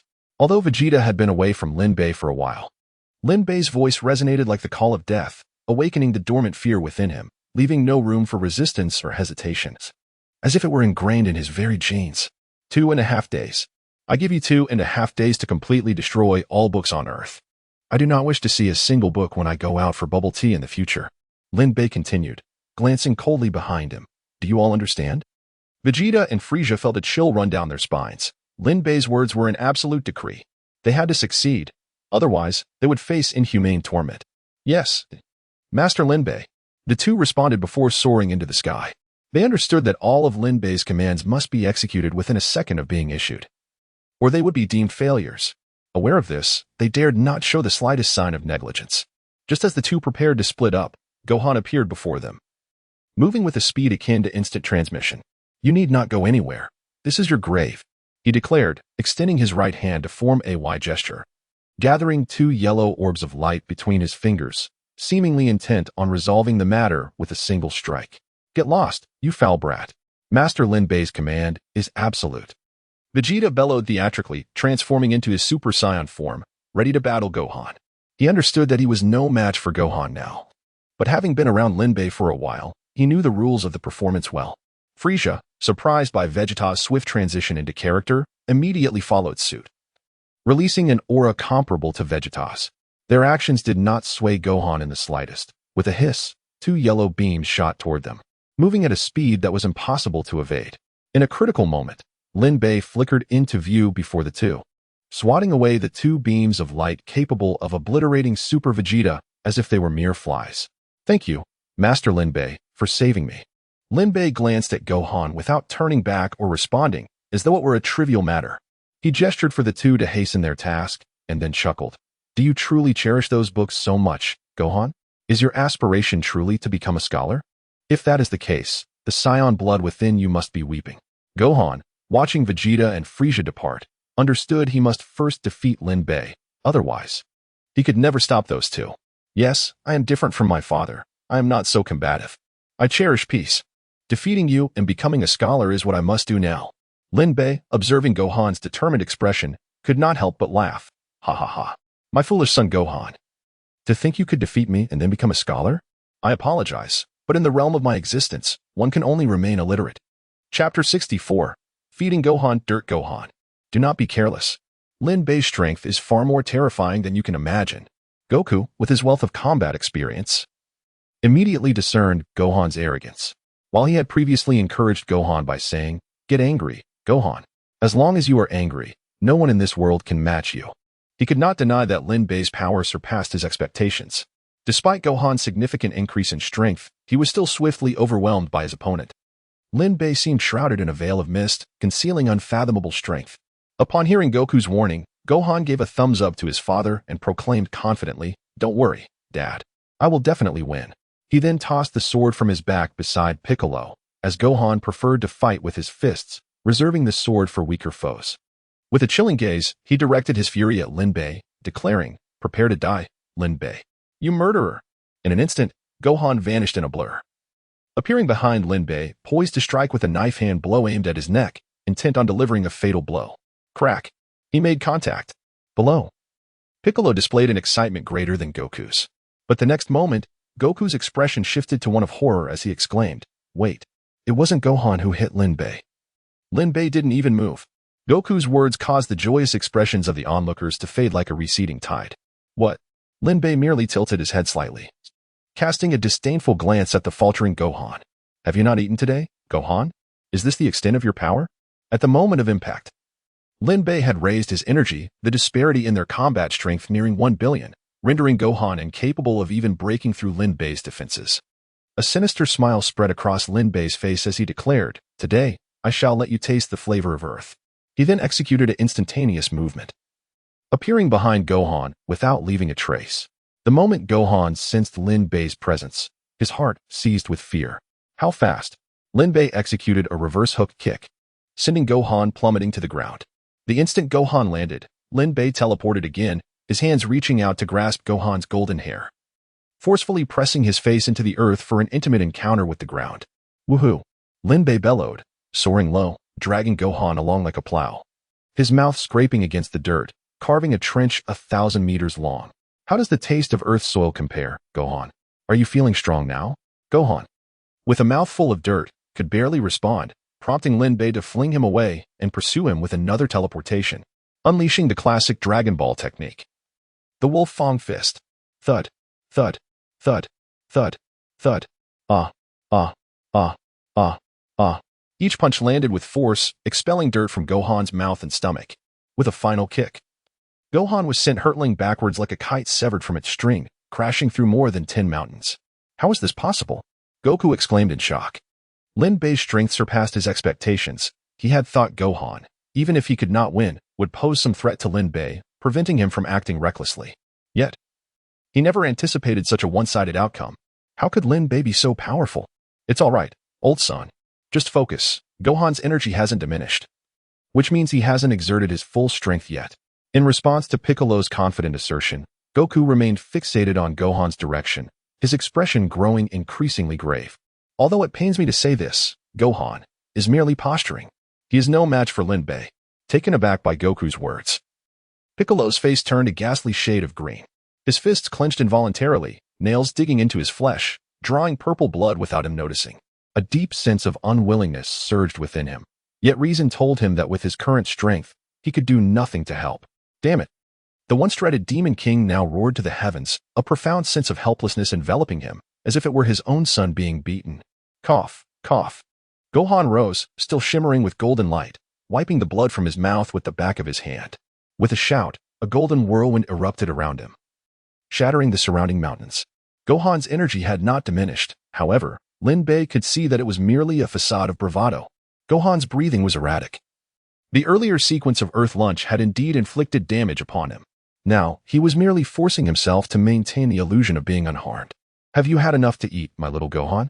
Lin Bei teleported directly in front of Gohan, offering a gentle smile, his gaze soft, as if he were observing a younger counterpart. How can this be? Why is his speed so incredible? Gohan thought in disbelief, realizing he could not even perceive the trajectory of Lin Bei's energy movement. It was as if he had teleported. Wait, teleportation? In that instant, Gohan understood. Lin Bei's movement was not mere high-speed travel, but actual teleportation. No wonder he had never sensed his movements. Lin Bei had not moved at all. In the past, he had not pondered this deeply, but now he comprehended why Lin Bei's appearances were always so sudden and precise. Still lost in thought? Lin Bei delivered an uppercut that sent Gohan flying, then used the flying technique to grab Gohan's ankle, spinning him around. The immense centrifugal force rendered Gohan immobile. Round and round we go. Lin Bei began to sing a line from a song as he spun, releasing Gohan, who shot towards the ground like a cannonball, creating a deep crater reminiscent of a small mountain. At that moment, Gohan reverted from Super Saiyan 2, his hair shifting from golden to black. As he opened his eyes, attempting to rise, he found himself unable to muster the strength due to the immense pain, collapsing with a thud. Lin Bei descended, standing at the edge of the crater, observing Gohan, who appeared lost in thought. Gohan! The protagonist group shouted as they rushed forward, with Piccolo leading the charge, ready to fight. Lin Bei, if you wish to kill Gohan, you must step over my corpse. Piccolo growled, assuming a fierce stance, pouring every ounce of his strength into his roar. Very well. Lin Bei nonchalantly replied. Zing. A golden beam pierced through Piccolo's head, ending his life, his towering form slowly collapsing, his expression frozen in defiance. Piccolo! Goku cried out in alarm. Lin Bei, observing the hesitant Goku, began to speak slowly. I never intended to kill Gohan. Pausing, Lin Bei looked at this Dragon Ball protagonist. A peculiar thought surfacing in his mind. Is Goku so strong solely because he is the protagonist, or is it because he is Goku? When Gohan wakes up, remind him that I killed Piccolo. Consider it a gift from me. Lin Bei refrained from killing Gohan, as he believed Gohan would eventually become a task, and killing him would hinder his own growth. However, if Gohan truly neglected his studies, could his incompetent subordinates still eliminate him? He pondered the danger of nurturing a tiger. With that, he teleported to Raditz and Nappa, who had already subdued 2 androids and were carrying them on their shoulders. Lord Lin Bei. The two knelt, bowing respectfully. Lin Bei nodded, placing a hand on their shoulders. It is time to confront Cell. Although he is desperately concealing his energy, I have still managed to detect him, hoping to become my destined companion. Otherwise, these 2 introductory gifts would be rendered useless. With this aspiration, Lin Bei initiated instantaneous translocation. In a fleeting moment, the quintet vanished. Chapter 65. Do you want the androids? Cell? Goku.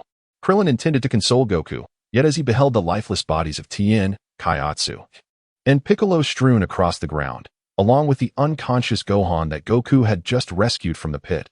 He found himself at a loss for words. The androids, having wreaked havoc across several cities, had suddenly arrived at the location of the Lam-Z mountain. These were unique life forms devoid of energy, incapable of seeking their own targets. Those who were either training or vacationing were abruptly alerted by the overwhelming energy that Goku had unleashed, compelling them to rush to his side. The formidable strength of the androids momentarily astonished them, but they were unprepared for the sheer terror of Goku's power. With effortless ease, he subdued the two androids single-handedly. Even when Android 19 attempted to exploit his understanding of Goku's character to release Androids 16 and 17 from their cave, the situation remained unchanged. What they had presumed would conclude smoothly took a drastic turn with the unexpected arrival of Vegeta and Lin Bei, escalating the already precarious situation. To add insult to injury, Lin Bei had the audacity to abscond with Android 18. Did he, like Krillin, fall for her at first sight? The thought filled Krillin with despair. Lin Bei was a formidable force, even capable of taking on Goku and his son. If even Piccolo had been vanquished in a single blow, what hope did he have? What could Lin Bei possibly want with the androids? Let us return to the sacred temple. Goku gritted through his anger and frustration. It was a stroke of fortune that Gohan had survived, but with the last of the Senzu beings exhausted, they could only devise a future plan upon their return.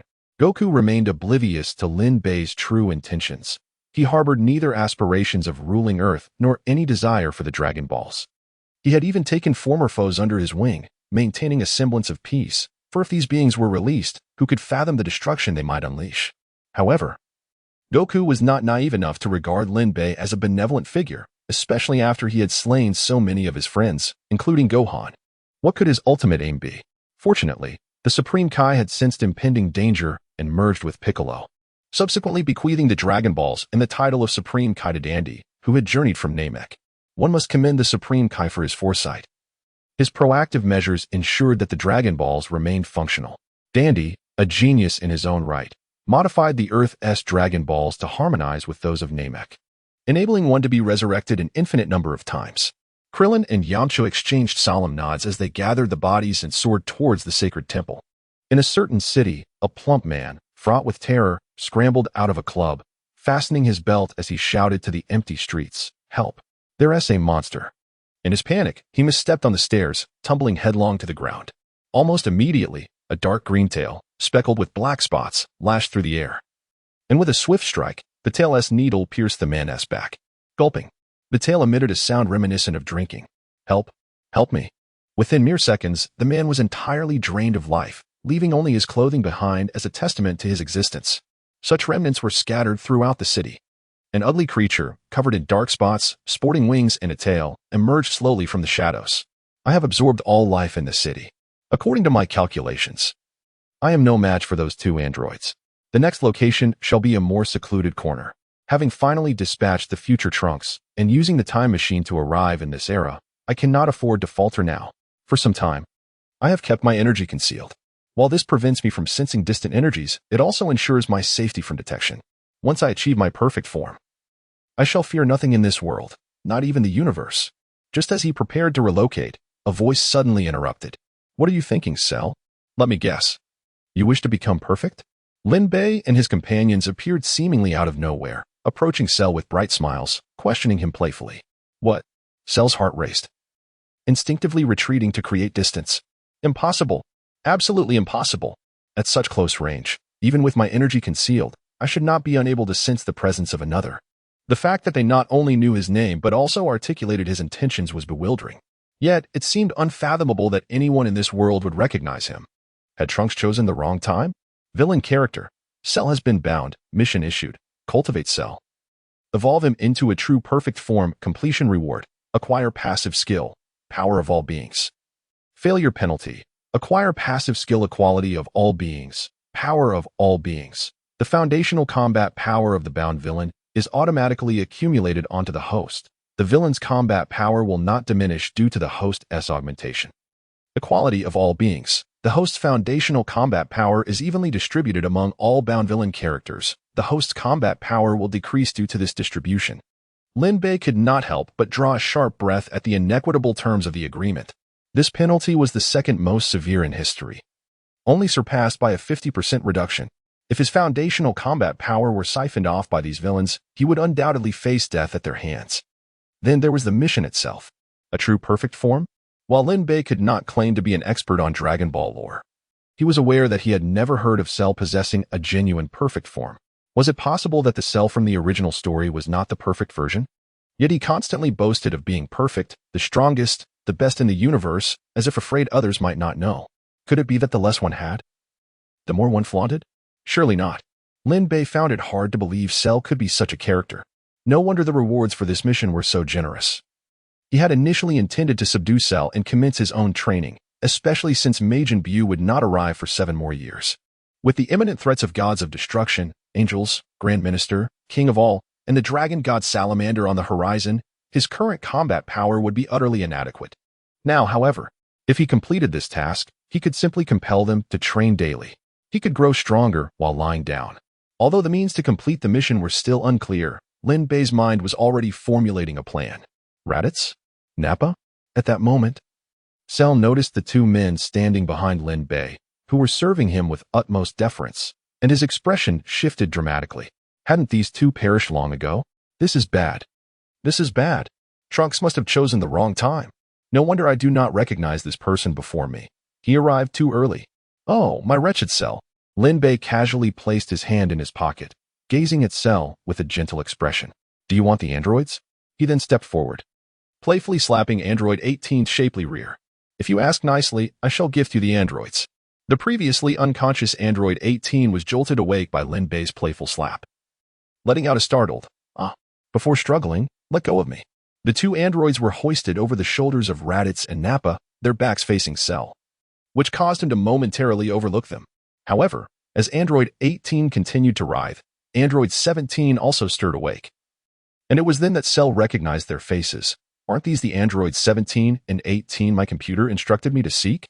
It appears I have indeed come at the right time. But what on earth is happening here? Chapter 66. Cell. Embrace the glorious evolution. Even a highly intelligent being like Cell felt as though his CPU was on the verge of overheating. The computer was undoubtedly infallible. By this logic, did it not imply that the strength of the 3 individuals before him surpassed that of androids 17 and 18? And that the prowess of 17 and 18 exceeded his own at present? Was it possible that these 3 could effortlessly overpower him? This seemed utterly illogical. Where could such formidable opponents possibly emerge at this time? Wait, no. Cell quickly recognized that he had fallen into a fallacy. After all, androids were fundamentally modified beings. 17 and 18 were surely under the control of some mechanism, preventing them from unleashing their true potential. No wonder he could not locate the androids in the future. They had been eradicated by humanity itself. He had previously wondered how Trunks, with his combat strength, could possibly eliminate 17 and 18, but now the answer was clear. It was no surprise he felt no energy from the 3. It was simply because they were too weak. A false alarm indeed. Cell's mind raced, piecing together the chain of events. Do you truly believe you can deter me? He scoffed in response. Indeed, I, Lin Bei, am an honest man. Lin Bei replied candidly, devoid of any pretense. You scoundrel! How dare you toy with me? Regardless of your reasons, since you have brought 17 and 18 to me, I shall not hold back. Cell paid no heed to Lin Bei's words, for he was utterly intoxicated by the notion of achieving completeness. Akin to a man who had been solitary on a deserted island for 30 years suddenly discovering a woman washed ashore. In an instant, he lost his senses. With a powerful thrust, he lunged straight at Lin Bei, fully aware of the principle that to capture the leader, one must seize the king first. Farewell, honest man Lin Bei. In a flash, Raditz and Nappa moved simultaneously, appearing before Lin Bei in the blink of an eye. They transformed into their Super Saiyan forms, delivering a powerful kick that struck Cell squarely in the face. Cell let out a horrifying scream as his body recoiled, purple blood arcing through the air in a beautiful parabola before he crashed like a cannonball into the vacant club behind him. Filthy creature, keep your distance from Master Lin Bei. Raditz growled vehemently, spitting in disdain, adopting a fiercely loyal demeanor. With a battle power of 200 million, Lin Bei maintained a relaxed stance, one hand in his pocket, adjusting the detector by his ear, murmuring to himself. Through this series of confrontations, Lin Bei had assessed the battle powers of these significant figures. If ranked from lowest to highest, Cell currently held the least strength at merely 200 million. Although that would soon change. Androids 17 and 18 possessed powers of 400 million and 350 million, respectively. Next were Raditz and Nappa, whose battle powers were exposed before the system, standing at 11, 6 million and 11 per million, upon transforming into Super Saiyans. Their powers soared to 580 million and 570 million. The deceased Cooler had a battle power of 150 million before his final transformation, comparable to Goku's first Super Saiyan form. And after transforming, his power reached 500 million. The purely mechanical Android 16 boasted a power of 700 million. Frieza, who had been concealing his true strength, matched Super Vegeta with a power of 1 billion. The reason he nearly perished in battle with Cooler was partly due to his instinct to hide his strength in preparation for a future ambush on Lin Bei, and partly due to his overconfidence leading to a significant reduction in power after being cleaved in two by Cooler. However, it was fortunate that his inherent power surpassed Cooler's. Otherwise, he would not have triumphed in their confrontation. Then came Goku at full power, boasting a staggering 3 billion, surpassing Raditz, Nappa, and Frieza, whom Lin Bei had meticulously trained. This had been the source of Lin Bei's earlier confusion. Originally, he believed that Frieza and Gohan were the most gifted among them. After parting ways with Earth, he had not encountered them again, but upon meeting Goku once more, he not only defeated King Cold, who was stronger than Frieza and Namek, but also achieved full power before Cell's emergence. Was this series of developments due to his status as the protagonist, or simply because he was Goku? Finally, there was Gohan, a prodigy whose full power surpassed Goku's, reaching an impressive 1 billion. When transformed into an incomplete Super Saiyan 2, his battle power soared to 24 billion. He was undoubtedly the mightiest warrior Lin Bei had faced thus far. One could only speculate what Cell's battle power would be after absorbing the two androids. What, indeed, constituted the so-called true completeness? At this moment, Lin Bei was eager to uncover the answers. He extended his hands, placing them upon the garments of androids 17 and 18. And with a resounding boom, their clothing disintegrated into nothingness. 18 shrieked, hastily covering her vital areas. Beast, what are you planning to do? 17 glared furiously at Lin Bei, bellowing. Lin Bei, however, would not deign to acknowledge the cries of such insignificant figures. Raditz, at your service. Raditz responded promptly. Render android 17 temporarily immobile, then cast him towards Cell. Yes, Master Lin Bei. Raditz complied without question, for Lin Bei's orders were absolute. Obedience was required without hesitation or rationale. He swiftly turned 17 over, delivering a forceful knee strike to the android's spine. 17 let out a cry of agony, momentarily losing his ability to move, before Raditz discarded him like refuse towards Cell. Cell embraced the glorious evolution, Lin Bei proclaimed loudly to the barely upright Cell before him, internally musing that Cell truly did not recognize the opportunity before him. If he simply expressed a desire to absorb androids 17 and 18, he could have enjoyed the process with ease. Instead, he had complicated matters, concerned that Cell might struggle to absorb them. Lin Bei had even taken the liberty to obliterate their garments. What a thoughtful endeavor! Cell, now wearing a bewildered expression, had only experienced 5 seconds since being struck away. Yet in that brief span, he had concocted hundreds of plans, even considering self-detonation. However, he had never anticipated that his adversary would deliver such a gift right to his mouth. Given that events had reached this point, he chose not to ponder further. Whatever schemes were afoot mattered not. First, he would achieve completeness. With that, the tip of his tail unfurled into a suction cup, directly engulfing the approaching 17. Although 17's battle power surpassed Cell's at present, he had been designed solely to serve as nourishment for Cell. As he was drawn into the suction cup, he found himself utterly immobilized, helpless to resist his fate. 17. 18 screamed in despair at the horrifying scene, seemingly understanding her own fate. With a gulp, a sound akin to swallowing echoed as Cell consumed 17 entirely. Cell's body became illuminated with radiant black spots, an immense power surging forth from within. His energy swelling exponentially, his battle power soaring from 200 million to 850 million. Nappa, Lin Bei uttered simply, calling the name. Nappa, having accompanied Lin Bei for these past years, understood immediately. He seized 17's ankle and neck, delivering a headbutt before grasping 18 by the ankle and hurling her forcefully towards the ground. With a single strike, 18 was left dazed, her hand dropping from its protective position. Observing this, Nappa seized the opportunity to throw her towards Cell. Though Cell had anticipated this, The reality of the situation ignited an uncontrollable excitement and anticipation within him. Ha ha ha ha. The complete form is upon me. With a gulp, 18-2 is consumed. Ah. Cell's energy surged once more, the golden aura erupting forth, shattering the surrounding clouds. As the energy peaked, it rapidly diminished. It appears that one wishes to engage in the artifice of feigning weakness while concealing great strength, reminiscent of the original narrative where Super Vegeta was decisively overpowered. Truly, one's inherent nature is difficult to alter, Lin Bei mumbled softly, although Cell made every effort to conceal it.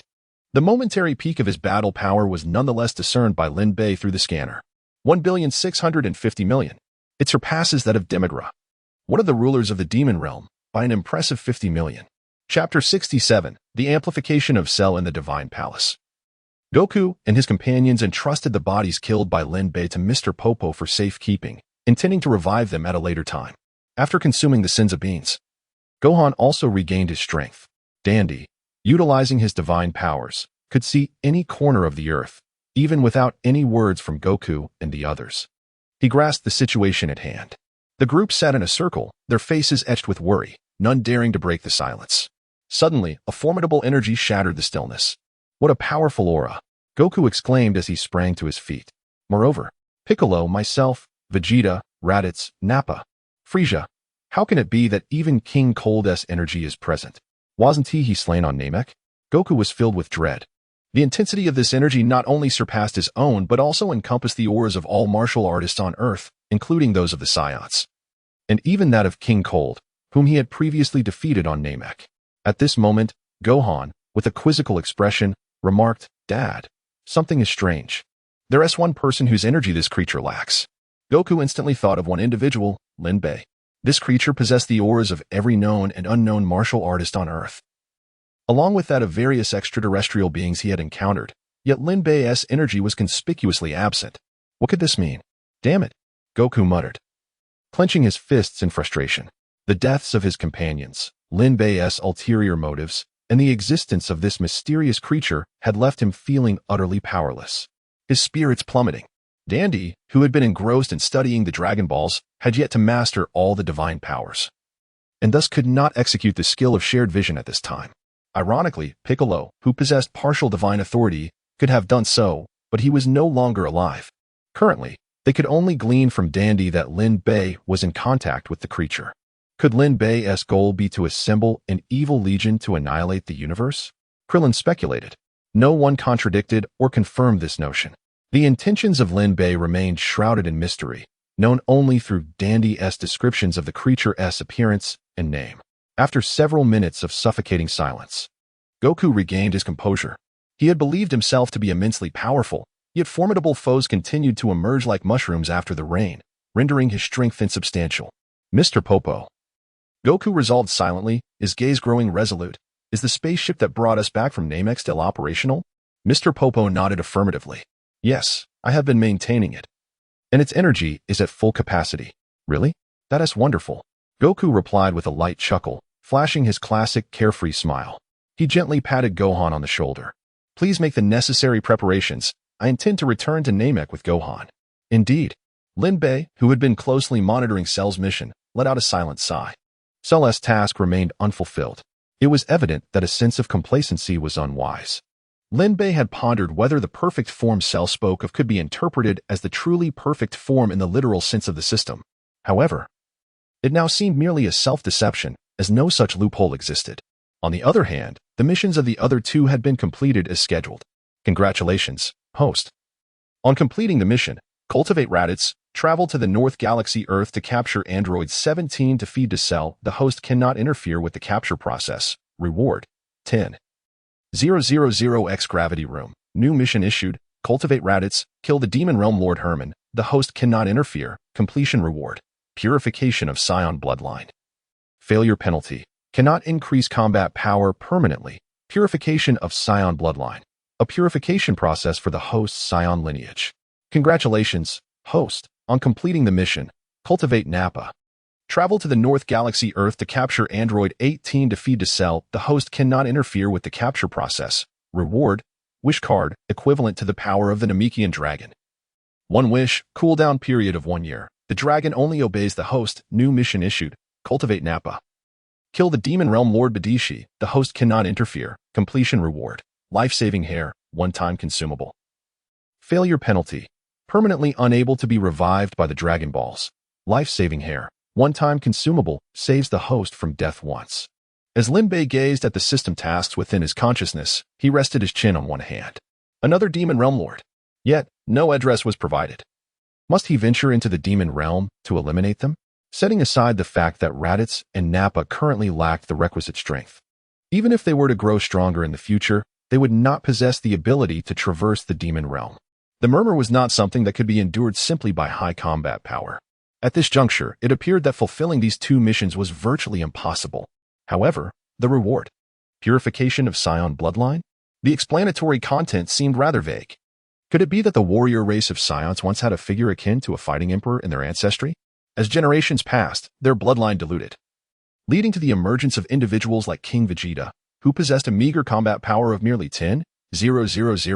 Otherwise, how could one explain the term purification? With this as a basis, Lin Bei's thoughts began to diverge. If the ancestors of the Saiyans had a character similar to a fighting emperor, could it be the Super Saiyan God? No, the Super Saiyan God in Dragon Ball Super was merely a state of being, not a true divine race like the Kaishins. Lin Bei quickly dismissed this notion. Was it my misunderstanding? Or was there indeed an ancestor Saiyan akin to a fighting emperor, whose life form transcended Lin Bei's comprehension? He shook his head, concluding this fruitless speculation. Lin Bei planned to seek an opportunity to inquire with the dragon, as he needed confirmation even if he guessed correctly. The life-saving hair was indeed a valuable item, akin to an extra life.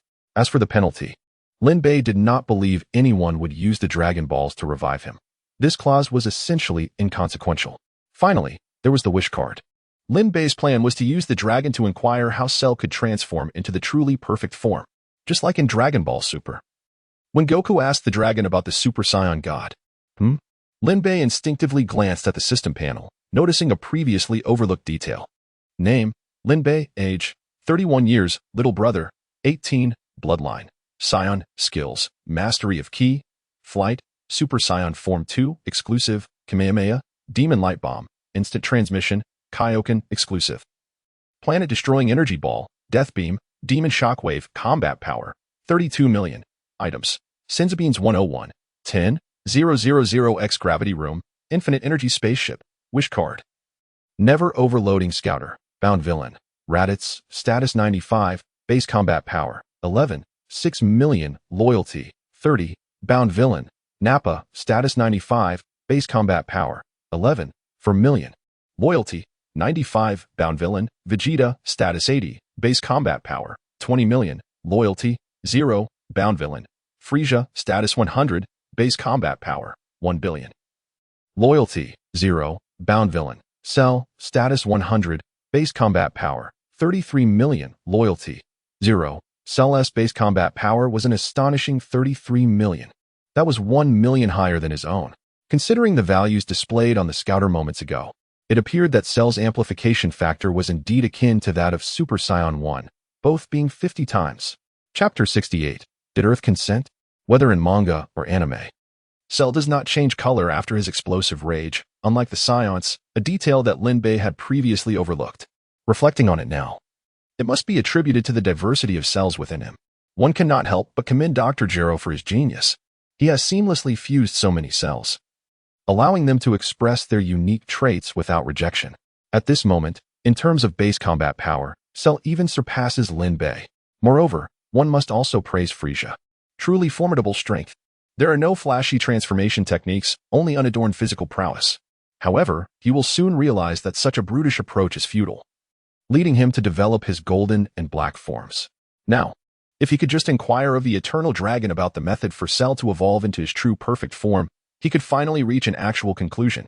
The foundational combat powers of all villains would be absorbed into himself, especially Frieza's staggering base power of 1 billion. Just the thought of it sends Lin Bei into a frenzy. Imagine if he were to become a Super Saiyan. His power would be astronomical. Ha ha ha. Perfect. Utterly perfect. Invincible. I am invincible. This surge of power is simply astonishing. Cell gazes at his own body, throwing a few punches and kicks into the air, his face alight with rapture as he laughs maniacally. He then turns, a mocking glint in his eyes, to regard the two who had just sent him flying. Raditz and Nappa. They instinctively step back in fear. While Cell's aura is not overwhelmingly powerful, it is unsettling that they can sense their own energy within him. This instills in them an unknown dread, coupled with the earlier vision of Cell devouring the two androids. A terrifying thought arises in their minds. Is Lin Bei going to feed us to Cell as well? Lin Bei notices their trepidation and sighs softly. These two are ultimately inferior to Vegeta and Frieza. He steps forward and gives a light pat on their shoulders. Raditz and Nappa immediately feel a chill run down their spines. Raditz is prepared to kneel, vowing his unwavering loyalty unto death. Get lost, you useless beings. Raditz and Nappa wear expressions of self-reproach for not training harder, yet internally they are laughing wildly. Rolling aside instead. Oh, Lin Bei, are you the first to taste my perfected power? Cell asks, feigning gratitude for bringing androids 17 and 18. Without you, I would not know how long I would have to wait to become perfect. I feel splendid today. It is the happiest moment since my inception. Here's the deal. I'll give you 5 seconds, just 5 seconds to leave my sight, and I will spare you. What do you think? Am I not merciful? Cell adopts a gentlemanly demeanor. Smiling as he speaks, Lin Bei's eyes sharpen as he seizes upon a flaw in Cell's demeanor, immediately executing a swift instant transmission and delivering a kick that sends Cell tumbling. Mercy, you say? He then grabs Cell's tail, which has retracted into his body, and spins him around with tremendous centrifugal force. Round and round we go. Lin Bei sings, releasing Cell, who crashes to the ground like a meteor. The entire city quakes as countless buildings collapse, the earth fractures, and waves surge. Foolish Cell, you have not truly achieved your so-called perfect form.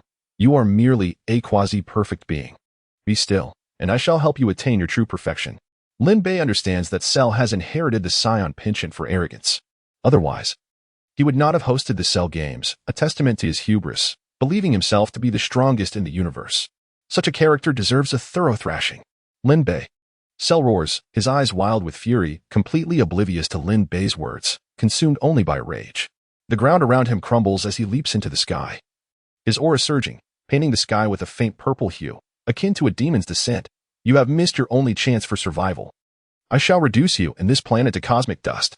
Cell's anger culminates in a power peak of 1.65 billion. And the joy of his perfect form is utterly obliterated by Lin Bei's earlier blow. He forms the classic Dragon Ball energy pose, gathering immense blue energy in his hands. Be it Son Goku or you, after this strike, you shall both become cosmic dust along with the earth. Came. Huh.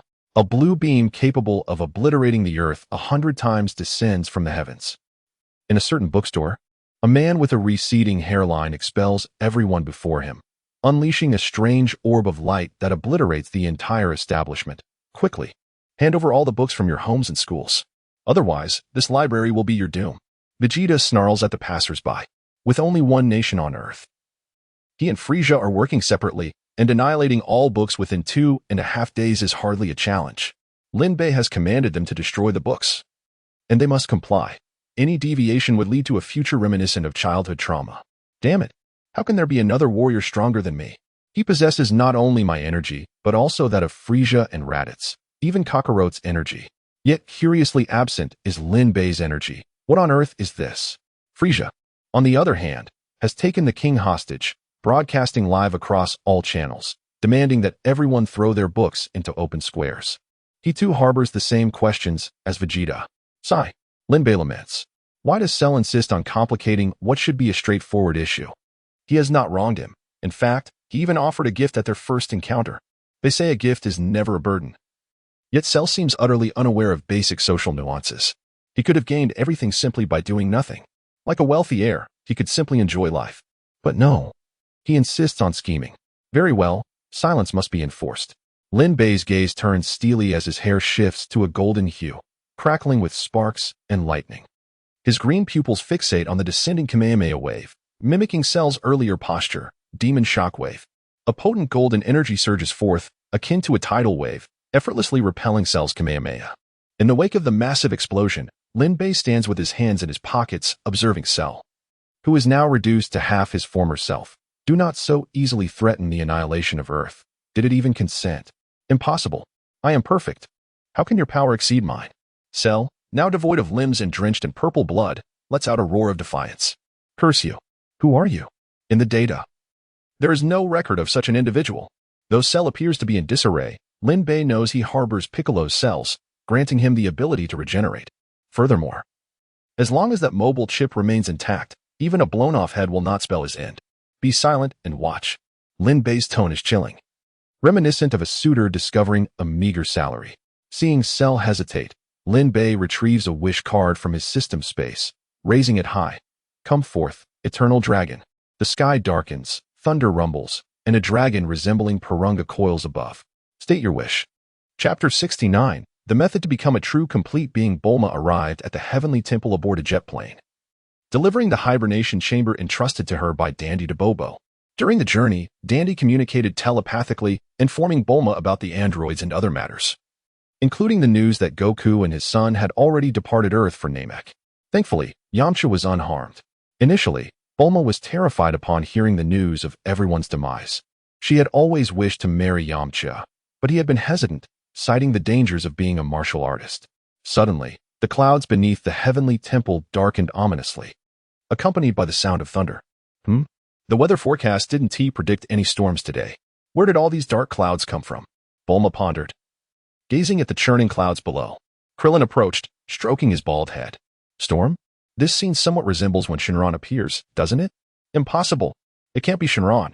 Bulma exclaimed as she climbed onto the plane, retrieving a Dragon Ball. I have a Dragon Ball right here. I was planning to ask you all to help me find the remaining 6, but now this happens. The area of this storm is quite vast, Krillin remarked, observing the endless black clouds beneath the heavenly temple. Dandy, noticing the Dragon Ball in Bulma's hand, felt a sense of unease and closed his eyes to utilize his divine powers to observe Earth. Moments later, he opened his eyes wide, his face paling in shock. Shenron. Lin Bei has summoned Shenron. And it's Purunga from Namek. Impossible. Bulma and Yamcha exclaimed in unison. The new Grand Elder of Namek, Femu, explicitly stated that the Dragon Balls would become ineffective once they left Namek. Even if Lin Bei stole the Dragon Balls, he couldn't summon Namek's Shenron on Earth. Dandy, being a native of Namek, understood their words and shook his head. Lin Bei did not use the Dragon Balls. As the Earth's deity and creator of the Dragon Balls, I possess a unique sensitivity to them.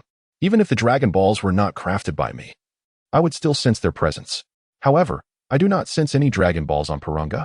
As Dandy spoke, he recalled Lin Bei's formidable presence, leading him to a startling thought. Could it be that Lin Bei can create a Shenron that does not require Dragon Balls?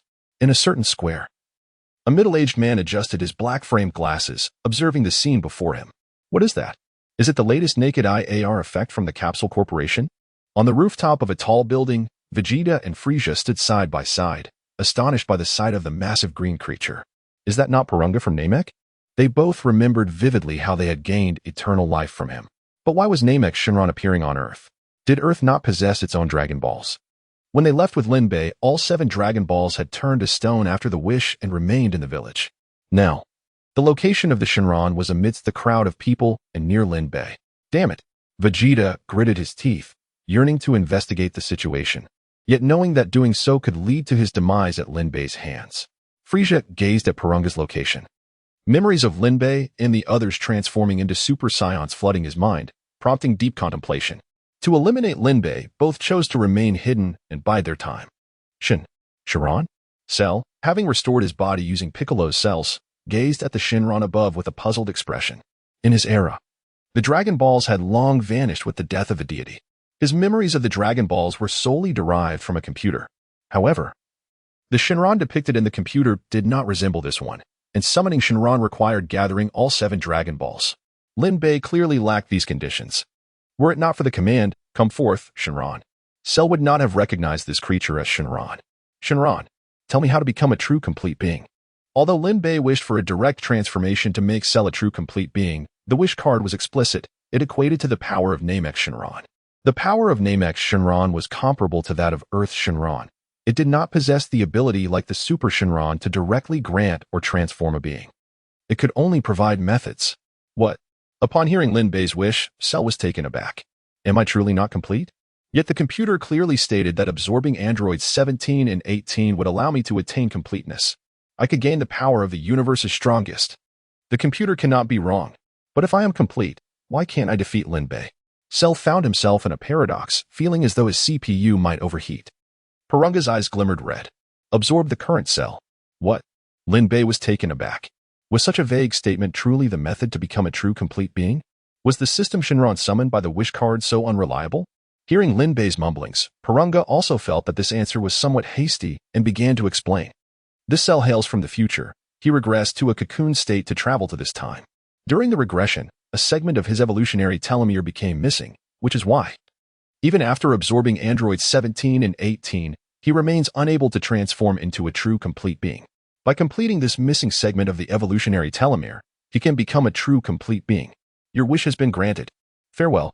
Paranga immediately transformed into a red light and returned to the wish card, moving as swiftly as a student hearing the dismissal bell. 365 days, 23 hours, 59 minutes, and 59 seconds. The wish card displayed a cooldown time accurate to the second. I see, Lin Bei mused after reflecting on Shinran's explanation. The so-called absorb the current cell meant allowing the cell before him to absorb the one still in the incubation fluid in this time. Thus, he could complete the missing segment of his evolutionary telomere and transform into a true complete being. Lin Bei, what did the Shinron say? What constitutes a true complete being? Cell now doubted whether he was indeed a true complete being. Otherwise, there could not exist someone stronger than him. He had hoped to hear the answer from Shinron, only to find that Shinron had vanished into red light without revealing anything. Did Shinron have limitations related to time? The computer had no relevant data on this. Leaving Cell in the dark, Lin Bei raised an eyebrow, a flicker of surprise in his eyes. Cell cannot hear? Am I the only one who can? That shouldn't be the case. Since when did Shinron have a shielding function? Wait. Lin Bei suddenly recalled a phrase on the wish card that he had overlooked and quickly retrieved it from the system space. Wish card, equivalent to the power of Namek Shinron. With one wish, cooldown time of 1 year. Shinron only obeys the host. Shinron only obeys the host? Lin Bei repeated the last phrase twice, and suddenly everything clicked. I see. This is a Shinron that serves only me. No wonder Cell cannot hear any information related to this wish. He then looked at Cell with a gentle expression, reminiscent of their first meeting. Cell, do you desire to become a true complete being? As soon as you utter a word. This time, Shala has finally awakened to understanding. Without waiting for Lin Bei to finish speaking, he swiftly appeared before him, exclaiming, I want it. I desire it. Chapter 70. Congratulations to Dr. Jero. The perfect warrior cell has been completed. During his leisure time on Earth, Lin Bei explored numerous locations, tracing the path of characters from the Dragon Ball series.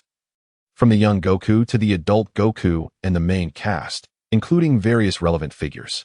One notable destination was the birthplace of Aral, Penguin Village. The Dragon Ball series never provided specific details regarding Aral's power level, evoking a sense akin to that of a conceptual deity. Upon encountering her in Penguin Village, Lin Bei finally unraveled this enigma. Her battle power stood at 500. Although this might seem modest by contemporary standards, when Raditz arrived on Earth in Dragon Ball Z, Goku's battle power was merely over 400. This implies that during the early chapters featuring young Goku, his battle power while contending with Piccolo was likely just over 300. It is no wonder Aral exuded an aura of invincibility at that time. The Aral that later appeared in Dragon Ball Super was purely a comedic addition for the sake of viewership, her actual power level being on par with the pinnacle of the young Goku saga. Of course, Lin Bei also visited the laboratory where Cell was created. Nestled in a desolate mountain. Concerned about disrupting the narrative, he refrained from entering the lab, merely observing from the outside until he confirmed its precise location before departing. Seeing Cell finally awaken to his true potential, no longer doubting Lin Bei's sincere intentions, Lin Bei beamed with the radiance of a bright, cheerful young man. However, this smile appeared somewhat unsettling in Cell's eyes. Instantly, Lin Bei's demeanor shifted as he commanded Raditz and Nappa. You two disgraceful fools, return to the spaceship and train immediately. Yes, Lord Lin Bei. They responded, relieved to leave the situation behind, as they feared becoming collateral damage. In an instant, they transformed into Super Saiyan forms and soared away. Lin Bei had no immediate plan regarding their mission to eliminate the Demon Realm's Lord, intending instead to allow the duo some time to enhance their combat prowess. He then approached Cell. To evolve into your true perfect form, you must go to a specific place, and I shall escort you there. Escort? Cell paused, perplexed.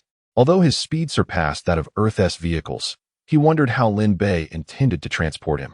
Just as Cell pondered this, Lin Bei abruptly grasped his tail with a swift motion. A wave of ominous foreboding surged through Cell. Wait, you wouldn't mean to. Indeed. Just as you suspect. Lin Bei replied, sporting an innocuous smile before yanking back his arm, causing Cell to lose his balance and spin helplessly in the air. Round and round it goes. Lin Bei began to sing a familiar tune, and at the conclusion of the lyrics, he released his grip, exclaiming, "Off you go." Cell's silent shouts echoed as he found himself immobilized by an unseen, overwhelming force. Lin Bei remained stationary, watching his Cell soar away until, amidst Cell's apprehensions of being toyed with, Lin Bei suddenly appeared directly above him. With a powerful elbow strike, he collided forcefully with Cell's abdomen. "Ah!" Cell screamed, plummeting from the sky like a kite severed from its string, crashing into the mountainside with a resounding thud that reverberated through the terrain. Struggling to rise, Cell wiped the purple blood from his mouth with his thumb and spat out the excess. Clenching his fist until his nails pierced his flesh, he seethed, "Damn Lin Bei. How dare he mock me? Once I achieve my true perfect form, I will make him pay." Moments later, Lin Bei descended gracefully, inquiring, "What did you just say? I couldn't quite catch that." Cell, drenched in sweat, stammered, "I said it's quite convenient to arrive so quickly." Lin Bei nodded in satisfaction. Though he lacked the specialized auditory structures of Piccolo, his enhanced power had naturally elevated his hearing. Despite Cell's quiet murmurs, Lin Bei caught every word. All part of his scheme to undermine Cell's pride. After all, he would need Cell to comply as a subordinate. From the moment Cell declared, "I want, I demand," he began to assume a more submissive demeanor. Lin Bei, feigning ignorance, replied, "Indeed, it is rather swift." He then pointed toward a towering mountain, asking, "Do you remember this place? This place?" Cell pondered, suddenly recognizing the familiar topography. "This is my birthplace." Cell was astonished to realize that the surrounding mountains resembled those of his future origin. It was understandable that he had forgotten this sight, as he had inherited the cells of many fierce characters. Upon emerging from the incubation fluid, his instinct had been to wreak havoc, leading to the transformation of the landscape. "What brings us here?" Cell inquired. In the original narrative, after returning from the future, Cell had neglected to address the version of himself existing in this timeline. The hidden laboratory was ultimately discovered and destroyed by Krillin, Trunks, and Bulma. As an artificial bioweapon, Cell's actions were dictated by his own thoughts and will. Yet the command to eliminate Goku and absorb androids 17 and 18 remained imprinted in his mind, subconsciously guiding his behavior and causing him to overlook the present timeline's Cell. Perhaps in his original plan, after absorbing androids 17 and 18 to become perfect and eliminating Goku, he would then destroy Earth for cosmic exploration, rendering the present Cell irrelevant. Lin Bei did not withhold information, relaying everything he had learned from the dragon. "Telomere evolution, deficiency, the fluid within me," Cell murmured, mentally calculating the implications of this information. Having visited this location before, Lin Bei navigated the path effortlessly and soon located the entrance. The laboratory was modest in size, and immediately he spotted the small Cell floating in the incubation fluid, still yet to open his eyes. Without hesitation, Cell extended his tail, piercing through the thick glass of the incubation chamber, and, utilizing his suction cups, drew the unresponsive small Cell into his own being. The fluidity of his actions was remarkable, akin to a mother-in-law collecting a bride price, swift and terrifyingly efficient. Lin Bei nodded in approval.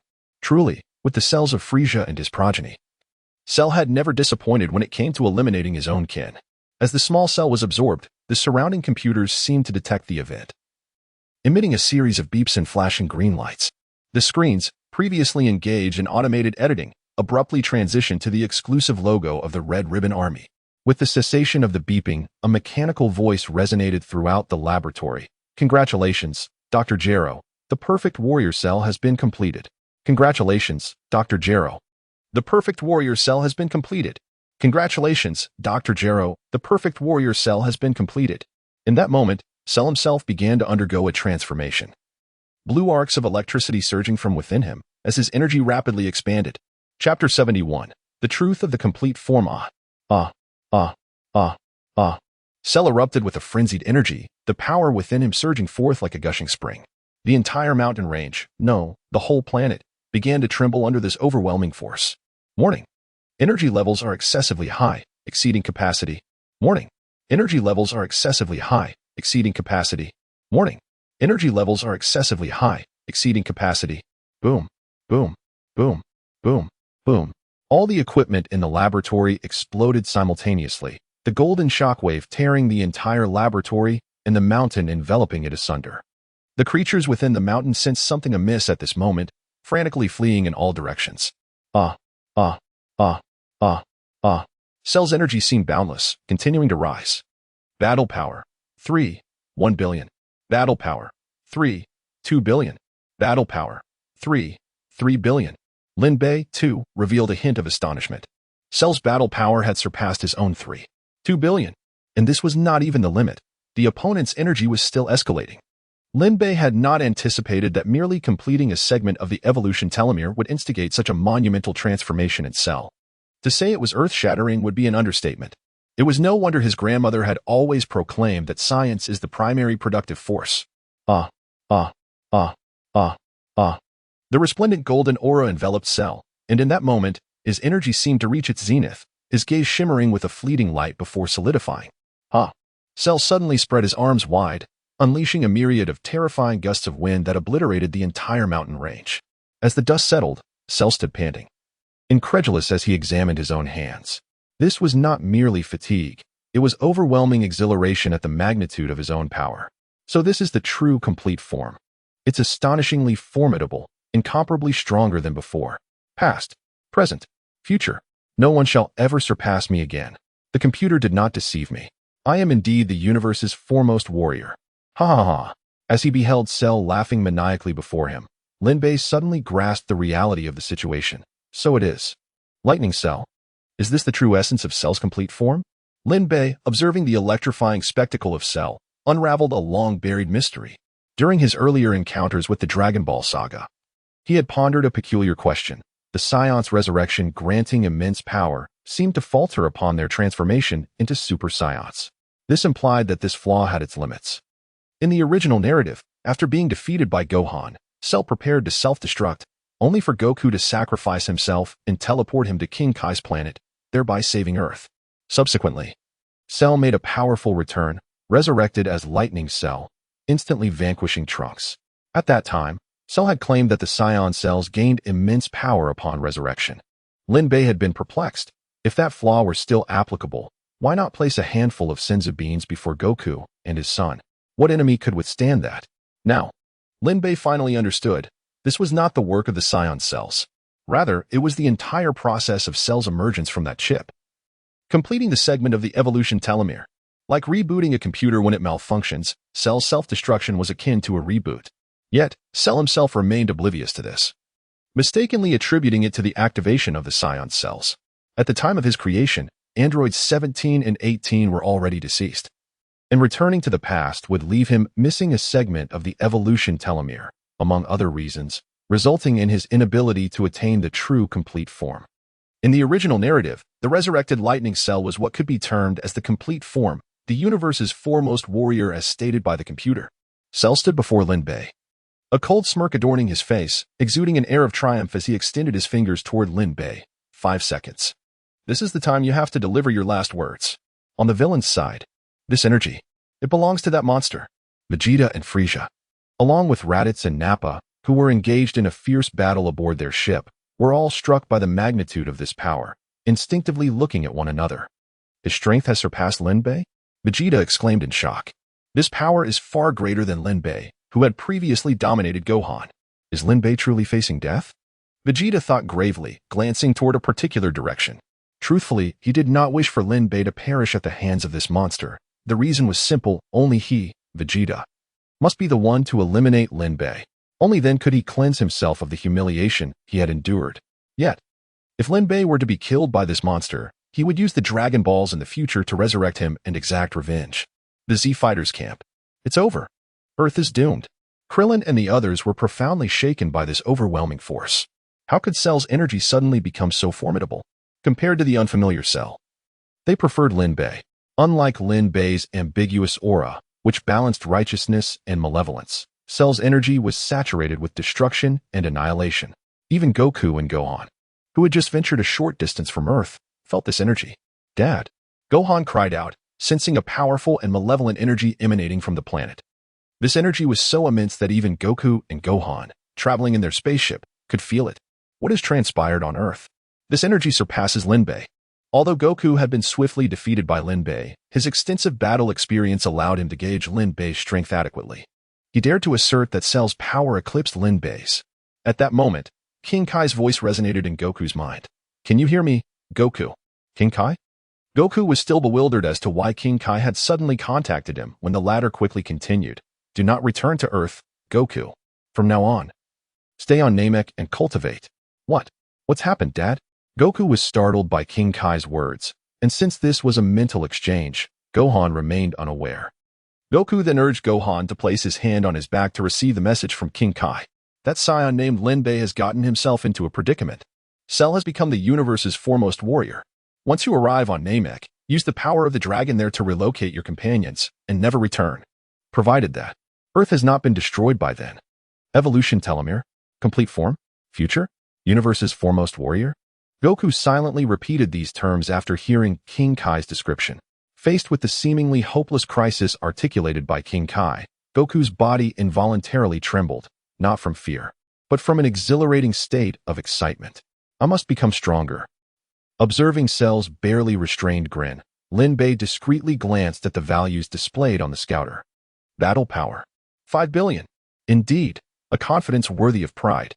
After transforming into the complete form, not only had his base power surged from 33 million to 50 million, but he had also mastered the ability to transform into Super Saiyan 2. The multiplier had escalated from 50 times to 100 times. Cell's battle power undeniably surpassed his own by a significant margin, yet Lin Bei remained unfazed. As Cell ascended to his complete form, his own mission had also been refreshed. Chapter 72. Cell's second task. Task complete. Cultivate Cell. Evolve into true perfect form. Reward. Power of all beings. Passive. New task. Cultivate Cell. Eliminate Majin Buu. The host cannot intervene. Completion reward. Infinite stamina. Passive. Failure punishment. Exhaustion of vitality. Passive. Infinite stamina. Passive stamina remains perpetually at 100, never diminishing regardless of combat, eternally maintained at its peak. Exhaustion of vitality. Passive stamina can never recover, and upon depletion to 0, one can merely sustain breath. Cell's second task was to eliminate Majin Buu. This was an unexpected revelation for Lin Bei, who had long assumed that Majin Buu would be the next antagonist he would bind with. Instead, he was now the target of Cell's second task. Over the years, Lin Bei had discerned the patterns of these assignments. The initial task invariably aligned with the deepest desires of the villains. Raditz, though outwardly obedient to Vegeta, harbored a yearning to defeat him. Nappa held no aspirations towards Vegeta, fixated solely on slaying Ginyu Force's Rikom, likely due to past mockery regarding his baldness. After all, the Ginyu Force had once proclaimed themselves the strongest in the universe. The prideful Saiyans could only see it in silence. Both Vegeta and Frieza shared a singular ambition, the pursuit of eternal life. The former sought to topple Frieza through the accumulation of time, while the latter aimed to maintain his supremacy indefinitely. Cell's aspiration to achieve his perfect form was a primal instinct following his creation. Subsequent tasks lacked a clear basis, but the penalties became increasingly dire, regardless of one's strength. A single failure equated to a form of death. Lin Bei had presumed that the next villain would undoubtedly be Majin Buu, even contemplating the task of defeating Babidi, the sorcerer, as he wished to avoid further seals. Yet now, Majin Buu had become the target of Cell's second task. What could this signify? Lin Bei's musings were not merely the result of losing a potential binding character, but stemmed from a genuine sense of peculiarity. The original Majin Buu was indeed a true villain, wreaking havoc across planets in the universe. Other variations of Buu resembled the original closely, with only Fat Buu having absorbed the benevolent Dai Kaioshin, exhibiting a semblance of gentleness, though he could hardly be deemed righteous. Given these circumstances, why would the system not bind him? He was no mere side character. Moreover, the Dark Realm's ruler, Demigra, had once stated, Majin Buu is merely a cell of a powerful being. This statement lingered in Lin Bei's mind, and the revelation of Cell's second task reignited this thought. While no definitive conclusions could be drawn, he sensed a profound secret lay hidden within. Lin Bei made a mental note to summon the dragon to inquire further. He then turned his attention to the task's rewards. Infinite stamina, passive, would render Lin Bei immune to periods of weakness, enabling him to achieve true invincibility in the future. He would always strategize from a position of strength. He would forever command the forces of thunder. Those lurking villains would never have the opportunity to bring him down. Conversely, exhaustion of vitality, passive, was a formidable curse, subjecting Lin Bei to a slow demise. Even without engaging in battle, every breath, every step, even lying down to sleep, would deplete his stamina. Over time, he would inevitably succumb.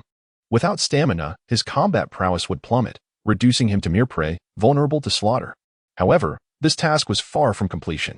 Although he was aware of Majin Buu's location, Lin Bei had no intention of awakening him prematurely. Majin Buu was a terrifying entity on par with Super Saiyan 3, far beyond the capabilities of Lightning Cell. His combat power was undoubtedly in the tens of billions, coupled with his astounding recovery speed and nearly limitless stamina. It would be exceedingly challenging to accomplish the task without a substantial advantage in power. Given the severity of the punishment, Lin Bei needed absolute certainty before taking action. He determined he must cultivate Cell to at least the combat level of Super Saiyan 3. This way, even if he could not win, he could escape. For Cell could survive in the cosmos. Speaking of combat power, Lin Bei eagerly glanced at his status panel. Name, Lin Bei, age, 31, little brother, 18, bloodline, Saiyan, skills, mastery of ki, flight technique, Super Saiyan Form 2, exclusive, Kamehameha, Demon Flash, instant transmission, Kaioken, exclusive. Planetary Destruction Bomb, Death Beam, Demon Shockwave, Power of All Beings, passive, combat power, 1. 125 billion, items, Senzu Beans 101, 10,000 times gravity room, infinite energy spaceship. Wish card, on cooldown, indestructible scouter, bound villain, Raditz, status 78, base combat power, 11, 6 million, loyalty 30, bound villain, Nappa, status 77, base combat power, 11, per million. Loyalty 95, bound villain, Vegeta, status 85, base combat power, 20 million, loyalty 0, bound villain, Frieza, status 100, base combat power, 1 billion. Loyalty 0, bound villain, Cell, status 100, base combat power, 50 million, loyalty 0, 1. 125 billion. While the number may seem modest, the unit has transformed from millions to billions. An ordinary digit, yet it conceals 4 zeros in between. The most crucial aspect is that this represents the base combat power. Upon transforming into Super Saiyan 2, the combat power would escalate to an astounding 112.5 billion. This level of power would undoubtedly surpass that of Super Saiyan 3 Goku during the Buu saga, though Lin Bei was certain it would not reach Super Saiyan 4 levels, as the amplification for Super Saiyan 3 is 400 times, while Super Saiyan 4 is a staggering 4,000 times. Analyzing the known transformations, it appears only Goku transformed into Super Saiyan 1 with a base combat power of 3 million. Vegeta likely surpassed 3 million upon his transformation, while the others remain unknown. As for the higher-tier Super Saiyan 2, no one achieved this at a base power of 6 million. Even the prodigious Gohan completed his transformation at a base power of 28 million. Thus, the theoretical base transformation power for Super Saiyan 4, which is 240 million, is merely a conceptual figure. Yet, even the weakest Super Saiyan 4 would possess combat power nearing 1 trillion post-transformation. In other words, a magnitude 10 times greater than Lin Bei's current prowess. Cell's fingers gradually curled, a confident smile gracing his lips, reminiscent of a reaper presiding over life and death, capable of harvesting lives at will. What? No final words? He paused, then continued, or are you simply afraid of my power? The chip within Cell possessed scanning capabilities, accurately assessing the combat power of adversaries. However, with numerous Earth martial artist cells within him, Cell preferred to sense ki. Previously, when Lin Bei retaliated with a Kamehameha, the chip detected a combat power of 3 billion. Coupled with Cell's innate ki sensing, he intuitively judged that Lin Bei's internal ki was minimal, determining his true combat power to be just over 3 billion, far from being a match for his own current strength. Lin Bei is capable of transforming into a form akin to his own, yet his fundamental combat prowess pales in comparison. Although the computer proclaims him to be the strongest in the universe, Cell comprehends that the title of the universe's strongest is ever-changing. Today, Lin Bei must be vanquished. Once more, Cell assumes the stance of the Kamehameha, filled with a fervent desire to redeem past humiliations. He lets out a sinister chuckle. Suddenly, Lin Bei bursts into laughter.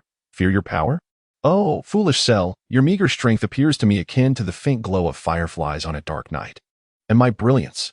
Lin Bei takes a deep breath, tossing a golden throat lozenge into his mouth, striking a pose of immense energy. He becomes as radiant as the moon in the heavens.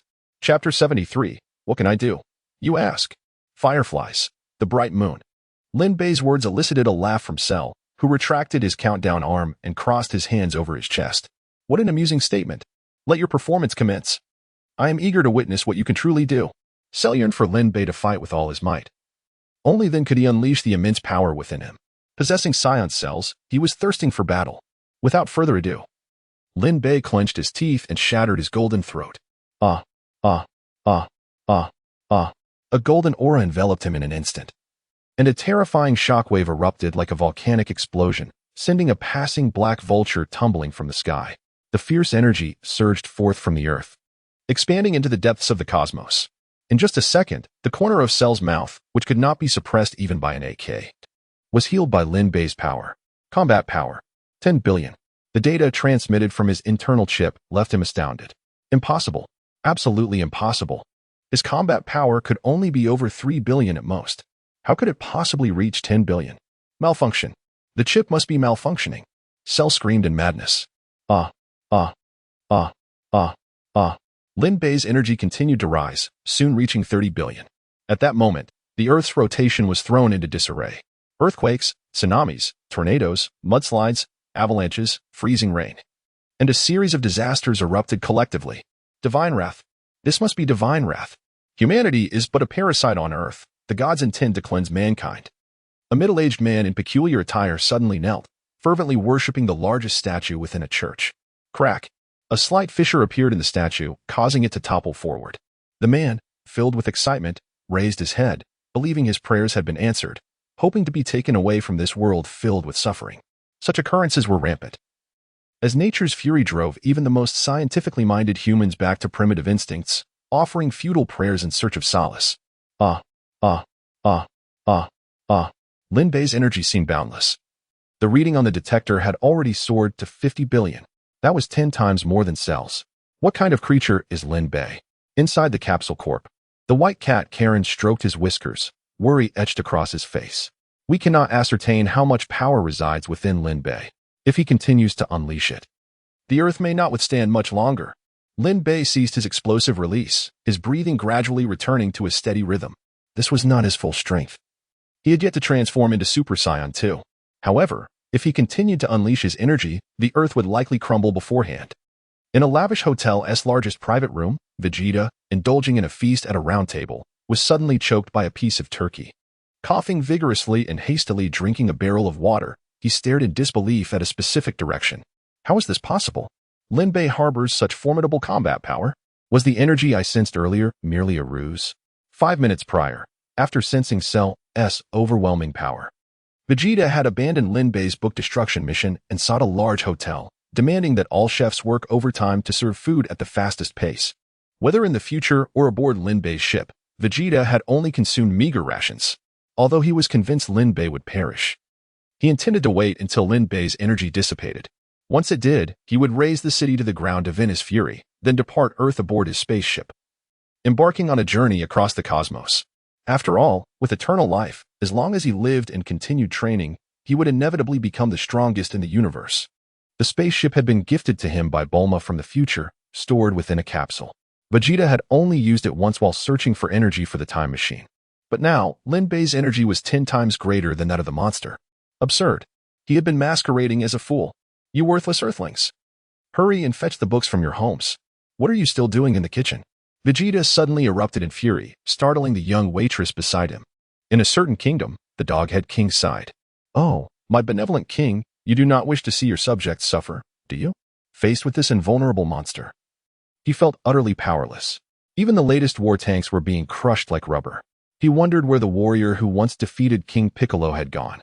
Shaking his head in resignation as he issued an order, command all printing houses to cease operations and destroy every book in circulation. After a pause, under immense psychological pressure, he uttered words that would mark him as a villain throughout eternity: deploy fighter jets to obliterate all schools, and never rebuild them. This last decree was added by Frieza himself. Since Lin Bei did not wish for Gohan to become a scholar, why not eliminate all schools? As for whether Lin Bei would hold him accountable for his excesses, that was a decision made by the Dog-Head King, irrelevant to Frieza. Originally, his plan was akin to Vegeta's, but he required no spaceship. He had even anticipated Vegeta's strategy, intending to follow him quietly and resolve matters in the cosmos. Although their strengths were comparable, Vegeta could not survive in space. Destroying the spaceship would mean certain death for him. Eternal life was merely a prolongation of existence. Death would come for all. Now he fully understood the unfathomable potential of the Saiyans. He could not allow Vegeta to escape. This tactic had initially been intended for Lin Bei. But Frieza speculated that Lin Bei had likely already acquired eternal life and the ability to survive in space through the Dragon Balls. After all, one would only assist others in obtaining what they themselves possessed. Yet, Lin Bei's energy had altered everything, and they could sense that this was not even Lin Bei's full strength, perhaps not even half. In the Heavenly Temple, silence enveloped the assembly.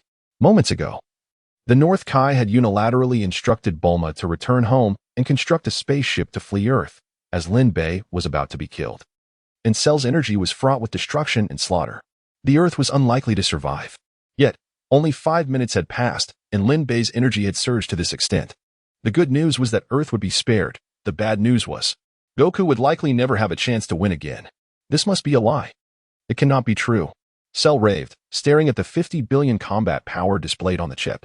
The computer declared me the universe's strongest warrior. How can there be someone with greater power than mine? Without a second thought, he charged at Lin Bei, his massive iron fist aimed directly at his opponent's face. There were no flashy techniques, only raw, unadulterated strength. Lin Bei did not evade. With a resounding thud, Cell's 5 billion power punch, fueled by his entire being, struck Lin Bei's forehead. However, this punch, powerful enough to obliterate the Earth, failed to budge Lin Bei even the slightest, not even a hair's breadth. No, this is wrong. Not only did it not move him, but it also failed to even graze Lin Bei's flesh. Cell's 5 billion iron fist could not even compress Lin Bei's eyelashes. A cold smirk appeared on Lin Bei's lips, reminiscent of a player who had just flipped the game in his favor. What can I do? You say? Chapter 74. Lin Bei's Speculation Terror. Petrification. Stiffness. Suffocation. These 4 emotions were vividly portrayed on Cell's face. Ha ha ha ha, an illusion. It must be an illusion. I never expected that the Saiyans would also learn the tricks of the Earthlings. Cell retreated several steps in madness. This statement left Lin Bei momentarily stunned. As it struck a familiar chord within him, a slight smile emerged. So, you possess Satan's cells. In the cosmos, on a certain planet. It is hard to believe that a human's power could traverse the endless universe, reaching here from the North Galaxy. This is the Kaioshin realm. The Kaioshin Shin, standing on a massive rock, exclaimed in astonishment. His attendant shared the same sentiment. I never imagined that a human's power could penetrate the depths of the universe to arrive at this sacred domain. This power is simply capable of. The Kaioshin nodded. Indeed, you are correct. It can rival Majin Buu. Jebbit, we must depart. Lin Bei found it reasonable. After all, Satan is the most renowned martial artist on Earth, without question. The Cell before him hailed from the future. His era likely separated from the present by 20 years or even more. During this time, his programming incessantly refined him, naturally incorporating the absorption of exceptional martial artist cells. Thus, he undoubtedly possessed Satan's cells. After all, in the original narrative, Satan emerged as Earth's foremost champion after Goku and Krillin's demise. He does possess certain merits. Not only did he withstand a hit from Cell without perishing, but he also made substantial contributions during the Buu saga. Without him, Goku and Vegeta would have been unable to perform the final Spirit Bomb. After venting his energy and halting his combat power at 50 billion, Lin Bei contemplated another matter. It is likely that when Goku first transformed into Super Saiyan 3 during his battle against Fat Buu, he did not unleash his full strength. At that time, Goku himself probably sensed a certain limit on Earth when his combat power reached 50 billion. Hence, he ceased to elevate his ki further. As for why subsequent transformations, Super Saiyan 3 Goku, Majin Buu, the enigmatic Gohan, and even Vegeta could freely release their powers on Earth without causing its destruction, Lin Bei suspected it was likely related to Kaioshin blood. Lin Bei recalled a moment from the original story where the feeble Kaioshin was mercilessly pummeled by Majin Buu, nearly meeting his end, with divine blood spilling everywhere. The Kaioshin race is peculiar. On one hand, they can be immensely powerful without training, and on the other, they possess unique traits, even singularities. Jebbit, the Kaioshin's attendant, is likely half divine, inherently endowed with instant teleportation and healing abilities. As for Kaioshin Shin, aside from telekinesis, he seemed to exhibit no remarkable abilities, continually astonished by the protagonist group. However, should he perish, Beerus would vanish alongside him. As the bound entity of the god of destruction, even if his combat power is not extraordinary, he must possess some exceptional qualities that ordinary beings lack. Lin Bei's speculation stemmed from a line uttered by the old Kaioshin during the Buu saga. The Kaioshin realm is the hardest planet in the universe, so feel free to fight. This led Lin Bei to ponder the notion of divine blood. Otherwise, why would the Kaioshin realm be so resilient? As the stronghold of those divine beings, it undoubtedly harbors a significant amount of divine blood. However, divine blood likely requires time to absorb before it manifests its effects, which is why Goku controlled his ki at 50 billion during his first transformation into Super Saiyan 3. Of course, this is merely Lin Bei's conjecture. The veracity of his thoughts can only be ascertained when the Kaioshin visits Earth. Otherwise, it is difficult to explain how Vegeta, with a combat power of 18,000, could obliterate Earth, let alone the later era when the average combat power exceeded 100 million. As for how much power Goku exerted during his transformation into Super Saiyan 3 on Earth, it remains unprovable. However, based on the subsequent battles with Majin Buu, Lin Bei estimated it to be between 60 billion and 65 billion. Yet, since he saved Raditz, the entire trajectory of the Dragon Ball world has shifted. Should Goku rise again to become Super Saiyan 3, it is highly probable that his strength would surpass that range. This is not a mere flight of fancy by Lin Bei, but a deduction based on the laws of power escalation in the Dragon Ball universe. In this realm, for an individual to rapidly increase their strength, a formidable adversary must emerge. Only then can their potential be ignited. Had Raditz never appeared, Goku would have remained on Earth until death, incapable of surpassing a combat power of 1,000. Frieza would follow a similar fate. Had he not encountered Lin Bei, he would have remained at a mere 120 million, and even with eternal life, he would ultimately fall to Cooler's hand. A combat power of around 50 billion is roughly the extreme limit that Earth can currently endure. Had he continued to elevate his ki, Earth would have likely disintegrated on the spot. And should Earth disintegrate, the greatest loss would not fall upon anyone else but Lin Bei himself. First and foremost, he would no longer be able to savor his beloved bubble tea. Secondly, Goku would perish. Once Goku dies, what would become of Frieza's mission? Would he be resurrected using the Dragon Balls, only to be killed again by Frieza? Or would it be deemed a failure outright? Lin Bei believed it would likely be the latter. If it were the former, then all missions would lack the possibility of failure, even if Earth, Namek, and the Granola Arc vanished. Lin Bei would still possess the Wish Card, a heavenly artifact. Would that not imply that all missions could never fail? But would the system operate in such a manner? It could, but Lin Bei could not afford to gamble. Should Earth be destroyed, Goku would die, and upon Goku's death, Frieza's mission would likely fail, resulting in Lin Bei facing Frieza's punitive consequences. Transformations will be permanently capped at Super Saiyan 2. This would be a devastating blow to Lin Bei. Even if the foundational combat power of all villains were transferred to him, with merely a 100-fold power increase, he would be utterly powerless to act freely in the subsequent Dragon Ball Super. He could even be slain by those in the protagonist group or certain villains. At that moment, even if Golden or Black Frieza, Beast Gohan, or Ultra Instinct Goku faced him, despite their combat powers being inferior, they could leverage transformations for substantial boosts, potentially eliminating him. Thus, Earth must not be allowed to perish. Furthermore, the likes of Goku and others, who were tasked with being objectives, must not die carelessly. The consequences of any mission failure are unfathomable for Lin Bei to bear. At present, he simply hopes that these missions have a numerical limit. Otherwise, what would he do if one day he were assigned a task to eliminate the Omni King? The only solace is that these missions currently lack time constraints. Should he encounter a particularly troublesome task in the future, he could simply choose to disregard it. Come on, whoever wants to, just do it. Why you? Don't come any closer. Cell, gazing into Lin Bei's gentle eyes, retreated in a fluster, stumbling backward until he sat down on the ground, a comical sight to behold. Ah! Cell screeched, clutching his head and shaking it violently, gradually ascending into the air while repeatedly muttering, "There must be some mistake. I am the universe's strongest warrior. The computer cannot lie. I am perfect."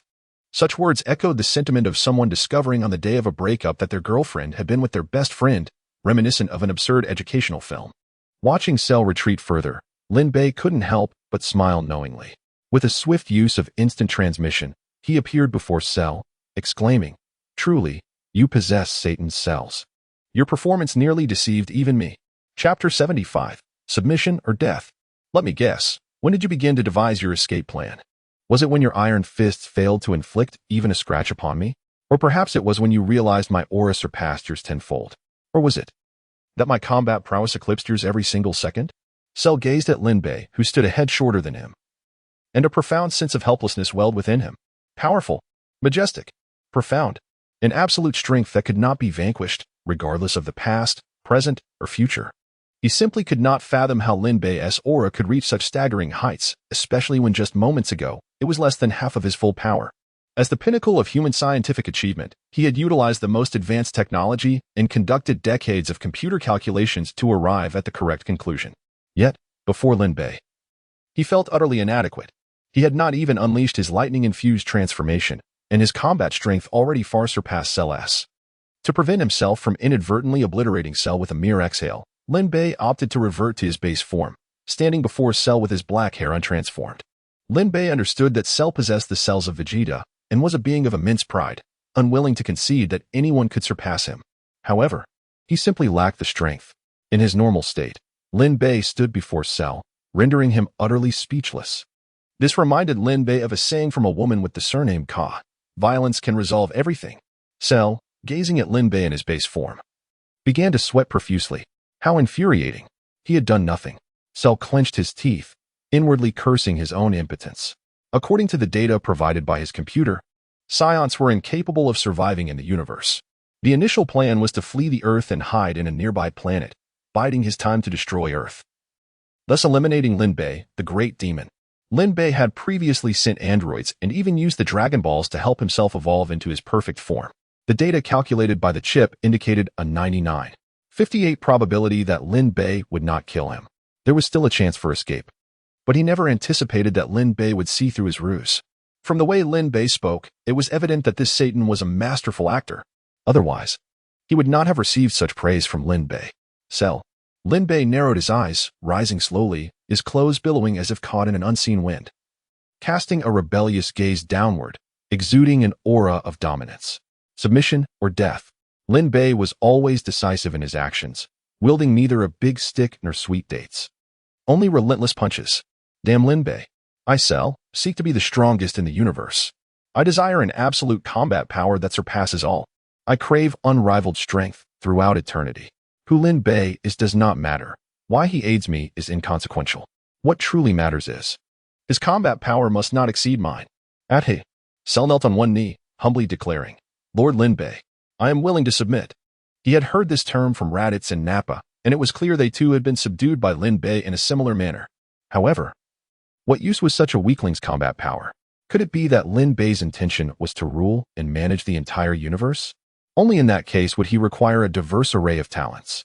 Beyond that, Cell could not fathom any reason for Lin Bei to need subordinates, as his own combat prowess was already the absolute pinnacle of the universe.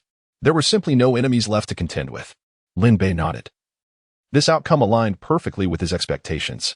Cell, possessing both Frieza's and Vegeta's cells, was indeed a classic example of a rebellious subordinate. Before Lin Bei's overwhelming strength, he would inevitably become an astute opportunist. Then he would lie in wait, prepared to backstab Lin Bei at any moment. Little did he know that Lin Bei possessed 101 Senzu beans. Even more oblivious was he to the fact that no matter how hard he trained, he was merely sowing his own shroud. Much like Lin Bei before his reincarnation, where all his efforts merely enriched his employer's coffers. Even if Cell truly chose death, Lin Bei would ensure his submission. After all, heads may roll and blood may flow, but the mission cannot cease. Although he had earlier expressed a willingness to abandon his mission, did he truly possess the privilege to do so? In the ensuing Dragon Ball Super Saga, there were formidable foes lurking, with known powerful characters exceeding the count of 2 hands, let alone those yet to reveal their might. Lin Bei categorized the formidable adversaries of Dragon Ball Super into 3 tiers. T0, the Omni King, capable of erasing universes at will, the Grand Priest, who governs the fates of deities, and the elusive Dragon God, Salam. T1, the Angels of the 12 Universes. T2, the Gods of Destruction of the 12 Universes, alongside Jiren. Among these, the trio of T0 stood out as particularly unique. If the Omni King symbolizes power, the Grand Priest represents mystery, embodying a sense of authority that even dares to challenge the Omni King. Meanwhile, Dragon God Salam embodies enigma. Lin Bei believed that if anything were to remain after the Omni King erased the universe, it would undoubtedly be the Super Dragon Balls. Lin Bei dismissed everything else, for his standards began at the level of the gods of destruction. As Jiren possessed equal strength to the gods of destruction, he naturally found himself included on this list. When the time came, he would thoroughly examine their combat prowess with his scouter. A wise choice. Now, let us return. Upon speaking, Lin Bei instantaneously transformed into his Super Saiyan form. What are you doing, Lord Lin Bei? Cell inquired, a look of confusion crossing his face. Even the chip within him could not decipher the reasoning behind this transformation. Surely, there was no need to transform merely to guide him? Lin Bei surveyed his surroundings, pinpointing a direction before extending his hands and, with a swift motion, grasped Cell's tail. Wait, Lord Lin Bei, you cannot mean. Lin Bei grinned mischievously. Indeed, just as you think. Lin Bei felt a peculiar absence as they prepared to return, realizing it was the lack of resistance.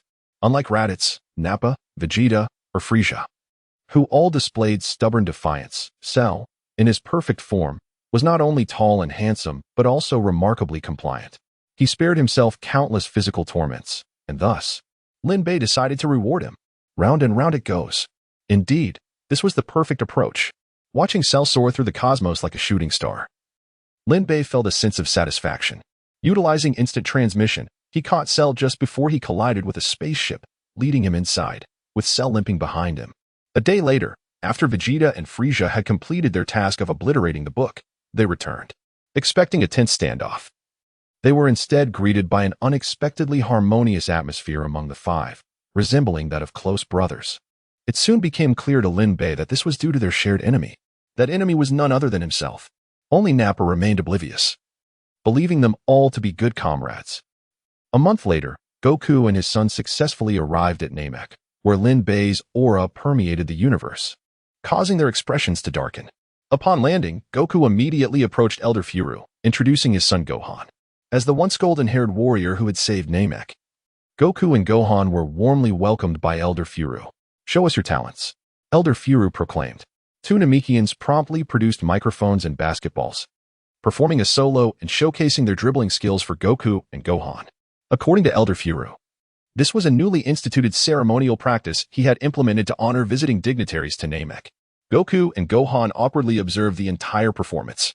As for why there are earthly items on Namek, Goku could not be bothered to ponder, surmising they were likely gifts from Bulma. The consecutive demise of his companions swiftly overshadowed this thought, and once the performance concluded, he straightforwardly stated his purpose. Elder, I wish to borrow the Dragon Balls of Namek. Chapter 76. Goku's Wish. The Elder Namekian, Fame, nodded in surprise.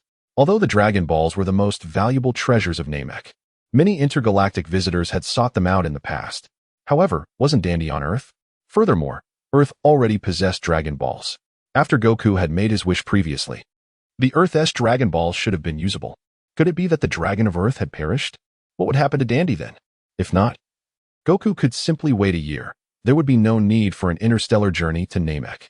Observing Fame's fluctuating expression, Goku sensed something amiss and explained, Elder, you misunderstand. Dandy is perfectly fine, and so is the Dragon of Earth. During his travels through the cosmos, Goku had learned the latest developments on Earth from King Kai of the North. The creature known as Cell had been subdued by Lin Bei, and Frieza, Vegeta, Raditz, and Nappa had also returned to their spacecraft. As for what they were doing aboard the ship, even King Kai was unaware. It seemed Lin Bei's spacecraft possessed some sort of isolating power that could thwart the scrutiny of deities and even the Kais. The situation on Earth is rather complex, and I cannot guarantee the safe collection of all 7 Dragon Balls. Upon hearing Goku's candid admission, Fame gasped in astonishment. You cannot guarantee the safe gathering of all 7 Dragon Balls? You are the golden-haired warrior who defeated King Cold.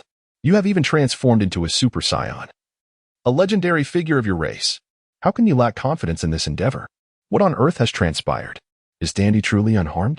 Goku understood Fame's concerns. He too was worried about his friends on Earth. Aside from Piccolo, nearly everyone shared a deep bond with him forged over many years. Do not worry, Elder. Dandy is indeed safe. Earth is truly fine. Goku spoke not merely to comfort but out of the belief that Lin Bei's intentions toward Earth and the Dragon Balls were not malevolent. His ultimate purpose remained a mystery. This journey to Namek was driven by 2 motives. Firstly, the resurrection of Piccolo, Tien, and Kaiatsu, and secondly, a wish of his own. Although the Dragon of Earth had been enhanced by Dandy, it could still grant only one wish. In contrast, the dragon of Namek, Porunga, could grant 3 wishes. But the limitation of resurrecting only one individual at a time remained unchanged. This was attributable to the absence of another Dragon Ball prodigy like Dandy on Namek.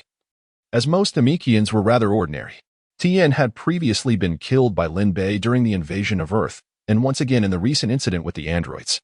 It was unclear whether Lin Bei acted intentionally or inadvertently. It seemed he had developed a penchant for eliminating Tien. After his second demise, Tien appeared to have an epiphany. He resolved to adopt a different approach in his martial arts journey, to tread the path that Goku had once walked, to experience what Goku had experienced. If feasible, he aspired to become a super Earthling to safeguard his planet. Thus, he communicated through Dandy to King Kai, requesting that Goku refrain from resurrecting him for the time being, as he intended to traverse Snake Way to reach King Kai's planet, with Kaiatsu accompanying him. Goku understood and respected Tien's determination. He did not underestimate any martial artist dedicated to their training. Consequently, his purpose evolved into twofold: resurrecting Piccolo and seeking an answer from the dragon. Fame nodded, his expression easing, as though reassured. After defeating King Cold, Goku had remained on Namek for a year to await the Dragon Ball's restoration. During this time, he had grown familiar with Fame's temperament and character. If Goku were to lie, Fame would discern it instantly.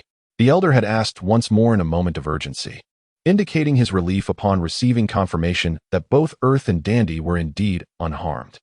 As for why Goku could not ensure the safe collection of the 7 Dragon Balls on Earth, Fame chose not to press further, though he suspected it was likely related to Lin Bei.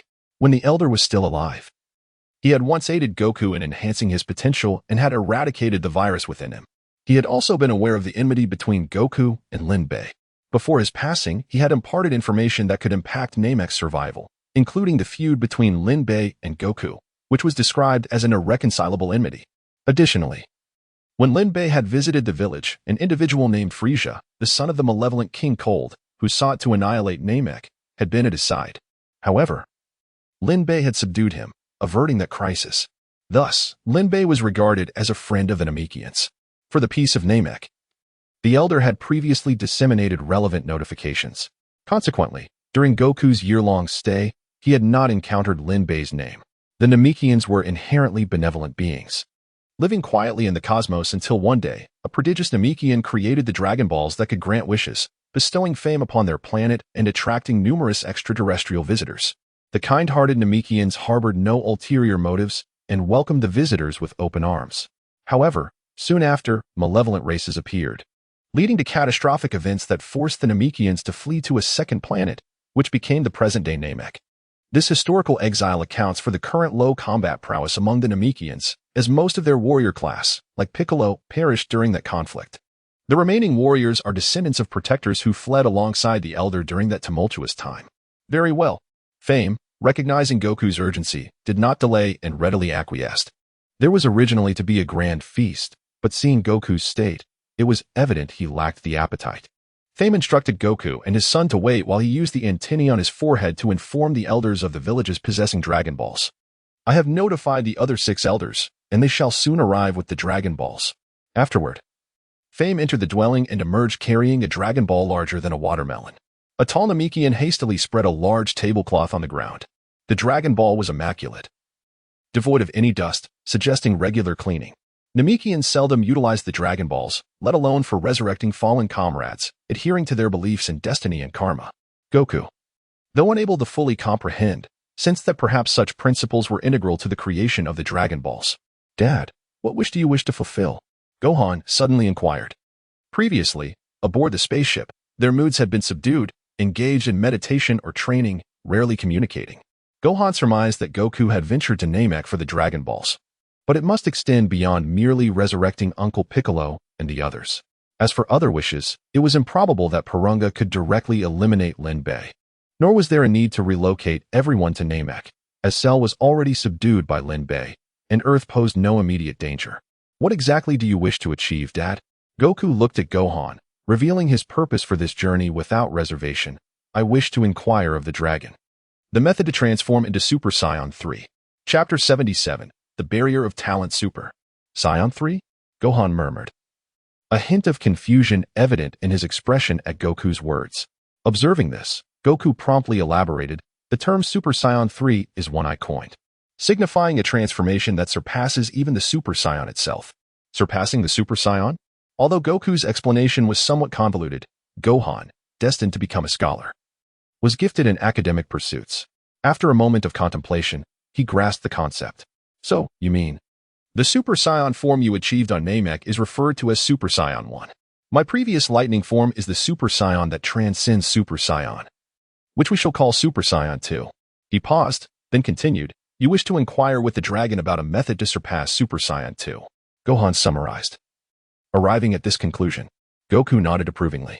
Indeed, Gohan, you are remarkably clever. The term Super Saiyan 3 took me a whole day to devise. And yet you understood it instantly. Heh. Gohan shyly nodded in response. However, is it truly possible to surpass that limit? Gohan did not doubt Goku's assertion. Yet he understood that everything has its limits. Water has a boiling point, steel has a melting point, and human life has a lifespan. Everything in existence has an ultimate boundary. And Saiyan transformations must surely have their limits too. Does the concept of Super Saiyan 3 truly exist? According to the information relayed by King Kai, Lin Bei, whose energy resonated throughout the universe, employed a transformation akin to Gohan's. This indicated that Lin Bei possessed formidable fundamentals, undoubtedly undergoing inhuman levels of training. He understood well the adage that 10 minutes on stage requires 10 years of practice off stage. Nothing is achieved without effort, regardless of innate talent. It merely shortens the time to reach the finish line. It cannot bring the finish line to you. If even Lin Bei, with his immense battle power, could not achieve such feats, could his father truly accomplish it? Or does Super Saiyan 3 genuinely exist? Gohan did not dismiss Goku's hypothesis but instead continued. So, you wish for me to transform into Super Saiyan 3 and defeat Lin Bei? Goku responded with a mysterious smile. Perhaps. Gohan pondered. Then Goku suddenly urged. Transform into Super Saiyan 2 now. Right now? Gohan was taken aback by Goku's unexpected decision. Glancing around, he noticed Elder Namek nodding at him, conveying a reassuring expression that suggested it was permissible to proceed. Yes, Goku affirmed with grave seriousness. Recognizing Goku's earnestness, Gohan ceased to hesitate. All right. He then assumed a power-up stance, releasing a mighty roar. Golden energy erupted from within him, radiating outward like a colossal wave, compelling the nearby Namekians to retreat. Many of the weaker Namekians could not withstand this force and sought refuge behind Elder Namek. Who would have thought that this gentle boy harbored such tremendous power? This energy surpassed that which Goku had unleashed when he defeated King Cold by nearly 20-fold. It was astonishing that Goku's son possessed strength that far exceeded his own. All right, Dad. Gohan's expression turned icy, arcs of electricity appearing and disappearing around him. Whether alternating current or direct current was uncertain. Goku regarded Gohan with approval, as expected of you. Gohan, your energy is significantly greater than during your battle with Lin Bei. Gohan nodded in acknowledgement. He had realized that his previous transformation was not complete. After a month of reflection aboard the spaceship, he was finally able to execute this transformation correctly.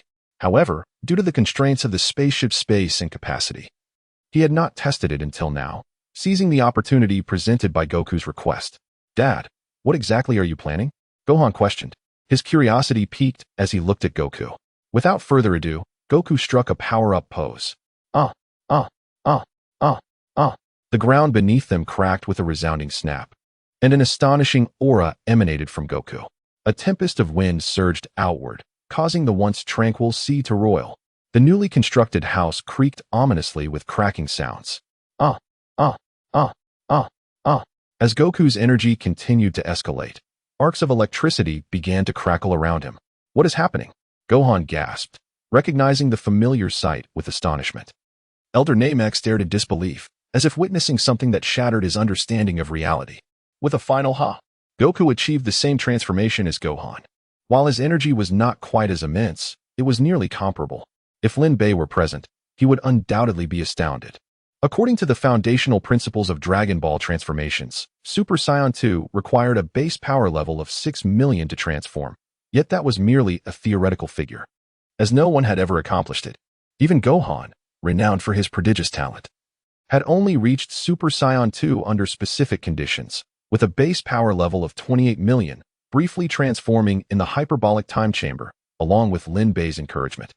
This demonstrated the arduous nature of achieving Super Saiyan 2. Yet Goku, had managed to ascend directly to Super Saiyan 2 with a base power level of 26 million. Could it be that Goku's talent surpassed even Gohan's? Dad, you can transform into Super Saiyan 2. Gohan exclaimed, astonished at the sight of Goku in the same form. Goku nodded, while observing your battle with Lin Bei on Earth. And later, sensing the energy of Cell and Lin Bei's power echoing throughout the universe, I experienced a revelation. During our month on the spaceship, I devoted myself to contemplation and exploration. Finally, the effort bore fruit, and meditation, I seemingly grasped a certain essence. At this point, Goku paused briefly. Forgive me for my lack of scholarly prowess. I usually just tend to the fields. To put it in my own words, I seized an opportunity. I caught hold of a certain opportunity and glimpsed the essence of what we now call Super Saiyan 3. Opportunity? Gohan silently repeated the term. To be honest, he found it challenging to comprehend Goku's meaning. The term was far too broad. Gohan's transformation into Super Saiyan 2 had merely been a result of anger fueled by Lin Bei's actions against Uncle Tenshinhan and Uncle Chaozu, and the subsequent threat to Uncle Piccolo or Goku. However, Elder Namek, after hearing Goku's exposition, gazed at him in disbelief. I never imagined, Goku, that you would break through the barrier of talent. Chapter 78, Infinite Possibilities, the Barrier of Talent? Goku and his son exchanged glances, then turned their attention to Elder Fame. Clearly unfamiliar with the term, Fame, aware of their confusion, glanced at the timid figure behind him, the Namekian child who had been intimidated by Goku and his son's aura. Gently stroking the child's head, he reassured, Cootie, do not be afraid. They are good people. Do you remember when I taught you how to discern the strength and nature of ki? Every individual ki possesses distinct attributes. For instance, kindness, slaughter, violence, honesty, destruction, and benevolence are all labels generated by their actions. You must learn to differentiate them. Observing Cootie, who seemed to grasp only a fraction of his words, Fame smiled kindly. This little one had exceptional talent in the Dragon Ball realm but was exceedingly timid. After alleviating his fear, Fame approached with a calm demeanor and addressed the two blonde-haired warriors. Goku, do you recall when the Elder helped you enhance your potential? Of course, Goku replied without hesitation. He remembered vividly that without the Elder's assistance in unlocking his potential, he would never have been worthy to confront King Cold. At that time, his battle power was a mere 100,000. Even if his body could endure a 20-fold Kaioken, it would have been futile. Transforming into the legendary warrior, a Super Saiyan, to defeat King Cold would have been utterly impossible. Although their time together had been brief, the Elder's impact on Goku was undeniable. After a moment's reflection, Goku added, regarding potential, I remember the Elder stating, I have unlocked your potential, but your potential is immense, and I can only unlock a fraction of it. Is this related? Fame nodded with a smile. It seems you recall quite well. This is precisely the matter I wish to discuss. Goku and his son, now out of their Super Saiyan forms, listened attentively. Talent and potential are essentially the same concept, merely referred to by different names.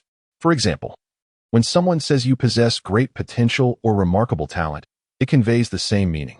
After inheriting the Elder's position, I too acquired the ability of potential development. This ability serves to elevate the talent weight of living beings.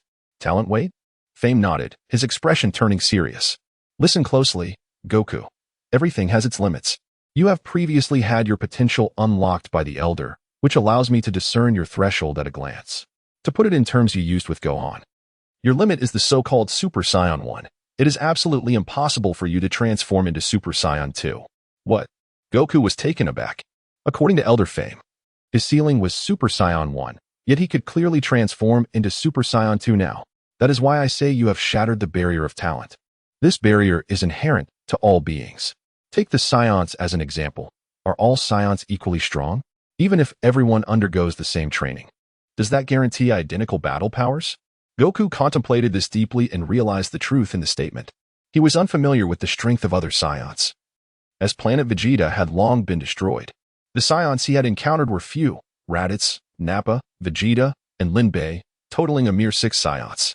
As for Cell, Goku did not count him, having been informed by the North Kai that he was an artificial being from the future. Among these 6, he and Gohan had initially been the weakest, yet they had become the second strongest Saiyans, just behind Lin Bei. Height. Fame suddenly raised his voice. All barriers possess a certain height. The talent weight is a unique means of elevating that height. It will also awaken a small portion of the dormant power within you, which is the only aspect you can perceive directly. Goku, after the Elder raised your barrier's height, It was fixed at the level of Super Saiyan 1. Yet you have now managed to break through that barrier. At this point, Elder Fame became animated. This is the first time I have heard of a being breaking its own barrier. Do you understand, Goku? Every being possesses only one barrier, which cannot be altered. Otherwise, the universe would be filled with masters. This means that from now on, you will no longer be constrained by barriers, and your potential will be boundless. Your future is filled with infinite possibilities. Infinite? But that seems to contradict what you said earlier about everything having its limits. Fame was surprised that Goku's focus was on this contradiction rather than his newfound potential. The answer is simple. I have never heard of any being capable of breaking its own talent barrier. Fame continued, do not underestimate me. Although I have remained on Namek and never ventured beyond, the position of Elder on Namek is hereditary. I inherit not only the capability to alter barrier limits but also the wisdom of generations of Namekian elders. Had our lineage not faced interruptions, we Namekians would undoubtedly be a dominant race in the universe. Goku nodded, not disputing this. In many ways, the Namekians were indeed remarkable. During his year spent with them, he had come to appreciate their strengths, the combat-oriented Namekians who could fend off invaders, the healing-type Namekians who resembled moving Senzu beans, and the miraculous power to create the Dragon Balls. Furthermore, they did not reproduce in the conventional sense and required only water to grow, possessing the ability to fuse. Goku had once speculated about what would happen if all these abilities were concentrated in one Namekian. Would that not result in the creation of a flawless Namekian? Then he could battle such a being. With this thought, Goku approached Elder Fame, who admired his imagination. However, the answer was that only combat-type Namekians could fuse. Thus, a flawless Namekian was impossible. After sharing this, Fame gazed intently at Goku. I have a feeling that even if the Elder had not awakened your potential, you would still have been able to defeat King Cold and, in the near future, break through the talent barrier. Goku bashfully scratched the back of his head and laughed heartily, feeling as though a month of gloom had been lifted in that moment. Dad is amazing, Gohan exclaimed excitedly after listening to Elder Fame's words. Now you possess infinite potential. As long as you continue to train, you will surely be able to surpass Lin Bei. Indeed, Goku's gaze was resolute. After a while, 6 Namekians holding Dragon Balls gradually appeared in the sky. They have arrived. It is the elders from the other 6 villages. Chapter 79. 2.5 years gazing at the familiar figure in the sky, Feimu chuckled softly. For both Goku and Lin Bei, he held a preference for Goku. Despite both being esteemed guests from Namek, Goku had spent a year here, thus possessing a deeper understanding of the place. Lin Bei, while commendable, remained a lesser-known entity to him. Soon, the 7 Dragon Balls were arranged in a circle. Goku glanced seriously at Elder Feimu, who nodded in understanding and raised his arms, exclaiming, "Come forth, Shenron." At Feimu's call, the Dragon Balls began to shimmer and emit crackling sounds. Moments later, a beam of light shot upward from within the Dragon Balls. The sky darkened, and an array of lightning and thunder roared, eliciting a mixture of fear and anticipation from Cudi, who had never before experienced such phenomena. In the next moment, a colossal western dragon spiraled through the heavens, exuding an air of formidable authority. Gatherers of the 7 Dragon Balls, speak your wishes. You may now make 3 wishes, all of which can be fulfilled. Elder Feimu turned his gaze toward Goku, translating Shenron's message. Previously, he had acted as a translator for Lin Bei. This time, he aimed to maintain neutrality, appeasing both parties. Goku nodded gratefully. For my first wish, I wish to revive Piccolo, who was slain by Lin Bei on Earth. At this declaration, Elder Feimu involuntarily trembled. Piccolo, killed by Lin Bei? Goku had spent a year on Namek, and it was inevitable that he would mention Piccolo. To his astonishment, the proud warrior, who had transformed from evil to good in Goku's eyes, had met his end at Lin Bei's hands. Did Lin Bei never truly regard the Namekians as allies? Shaking his head, Feimu interrupted his thoughts. Regardless of the rationale, Lin Bei should not have killed Piccolo, for he was a reformed Namekian. Though we are benevolent, it does not mean we lack the will to resist. If Lin Bei were to return to Namek and request the use of the Dragon Balls, he would no longer offer his cooperation. Raising his voice, he announced, "For my first wish, I wish to revive Piccolo, who was slain by Lin Bei on Earth." Shenron responded with an affirmative gesture, and his eyes briefly glowed red like a display screen before dimming. "I have granted your first wish. Now, please state your second wish." Elder Feimu translated, "I have fulfilled your first wish. Now, please proceed to your second wish." Overjoyed, Gohan leapt with excitement. Although he could not comprehend the Namekian language of Shenron, the fulfillment of the wish was evident. Hearing Elder Feimu confirm it only intensified his elation. Goku, relieved by the success of the first wish, then posed his most pressing inquiry for this journey to Namek. For my second wish, I wish to learn the method to transform into Super Saiyan 3. Shenron would not misinterpret this request, so there was no need for an explanation regarding Super Saiyan 3 or its status as a transformation that surpassed Super Saiyan. Following Elder Feimu's question, Shenron promptly provided the answer. However, this response left Elder Feimu momentarily stunned, as he hesitated to translate and instead engaged in dialogue with Shenron. After a brief pause, Goku inquired, Elder Feimu, what did Shenron say? Feimu, appearing conflicted, turned to face Goku and finally relayed, death. Shenron stated that to become Super Saiyan 3, one must die. Death? This revelation completely blindsided Goku. How could one transform into Super Saiyan 3 if they were deceased? Elder Feimu explained, the transformation into Super Saiyan 3 requires limitless stamina. Thus, a living person cannot achieve it in this world. One must die and enter the afterlife to have a chance. In the spirit realm, one does not experience hunger, cold, or fatigue. In other words, the spirit state possesses a form of limitless stamina. Upon hearing this, Goku smiled. That's wonderful. I thought such a transformation was impossible. Feimu was taken aback, observing Goku's nonchalant demeanor, and believed he had misunderstood. He raised his voice, Goku, you must think this through. In the memories I inherited, the spirit state is inherently fragile, lacking a physical form. It is susceptible to harm and can lead to true death, a state from which even the Dragon Balls cannot resurrect you. Taking a moment to breathe deeply, Feimu continued, do you truly find it necessary to go to such lengths? Must Lin Bei be defeated at all costs? After learning of Lin Bei's role in Piccolo's demise, Feimu felt a growing aversion towards him, yet he deeply wished for the kind-hearted Goku to avoid such peril. Goku met his gaze with unwavering determination, having contemplated this question countless times. Yes, for the sake of universal peace, I must eliminate Lin Bei. Lin Bei continued to gather powerful allies. It was hard to believe he had no ulterior motives, especially after attempting to kill Goku. Realizing further discussion was futile, Feimu sighed and inquired about Goku's third wish. Goku, having only 2 wishes, was momentarily at a loss and turned to Gohan. Gohan, you may state the third wish. Only moments ago, Gohan had rejoiced at the revival of Uncle Piccolo, yet now he was confronted with the heart-wrenching news of his father's impending sacrifice. Understanding Goku's resolve, Gohan refrained from dissuading him, though his heart ached and tears streamed down his cheeks. This farewell could very well be eternal, and he would be the one to send his father on his way. Gohan. Goku suddenly raised his voice, giving a thumbs up to his son. Father will surely become Super Saiyan 3 in the afterlife. Goku, lacking the ability to comfort others, could only offer his promise. Gohan averted his gaze, unwilling for Goku to witness his sorrow. With heavy steps, he approached Elder Feimu. For my third wish, please grant me a gravity chamber. After speaking, he wiped away his tears with determination, turning to face the challenge ahead. I will remain on Namek to train until you transform into Super Saiyan 3. On Earth, within Lin Bei's spaceship, Lin Bei sat atop Cell's back, sporting a pair of gold-rimmed glasses. With his left hand engrossed in an anime, and his right hand clutching a bubble tea, he took a deep sip and glared at Cell, who was straining to perform push-ups. Haven't you eaten? Why are you so slow? It's just a measly 1,000 times gravity, and you move like a snail. At this rate, how will we meet today's targets? As Lin Bei continued his fervent exhortations to Cell, an unexpected message flashed through his mind. Mission, cultivate Frieza.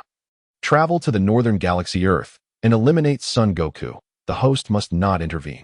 If the mission target, Son Goku, dies, the countdown will activate. If the countdown reaches 0 and the mission remains unfulfilled, it will be deemed a failure. Countdown, 2.5 years. Chapter 80 previously mentioned. I will bring you fish next time. By the heavens, Lin Bei exclaimed as he abruptly sat up on Sheru's back, spitting out a pearl that sent the resting Vegeta flying.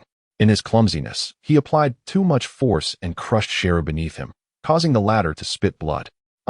Two both cried out in agony simultaneously. Lin Bei paid them no heed, casting a dismissive glance. These antagonists were merely tools providing him with combat strength and rewards. Akin to cattle serving their master, yearning for compassion? He closed his eyes, concentrating on the mission interface, scrutinizing it repeatedly for confirmation. 2.5 years. To his astonishment, the countdown had indeed commenced. This was dire news. How could Goku have perished? What could have possibly led to his demise? Who could kill him? In the original tale, he was taken away by Sharu's self-detonation, but now, Lin Bei glanced at Sharu, who was bleeding beneath him. Filled with impotent rage akin to bursting juice, lost in confusion. Had he inadvertently altered the course of history, awakening the god of destruction, Beerus, prematurely, leading to Goku's demise? Lin Bei propped his chin on one hand, brow furrowed, adjusting his ostentatious golden-rimmed glasses, slipping into a contemplative state. An unintentional aura of formidable power radiated from him, causing Raditz, Nappa, and Frieza, who were merely spectators, to tremble in terror. Soon, Lin Bei's thoughts began to crystallize. The narrative of Dragon Ball Super began with Beerus dreaming of his formidable rival, subsequently inquiring about his name from the Oracle Fish, together with his angelic mentor, Whis. He sought out Goku and Vegeta, the Saiyans, hoping to engage in combat with the so-called Super Saiyan God to assess whether this adversary was worthy of the title. No, that was not right. If the god of destruction awakened early, he would undoubtedly come seeking him. After all, he was the strongest Saiyan in existence. If Beerus sought the so-called Super Saiyan God, it should logically be him. What relation did Goku have to this? Although Lin Bei had no intention of pursuing the Super Saiyan God path, Beerus was blissfully unaware, merely seeking to verify his dream. In Lin Bei's view, the route of the Super Saiyan God resembled the horse grooming officer from Journey to the West. Despite its divine nomenclature, it bore no true relation to divinity. It was more akin to a domesticated pet. The notions of red, blue, and rose were utterly nonsensical. Only Super Saiyan 4 represented the authentic pathway to evolution. Super Saiyan 4 was both a reward from the system for Lin Bei and the path he wished to pursue. Their objectives aligned perfectly. He envisioned teaching these counterfeit versions a lesson, demonstrating what constituted the true Saiyan legacy. With these thoughts, Lin Bei's plans and strategies sharpened. Goku's death was inconsequential. There was still time. He could resurrect him later and slay him again, even if Goku refused to be revived. He could eliminate Frieza and send him to dispatch Goku as well. Lin Bei's gaze hardened, and the oppressive bubble tea in his hand dissipated into nothingness as he rose from the spaceship. Finally, he was gone.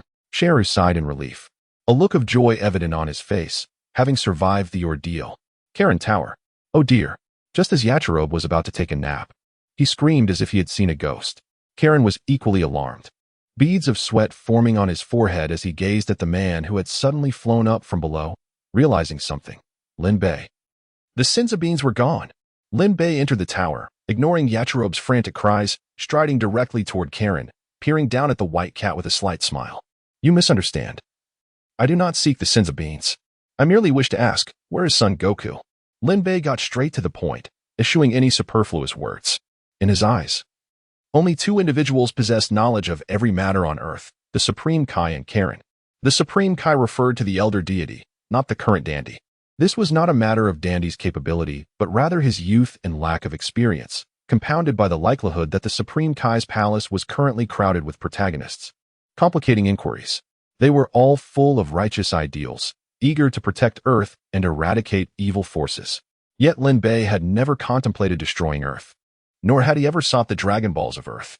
In fact, he had subdued Raditz and other antagonists to prevent them from wreaking havoc across the cosmos. At times, Lin Bei found himself questioning his own identity. Who truly was the villain here? Although startled by the sudden situation, Karin, being a cat of considerable experience, swiftly regained his composure. I do not comprehend your words. After you defeated Goku, he went to train. I do not know where he is. Is that so? Lin Bei responded with a sinister chuckle, extending his hand, a terrifying sphere of energy coalescing within his palm. 5. 4. What? Karin had intended to stall for time, perhaps extracting Lin Bei's true motives, but was taken aback by the direct demonstration. What exemplified the adage? Truth lies within the range of a cannon's fire. 3. Sighing heavily, Karin was not one to cower in fear. He simply believed that meaningless death was less desirable than survival. Although Lin Bei's sudden appearance instilled fear, it was also a chance to uncover Lin Bei's true intentions.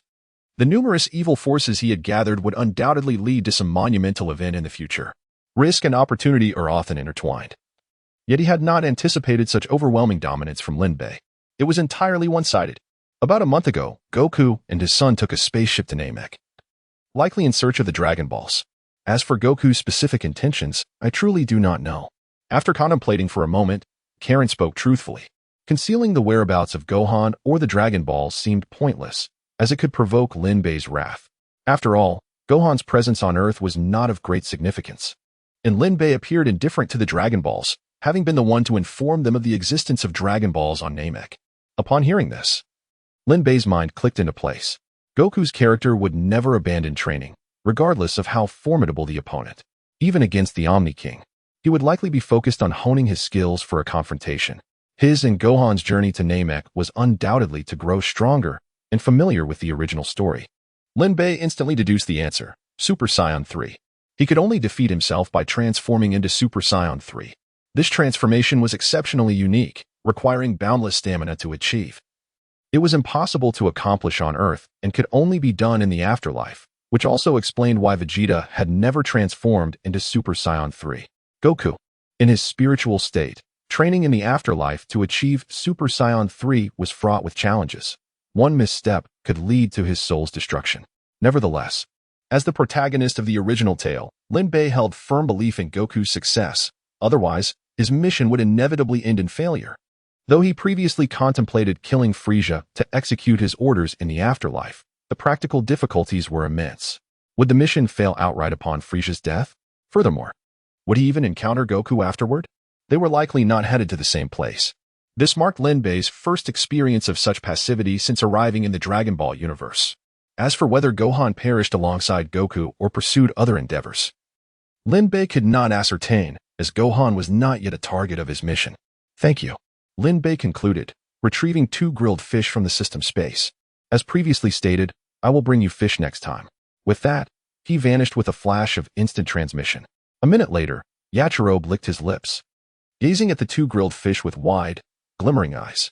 Abruptly, a diminutive wooden cane was thrust before him, an impediment to his progress. Both are mine. Chapter 81. How can you sleep? With a swift movement, Lin Bei reappeared inside the spaceship, observing Frieza, who was napping on the ground. A surge of frustration welled up within him. How can you possibly sleep at a time like this? Have you no ambition? What more must I say? Frieza, bewildered, had just completed an intense training session and barely had 5 seconds to settle before Lin Bei arrived. Moreover, was this not the lunchtime he himself had designated? He had previously emphasized the importance of balancing work and rest to enhance combat effectiveness. Now, what was this? Even a beast deserves to rest. Indeed, Lord Lin Bei is correct. Frieza promptly slapped himself and then entered the gravity chamber to commence push-ups. Lin Bei nodded in satisfaction. Frieza had a mere 2 years and 2 months left to train, and in the final month, he was determined to revive Goku.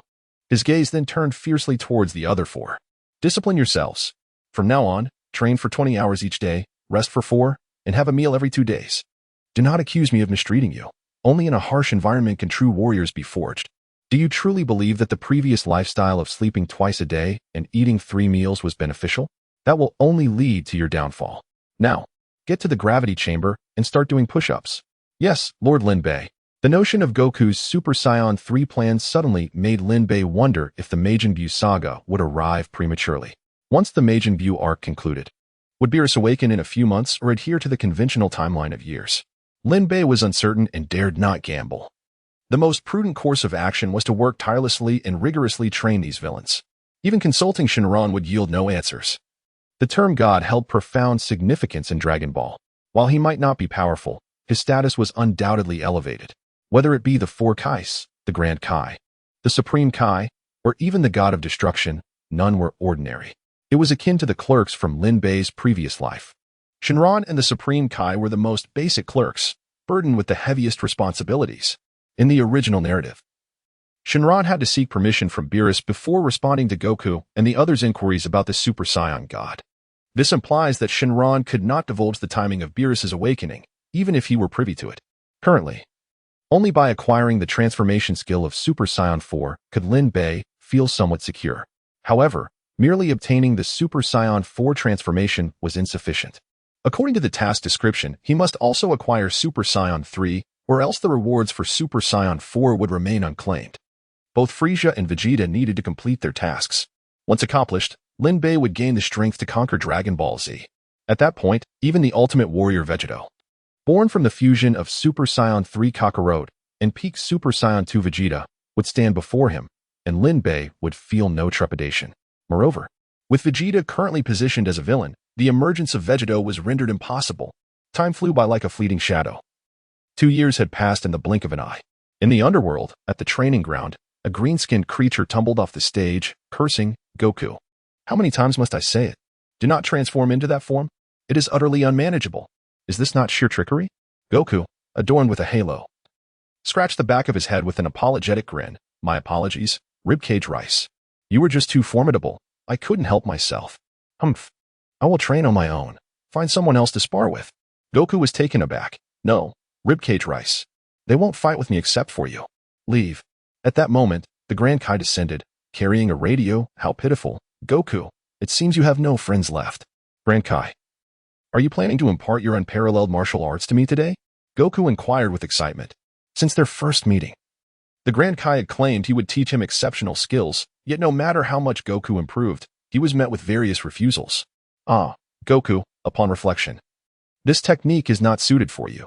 You should stick to your own path," the Grand Kai said before making a hasty retreat. How could this be? Goku lowered his head, feeling somewhat dejected, only to notice the crowd outside the training ground, hesitant to approach, seemingly understanding the situation.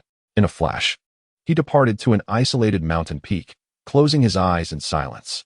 "Supreme Kai, please assist me in contacting Gohan on Namek. I need him to summon Shinron." "In the cosmos, Lord Babidi. We are nearing Earth. We expect to arrive in 30 minutes. The energy density of this planet is remarkably low. The strongest energy fluctuation detected is merely 0.5 degrees.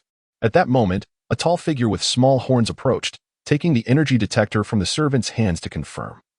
"Hee, Lord Babidi, you are exceedingly cautious. To visit a planet with a maximum energy of only 0.5 degrees, you have brought 3 rulers of the demon realm." Dabura was correct. A 3-meter tall man with a dinosaur-like appearance stepped forward with confidence, wrapping his tail around his waist. In this world, 1 degree of energy equated to 10,000 battle power. A planet with a maximum battle power of merely 5,000 was indeed overly cautious. "Lord Babidi, this world pales in comparison to our demon realm. Considering its low energy, you could manage with just Dabura." Ghoul, a red-haired woman with an ethereal appearance, spun around in her swivel chair. "Bardock, I understand your point, but it is better to be cautious. Demura possessed similar strength, and yet she perished in this realm." Herman, the dinosaur-like Bardock, gazed at her. "I know you and Demura are close, but I still believe she succumbed due to exhaustion after traversing the tunnel. Even if she was indeed killed by someone, the universe is vast. Could that individual be on Earth? Such a powerful being would never remain on a planet with a maximum battle power of only 5,000. Herman stood, about to respond, but was interrupted by a commanding voice. "Enough. Reviving Majin Buu is our primary objective." Babidi fixated on the crystal ball, not turning back as he interrupted. He had initially planned to invade this realm 7 years later, believing he would be better positioned to awaken Majin Buu then. However, after Demura's demise, he began to hesitate, wondering if the Supreme Kai had discovered his plans and intended to preemptively relocate Majin Buu. The Supreme Kai had always assumed I was unaware of Majin Buu's location. In truth, I have always known, yet I chose not to act.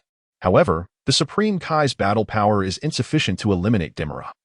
But I cannot dismiss the possibility of new prodigious warriors emerging from the divine realm.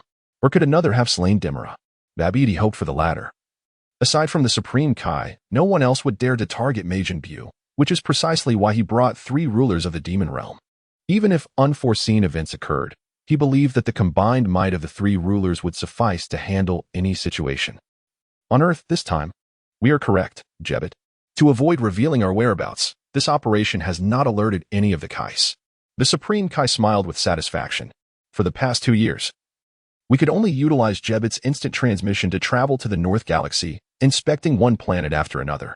Jebbit possesses a divine lineage, enabling him to sense the essence of planets, thus allowing him to traverse one uncharted world after another. Subsequently, he employs the unique ability of the Supreme Kai known as historical insight to seek out the formidable power that once resonated with the Holy Land, capable of contending with the malevolent Majin Buu. At this moment, he has discovered it. This immense power resides on Earth. Chapter 82, Pale Yellow and Strong Lu. Day after day, training with those villains proved to be exceedingly monotonous. Lin Bei would occasionally venture out for a stroll, engaging in acts of kindness. It is often said that one who associates closely with the virtuous becomes virtuous themselves, while the opposite is true for the wicked. Lin Bei harbored concerns that remaining in the company of these nefarious individuals might one day lead him to lose the innocence and beauty that resided within his heart.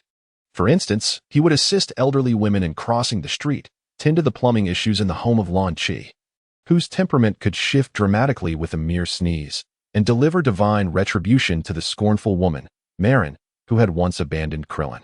In the past 2 years, Lin Bei had primarily focused on 2 endeavors. The first was utilizing a wish card to fulfill 2 desires. The first wish, to possess rationality while in the form of a giant ape. Even upon completing tasks and acquiring the exclusive skill to transform into Super Saiyan 4, external hardware support was still necessary. This so-called hardware referred to a tail.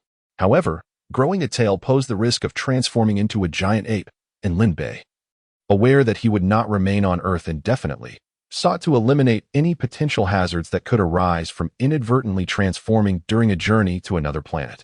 To his surprise, the dragon revealed that he would not lose his rationality upon transforming into a giant ape, prompting him to consider an alternative wish. Whether this was due to his status as a transmigrator or some other factor, Lin Bei was granted an additional wish, which he chose to modify to regrow the tail, thereby laying the necessary groundwork for his future transformation into Super Saiyan 4. The second wish, the resurrection of Goku. As long as it occurred within the countdown of the task, it would suffice. Otherwise, he would need to gather the Dragon Balls on Earth to bring Goku back to life. For this purpose, Lin Bei had specifically collected a 4-star Dragon Ball to prevent it from being used prematurely and turning to stone. As for the Dragon Balls on Namek, he deemed the hope of success to be slim. When he had killed Piccolo, it had been a moment of thoughtlessness, driven solely by discomfort at the sight of his ill countenance. Now that Goku had ventured to Namek, the Grand Elder, Fat Bu, would certainly be aware of Lin Bei's transgression, and as a kind yet obstinate Namekian, he would likely refuse to cooperate in the use of the Dragon Balls. After all, Lin Bei did not speak Namekian, rendering him powerless even if he possessed all 7 Dragon Balls. Fortunately, luck was on his side, for Goku's resurrection time was today. With 6 full months remaining before the task's conclusion, this was far more time than Lin Bei had anticipated. Although he was uncertain of Goku's current whereabouts, once resurrected, Goku would undoubtedly ascend to Super Saiyan 3 and eventually seek him out, for his goal was to eliminate Lin Bei. However, Lin Bei felt no trepidation. He had unwavering confidence in the king. This was because Frieza had gained a preliminary mastery of the golden form. It is worth noting that Frieza's golden form is on par with Super Saiyan Blue and Super Saiyan 4, and although he had not yet fully mastered it, he was not to be underestimated in the face of Super Saiyan 3. Lin Bei dubbed this transformation the pale yellow form. In the realm of Dragon Ball, the most vital aspect is transformation skills. While one's foundational combat strength is important, transformation skills hold paramount significance. As the universe's mightiest race, the Frost Demons, Frieza was born with a foundational combat strength exceeding 100 million, an undeniable advantage. This also accounts for Frieza's rapid increase in battle power, akin to the bloodline of divine beasts found in fantasy novels. Although Saiyans begin at a disadvantage with diligent development of their foundational combat strength, they can surpass Frieza during transformations. This underscores the importance of transformations. Take Super Saiyan 1, for example, which amplifies power by 50 times. Unless Frieza can sustain an increase in his foundational combat strength at a rate exceeding that of Vegeta and others by 50 times, he will inevitably be surpassed. This point alone seems unlikely, even if the king were to achieve it with unparalleled talent. Furthermore, there are transformations beyond Super Saiyan 2, 3, 4, and even higher multipliers. Relying solely on the enhancement of foundational strength will not suffice. Thus, formidable transformation techniques are the trend of future development. Initially, Frieza harbored disdain for the Saiyans' transformations, perceiving them as an unorthodox method. However, after witnessing Gohan, Lin Bei, and Cell in their Super Saiyan 2 forms, Frieza's perspective began to shift. He resolved to learn how to transform. Moreover, he aspired to master an immensely powerful transformation. Otherwise, he would never be able to defeat Lin Bei in his lifetime. The second matter pertained to Cell. In the realm of the living, Cell was incapable of achieving the Super Saiyan 3 transformation, as infinite stamina could not be compensated by the use of Senzu beans. Without the Super Saiyan 3 transformation, he could not hope to defeat Majin Buu. This seemingly insurmountable predicament led Lin Bei to recall the ultimate single combat warrior from the original storyline, the God Gohan form. Since Cell possessed Gohan cells, one could argue that he, too, was the strongest and had every reason to achieve the God Gohan form. After numerous trials, under Lin Bei's guidance, Cell finally succeeded. Lin Bei named this transformation the Strong Lu form. It was not referred to as the God Lu form because Lin Bei harbored an instinctive aversion to the term God. Suddenly, having just delivered divine retribution to Marin, Lin Bei sensed something. He looked up. A spacecraft was entering Earth, and it emanated a formidable energy. It was certainly not a mere triviality. Analyzing its trajectory, it appeared destined for the vicinity of Majin Buu's ceiling location. Among them were 3 entities of similar energy, which, although not unleashed, Lin Bei estimated to be comparable to Cell's pseudo-perfect form. Could it be Babidi? It seemed that the timeline for the Majin Buu saga had indeed accelerated. He wondered whether the Supreme Kai had arrived. If he had not, my plans would be considerably hampered. With that, Lin Bei vanished in a flash. On Earth, a spacecraft hurtled toward the planet at astounding speed, swiftly penetrating the atmosphere and entering the interior of the Earth. It then immediately decelerated and activated its cloaking mode, seamlessly blending with its surroundings, to the extent that even the sound of wind dissipated. Lord Babidi, the spacecraft will arrive at Majin Buu's ceiling location in 5 minutes. As soon as the soldier operating the ship finished speaking, he detected something. Report. An energy response has been detected directly above Majin Buu's ceiling site. What? Could it be the Supreme Kai? Babidi immediately considered this possibility, as there had been no energy readings in the vicinity, undoubtedly indicating a desolate area. Moreover, this energy seemed to be hovering directly above Majin Buu's sealed location. However, he soon felt something amiss. Given the Supreme Kai's character, how could he possibly appear before me so brazenly without knowledge of my strength? While Babidi pondered this, Dabura, standing beside him, chuckled and said, Lord Babidi, I believe you are being overly cautious. Whether it is the Supreme Kai or that being who killed Dabura, with the combined might of the 3 of us, any existence in this world will be obliterated. You need only focus on reviving Majin Buu. The rest shall be left to us. Upon hearing this, Babidi felt considerably reassured. Indeed, he had made extensive preparations to revive Majin Buu during this time and had no desire to endure even the slightest mishap. Observing the confident expressions of Dabura and the others, he exhaled, releasing the tension that had gripped him. Before long, the spacecraft reached its destination, and Babidi and his companions disembarked. There, they beheld a man reclining languidly in a floating baby carriage, casually crossing his legs. He adjusted his gold-rimmed glasses and greeted, Good morning, Babidi. Chapter 83, Absurdity in the Skies. The clouds in the sky floated without a breeze, as if instinctively fleeing from some impending doom.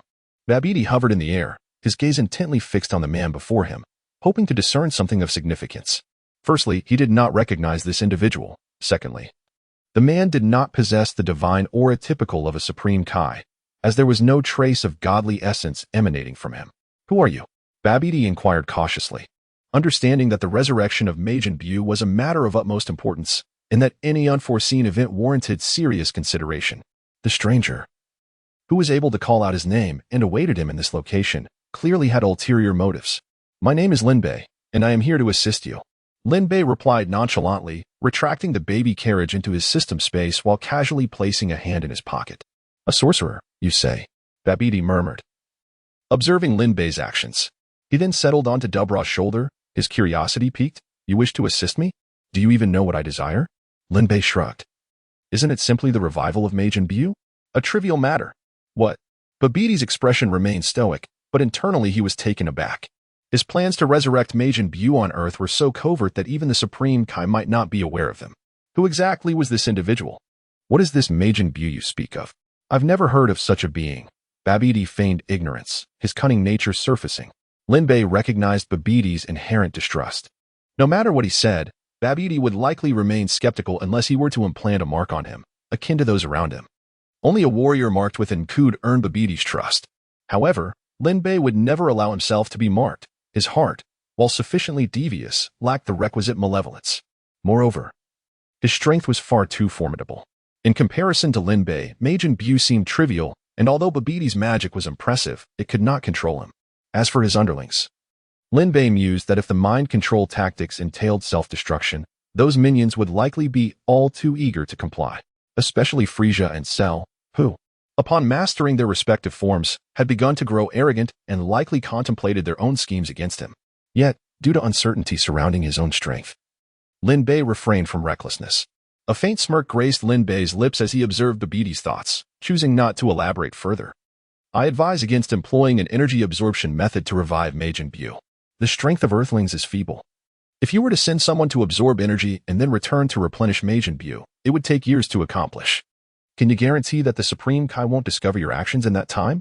Babiti, unable to hide his curiosity, conceded. You seem to imply that you have a more effective solution? Naturally.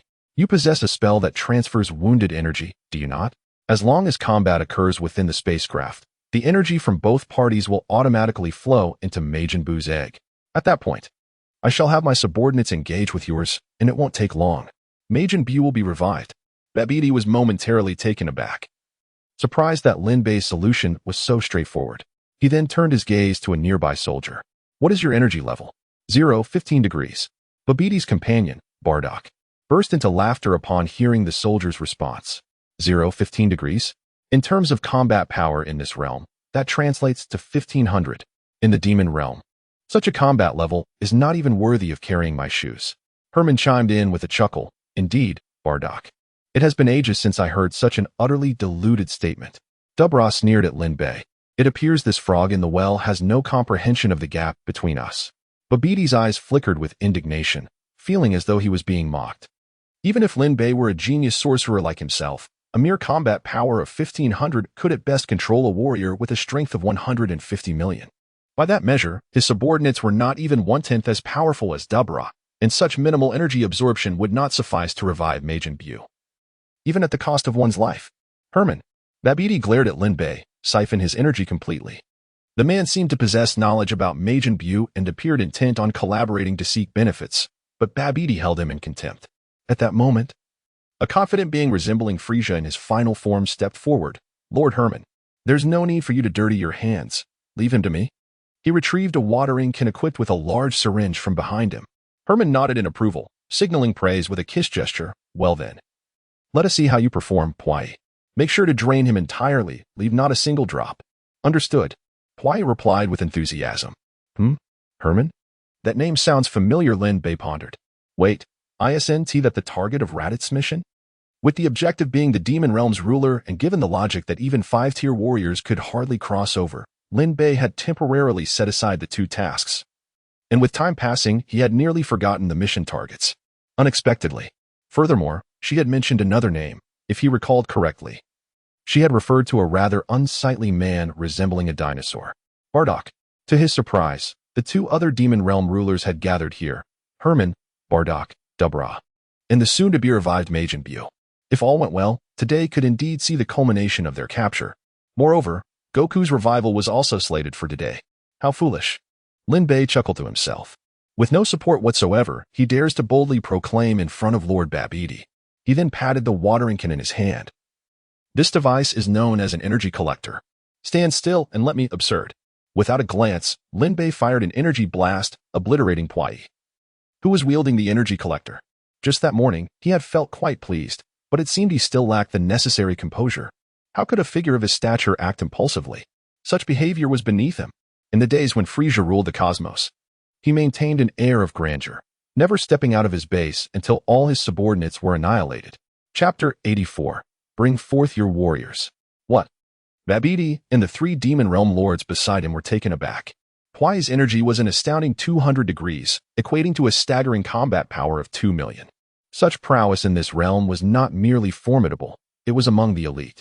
Yet, this individual, with a mere combat power of 1500, had effortlessly dispatched him in a single blow. Furthermore, wasn't the maximum combat power on this low-energy planet capped at 5,000? Now it dawned on Babiti. This character, Lin Bei, was not a magician but a warrior. Moreover, he possessed the remarkable ability to manipulate his combat power at will. In fact, it seemed that all warriors on this planet could do the same. Lin Bei's reported combat power of 1500 and the previously detected 5,000 were mere facades. For instance, after Lin Bei vanquished Pwai with a single strike, Babiti immediately focused on the energy detector, which still indicated a mere 15 degrees. This suggested that Lin Bei had only elevated his energy momentarily during the attack, thus conserving unnecessary physical exertion. That wretched fellow has played me for a fool. Pwai was merely a 5th-tier warrior, incomparable to the 3rd-tier warriors like Dubra. The disparity was astronomical. Babidi felt no grief over Puai's demise. It was just a pity that he still did not comprehend Lin Bei's true intentions. Could it be that he intended to contest for control over Majin Buu? If so, that would suit Babidi just fine. As the sole son of Babidi, he was confident that no one could wrest control of Majin Buu from him. After all, he was the only one capable of sealing him, compelling Majin Buu to heed his commands. Without further deliberation, Babidi resolved that whatever Lin Bei intended to do, once Majin Buu was revived, he would be eliminated. Your proposal is quite agreeable. I consent to your warriors battling my own. But there is no necessity for it to occur aboard the spaceship. I can establish a barrier outside to facilitate the connection. The damage they incurred during the fight will automatically convert into the energy required for Majin Buu's revival. In truth, Babidi's barrier could not directly connect to Majin Buu's egg. But this spaceship could. He had lingered in the demon realm for so long primarily to refine this vessel. Only with it could the connection be successfully established. The rushed departure left the interior of the spaceship in a rudimentary state, which was another reason Babidi preferred the battle to take place outside, to prevent anyone from inadvertently destroying the ship. Although he could alter the battle environment, he could not prevent destruction should the opponent truly wish to wreak havoc upon the vessel. After all, they were individuals accustomed to obliterating planets. Any miscalculation could spell disaster. This was the fundamental reason for his suggestion to battle outside. The outcome would be the same. It merely shifted the venue for energy absorption. Lin Bei nodded, showing no concern for the arrangement, nor did he harbor ulterior motives. Just as he had once aided Cell in evolving into his true perfect form, his words were heartfelt. Yet, Cell had ignored his counsel and sought to fight him. Thus, Lin Bei had learned his lesson. As long as the other party agreed to the plan, he would be satisfied. What Babidi thought internally was of no concern to him. In fact, he felt a greater urgency than Babidi. He was eagerly anticipating the reward of infinite stamina passive from Cell. Once he possessed infinite stamina passive, Lin Bei believed that, given his talent, he could potentially transform into Super Saiyan 3. The question remained whether the rewards would stack or if new ones would be granted. This dilemma was not worth overthinking, as it would yield no answer. However, the worst-case scenario was that he would prematurely acquire the transformation skill of Super Saiyan 3, rendering the reward moot. Yet, he did not dismiss the possibility that the system might offer alternative rewards as compensation. Since there was a chance for a free gain, why not seize the opportunity?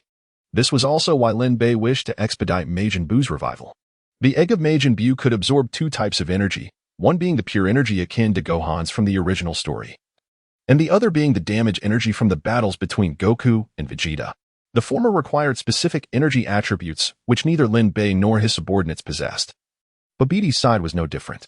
Otherwise, they could simply pierce them with needles instead of gathering energy at the World Martial Arts Tournament. Thus, utilizing damage conversion to revive Majin Buu was the optimal solution. I require 3 hours to prepare the site and establish the connection. You should quickly gather your subordinates. Upon speaking, Babidi raised his hands to the heavens, beginning to chant the incantation.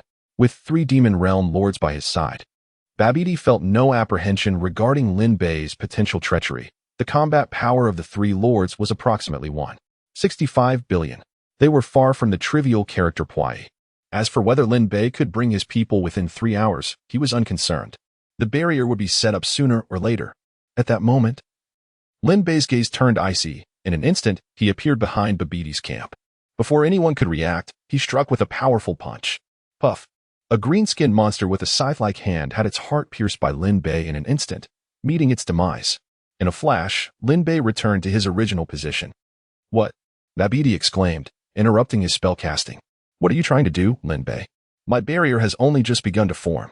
This will not facilitate energy transmission to Majin Buu. What am I doing? Lin Bei sneered coldly. Ha ha ha. I would rather inquire about your intentions. You foolish Babidi. Do you believe I am a benevolent figure? Just because you show me a modicum of kindness does not grant you the authority to issue commands. What do you mean by hurry and bring your subordinates? You do not mistake me for your subordinate, do you? Babidi ground his teeth, acknowledging that he had indeed spoken with the intent to assert dominance over Lin Bei. However, he had not anticipated that Lin Bei would not yield an inch. His actions clearly conveyed his defiance. Yet, that was not the crux of the matter. The key issue lay in the fact that Lin Bei had the audacity to kill in the presence of the 3 demon realm lords. Was Lin Bei's strength surpassing that of the 3 lords? Had he intended to strike at Babidi himself just now? You need not worry, Lord Babidi. That was merely a stroke of luck. Our attention was solely on you. And we did not expect that this Lin Bei would dare to commit murder under our very noses. Dabra asserted, his eyes glinting with ferocity. If you require it, the three of us can immediately take action to eliminate him. Dabra's words restored Babiti's confidence somewhat. Contemplating for a moment, he gazed at Lin Bei. Please bring forth your warriors. Babiti had firmly resolved that regardless of whether the battle energy could resurrect Majin Buu, Lin Bei must perish. He could no longer tolerate such blatant disrespect. 2 hours later, Lin Bei and 5 villains had gathered. He did not utilize instantaneous movement. If the distance were not too great, he preferred to fly, as remaining stagnant was not ideal for his body. Babiti, as promised, completed the barrier's construction and connection within the 2-hour time frame. The great battle was on the verge of erupting. Chapter 85. What level are you to challenge Lord Lin Bei? The 6 members of Lin Bei's group exchanged glances with the Babiti camp. Their eyes locked in a piercing gaze, as if attempting to see through one another. The 3 demon lords from Babiti radiated confidence and determination, while Lin Bei's group exhibited a demeanor of pride and disdain. The atmosphere was charged with tension, each subtle expression and movement laced with provocation. The 3 demon lords, although not omnipotent within the demon realm, undoubtedly occupied the apex of the food chain in this world. If they so desired, they could eradicate all living beings here. Conversely, Vegeta and his companions were expressions of contempt.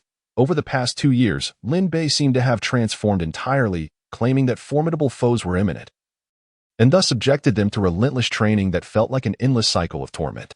Nevertheless, their strength had indeed surged significantly, rendering them almost unrecognizable compared to 2 years prior. An hour earlier, Lin Bei had informed them of the impending threat. With hearts laden with trepidation, the 5 had soared to the scene alongside him. Yet upon arrival, they were taken aback. Was this the formidable enemy? Surely, such beings could be vanquished with a mere punch? Concurrently, Lin Bei issued a peculiar command. Injure each other as much as possible, but do not kill. He then distributed a magical bean to each of them. As Dapula noticed Lin Bei's group had assembled, he stepped forward with renewed confidence. 6, are there? Perfect. Let me turn to my comrades, Bodisher and Herman. We shall each take 2. Given that they were reviving a second-rate warrior like Majin Buu, the damage output from 4th or even 5th-tier warriors would be utterly insufficient. It was akin to asking when a firefly could ever rival the grandeur of the moon's radiance. Only damage from 3rd-tier warriors would barely suffice. Bodisher and Herman nodded and stepped forward. Bodisher took the lead, pointing at Lin Bei. Eager to reclaim honor for Lord Babiti, you, come here and spar with me. As for the others, do as you please.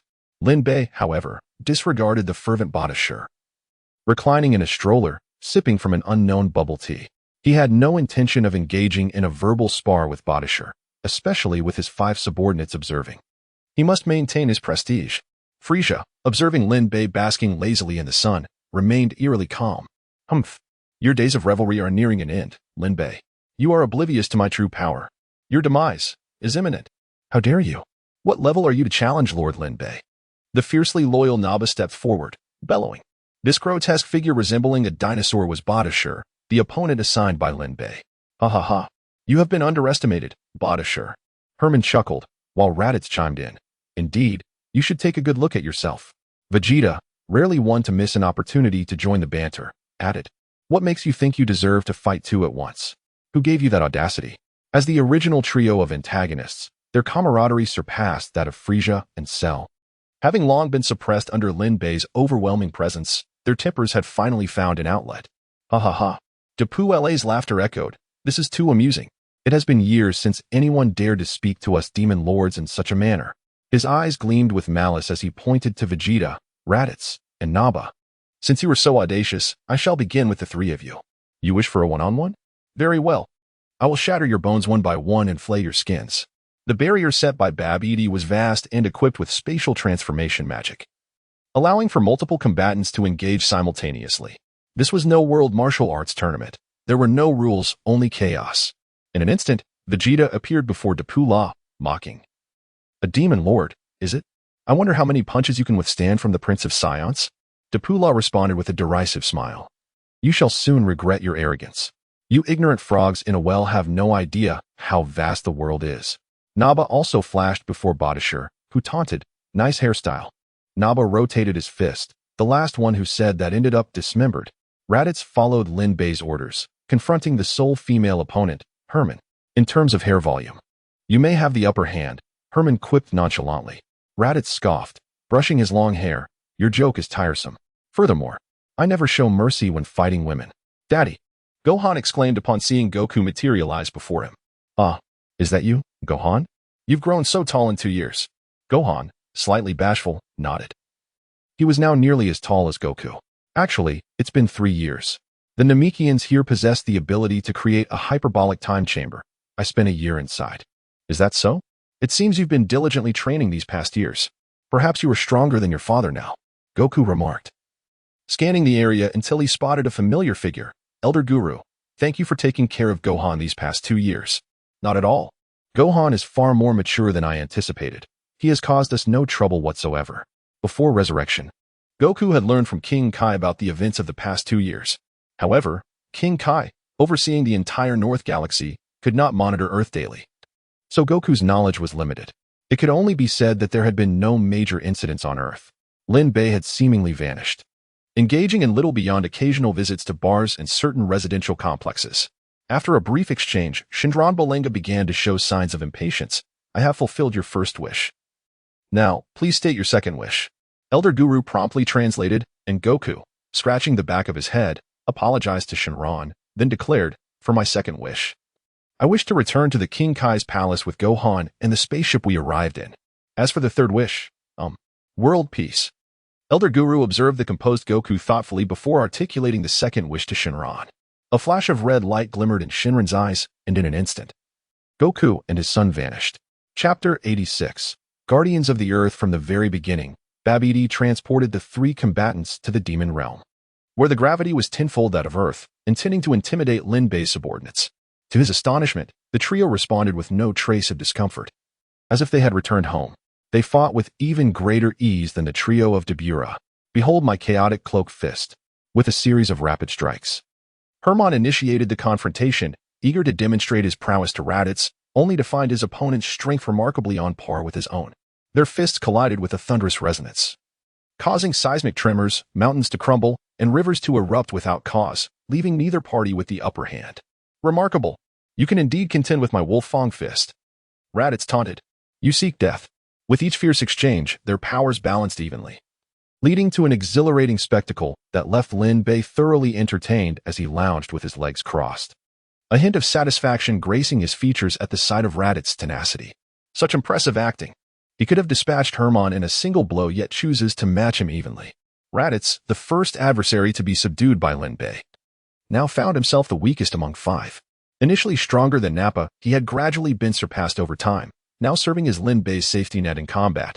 It was no wonder his combat power had once been 1500. In retrospect, it was quite understandable. Lin Bei once believed that every Saiyan possessed innate talent, merely waiting for the right method to be discovered. However, it had become clear that reaching a certain threshold necessitated what one might call talent to continue growing stronger. When it came to the Super Saiyan transformation, even a dog could achieve it. Yet, Super Saiyan 2 marked a turning point. Though Raditz, Nappa, and Vegeta could all transform into Super Saiyan 2, the disparity in their foundational strengths grew increasingly pronounced. Raditz's growth rate had begun to stagnate, nearing a plateau. As the first villain to accompany Lin Bei, Raditz had completed the most tasks, earning Lin Bei several rewards: an indestructible scouter, instant transmission, an increase of 500,000 in battle power, 100 Senzu beans, a 10,000-fold gravity chamber, and the soon-to-be-received Saiyan bloodline purification. His contributions were nothing short of significant, akin to a founding figure of a nation. Observing his stagnating foundational strength, Lin Bei felt a pang of pity that he could no longer provide him with greater battle power. He then turned his attention to Nappa, who was currently on the receiving end of a punch from Bardock, causing blood to spill from his lips. Unlike Raditz's performance, Nappa demonstrated unwavering loyalty. During their training sessions, Lin Bei had indirectly gleaned insights into Nappa's past. Nappa was the finest warrior among the Saiyans, raised from a young age as a member of Vegeta's elite guard, instilled with the principle of obedience. However, the Saiyans' inherently competitive nature meant his loyalty was reserved for the strong. While Vegeta had once met his criteria for strength, that was before Lin Bei's arrival. Chronologically, Nappa was the third villain bound to Lin Bei, with Vegeta as the second.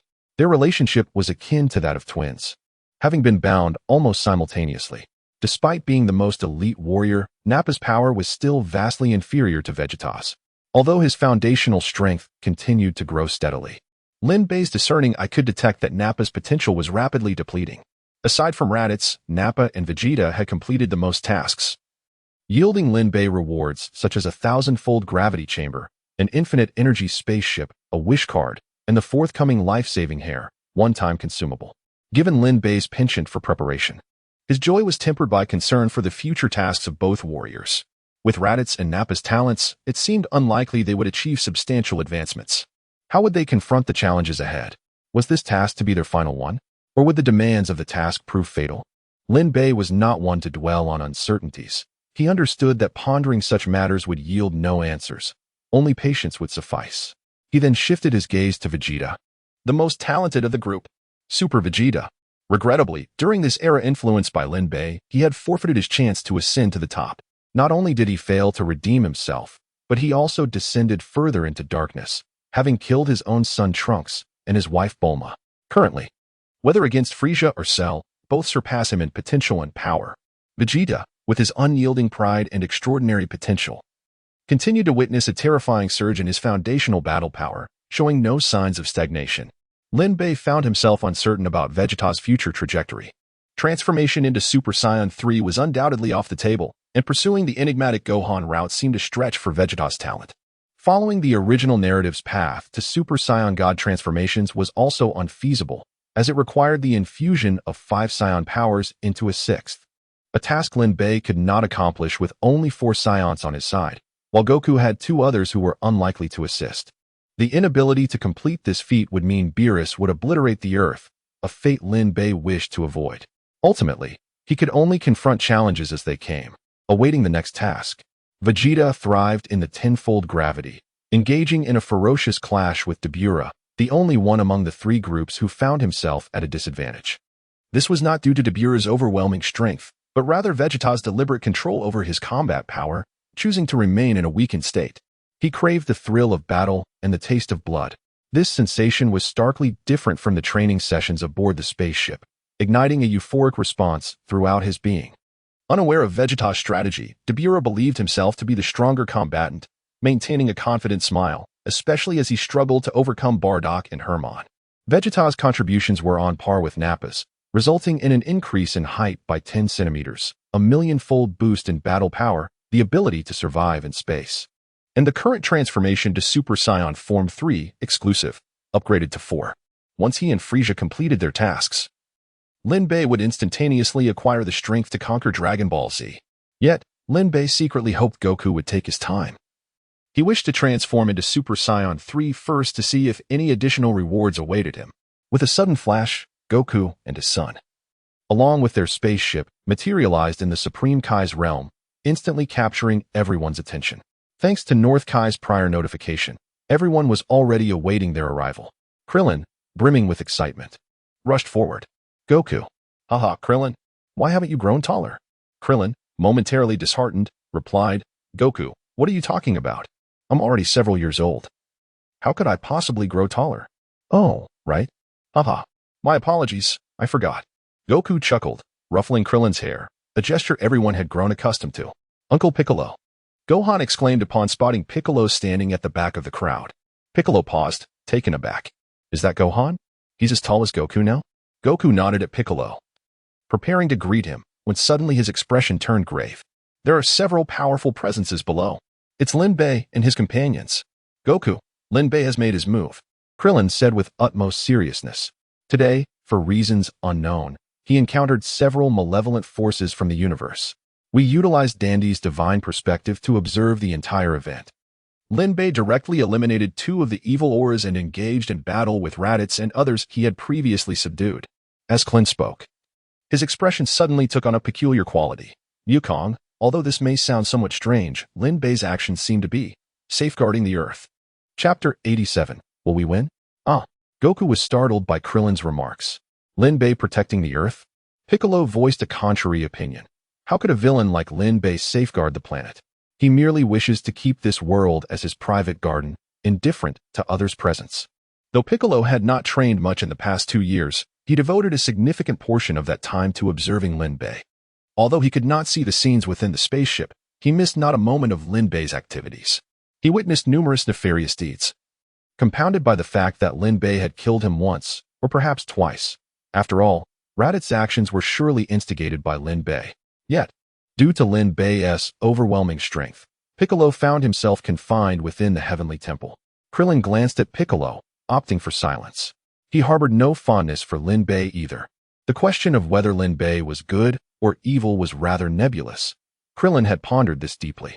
Lin Bei had neither destroyed the Earth nor sought the Dragon Balls, and he had even recruited those with malevolent auras. Setting aside the fact that he had slain Piccolo, Tien, Gohan, and Goku, he was entirely bad.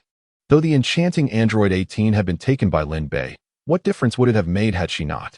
He was short, bald, lacked a nose, and was devoid of wealth or eloquence, merely possessing a kind heart. What relationship could he possibly forge with someone like her? Nevertheless, he firmly stood by Goku's side, questioning what Lin Bei might do in the future. The individuals Lin Bei had subjugated alone possessed the potential to annihilate the universe. What were his true ambitions? Will we win? Piccolo asked gravely, his expression dark. He knew that since Goku had been revived, he must have confidence. Yet Lin Bei's might had led to their repeated defeats, causing some wavering in their self-assurance. We will. It was not Goku who replied, but Gohan, who stood beside Piccolo. Gohan? Father, we will win. Gohan reiterated, his eyes brimming with undeniable confidence. Gohan, do you? Piccolo stared at the father and son duo, taken aback for a moment, then suddenly burst into laughter. Since you both are so confident, let us embark. It is time to discover what they are scheming. There seems to be a formidable presence below, muffling our ability to hear their conversation. Goku nodded and turned around. Krillin, you should stay back. While I am confident, Lin Bei is exceedingly dangerous, and I cannot guarantee your safety. After speaking, Goku waved goodbye and soared ahead, followed closely by Gohan and Piccolo. Krillin hesitated for a few seconds, disregarding Yamcha, Bulma, and others' advice, ultimately deciding to follow. He could not, in good conscience, allow Goku to face the challenge alone, having fought by his side through countless battles since their acquaintance. Raditz and the others continued their intense melee, and while it was thrilling to watch, the rate of damage and energy absorption was frustratingly slow. Lin Bei stifled a yawn. At this pace, it would be more efficient for Vegeta and the others to eliminate them directly, allowing Frieza and Cell to engage. However, a potential risk loomed. Frieza and Cell had begun to feel emboldened after mastering their pale yellow form and strong form. Though they maintained a facade of humility, Lin Bei could sense their diminishing fear of him. Unlike before, Lin Bei had refrained from training, inadvertently granting Frieza and Cell the illusion that his strength remained unchanged since 2 years ago when he subdued Cell. They were unaware that their battle prowess stemmed from their relentless training. Should he allow Frieza and Cell to confront each other now? The cunning duo might suspect his decline in strength, seeking to weaken one another before making a move against him. This could even lead to a potential betrayal. Lin Bei was not fearful of them. Rather, he was concerned that such actions could jeopardize the resurrection of Majin Buu.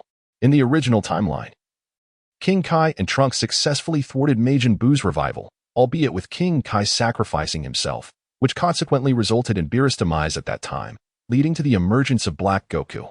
If Majin Buu were unable to be resurrected, Cell's mission would likely fail, resulting in him acquiring the skill-exhausted Vitality passive, depleting his energy every second without recovery.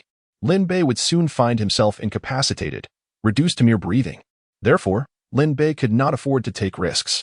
Casting a sidelong glance at Frieza and Cell, who stood on either side of him, Lin Bei noted their seemingly calm demeanor, revealing no sign of their inner thoughts. Frieza was the fourth antagonist bound to him, and had provided the most combat power, contributing a staggering 7 billion base strength.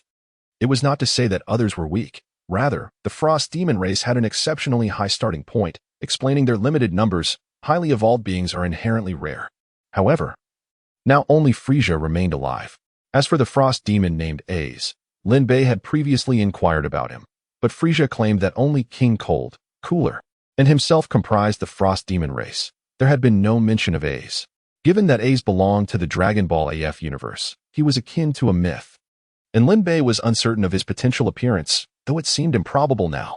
Frieza had completed 2 tasks for Lin Bei, providing him with exclusive skill upgrades, immunity to the demonic aura, and the ability to upgrade Super Saiyan Form 2 exclusive, to 3 upon defeating Goku. Cell, while the 5th antagonist, had only completed one task but had delivered the most substantial reward, Power of All Beings passive. This allowed Lin Bei to adopt a more relaxed approach to training, occasionally practicing marksmanship.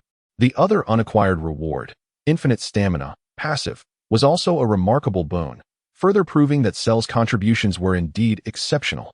Just as Lin Bei intended to continue relishing Vegeta and the others' battle, he suddenly raised an eyebrow, sensing something.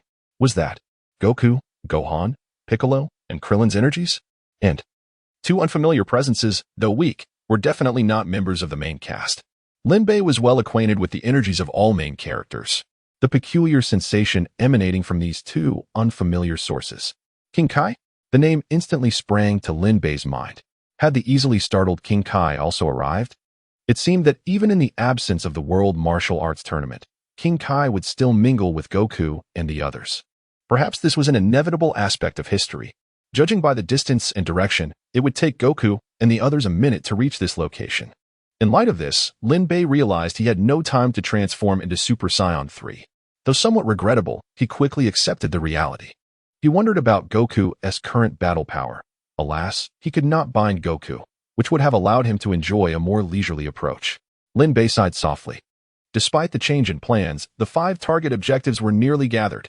Taking a deep breath of his bubble tea, Lin Bei commanded, "You 3. Unleash your full power and eliminate them."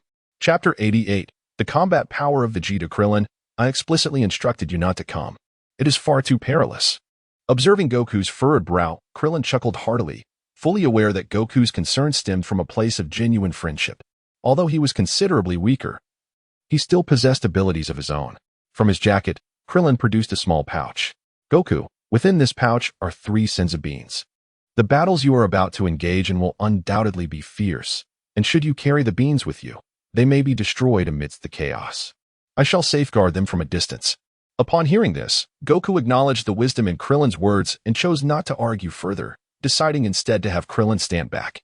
He had no desire to repeat the unfortunate fate that had befallen Tien, who had met his end in a most inexplicable manner, not once, but twice. The menace that was Lin Bei exhibited a chilling disregard for life, taking lives with the same ease one might drink water. At that moment, Goku sensed something amiss. Raising his hand to signal the others to halt, their gazes fixed on a certain point. 2 unfamiliar energies are approaching us, and they are moving at an alarming speed. Moreover, these energies bear a resemblance to that of the Grand Kai, yet they feel even more enigmatic and superior. What could this be? Piccolo also felt the presence of these energies. Initially indifferent, his heart began to race as they drew nearer, as though a heavy stone were suspended above him. What is this sensation? Soon, the 2 mysterious energies manifested before Goku and his companions. Wonderful! Jebet! Who would have thought we would encounter that warrior from years past at such a critical juncture? Though there were slight differences. It was only natural given the vast distance he had been from that energy in their previous encounter. Yet, there was no mistaking the latent power hidden within him. The Kaioshin regarded the bewildered Goku with palpable excitement, while Jebet appeared somewhat perplexed. Lord Kaioshin, are you certain you have not made a mistake? This individual appears rather ordinary. After scrutinizing Goku for a moment, Jebet nodded, still adhering to his original assessment. Kaioshin. Upon hearing that name, Piccolo's jaw dropped in astonishment, as if he had encountered an ancestor, suddenly becoming quite formal. No wonder I felt that way earlier. Greetings, Lord Kaioshin. I am the assistant to the Earth's deity. My name is Piccolo. You can call me Little Piccolo. Piccolo. Uncle Piccolo. Goku and his son were taken aback, as this was their first encounter with Piccolo in such a state. Considering he was the very demon king who once sought to dominate the world, Goku pondered in confusion the true nature of this being. The energy he sensed, while unique, seemed rather average in strength. Then, a realization struck him. Kaioshin? Are you related to the Grand Kai? This inquiry left Piccolo's previously respectful demeanor pale with fear. Goku. What nonsense are you spouting? Our universe is overseen by 4 Kai, 1 for each cardinal direction, and above them is the Grand Kai. It is said that beyond the Grand Kai, there exists an even more exalted entity, the Kaioshin, the supreme leader governing all Kai and the deities of the various planets. Oh, I see. So your superior has arrived. Goku exclaimed. Not a problem, the Kaioshin interjected, raising his hand to quell Piccolo's alarm. This was precisely why he had chosen to act discreetly. His identity was far too conspicuous.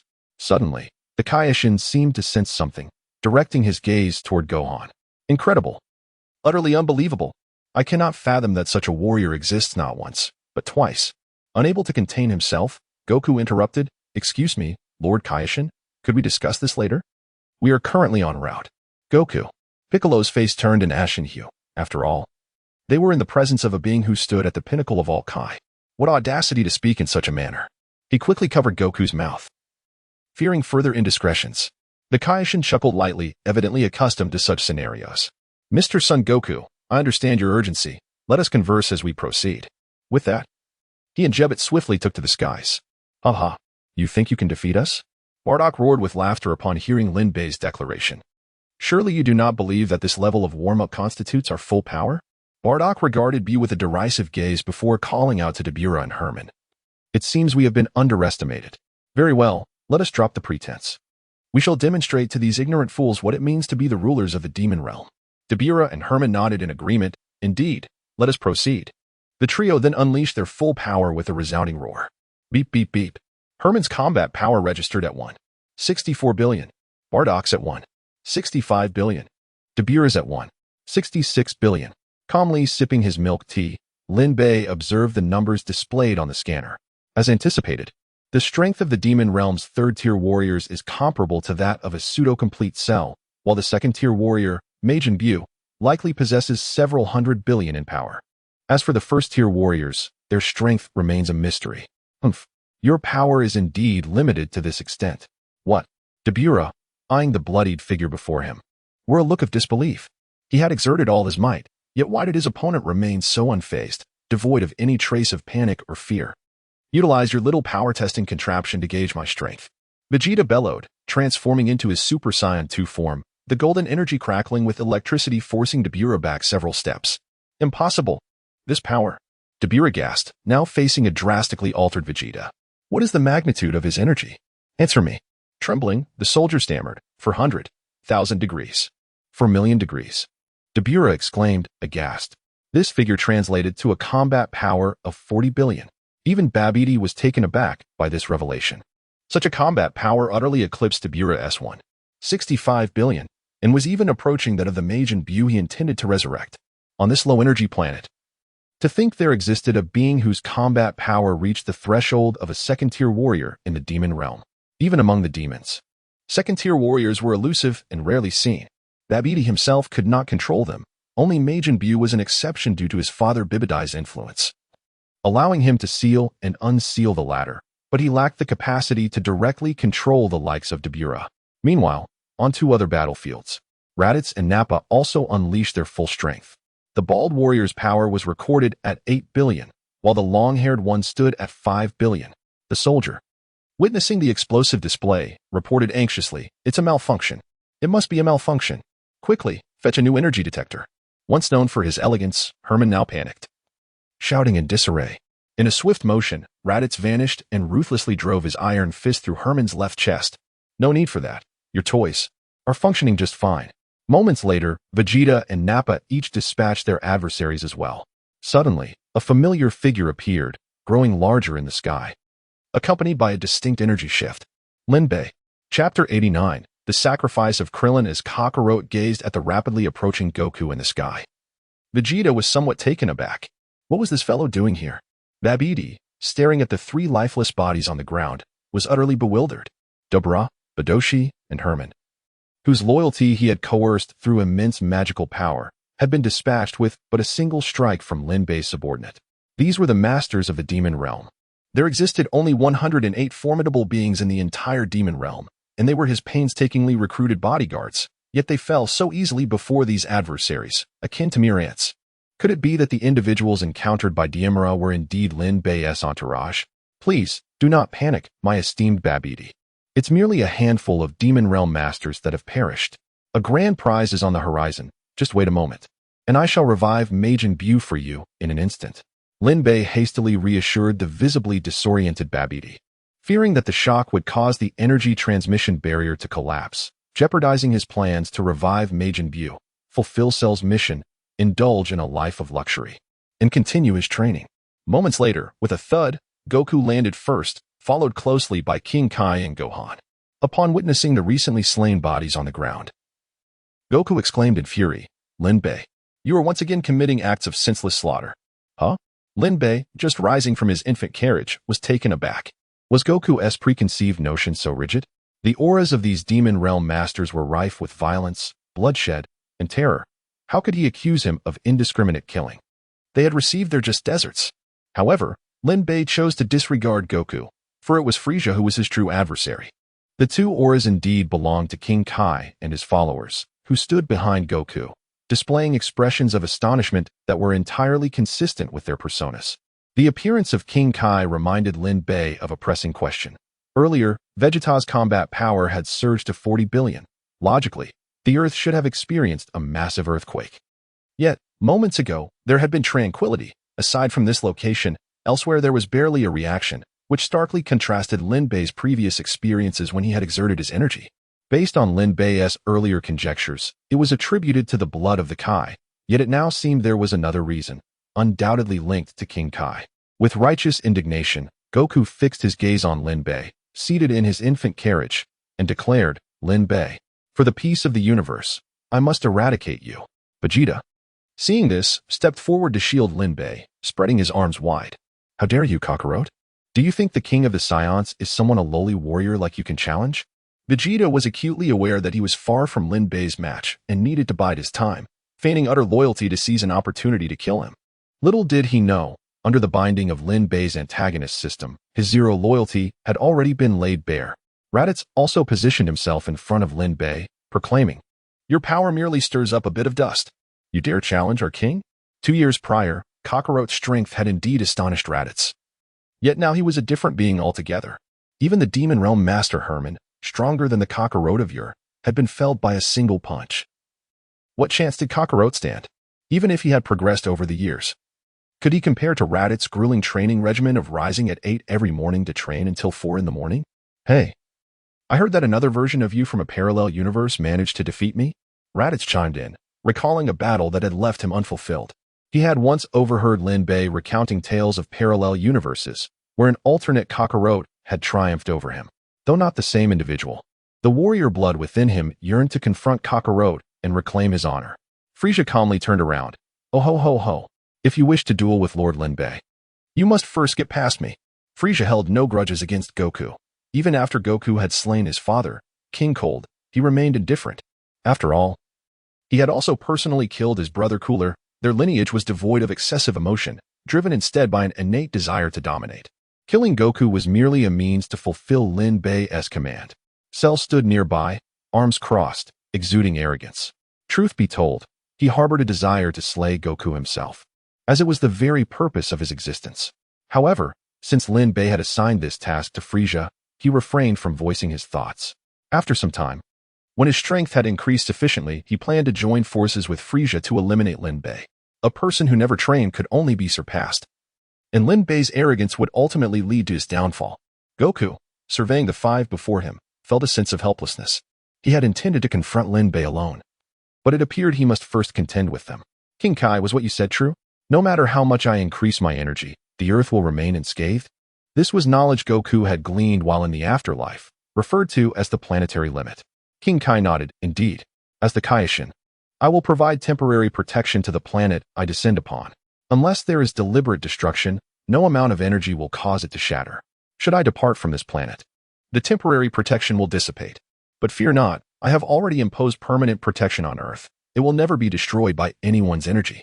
You can fight with peace of mind, even if it means the revival of Majin Buu."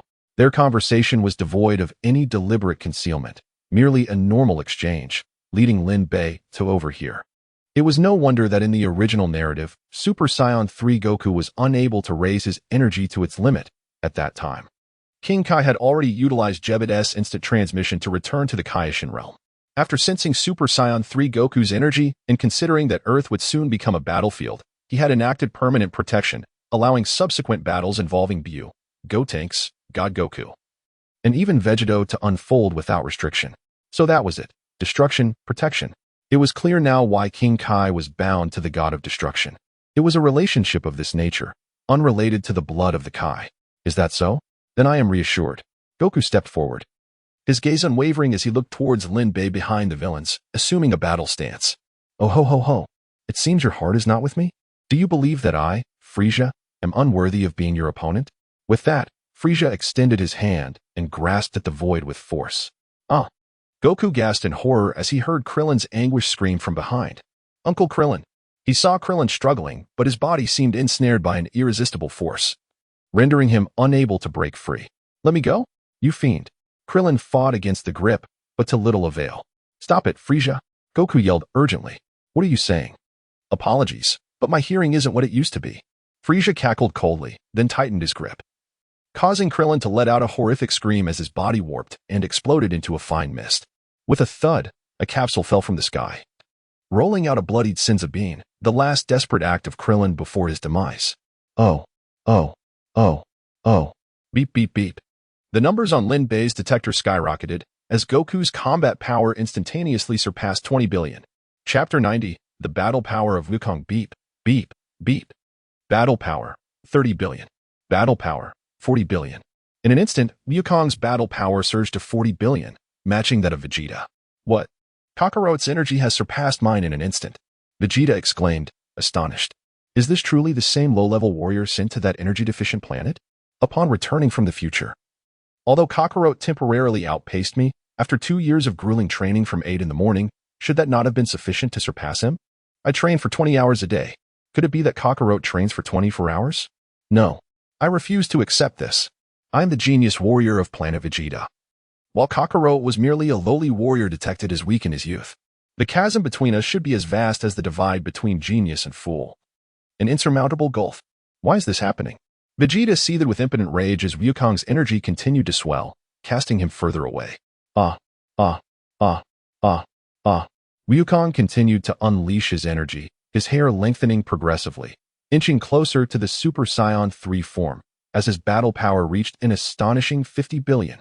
This figure had once been a record set by Lin Bei, but it was not Lin Bei's limit. It was Earth's limit. However, with the arrival of the Supreme Kai, such limitations were rendered obsolete and would no longer exist. Ordinarily, it would be unheard of for a being so powerful that merely their presence could cause a planet to disintegrate to exist in a universe. Thus, the Supreme Kai's ability had scarcely been utilized. This was the first time since his birth he had bestowed permanent protection upon a planet. What form is this? Does the Super Saiyan possess such a form? Dabba marveled, gazing at Wukong's increasingly elongated hair, instinctively touching his own bald head, suddenly finding a sense of direction. Aside from Lin Bei, it was the first time for everyone to witness Super Saiyan 3. Frieza, who had initially looked down upon him, now bore a serious expression.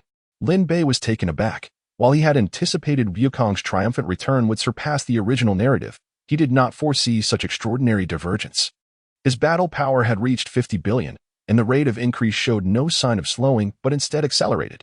It had only been 2 years. How could it be more ferocious than the original's 7 years? Had I exerted too much pressure? Damn it.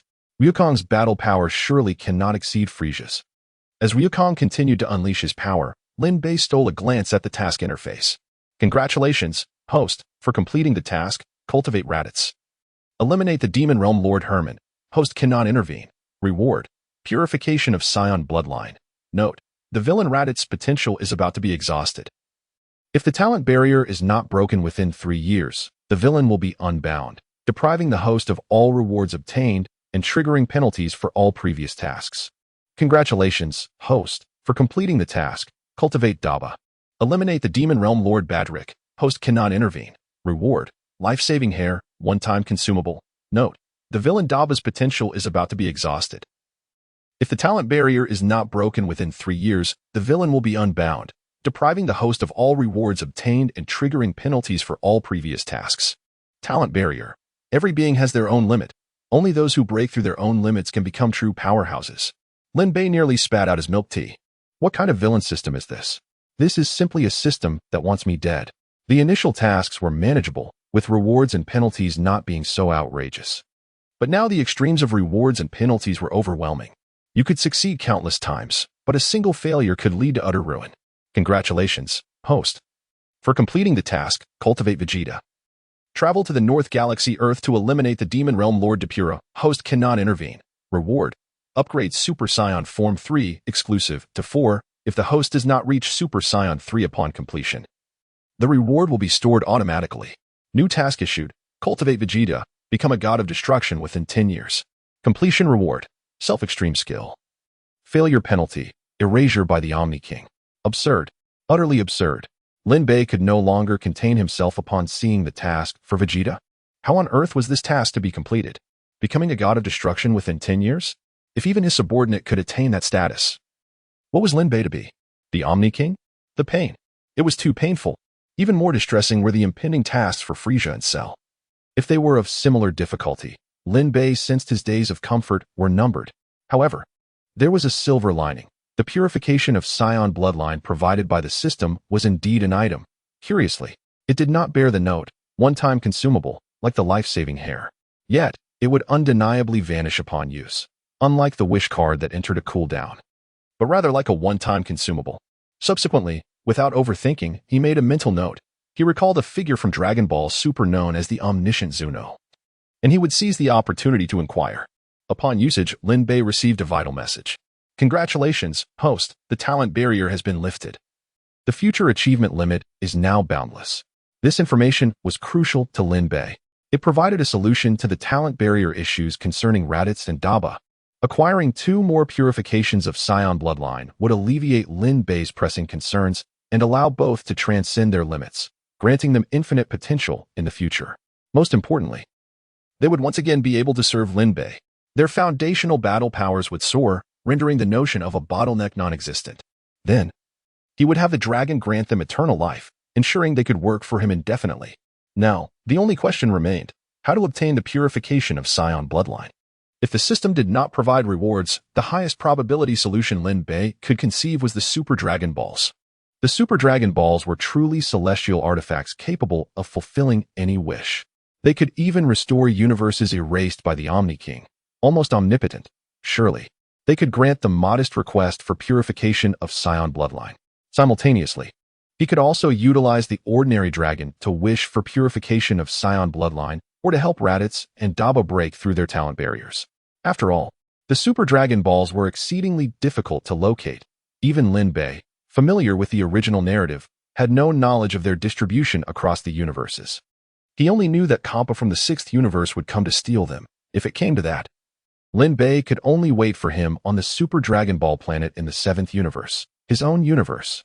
As for Vegeta's God of Destruction task, he would have to take it one step at a time. After all, there were still 10 years remaining. Beep, beep, beep.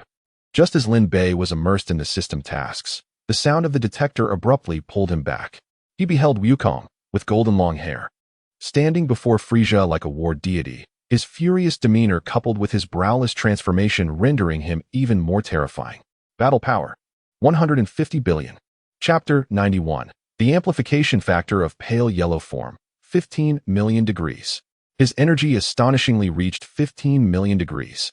Babidi snatched the energy detector from the soldier, exclaiming in shock. If this is true, even if Majin Buu were resurrected, he would not stand a chance against him. For Majin Buu's energy was merely 7 million degrees. A century ago, Majin Buu had arrived in this realm, devastating countless planets and slaying several Kaioshins, including the Grand Kaioshin, before being sealed away. At that time, the detection reports indicated that, aside from the Kaioshins, the highest energy life form in this universe barely exceeded 10,000 degrees, equivalent to a combat power of over 100 million. Now, a warrior boasting a staggering combat power of 15 billion had emerged. In just a century, such a monumental transformation had occurred. Frieza, I will not spare you, Goku declared fiercely, his eyes gleaming with a sharp ferocity. Krillin was such a good person. How could you kill him? You are just as wicked as King Cold. Disappear. Boom. Goku pressed down with his foot, launching himself like an arrow released from a bow. His speed rivaling that of lightning, his movements reminiscent of Bolt. In the blink of an eye, Goku appeared before Frieza, delivering a straightforward punch to his face. So fast. Just as Frieza intended to defend himself, Goku's iron fist struck him, sending his body flying like a kite with its string cut. The tremendous force shattering mountains along his path. Well done, Goku, Piccolo exclaimed joyfully, while Gohan beside him frowned slightly. Goku, however, paid no heed to Frieza. His gaze fixated intently on Lin Bei. In his eyes, all of this was due to Lin Bei. Lin Bei was the source of all evil, the greatest blight in this universe. Next, it will be your turn, Lin Bei. Goku surged forward, instilling fear in Vegeta and the others, who dared not approach. Cell feigned weakness, deliberately retreating, seemingly wishing to use Goku to probe Lin Bei's true strength, laying a solid foundation for an impending rebellion. Frieza was no different, lying there, pretending to be incapacitated. Lin Bei scoffed. These characters were utterly transparent before the system, and he saw through them clearly. Name, Lin Bei. Age, 33, younger brother, 18, bloodline, Saiyan, talent barrier broken, skills, mastery of ki, flight technique, Super Saiyan Form 2, exclusive, Kamehameha, Demon Destruction Beam, instant transmission. Kaioken, exclusive, Planet Destruction Bomb, Death Beam, Demon Wave, Power of All Beings, passive, Combat Power, 3, 437 billion. Items, Senzu Beans X95, 10, 000 times Gravity Chamber. Infinite Energy Spaceship, Wish Card, Cooling, Indestructible Detector, Life-Saving Hair, Single Use, Bound Villain, Raditz, Status 99, Base Combat Power, 50 million, Super Saiyan 2, 100x Amplification.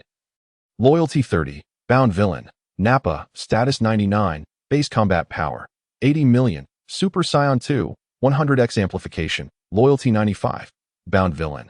Vegeta, Status 99, Base Combat Power, 400 million, Super Saiyan 2, 100x Amplification. Loyalty 0, Bound Villain.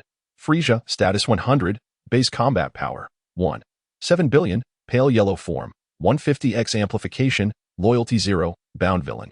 Cell, Status 100, Base Combat Power, 400 million, Strong Cell Form, 500x Amplification. Loyalty 0. The system panel seemed to have undergone a slight alteration, revealing the amplification factors of these villains, which were previously concealed. What a cunning Frieza! He even managed to deceive me. The spaceship provided by the system possesses a permanent protection akin to that of the Kaioshins, allowing for unrestricted energy release. Frieza's previously displayed amplification factor was indeed 100x. Yet, it turned out to be 150x in reality. Frieza had excitedly proclaimed that Lin Bei was his benefactor, expressing his intent to repay him. So this is how you repay me? One could only say that the golden form is indeed formidable, as a transformation capable of contending with Super Blue. Its preliminary mastery surpasses the 100x amplification of Super Saiyan 2. Its potential is boundless. Observing Frieza's 100 status, Lin Bei bellowed, "Frieza, how long will you feign slumber?" Boom. A sudden explosive sound echoed from afar, and Frieza raised his fists. Aside from a trickle of purple blood from his mouth and some dust on his body, he appeared completely unharmed. What? Goku gasped in astonishment.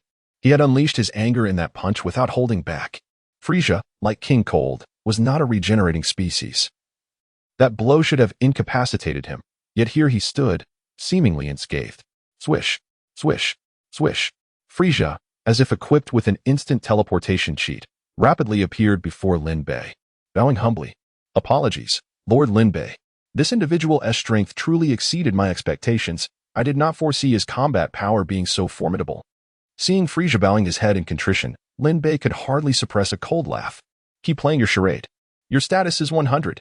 The blood at your mouth was certainly self-inflicted. You were never injured.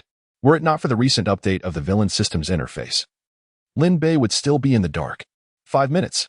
I shall recline back in my stroller, and if you fail to eliminate Goku within 5 minutes, I will end you." Frieza was alarmed by Lin Bei's words. Could it be that Lin Bei's strength surpassed his estimations? Frieza had originally estimated it to be 5 times the energy he sensed 2 years ago, roughly equating to his own true power at full throttle, and with Cell's assistance. He thought it would suffice. Yet Lin Bei's confident proclamation sowed seeds of doubt within him. Not pondering further, he turned to Goku. "Ah, how unfortunate. Goku, your life is but 5 minutes away." His peripheral vision caught Lin Bei pressing a stopwatch to commence the countdown, causing him to shudder and refrain from further chatter, unleashing his energy instead. Frieza's body was instantly enveloped in a pale yellow hue, his energy surging to what the other villains presumed to be his limit. Beep, beep, beep. Combat power, 170 billion. In the realm of combat power, even a 10 discrepancy could manifest a visibly apparent difference in their battle. This was precisely why Lin Bei had stipulated a 5-minute time frame. With Frieza's might, this duration was ample enough to vanquish Goku. This is dire. Frisia's energy is astonishingly strong. Dad will be killed. Gohan, clutching his pouch and watching from the sidelines, exclaimed anxiously. Chapter 92. The Divine Meal Strikes. Behold, the Demon Wind Fist. Frisia took the lead, launching into the exclusive martial arts of the Frost Demon Clan. With both hands and feet engaged in the assault, his tail acted as a third appendage, darting about in search of an opening. The clash of blows echoed as the disparity in battle power, amounting to an astonishing 20 billion, forced Super Saiyan 3 Goku into a reluctant defense, leaving him with scant opportunities to retaliate.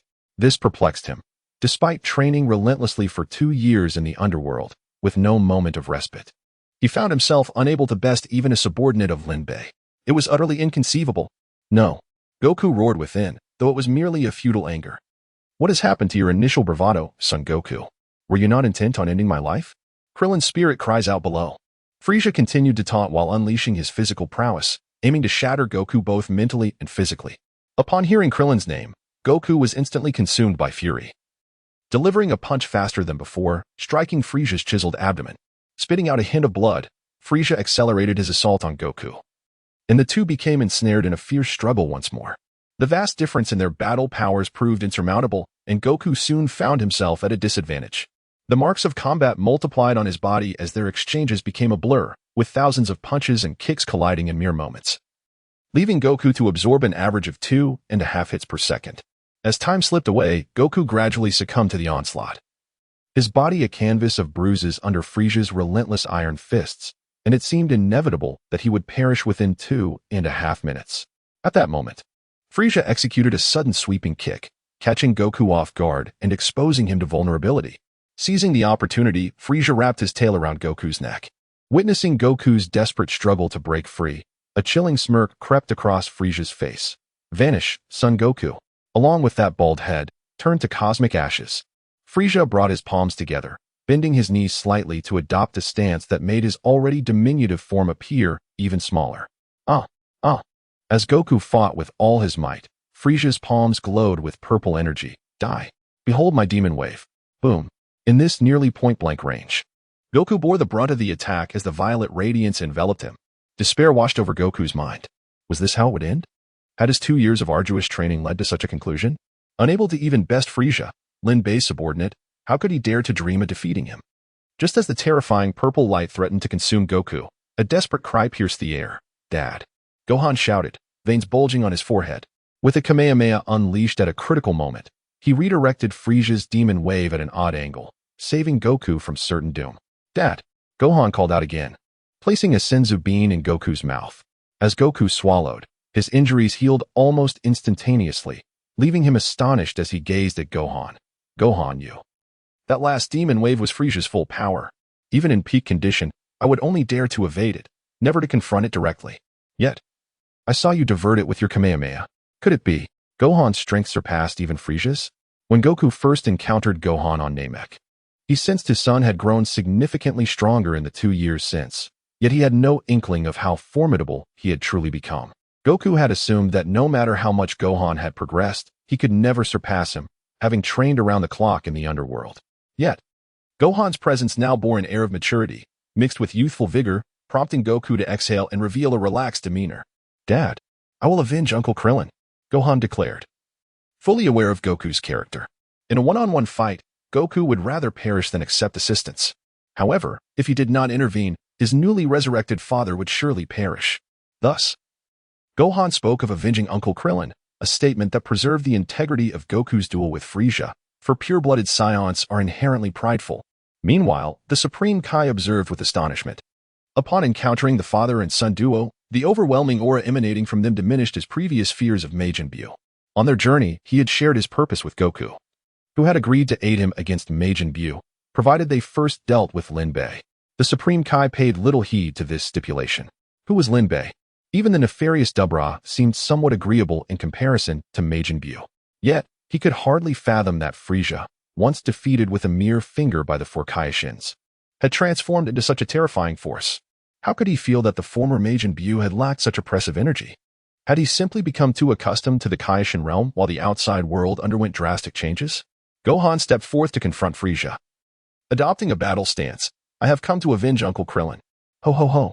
Little brat, Do not presume that altering that last demon wave is an impressive feat. It could cost you your life, Frieza taunted. Yet, Gohan responded with a confident smile. Is that so? In an instant, an aura surged forth from him. Unlike the typical Super Saiyan transformations filled with cries of exertion, Gohan's transformation was almost imperceptible. The energy emanating from him was not overwhelming but rather akin to a gentle breeze spreading outward. Nonetheless, this subtle transformation astonished Frieza. What?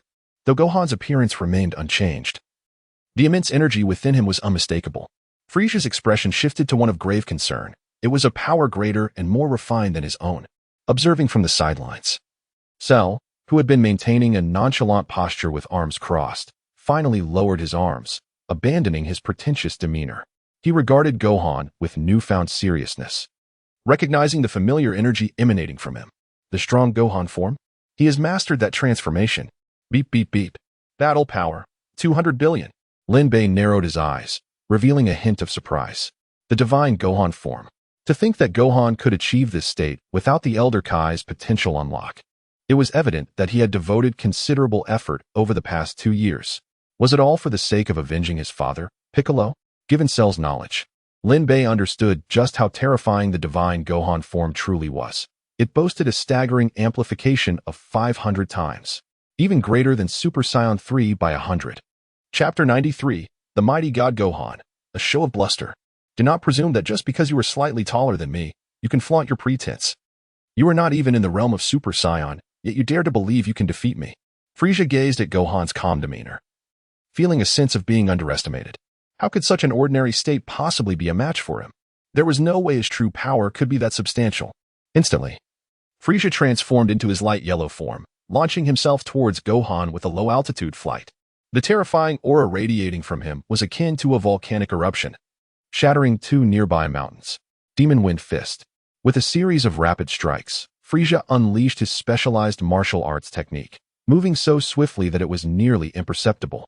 His 5 hands, as if equipped with a tracking system, aimed at Gohan's heart and head, targeting lethal spots. This combination had previously left Super Saiyan 3 Goku severely injured. Yet against Gohan, it seemed utterly futile. In fact, Gohan emerged without even a scratch, not even as thin as a hair. How could this be? Frieza was taken aback. In that moment, Gohan's gaze sharpened. With a low growl, he executed a simple yet powerful roundhouse kick aimed at Frieza's chest. The latter reacted quickly, crossing his arms in an X formation to defend. Bang! The collision unleashed tremendous force, sending Frieza staggering back nearly 100 meters, leaving deep impressions of his feet in the ground from the effort to stabilize himself. Curse be this! Feeling the tingling sensation in his arms, Frieza cursed under his breath. How strange, why is Goku's son so formidable? He has even transformed into a Super Saiyan, yet he possesses such strength? Even Lin Bei could not achieve this. The gap between himself and Gohan was even broader than that between himself and Goku. With just 1 minute and 30 seconds remaining from Lin Bei's stipulated 5 minutes, Gohan's interference made it impossible for Frieza to complete his task within the allotted time. Must I reveal my true strength? No. This is my ultimate trump card against Lin Bei. I cannot expose it so easily. Forget it. Exceeding the time limit matters not. Lin Bei's personality is inherently relaxed. With Gohan stepping in to disrupt things, it is no surprise that I cannot fulfill my mission. If he truly intends to kill me, then I shall unleash my genuine power. Well done, Gohan. Standing behind the Supreme Kai, Piccolo made a gesture of encouragement. Feeling elated within, he dared not speak loudly in the presence of the Supreme Kai, opting instead for this silent support. To be honest, he felt a pang of anxiety when Gohan charged forth, akin to a father witnessing his son enter battle. Fortunately, Gohan's brave and daring performance reassured him. Goku, however, furrowed his brow as he regarded Frieza, seemingly lost in thought. Prepare to perish, Frieza. I shall avenge Uncle Krillin. Gohan's eyes gleamed with ferocity as he instantaneously appeared before Frieza, having mastered a transformation even stronger than Super Saiyan 3 over the past 2 years. Yet, upon mastering this form, he found himself in a state of confusion. Unlike the golden-haired, blue-eyed Super Saiyan, this form resembled his ordinary state entirely. Was this path right or wrong? He did not know, and thus sought the counsel of the knowledgeable Elder Furu. In the hyperbolic time chamber, Elder Furu witnessed Gohan's form firsthand, taken aback by the sheer might of his aura. It was not merely powerful, it possessed a unique and enigmatic quality. Hence, It was aptly named the God Gohan form. Due to the overwhelming power, Gohan struggled to find an opponent to test his strength. Frieza's Demon Wind Fist had served as a warm-up, and now he was ready to unleash his full might. Gohan's movements were astonishingly swift.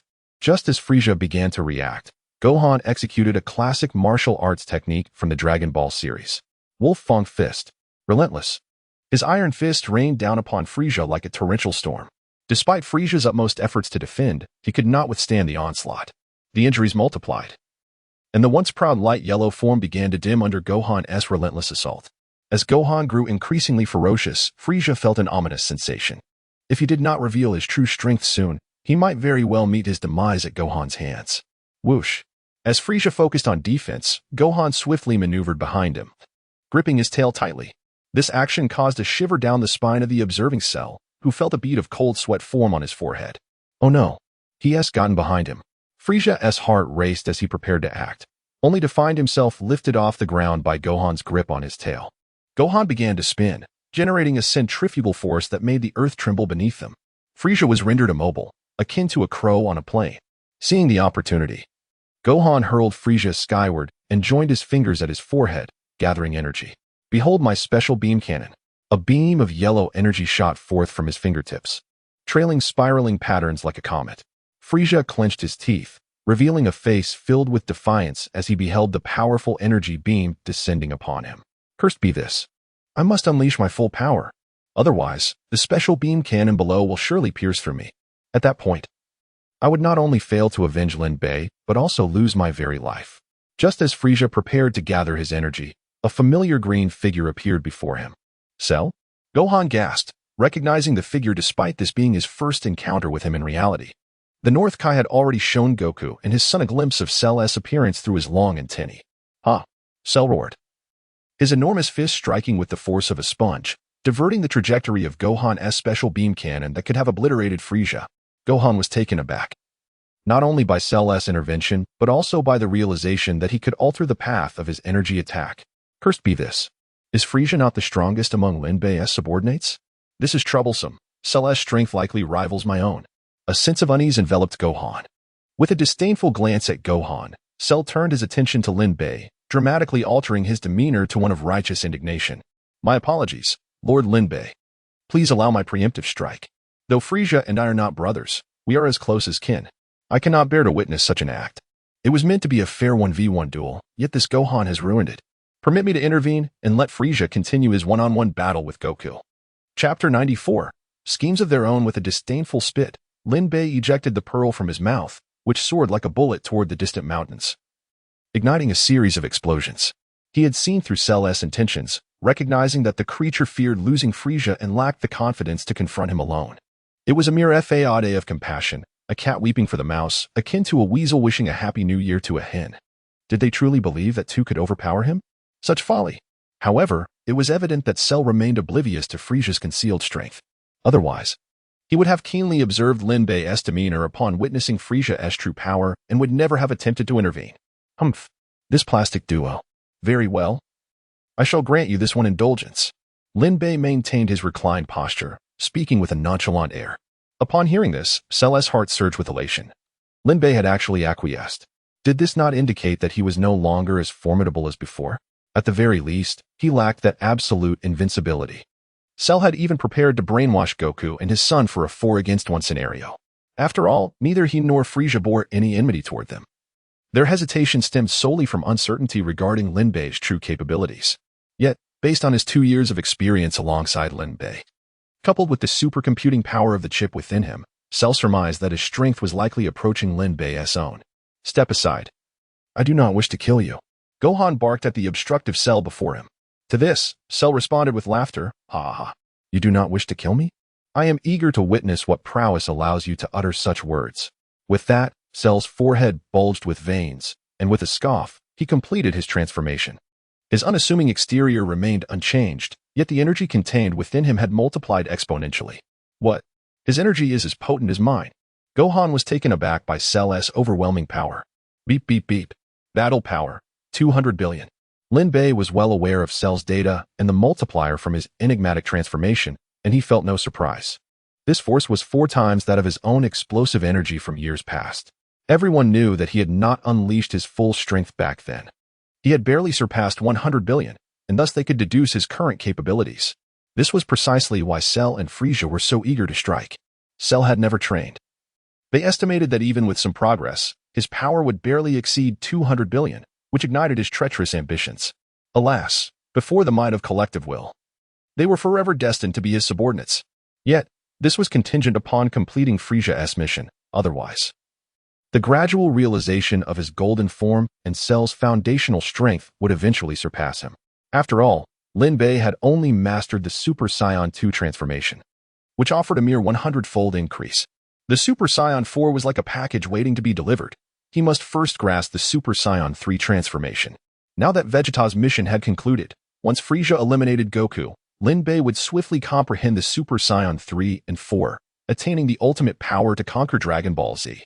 This was why Lin Bei tolerated Cell's actions. They provided him with a convenient pretext. Otherwise, he would face the dilemma of whether to eliminate Frieza or not. Frieza, go and kill Goku. I shall deal with his offspring, Cell proclaimed, turning away in excitement.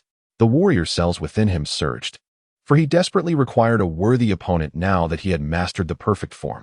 Who could possibly fulfill this requirement? Neither Frieza nor Lin Bei would do, as Cell dared not reveal his true strength. After acquiring the perfect form, he had been laying low, feigning minimal progress to prevent Lin Bei from discerning his actual combat prowess. After all, with his prior base power not matching his current level, how could Lin Bei grasp the true extent of his abilities without a complete eruption? The reason he unleashed his strength now was twofold. Firstly, to ensure he could not be obstructed by Gohan, and secondly, to gauge if Lin Bei would exhibit even a flicker of concern. Yet, Lin Bei appeared as a butcher who had slaughtered pigs for 2 decades, his countenance as cold as ice. This was precisely what Cell had anticipated.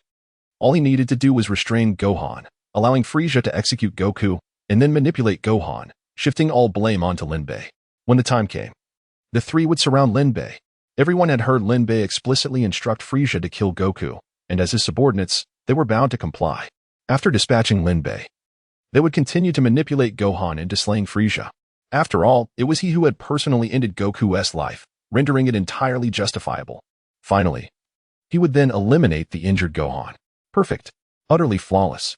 Every plotline and logical connection was perfectly rational. Leave it to this king. After consuming a Senzu bean, Frieza declared confidently, how dare you command me? Once I eliminate Lin Bei, you shall be next.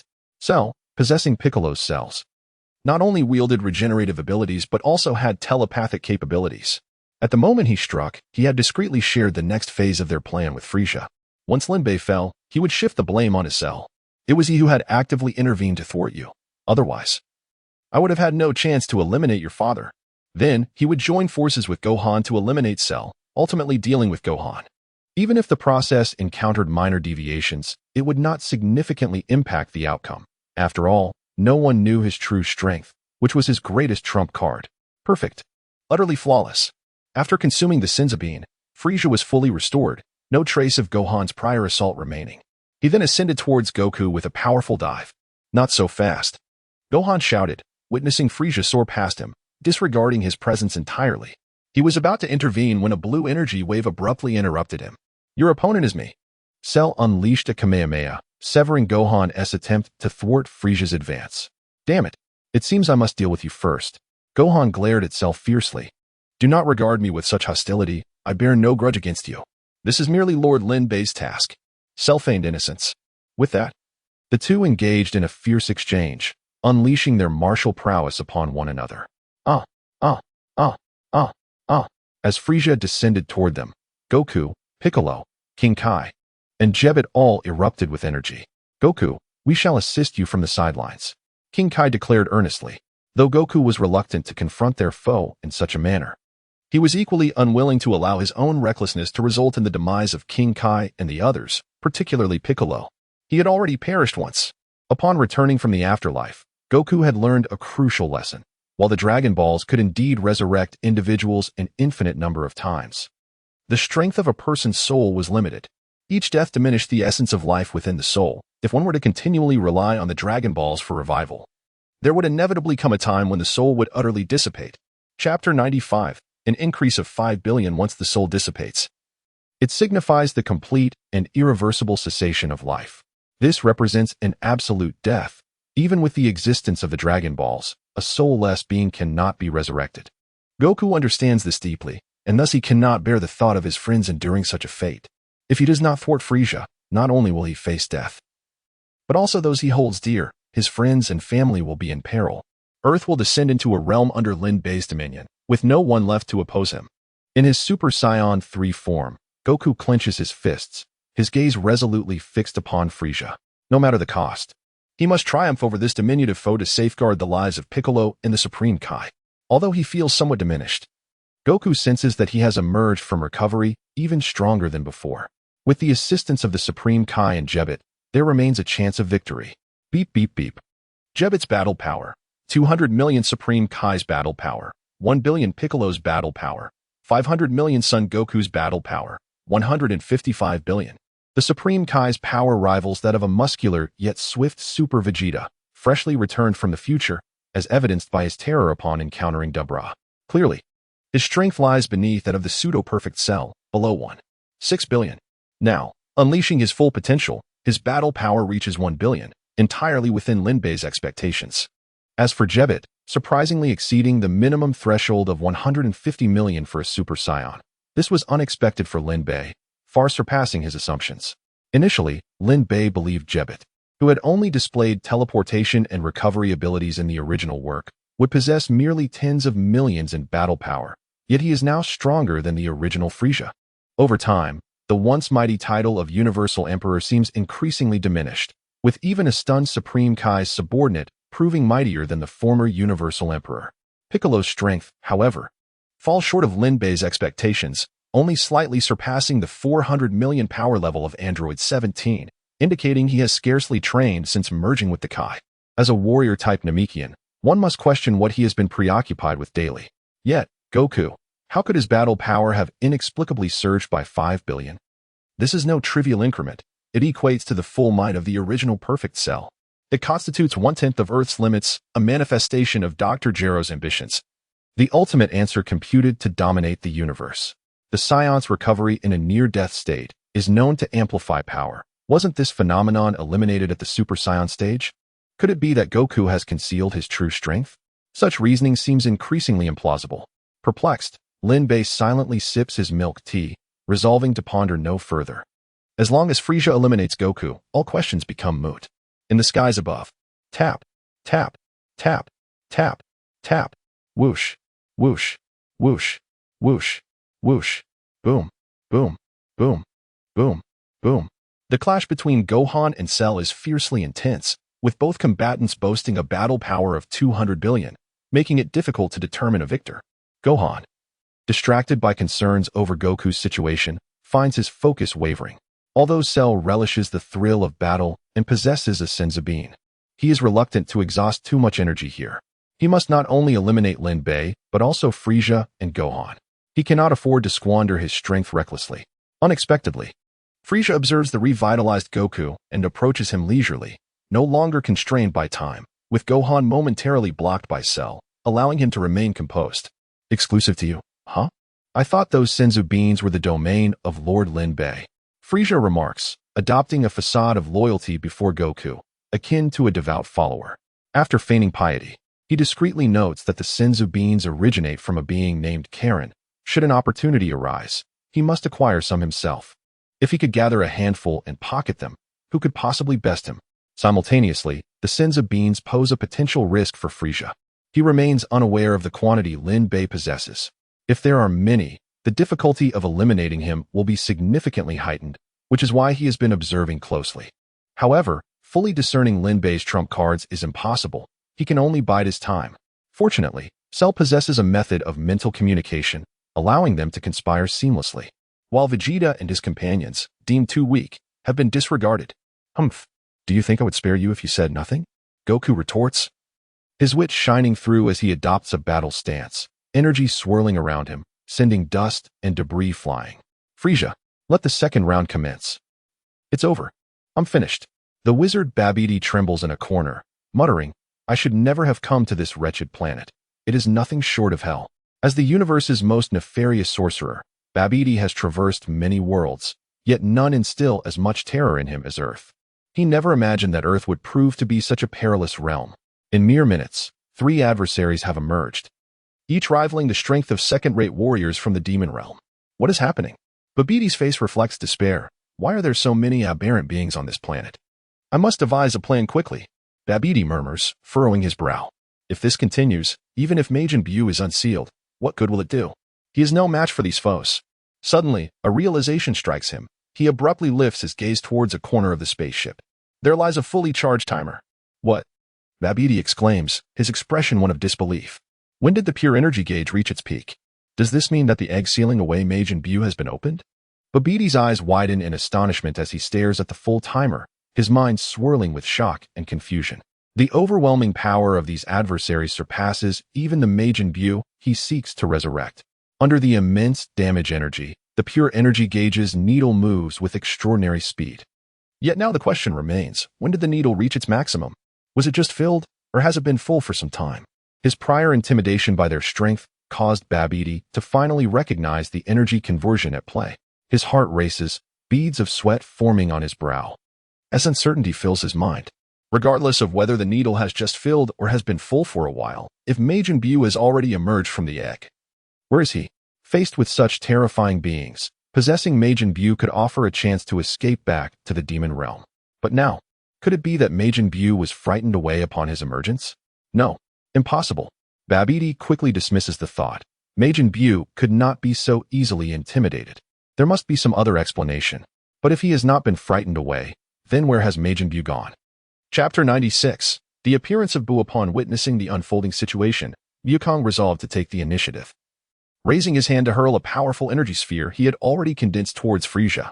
Although Frieza brimmed with confidence, he was not foolish enough to confront this strike head-on. He propelled himself upward with a kick, evading the attack. However, in that fleeting moment, King Kai's eyes widened in alarm, fixating on Frieza with a fierce expression. He then shouted, unleashing a wave of energy akin to a mental tempest directly at Frieza's face. What? Frieza exclaimed in astonishment.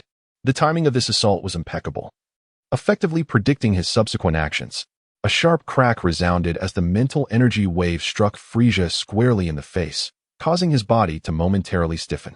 Seizing this opportunity, Wukong swiftly maneuvered behind Frieza and firmly grasped his tail. In that instant of Frieza's immobility, Wukong unhesitatingly executed the Saiyan spin, beginning to whirl at high speed in place. This was disastrous. Frieza never anticipated being caught by the tail twice in such a brief span of time. The tail was not Frieza's weak point, unlike the Saiyans. He did not possess the vulnerability of becoming weak when his tail was grasped. Thus, he pondered why this father-son duo and Lin Bei seemed to favor such an attacking style. Did the Saiyans harbor a peculiar obsession with tails? Or did the absence of significance heighten their allure? Frieza silently grumbled. As Frieza's body angled toward the ground, Wukong abruptly released his grip. The unexpected turn of events leaving Frieza with no time to react. The terrifying centrifugal force pressed down on him as he plummeted. Unable to regain control of his body in the descent, watching helplessly as he crashed to the earth like a shooting star. He descended with the force of a collapsing building, striking the ground with an unstoppable momentum. Boom. With a thunderous roar akin to a nuclear explosion, the earth trembled violently. A massive cloud of dust erupted into the sky, enveloping everything in its vicinity. As the dust settled, a crater nearly 100 meters deep appeared before Wukong and his companions, with Frieza lying motionless at the bottom, resembling a lifeless dog. However, Wukong understood that this level of assault was merely trivial for Frieza. Remaining vigilant, Wukong began to fervently unleash a torrent of yellow energy spheres, bombarding the motionless Frieza like a torrential downpour. Each energy sphere contained immense power, striking Frieza's body with relentless force. Boom, boom, boom. A cacophony of explosions reverberated through the air, illuminating the battlefield with blinding brilliance. In that moment, Frieza was engulfed in an unending sea of energy, unaware of his own fate. After nearly 10 seconds of continuous assault, Wukong finally ceased his attack, panting heavily, beads of sweat cascading down his forehead. Though it seemed a brief span, those 10 seconds represented a significant expenditure of Wukong's energy, akin to a final sprint in a crucial moment. The toll on his stamina was considerable. Wukong turned to nod at Piccolo, then swiftly returned to the rear of the group. Jebbet promptly placed his palm on Wukong's back. a warm and soothing energy flowing from his hand into Wukong's body. Feeling this restorative power, Wukong relaxed as if submerged in a hot spring, his fatigue gradually dissipating. As the energy coursed through him, his body began to recuperate, replenishing the considerable stamina expended during the recent onslaught. It was akin to consuming a Senzu bean. The difference being that while Senzu beans provided immediate recovery, Gebet's power required a bit of time, essentially a lower-tier version of the Senzu bean. The plan succeeded. Piccolo, Wukong declared joyfully. Piccolo nodded slightly, his expression composed, yet a flicker of pride danced in his eyes. This proactive strategy was tailored to capitalize on everyone's strengths and Frisia's arrogance, particularly due to his previous victory over Wukong, allowing them to exploit an opening. However, this merely served to deplete a portion of Frisia's stamina. To truly triumph would still require a fierce battle. Wukong took a deep breath, nodding as his smile gradually faded, replaced by a grave seriousness akin to facing a formidable foe. All the preceding attack strategies had been devised after Frisia's appearance, communicated through telepathy by Piccolo, thus enabling such seamless coordination. An excellent plan, King Kai remarked, casting an appreciative glance at Piccolo. He was taken aback by the tactical prowess of this seemingly unassuming assistant to the Earth deity, reevaluating his perception of the pale-faced young man. Piccolo, caught off guard by the praise, turned slightly green, quickly downplaying it. Not at all. It is all due to your exceptional leadership. He is coming. Wukong, having remained focused, sensed a shift and shouted a warning. Just as his words fell, a tremendous roar echoed, causing the ground to tremble violently, resembling a minor earthquake. Following the thunderous noise, a powerful aura surged forth like a tempest, causing all present to change their expressions in alarm. The dust above the crater was violently swept aside by this formidable gust. At that moment, Frisia hovered above the crater, his face contorted with rage, bloodshot eyes glaring, veins bulging on his forehead, with remnants of purple blood smeared at the corner of his mouth, presenting a terrifying visage. "You wretched fool! How dare you plot against me?" Frisia bellowed, his fist clenched, his voice booming like thunder. "I will shred you and feed you to the dogs." With another furious roar, Frisia accelerated towards Wukong like a rocket. His speed was blinding, and in the blink of an eye, he was before Wukong. With his signature technique, the Demon Wind Fist, he unleashed a flurry of punches upon Wukong. However, this time he had miscalculated. Wukong managed to barely fend off his assault using the Wolf Fang Fist. Though it was a struggle, and he was occasionally struck, he had indeed held his ground. "What?" Frisia exclaimed in disbelief. Wukong responded with a wry smile, having regained some strength after recovering. The gap between him and Frisia had significantly narrowed due to Piccolo's strategy, which had sapped some of Frisia's stamina. In the skies, Gohan, engaged in battle with Cell, sensed the situation below, and his unease began to dissipate. However, this momentary distraction presented Cell with an opportunity.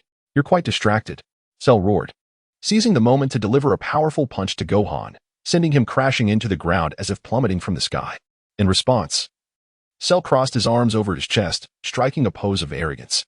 Just then, a plump, pink figure suddenly appeared before him. Chapter 97. Gohan is absorbed by Majin Buu.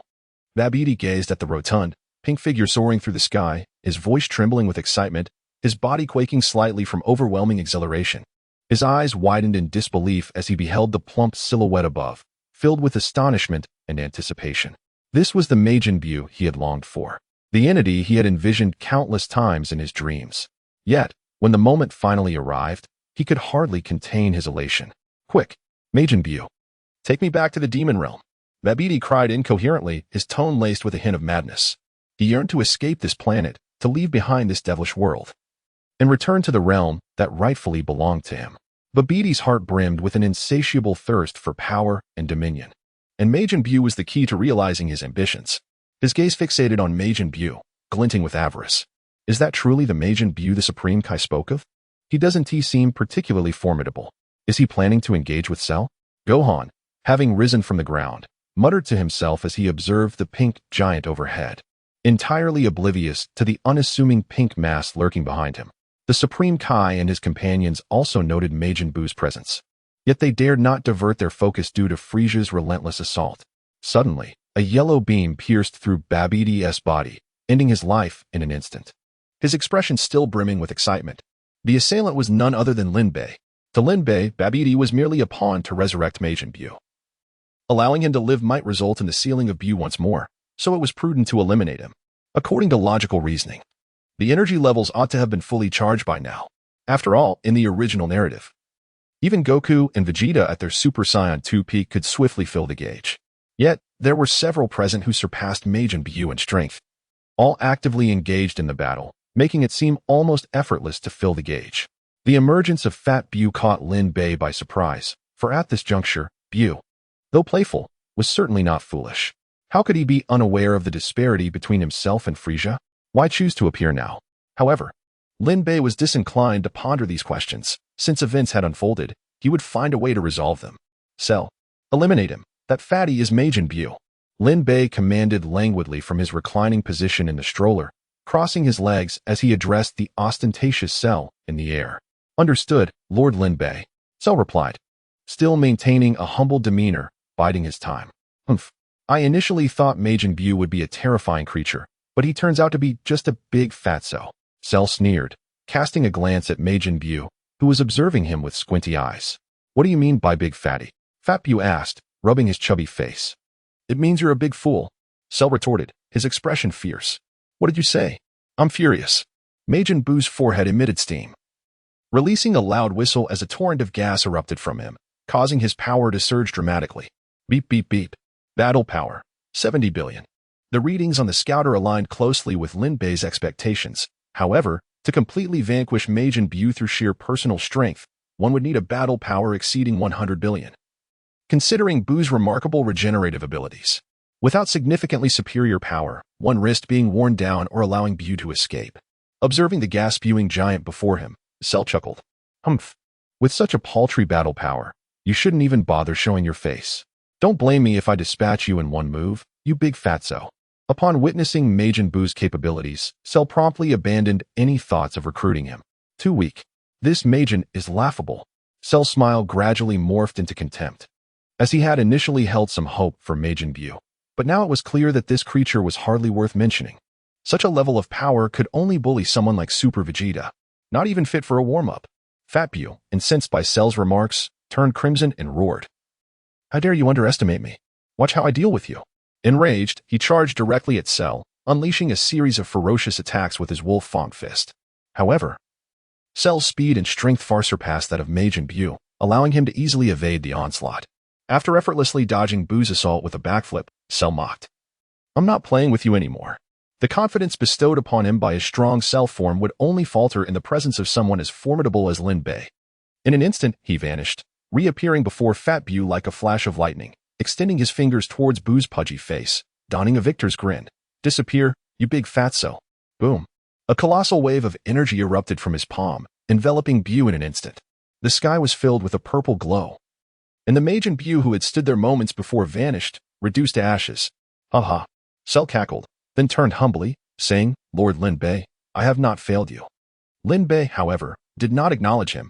He didn't even check if the system task had refreshed, but instead squinted at a particular spot in the sky. Gurgle. Gurgle. A swirling mass of pink smoke began to coalesce above. Moments later, it took the form of a panting Fat Buu. Although he could regenerate infinitely, his stamina was not limitless. Continuous injuries would still lead to demise. Following Lin Bei's gaze, Cell also spotted the resurrected Buu, a hint of embarrassment crossing his features. And he swiftly crossed his arms over his chest. True to Lord Lin Bei's task, it is certainly not so simple. Truly, those Satan cells are remarkable, Lin Bei mused, reflecting that even Raditz could not compare to Cell in terms of shamelessness. I never imagined your regenerative abilities were so exaggerated, reduced to ashes, and yet you can still revive. But, Cell observed the panting Fat Buu, his tone shifting to a cold smirk. How many times can you come back like this? While I am astonished by your powers, I remain confident that in my strong Cell form, I can obliterate you completely. Next strike. The next strike will ensure your utter annihilation. In response to Cell's declaration of victory, Fat Buu grinned enigmatically, pointing downwards. Why hasn't that person who just battled you come up yet? No sooner had he spoken than a pink mass, cocooned like a chrysalis, descended from above. Fat Buu spread his arms wide, revealing his round belly. The pink mass made contact with him, and with a thud, it entered his body. In that moment, Fat Buu's energy surged dramatically. Chapter 98. Super Buu what? A look of astonishment and confusion washed over Cell's face as he stared, wide-eyed, at the unfolding scene before him. Based on the earlier words of Fat Buu, he realized that the pink, cocoon-like mass that had just been absorbed was none other than Gohan, who had been his equal moments ago. He had never anticipated such a turn of events. As the pink mass melded with his body, Fat Bu began to undergo a remarkable transformation. His once corpulent frame gradually became taut and powerful, with defined muscles that exuded an overwhelming sense of strength, as though he could effortlessly crush 2 oxen with a single blow. Even his chubby face visibly slimmed down, morphing from a teardrop shape to an inverted triangle. The lines sharp and reminiscent of Gohan. This transformation was nothing short of astonishing. Ha ha ha ha. Majin Bu reveled in his newfound power, throwing back his head in laughter, relishing the surging strength coursing through him, a satisfied grin spreading across his face. Powerful. This power is truly immense. This is the essence of invincibility. At that moment, he was no longer the weak, plump Bu, but had become Super Bu, armed with Gohan's formidable strength. Majin Bu cast a taunting glance at Cell, his eyes brimming with mockery and derision. He extended his right hand toward Cell's fearful visage, beckoning him with a disdainful flick of his fingers, and said in a condescending tone, "What's wrong? Didn't you say you would obliterate me in one blow? Come on, come at me." His voice dripped with scorn, as if ridiculing Cell's previous arrogance. Cell's brow furrowed deeply, a wave of intense unease washing over him. This rapid succession of events was too overwhelming. The energy radiating from Bu far surpassed his own. This rotund figure possessed the uncanny ability to absorb the battle prowess of others. Mere seconds ago, Bu had been an easily manipulated fatso, and now his strength had become a force to be reckoned with. Gohan, Piccolo, with his heightened senses, had overheard Fat Bu's earlier proclamation from the sky, and his heart sank, chilled with dread. He stared, incredulous, at the muscular Bu soaring above. Bu had consumed Gohan's power. Such monumental strength, and it had only taken mere moments. Piccolo's expression darkened as he comprehended the gravity of the situation. It had likely spiraled beyond their control, perhaps even beyond Lin Bei's grasp. At that moment, the Supreme Kai also exhibited a look of shock. He smacked his forehead in frustration, lamenting, "Oh no. How could I forget that Majin Bu possesses the ability to absorb others? The great Supreme Kai fell victim to this very fate. I have repeated the same mistake." Now, Gohan's battle power, techniques, and even intellect were at the mercy of Majin Bu. What? Piccolo's face turned ashen as he gasped, his eyes wide with worry as he turned to the Supreme Kai. What about Gohan? Is he dead? With an urgency in his voice, Piccolo's concern for Gohan was palpable, his volume reaching a crescendo as he spoke. His tone was rife with fear, as if the world itself were on the brink of collapse. The Supreme Kai shook his head slowly, responding, "No. Those absorbed by Majin Bu will temporarily slumber within him, lending him their strength. Only after a time will they be fully transformed into his nourishment." Upon hearing this, Piccolo's eyes brightened, a glimmer of hope gracing his features as he quickly inquired, "So, Gohan is still salvageable, right?" The Supreme Kai, observing Piccolo's rekindled hope, nodded, though his expression remained heavy with gravity. After a prolonged silence, he reluctantly spoke, "While Gohan is not in immediate danger, the current Bu's strength is far too formidable. It is likely that no one can defeat him now." After absorbing Gohan, Bu's power had escalated dramatically, as he himself had proclaimed. He had truly become Super Bu. No one could stand in his way now. The Supreme Kai's voice was laden with despair and regret as he clenched his fist tightly, striking the ground in frustration, his heart brimming with self-reproach. His initial aim had been to locate that formidable warrior, ideally to eradicate Majin Bu and restore peace to the universe. Yet, he had overlooked Bu's absorption ability, leading to this calamity. With that, the Supreme Kai struck the ground once more, creating a deep crater, his gaze filled with hopelessness and helplessness. "Not only did I fail to prevent Majin Bu's resurrection, but I inadvertently facilitated his ascension.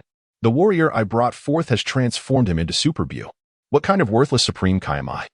The Supreme Kai slumped helplessly to the ground, engulfed in self-reproach. Meanwhile, the two combatants engaged in a fierce exchange of blows with their respective techniques.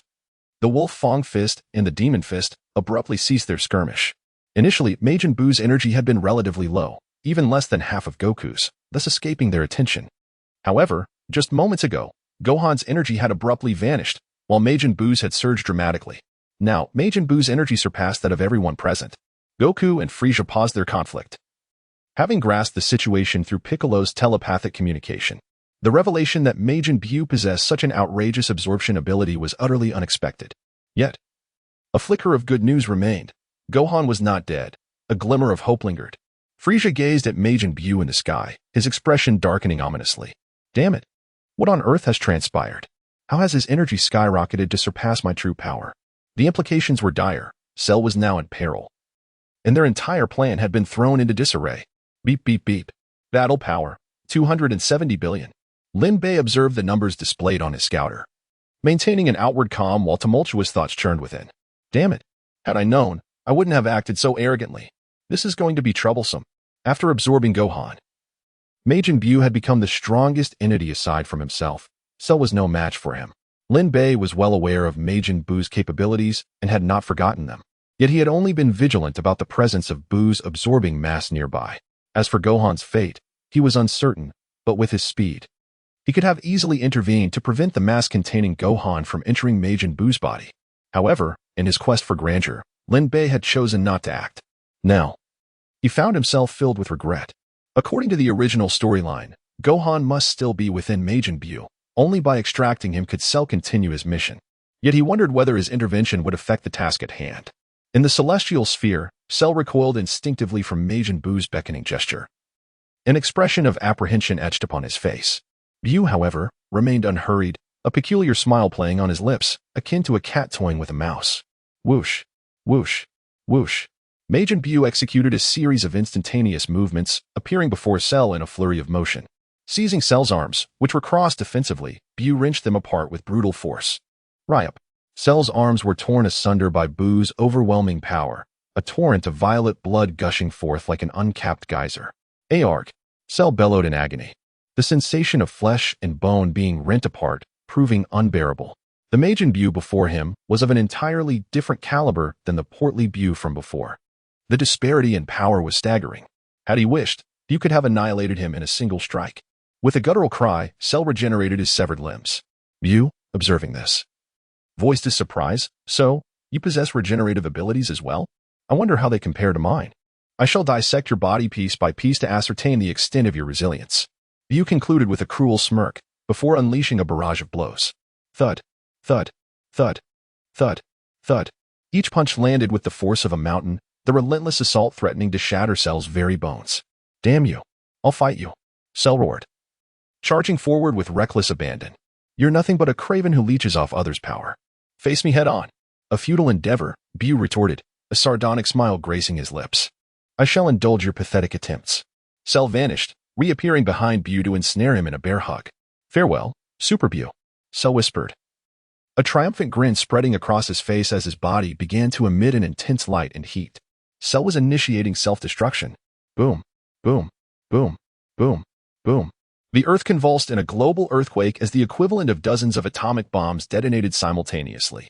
A blinding white light erupted, visible even from space, and a colossal mushroom cloud pierced the atmosphere. Lin Bei furrowed his brow, sensing something amiss. He glanced at his attribute panel, noting that Cell was still alive, albeit with only 10 of his life force remaining. On the desolate ground, a severed arm of Cell's began to stir. From it, Cell regenerated in a grotesque manner. He was weakened, gasping for breath as he surveyed the empty expanse before him, a bitter smile playing on his lips. The self-detonation had directed all of its energy upward, sparing the Earth. Although his strength would return with rest, he remained wary of Buu, Goku, and even the unpredictable Frieza and Vegeta. Prior to the confrontation, Lin Bei had provided each of them with a Senzu bean. Cell had stored his within his body, employing a protective barrier and linking it to his internal chip to prevent its destruction. This allowed him to regenerate to full strength upon reviving. This strategy had been meticulously planned. Cell consumed the Senzu bean, instantly restoring his vitality. Ha ha ha ha. I've won. I've won. Cell crowed, raising his arms in triumph. My body contains a mobile chip. As long as it remains intact, I can regenerate from any wound. I transferred it to my arm when you severed it. You're nothing.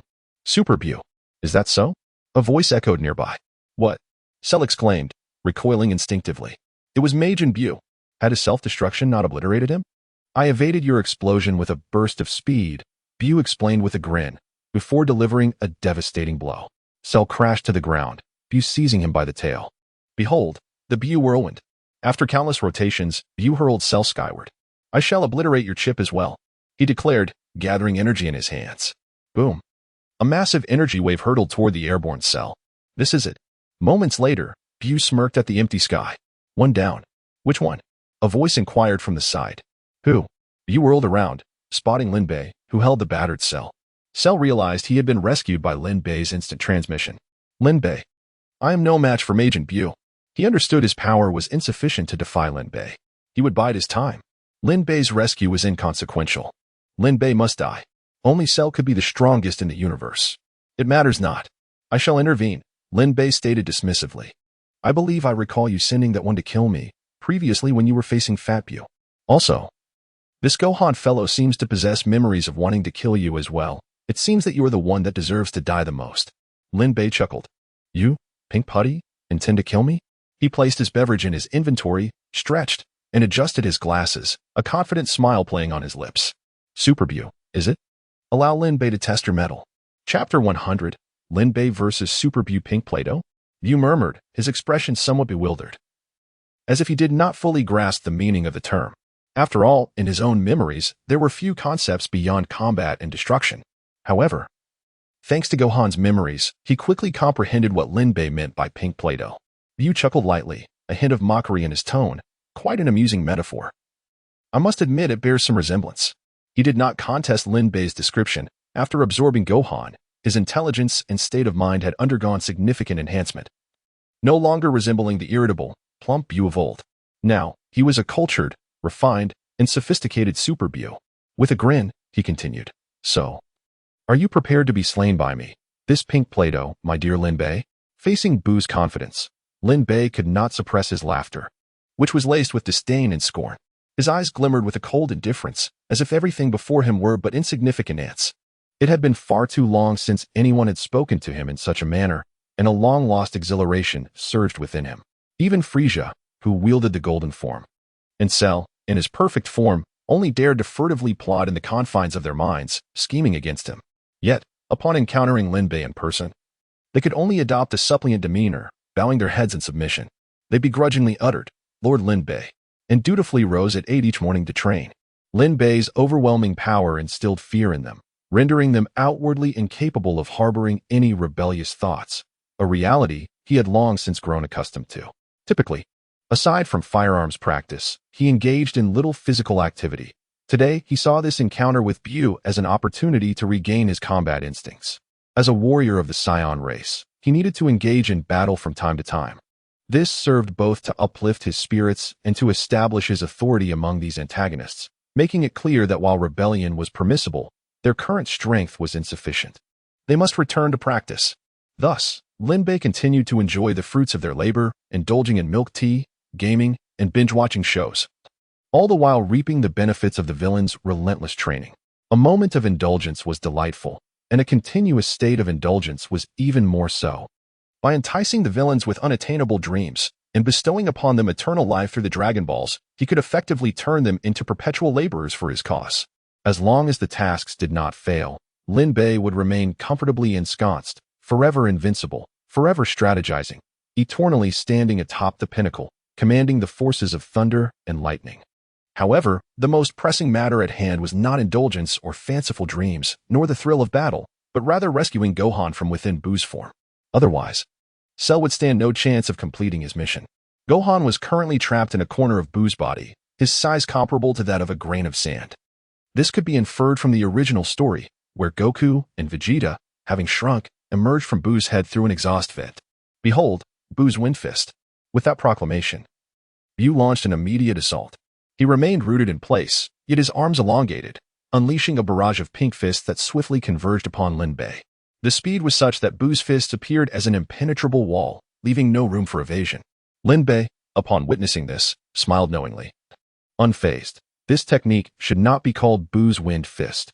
It ought to be termed the rubber Gatling gun. In the face of the torrential downpour of fists, Lin Bei scoffed. Why should he evade directly? Boom. Lin Bei transformed into his Super Saiyan 2 form and, with a swift motion, utilized instant transmission to place himself directly above Bu, seizing the antennae atop Bu's head, which remained regardless of his transformations. With a mighty step forward, he bellowed. Ultra overhead throw. The impact reverberated through the continent, causing the ground to tremble and fissures resembling tortoise shells to appear and radiate outward. Damn it. Bu quickly regained his footing, cursing under his breath as he held his antennae, his expression darkening. So this is how it is. I must admit, you possess some strength. Bu's demeanor shifted as he became more serious, his previous arrogance dissipating, replaced by a focused and composed energy. Although both his and Lin Bei's combat power stood at 27 billion, the aura they emanated felt distinctly different. Earlier, Bu's overconfidence had led him to underestimate his opponent, leaving him vulnerable to Lin Bei's effortless assault. It was evident that Bu had not fought earnestly, he had barely tapped into 50 of his power. Otherwise, even with Lin Bei's element of surprise through instant transmission, he would not have been so easily overwhelmed. Swoosh! Bu soared low, aiming his head directly at Lin Bei, expecting him to dodge. To his astonishment, Lin Bei did not flinch. With a knee strike, he impacted Bu's nose directly. The force of the blow left Bu momentarily dazed, his eyes rolling back, saliva spilling forth. Seizing the moment, Lin Bei grasped Bu's antenna once more. Raising his right hand high, a frosty smirk gracing his face, he announced. Lin Bei's meteor fist. Bang, bang, bang, bang, bang, delivering a rapid succession of 7 punches per second for a total of 49 seconds. He executed a perfect square of 49. Bu's once chiseled visage became swollen, his cheeks puffing out, his features morphing to resemble those of the former fat Bu. Bu let out a series of anguished cries, severing his antennae and creating distance between himself and Lin Bei, gently caressing his face. He was relieved to find his astonishing regenerative abilities restoring him almost instantly. You, Bu stammered, at a loss for words. As Lin Bei's might exceeded his wildest expectations, he had given his all, yet found himself as powerless as an infant learning to walk before Lin Bei. What do you mean, you? You shall address me as Lord Lin Bei. Lin Bei declared haughtily, appalled that the diminutive Bu dared to utter his name so casually. As Bu instinctively took 2 steps back, he exclaimed, Impossible. How can you be stronger than me? My power should be invincible. In response to Bu's apparent unraveling, Lin Bei struck a pose of fury. Invincible? In my presence, who dares claim invincibility? Who dares speak of being undefeated? With a thunderous crack, the sky seemed to dim, nearby rock formations cracking under the pressure, as all eyes unconsciously turned towards him. In that moment, Lin Bei pushed his energy to its very limits. Beep, beep, beep. Battle power. 34. 37 billion. Chapter 101. Ripping apart Bu what? Frieza gasped in shock, his already pale face turning even more ashen, his body trembling slightly. He widened his eyes in disbelief, staring at Lin Bei who stood defiantly against Majin Bu, a profound dread surging within him. The aura emanating from Lin Bei was astonishingly powerful, far exceeding his expectations. It crashed upon him like a tumultuous wave, suffocating him, as if the entire world were about to be engulfed by this colossal tide. An overwhelming sense of despair washed over Frieza. He had once thought himself formidable enough to challenge Lin Bei, yet now he realized that the opponent's strength far surpassed his own, rendering him utterly incapable of resistance. Had it not been for the appearance of Majin Bu, he and Cell had planned to eliminate Goku and subsequently brainwash Gohan to join their vengeful ranks against Lin Bei. Reflecting on this now, Frieza felt like a pompous fool. Had they followed Cell's original plan, facing Lin Bei would have undoubtedly led to their demise. Fortunately, Bu's unexpected arrival had completely disrupted their scheme, allowing Frieza to narrowly escape with his life. He could never have imagined that Lin Bei's true power was so terrifying. He had previously estimated Lin Bei's combat prowess at an exceedingly high multiplier, yet he still underestimated him. However, was what he witnessed now truly Lin Bei's authentic strength? Although Lin Bei had fully unleashed his aura, it seemed as though this cunning individual possessed some incredible skill that obscured the true depth of his power. This was the primary reason Frieza hesitated to make a move. With a silent sigh, he lamented his earlier attempts to conceal his own strength, intending to confront Lin Bei. In hindsight, it was utterly laughable. In the face of Lin Bei's absolute might, his own combat abilities appeared insignificant, akin to an ant futilely attempting to shake a tree. With this thought, Frieza cast his gaze towards Goku, a flicker of determination gleaming in his eyes. Impossible. Absolutely impossible. How could your aura be greater than mine? Who on earth are you? Lin Bei's presence exceeded Majin Bu's comprehension, an unforeseen sensation that he found difficult to accept. He was the being who had once obliterated planets and torn apart the Kais, ultimately sealed away because he was deemed too powerful to handle. It felt as though he had awakened from a slumber only to find the world had drastically changed. Upon emerging from his cocoon, he sensed several formidable auras around him, far beyond his capacity to confront. He had no choice but to conceal his own aura, hoping for an opportunity to absorb one. He then fixed his gaze on Gohan. not only for Gohan's strength but also because he deemed him the easiest target. Though Fat Bu appeared rather simple-minded, he was far from foolish. Gohan's demeanor gave him hope. He subsequently sent a piece of himself to lurk underground, while he continued to hide his aura, preparing to strike. Finally, when Gohan was distracted by Cell's attack, he seized the opportunity, darting before Cell to draw attention. As anticipated, his appearance caught many eyes, and he managed to survive Cell's onslaught thanks to his formidable regenerative abilities. Simultaneously, he secretly commanded the hidden piece of himself underground to strike at Gohan. Launching a surprise attack aimed at the distracted Gohan, he succeeded. Thus, he transformed into Super Bu. Little did he expect that even Super Bu would be no match for the man before him. This Lin Bei was truly terrifying. If only he could absorb him, he would become genuinely invincible. What?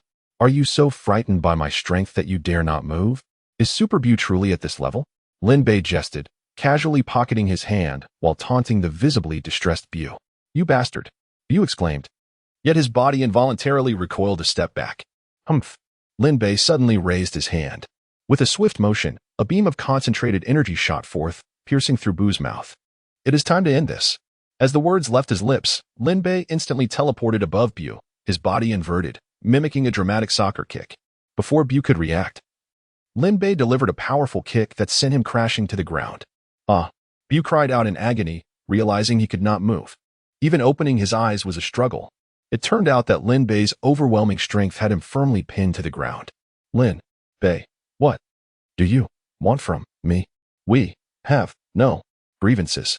Upon hearing this, Lin Bei crushed Bu's head beneath his foot, obliterating him with his power. No grievances? You nearly took my life. Lin Bei retorted furiously. Had Bu succeeded in killing Cell, his mission would have ended in failure, and he would face the penalty of exhaustion leading to his life ticking down to its end. The true instigator of it all was none other than Majin Bu. Why not simply let Cell kill Gohan instead of stirring trouble? The more he thought about it, the angrier Lin Bei became, directly beginning to dismantle Bu's body. Feeling Lin Bei's wrath, Bu's heart sank. What was happening? Shouldn't I be the one furious? Like tearing apart beef, Lin Bei relentlessly extracted pieces of Bu's flesh, searching for Gohan within. Bu struggled with all his might, but it was in vain. Merely regaining a sliver of mobility, he cursed, You bastard Lin Bei. If you have the ability, let us fight again. This time, I want to lose to you. Lin Bei scoffed, lightly tapping his armpit to condense a sphere capable of annihilating the earth 100 times over. He then flicked it away like a snot bubble, carving a deep trench on the ground as it soared into the cosmos. Do you truly believe that absorbing Gohan would be effective against me? What? You despaired, struggling desperately to attract Lin Bei's attention, only to realize that his ploy to consume him had been seen through. How cautious he was. Found it. Lin Bei beamed with a bright smile, as if he had discovered treasure. Here you go. With a flick of his wrist, he tossed out an unconscious figure. It was Gohan. With keen eyes, Piccolo immediately recognized him, a look of joy akin to that of a father who has just welcomed a child. And he reached out to catch him. Jebet and the Kaioshin hurried over to assess the situation. It's all right. He merely fainted from overexertion. I'll restore his strength. Once Jebet placed his palm on Gohan's chest, it was too long before Gohan regained consciousness. Huh? How did I end up here? Gohan recalled being below, watching the spectacle, thinking that if Majin Bu could thwart Cell, he could then deal with Frieza. Haha, Gohan, you're all right. That is wonderful. Goku exclaimed, relieved, for he would have no explanation to give Chi-Chi otherwise. Just as Gohan was about to respond, he suddenly sensed something, his face paling in horror. Dad, watch out. Pfft. A pale yellow hand pierced through Goku's heart from behind. Chapter 102, Absorbing the Demon Majin Bu Father. Old son, Goku, Gohan, Piccolo, and the Supreme Kai of Time exclaimed in unison, their voices brimming with disbelief and shock. The events unfolding before them were so abrupt that it left them utterly unprepared. Gohan awakened just as they were on the brink of a reunion, only for Frieza to strike with ferocity. With the swiftness of lightning, he executed a lethal blow, snatching away Goku's life with a single, devastating attack. Frieza! Gohan roared, his eyes ablaze with fury. His strength had been completely restored by Jebet, and he instantly transformed into his divine state, charging at Frieza with unbridled rage. Humph! Frieza withdrew his hand from Goku's lifeless body, while with his other hand, he seemed to grasp something intangible. Goku collapsed, as if he had just learned of his girlfriend's betrayal, succumbing to both physical and mental exhaustion. In the face of Gohan's furious assault, Frieza maintained his composure, skillfully parrying and retreating. Unrestrained, he unleashed the full extent of his power, now in his pale yellow form. Boasting a staggering 150-fold increase in combat prowess, establishing himself as the second strongest present, second only to Lin Bei. Lin Bei remained an indomitable force, his strength as despairing as ever, evoking memories of his past might. Faced with such a formidable adversary, Frieza wisely chose to remain in the shadows, biding his time and accumulating strength, believing firmly in his innate talent and the day he would personally defeat the indolent Lin Bei.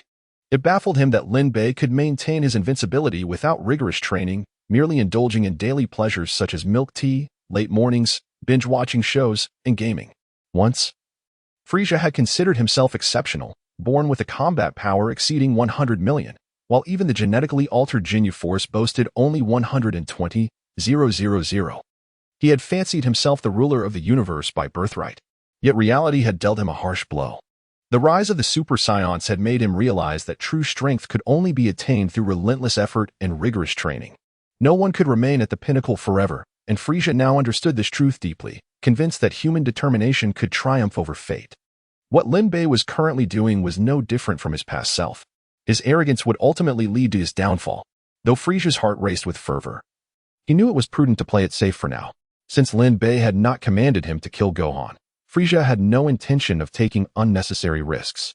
With his strength, it would be easy to withdraw, even against Gohan's divine form, as the gap in their foundational powers remained substantial. Seeing no chance of victory, Gohan refrained from pursuing further. He flashed back to Goku's side, gazing at his father, who was barely clinging to life.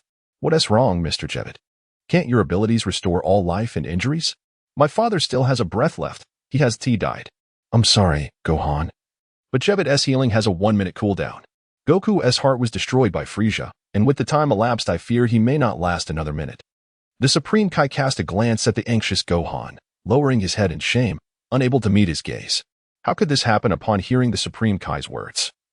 Gohan deflated, like a deflated balloon, his entire being sagging in despair. No. Gohan suddenly recalled something. The Senzu beans. We still have 2 Senzu beans. After a brief silence, Piccolo stepped forward, his expression filled with regret. "I'm sorry, Gohan. Those 2 Senzu beans were taken by Frieza." When he withdrew his hand from Goku's chest, he snatched the pouch from my grasp. His speed was so incredible that I couldn't react in time. Piccolo clenched his fists tightly, striking the air in frustration. "It's all my fault. I should have thought to store such crucial items separately. Not only that, I exposed them to the enemy. Old Son's death, I bear half the responsibility." Seeing Piccolo's self-reproach, Gohan felt an inexplicable pang of discomfort. He knew Piccolo hadn't acted intentionally. The challenge posed by Frieza was overwhelming, even for himself, let alone for Piccolo. Simply surviving the encounter was a stroke of fortune. "Uncle Piccolo, this isn't your fault." After breaking free from Gohan's entanglement, Frieza swiftly approached Lin Bei. At that moment, due to the separation from Gohan, Majin Buu reverted to his pudgy form. Frieza pressed his foot down on Buu's head, rendering him immobile. "Lord Lin Bei, Goku is dead," Frieza proclaimed, producing a pouch. "This is a trophy. I didn't expect the enemy to possess Senzu beans as well." After defeating Goku, Frieza had taken the opportunity to seize Piccolo's pouch, knowing it contained Senzu beans. He contemplated keeping them for himself, but ultimately decided to hand them over, realizing that Lin Bei had witnessed everything from the sidelines. If he were to hide the beans, it could give Lin Bei the impression that he harbored treacherous intentions. To be safe, he opted to present them. After all, Senzu beans were valuable. But one must live to enjoy them. Lin Bei nodded, unperturbed by the gesture. The moment Frieza completed his task, he acquired the transformation skills for Super Saiyan 3 and 4. There were no rivals left in Dragon Ball Z. At this moment, Lin Bei was in high spirits. He opened the pouch and took out the 2 Senzu beans, flicking one towards Frieza. "Here, this is for you." "Thank you, Lord Lin Bei," Frieza exclaimed, exhilarated, secretly pleased with his decision to turn in the Senzu beans. Lin Bei, however, did not bestow the Senzu beans without reason. It was all part of Frieza's next perilous undertaking. "Congratulations, host, for completing the task. Cultivate Frieza. Go to the North Galaxy Earth and eliminate Son Goku. The host must not intervene. Rewards. Upgrade Super Saiyan Form 2 exclusive to 3 storage rewards have been issued. Congratulations. Host for acquiring Super Saiyan Form 4 exclusive new task issued. Cultivate Frieza. Eliminate the Ice Demon race. Aisha. Within 10 years, the host must not intervene. Completion reward.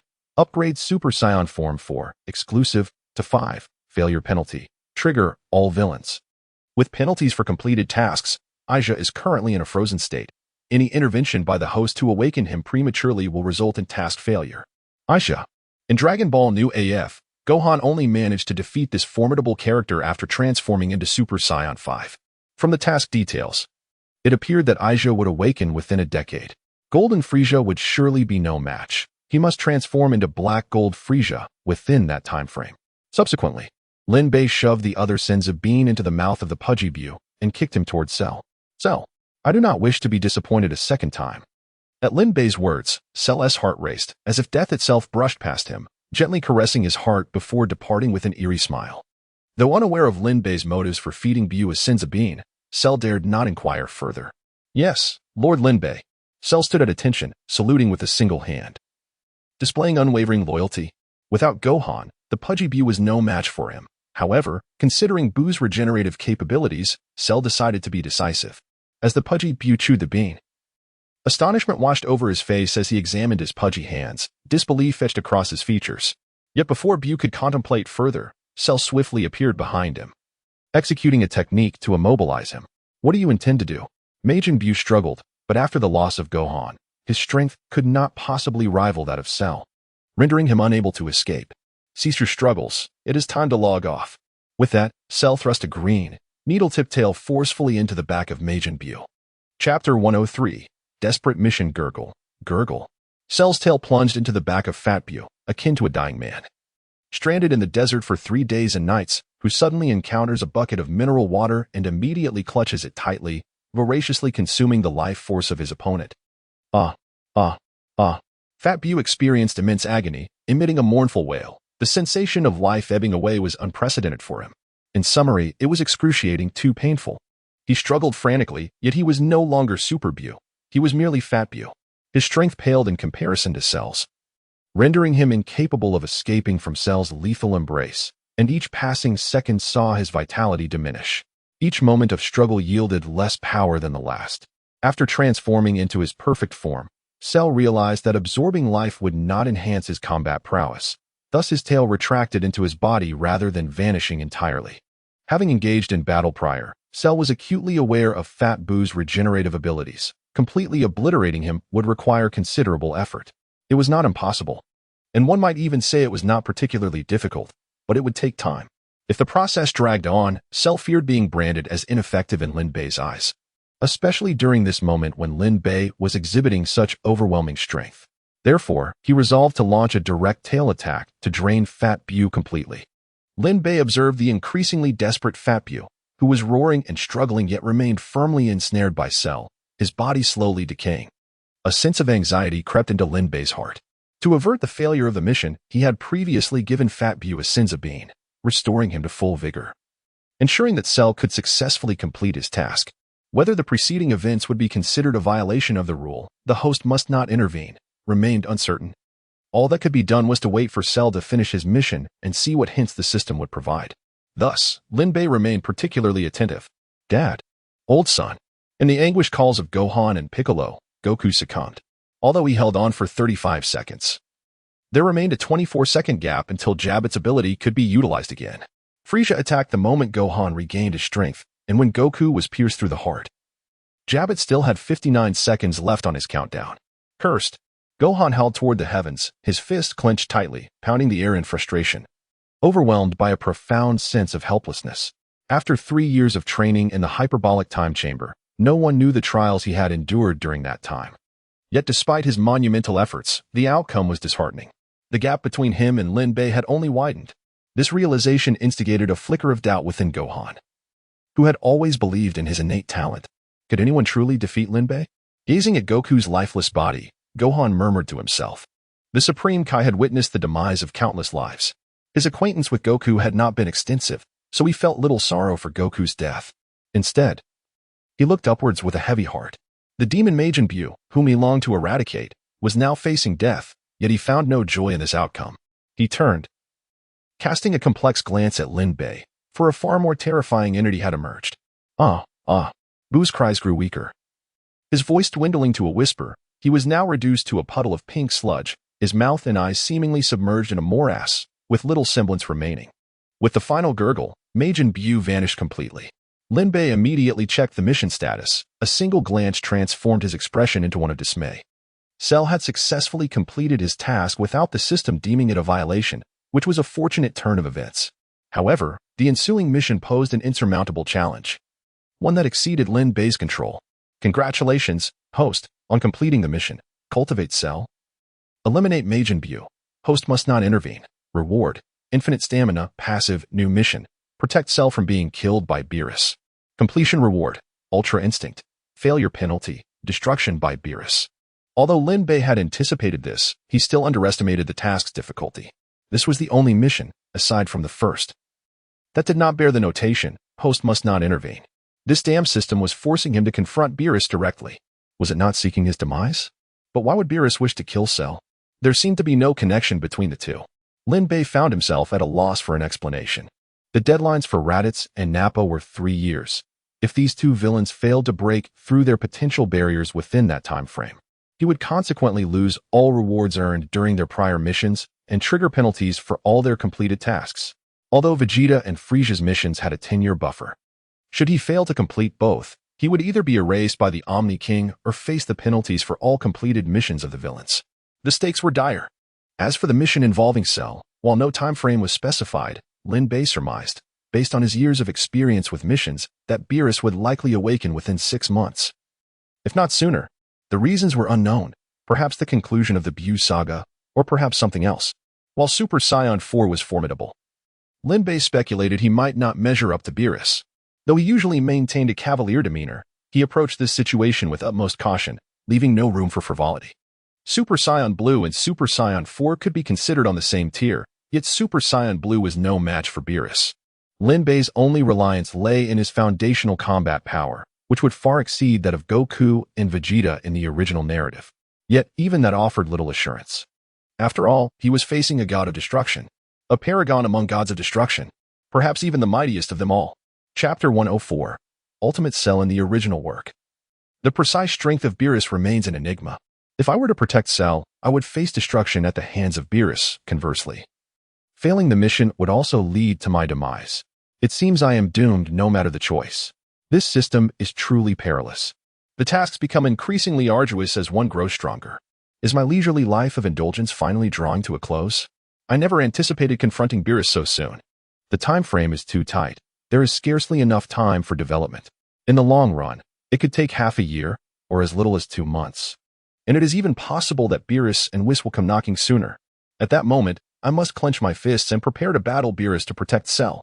Alas, if I cannot devise a suitable plan shortly, I may have no choice but to send the villains into the hyperbolic time chamber to train in advance.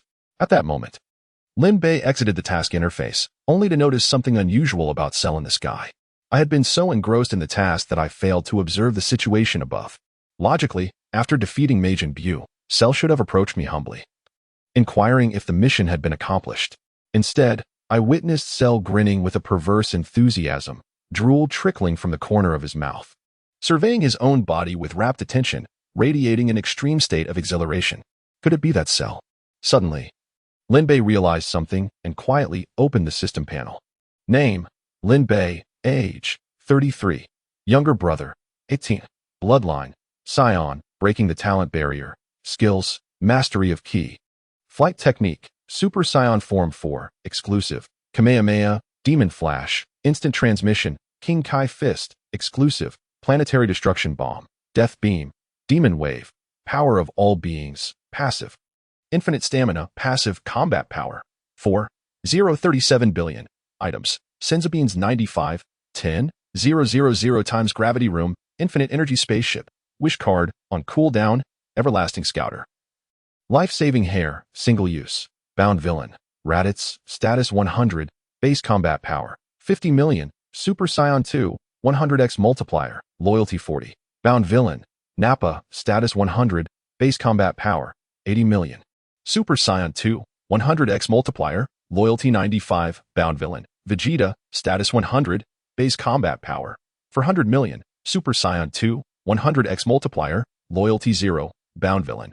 Frieza. Status 90. Base combat power, 1. 7 billion, golden form, 150x multiplier, loyalty 0, bound villain. Cell, talent barrier broken. Status 100, base combat power, 1 billion, perfect form, 500x multiplier. Loyalty 0, goodness. Cell has not only increased his base combat power by 600 million, but he has also shattered the talent barrier. Could this be due to the absorption of Majin Buu? I recall the Demon Realm Lord, Demigra, once stated, Majin Buu is merely a cell of a powerful being. And within Cell resides the cells of countless martial artists, scientists, and other top-tier talents. After absorbing Majin Buu, could it be that Buu has become one of his cells, catalyzing some indescribable, unfathomable chemical reaction within him? If this is the case, then Majin Buu may have become a piece of Cell's puzzle, and the so-called perfect cell is merely a computational limit. Having absorbed Majin Buu, Cell is no longer bound by limits. His potential will be boundless, akin to Lin Bei, who has harnessed the Saiyan bloodline. Under normal circumstances, Lin Bei would be utterly ecstatic. After all, this is the birth of a prodigious entity. Regardless of how diligently Cell strives, he ultimately weaves a garment for Lin Bei. However, upon learning that Beerus is about to awaken and will come for him, Lin Bei's elation diminished. Hiki. Frieza was momentarily taken aback, turning his gaze to Lin Bei, only to realize that the eerie laughter emanated from the sky above. Cell. Hiki. Is this the laughter reserved for the mightiest? It is indeed extraordinary. Cell stretched his body, his wings and legs extending tautly. A powerful wave of energy cascading downward as the ground trembled as if 10 Gaias had descended simultaneously. Marvelous. This force is simply exquisite. That fool, Dr. Gero. What nonsense about being perfect. I have completely surpassed what the computer could calculate. I am now the ultimate form, the true strongest state. Ultimate Cell. What tremendous energy. It is monstrous. He has completely suppressed Lin Bei's ki. Gohan exclaimed, could it be that Cell possesses the ability to absorb others' combat power? Yet, the combat power of Fat Buu is far from sufficient to grant such an immense enhancement. What on earth has transpired? It's over. This universe is doomed. The Supreme Kai was nearly destabilized by Cell's malevolent energy, barely managing to grasp Gohan's arm for support. Cell's energy is so wicked that it could only be born of the slaughter of millions. Moreover, it is overwhelmingly vast. Even Lin Bei's energy pales in comparison. Forget Earth. The entire universe is doomed. The Supreme Kai fumed internally, lamenting that the only person who could possibly halt this was currently asleep. Whoosh. In a flash, Cell vanished from the sky, reappearing before Lin Bei in the blink of an eye. A smile of unparalleled confidence graced his face, a manifestation of his unwavering belief in his own power. He grinned lightly, seemingly mocking the weakness of his opponent. Apart from a few obligatory smiles, this was the first genuine smile he had worn in 2 years, a smile born from his own strength. Cell gazed intently at Lin Bei, the corners of his mouth curving upward in a dragon-like arc. His eyes sparkled with excitement and greed, as if he could already envision the goddess of victory smiling upon him. Thank you, Lin Bei, for facilitating my ascendance. As a token of my gratitude, allow me to send you to hell. Cell's voice was cold and ruthless, laced with boundless malice. The memories of the past 2 years flashed before him like a revolving lantern, each tender moment igniting his rage. As Cell's words fell, a terrifying aura radiated from him, surging forth like a tidal wave, engulfing the world in its wake. Beep, beep, beep. Combat power, 50 billion. Chapter 105. A whisper of fate confronted with the grotesquely inflated form of Cell, Lin Bei maintained an expression of serene detachment. At that moment, an idea struck him. He swiftly retrieved a bottle of milk tea, with only a fifth remaining, from his system space, the very cup he had previously placed there. Without a moment's hesitation, he drained it in one go, discarding the empty vessel carelessly aside. Clap, clap, clap. Suddenly, Lin Bei erupted into applause, exclaiming 3 praises in succession. Truly, my exceptional subordinates possess a flair for nomenclature. Shining Raditz, Resplendent Nappa, Super Vegeta, Golden Frieza, Ultimate Cell. The reason for your binding to me is evident. Each one of you is a talent, with names as melodious as their prowess, and there are precisely 5 of you. Watching them, Lin Bei felt an irresistible urge to form a special operations team. Your subordinates? Cell sneered coldly. Humph. Even as death approaches, you remain defiant, Lin Bei. My current power level far surpasses yours. Use the scouter atop your head to ascertain my current digits. Frieza and Vegeta had long since distanced themselves from the pair. Truth be told, no one had anticipated Cell's transformation.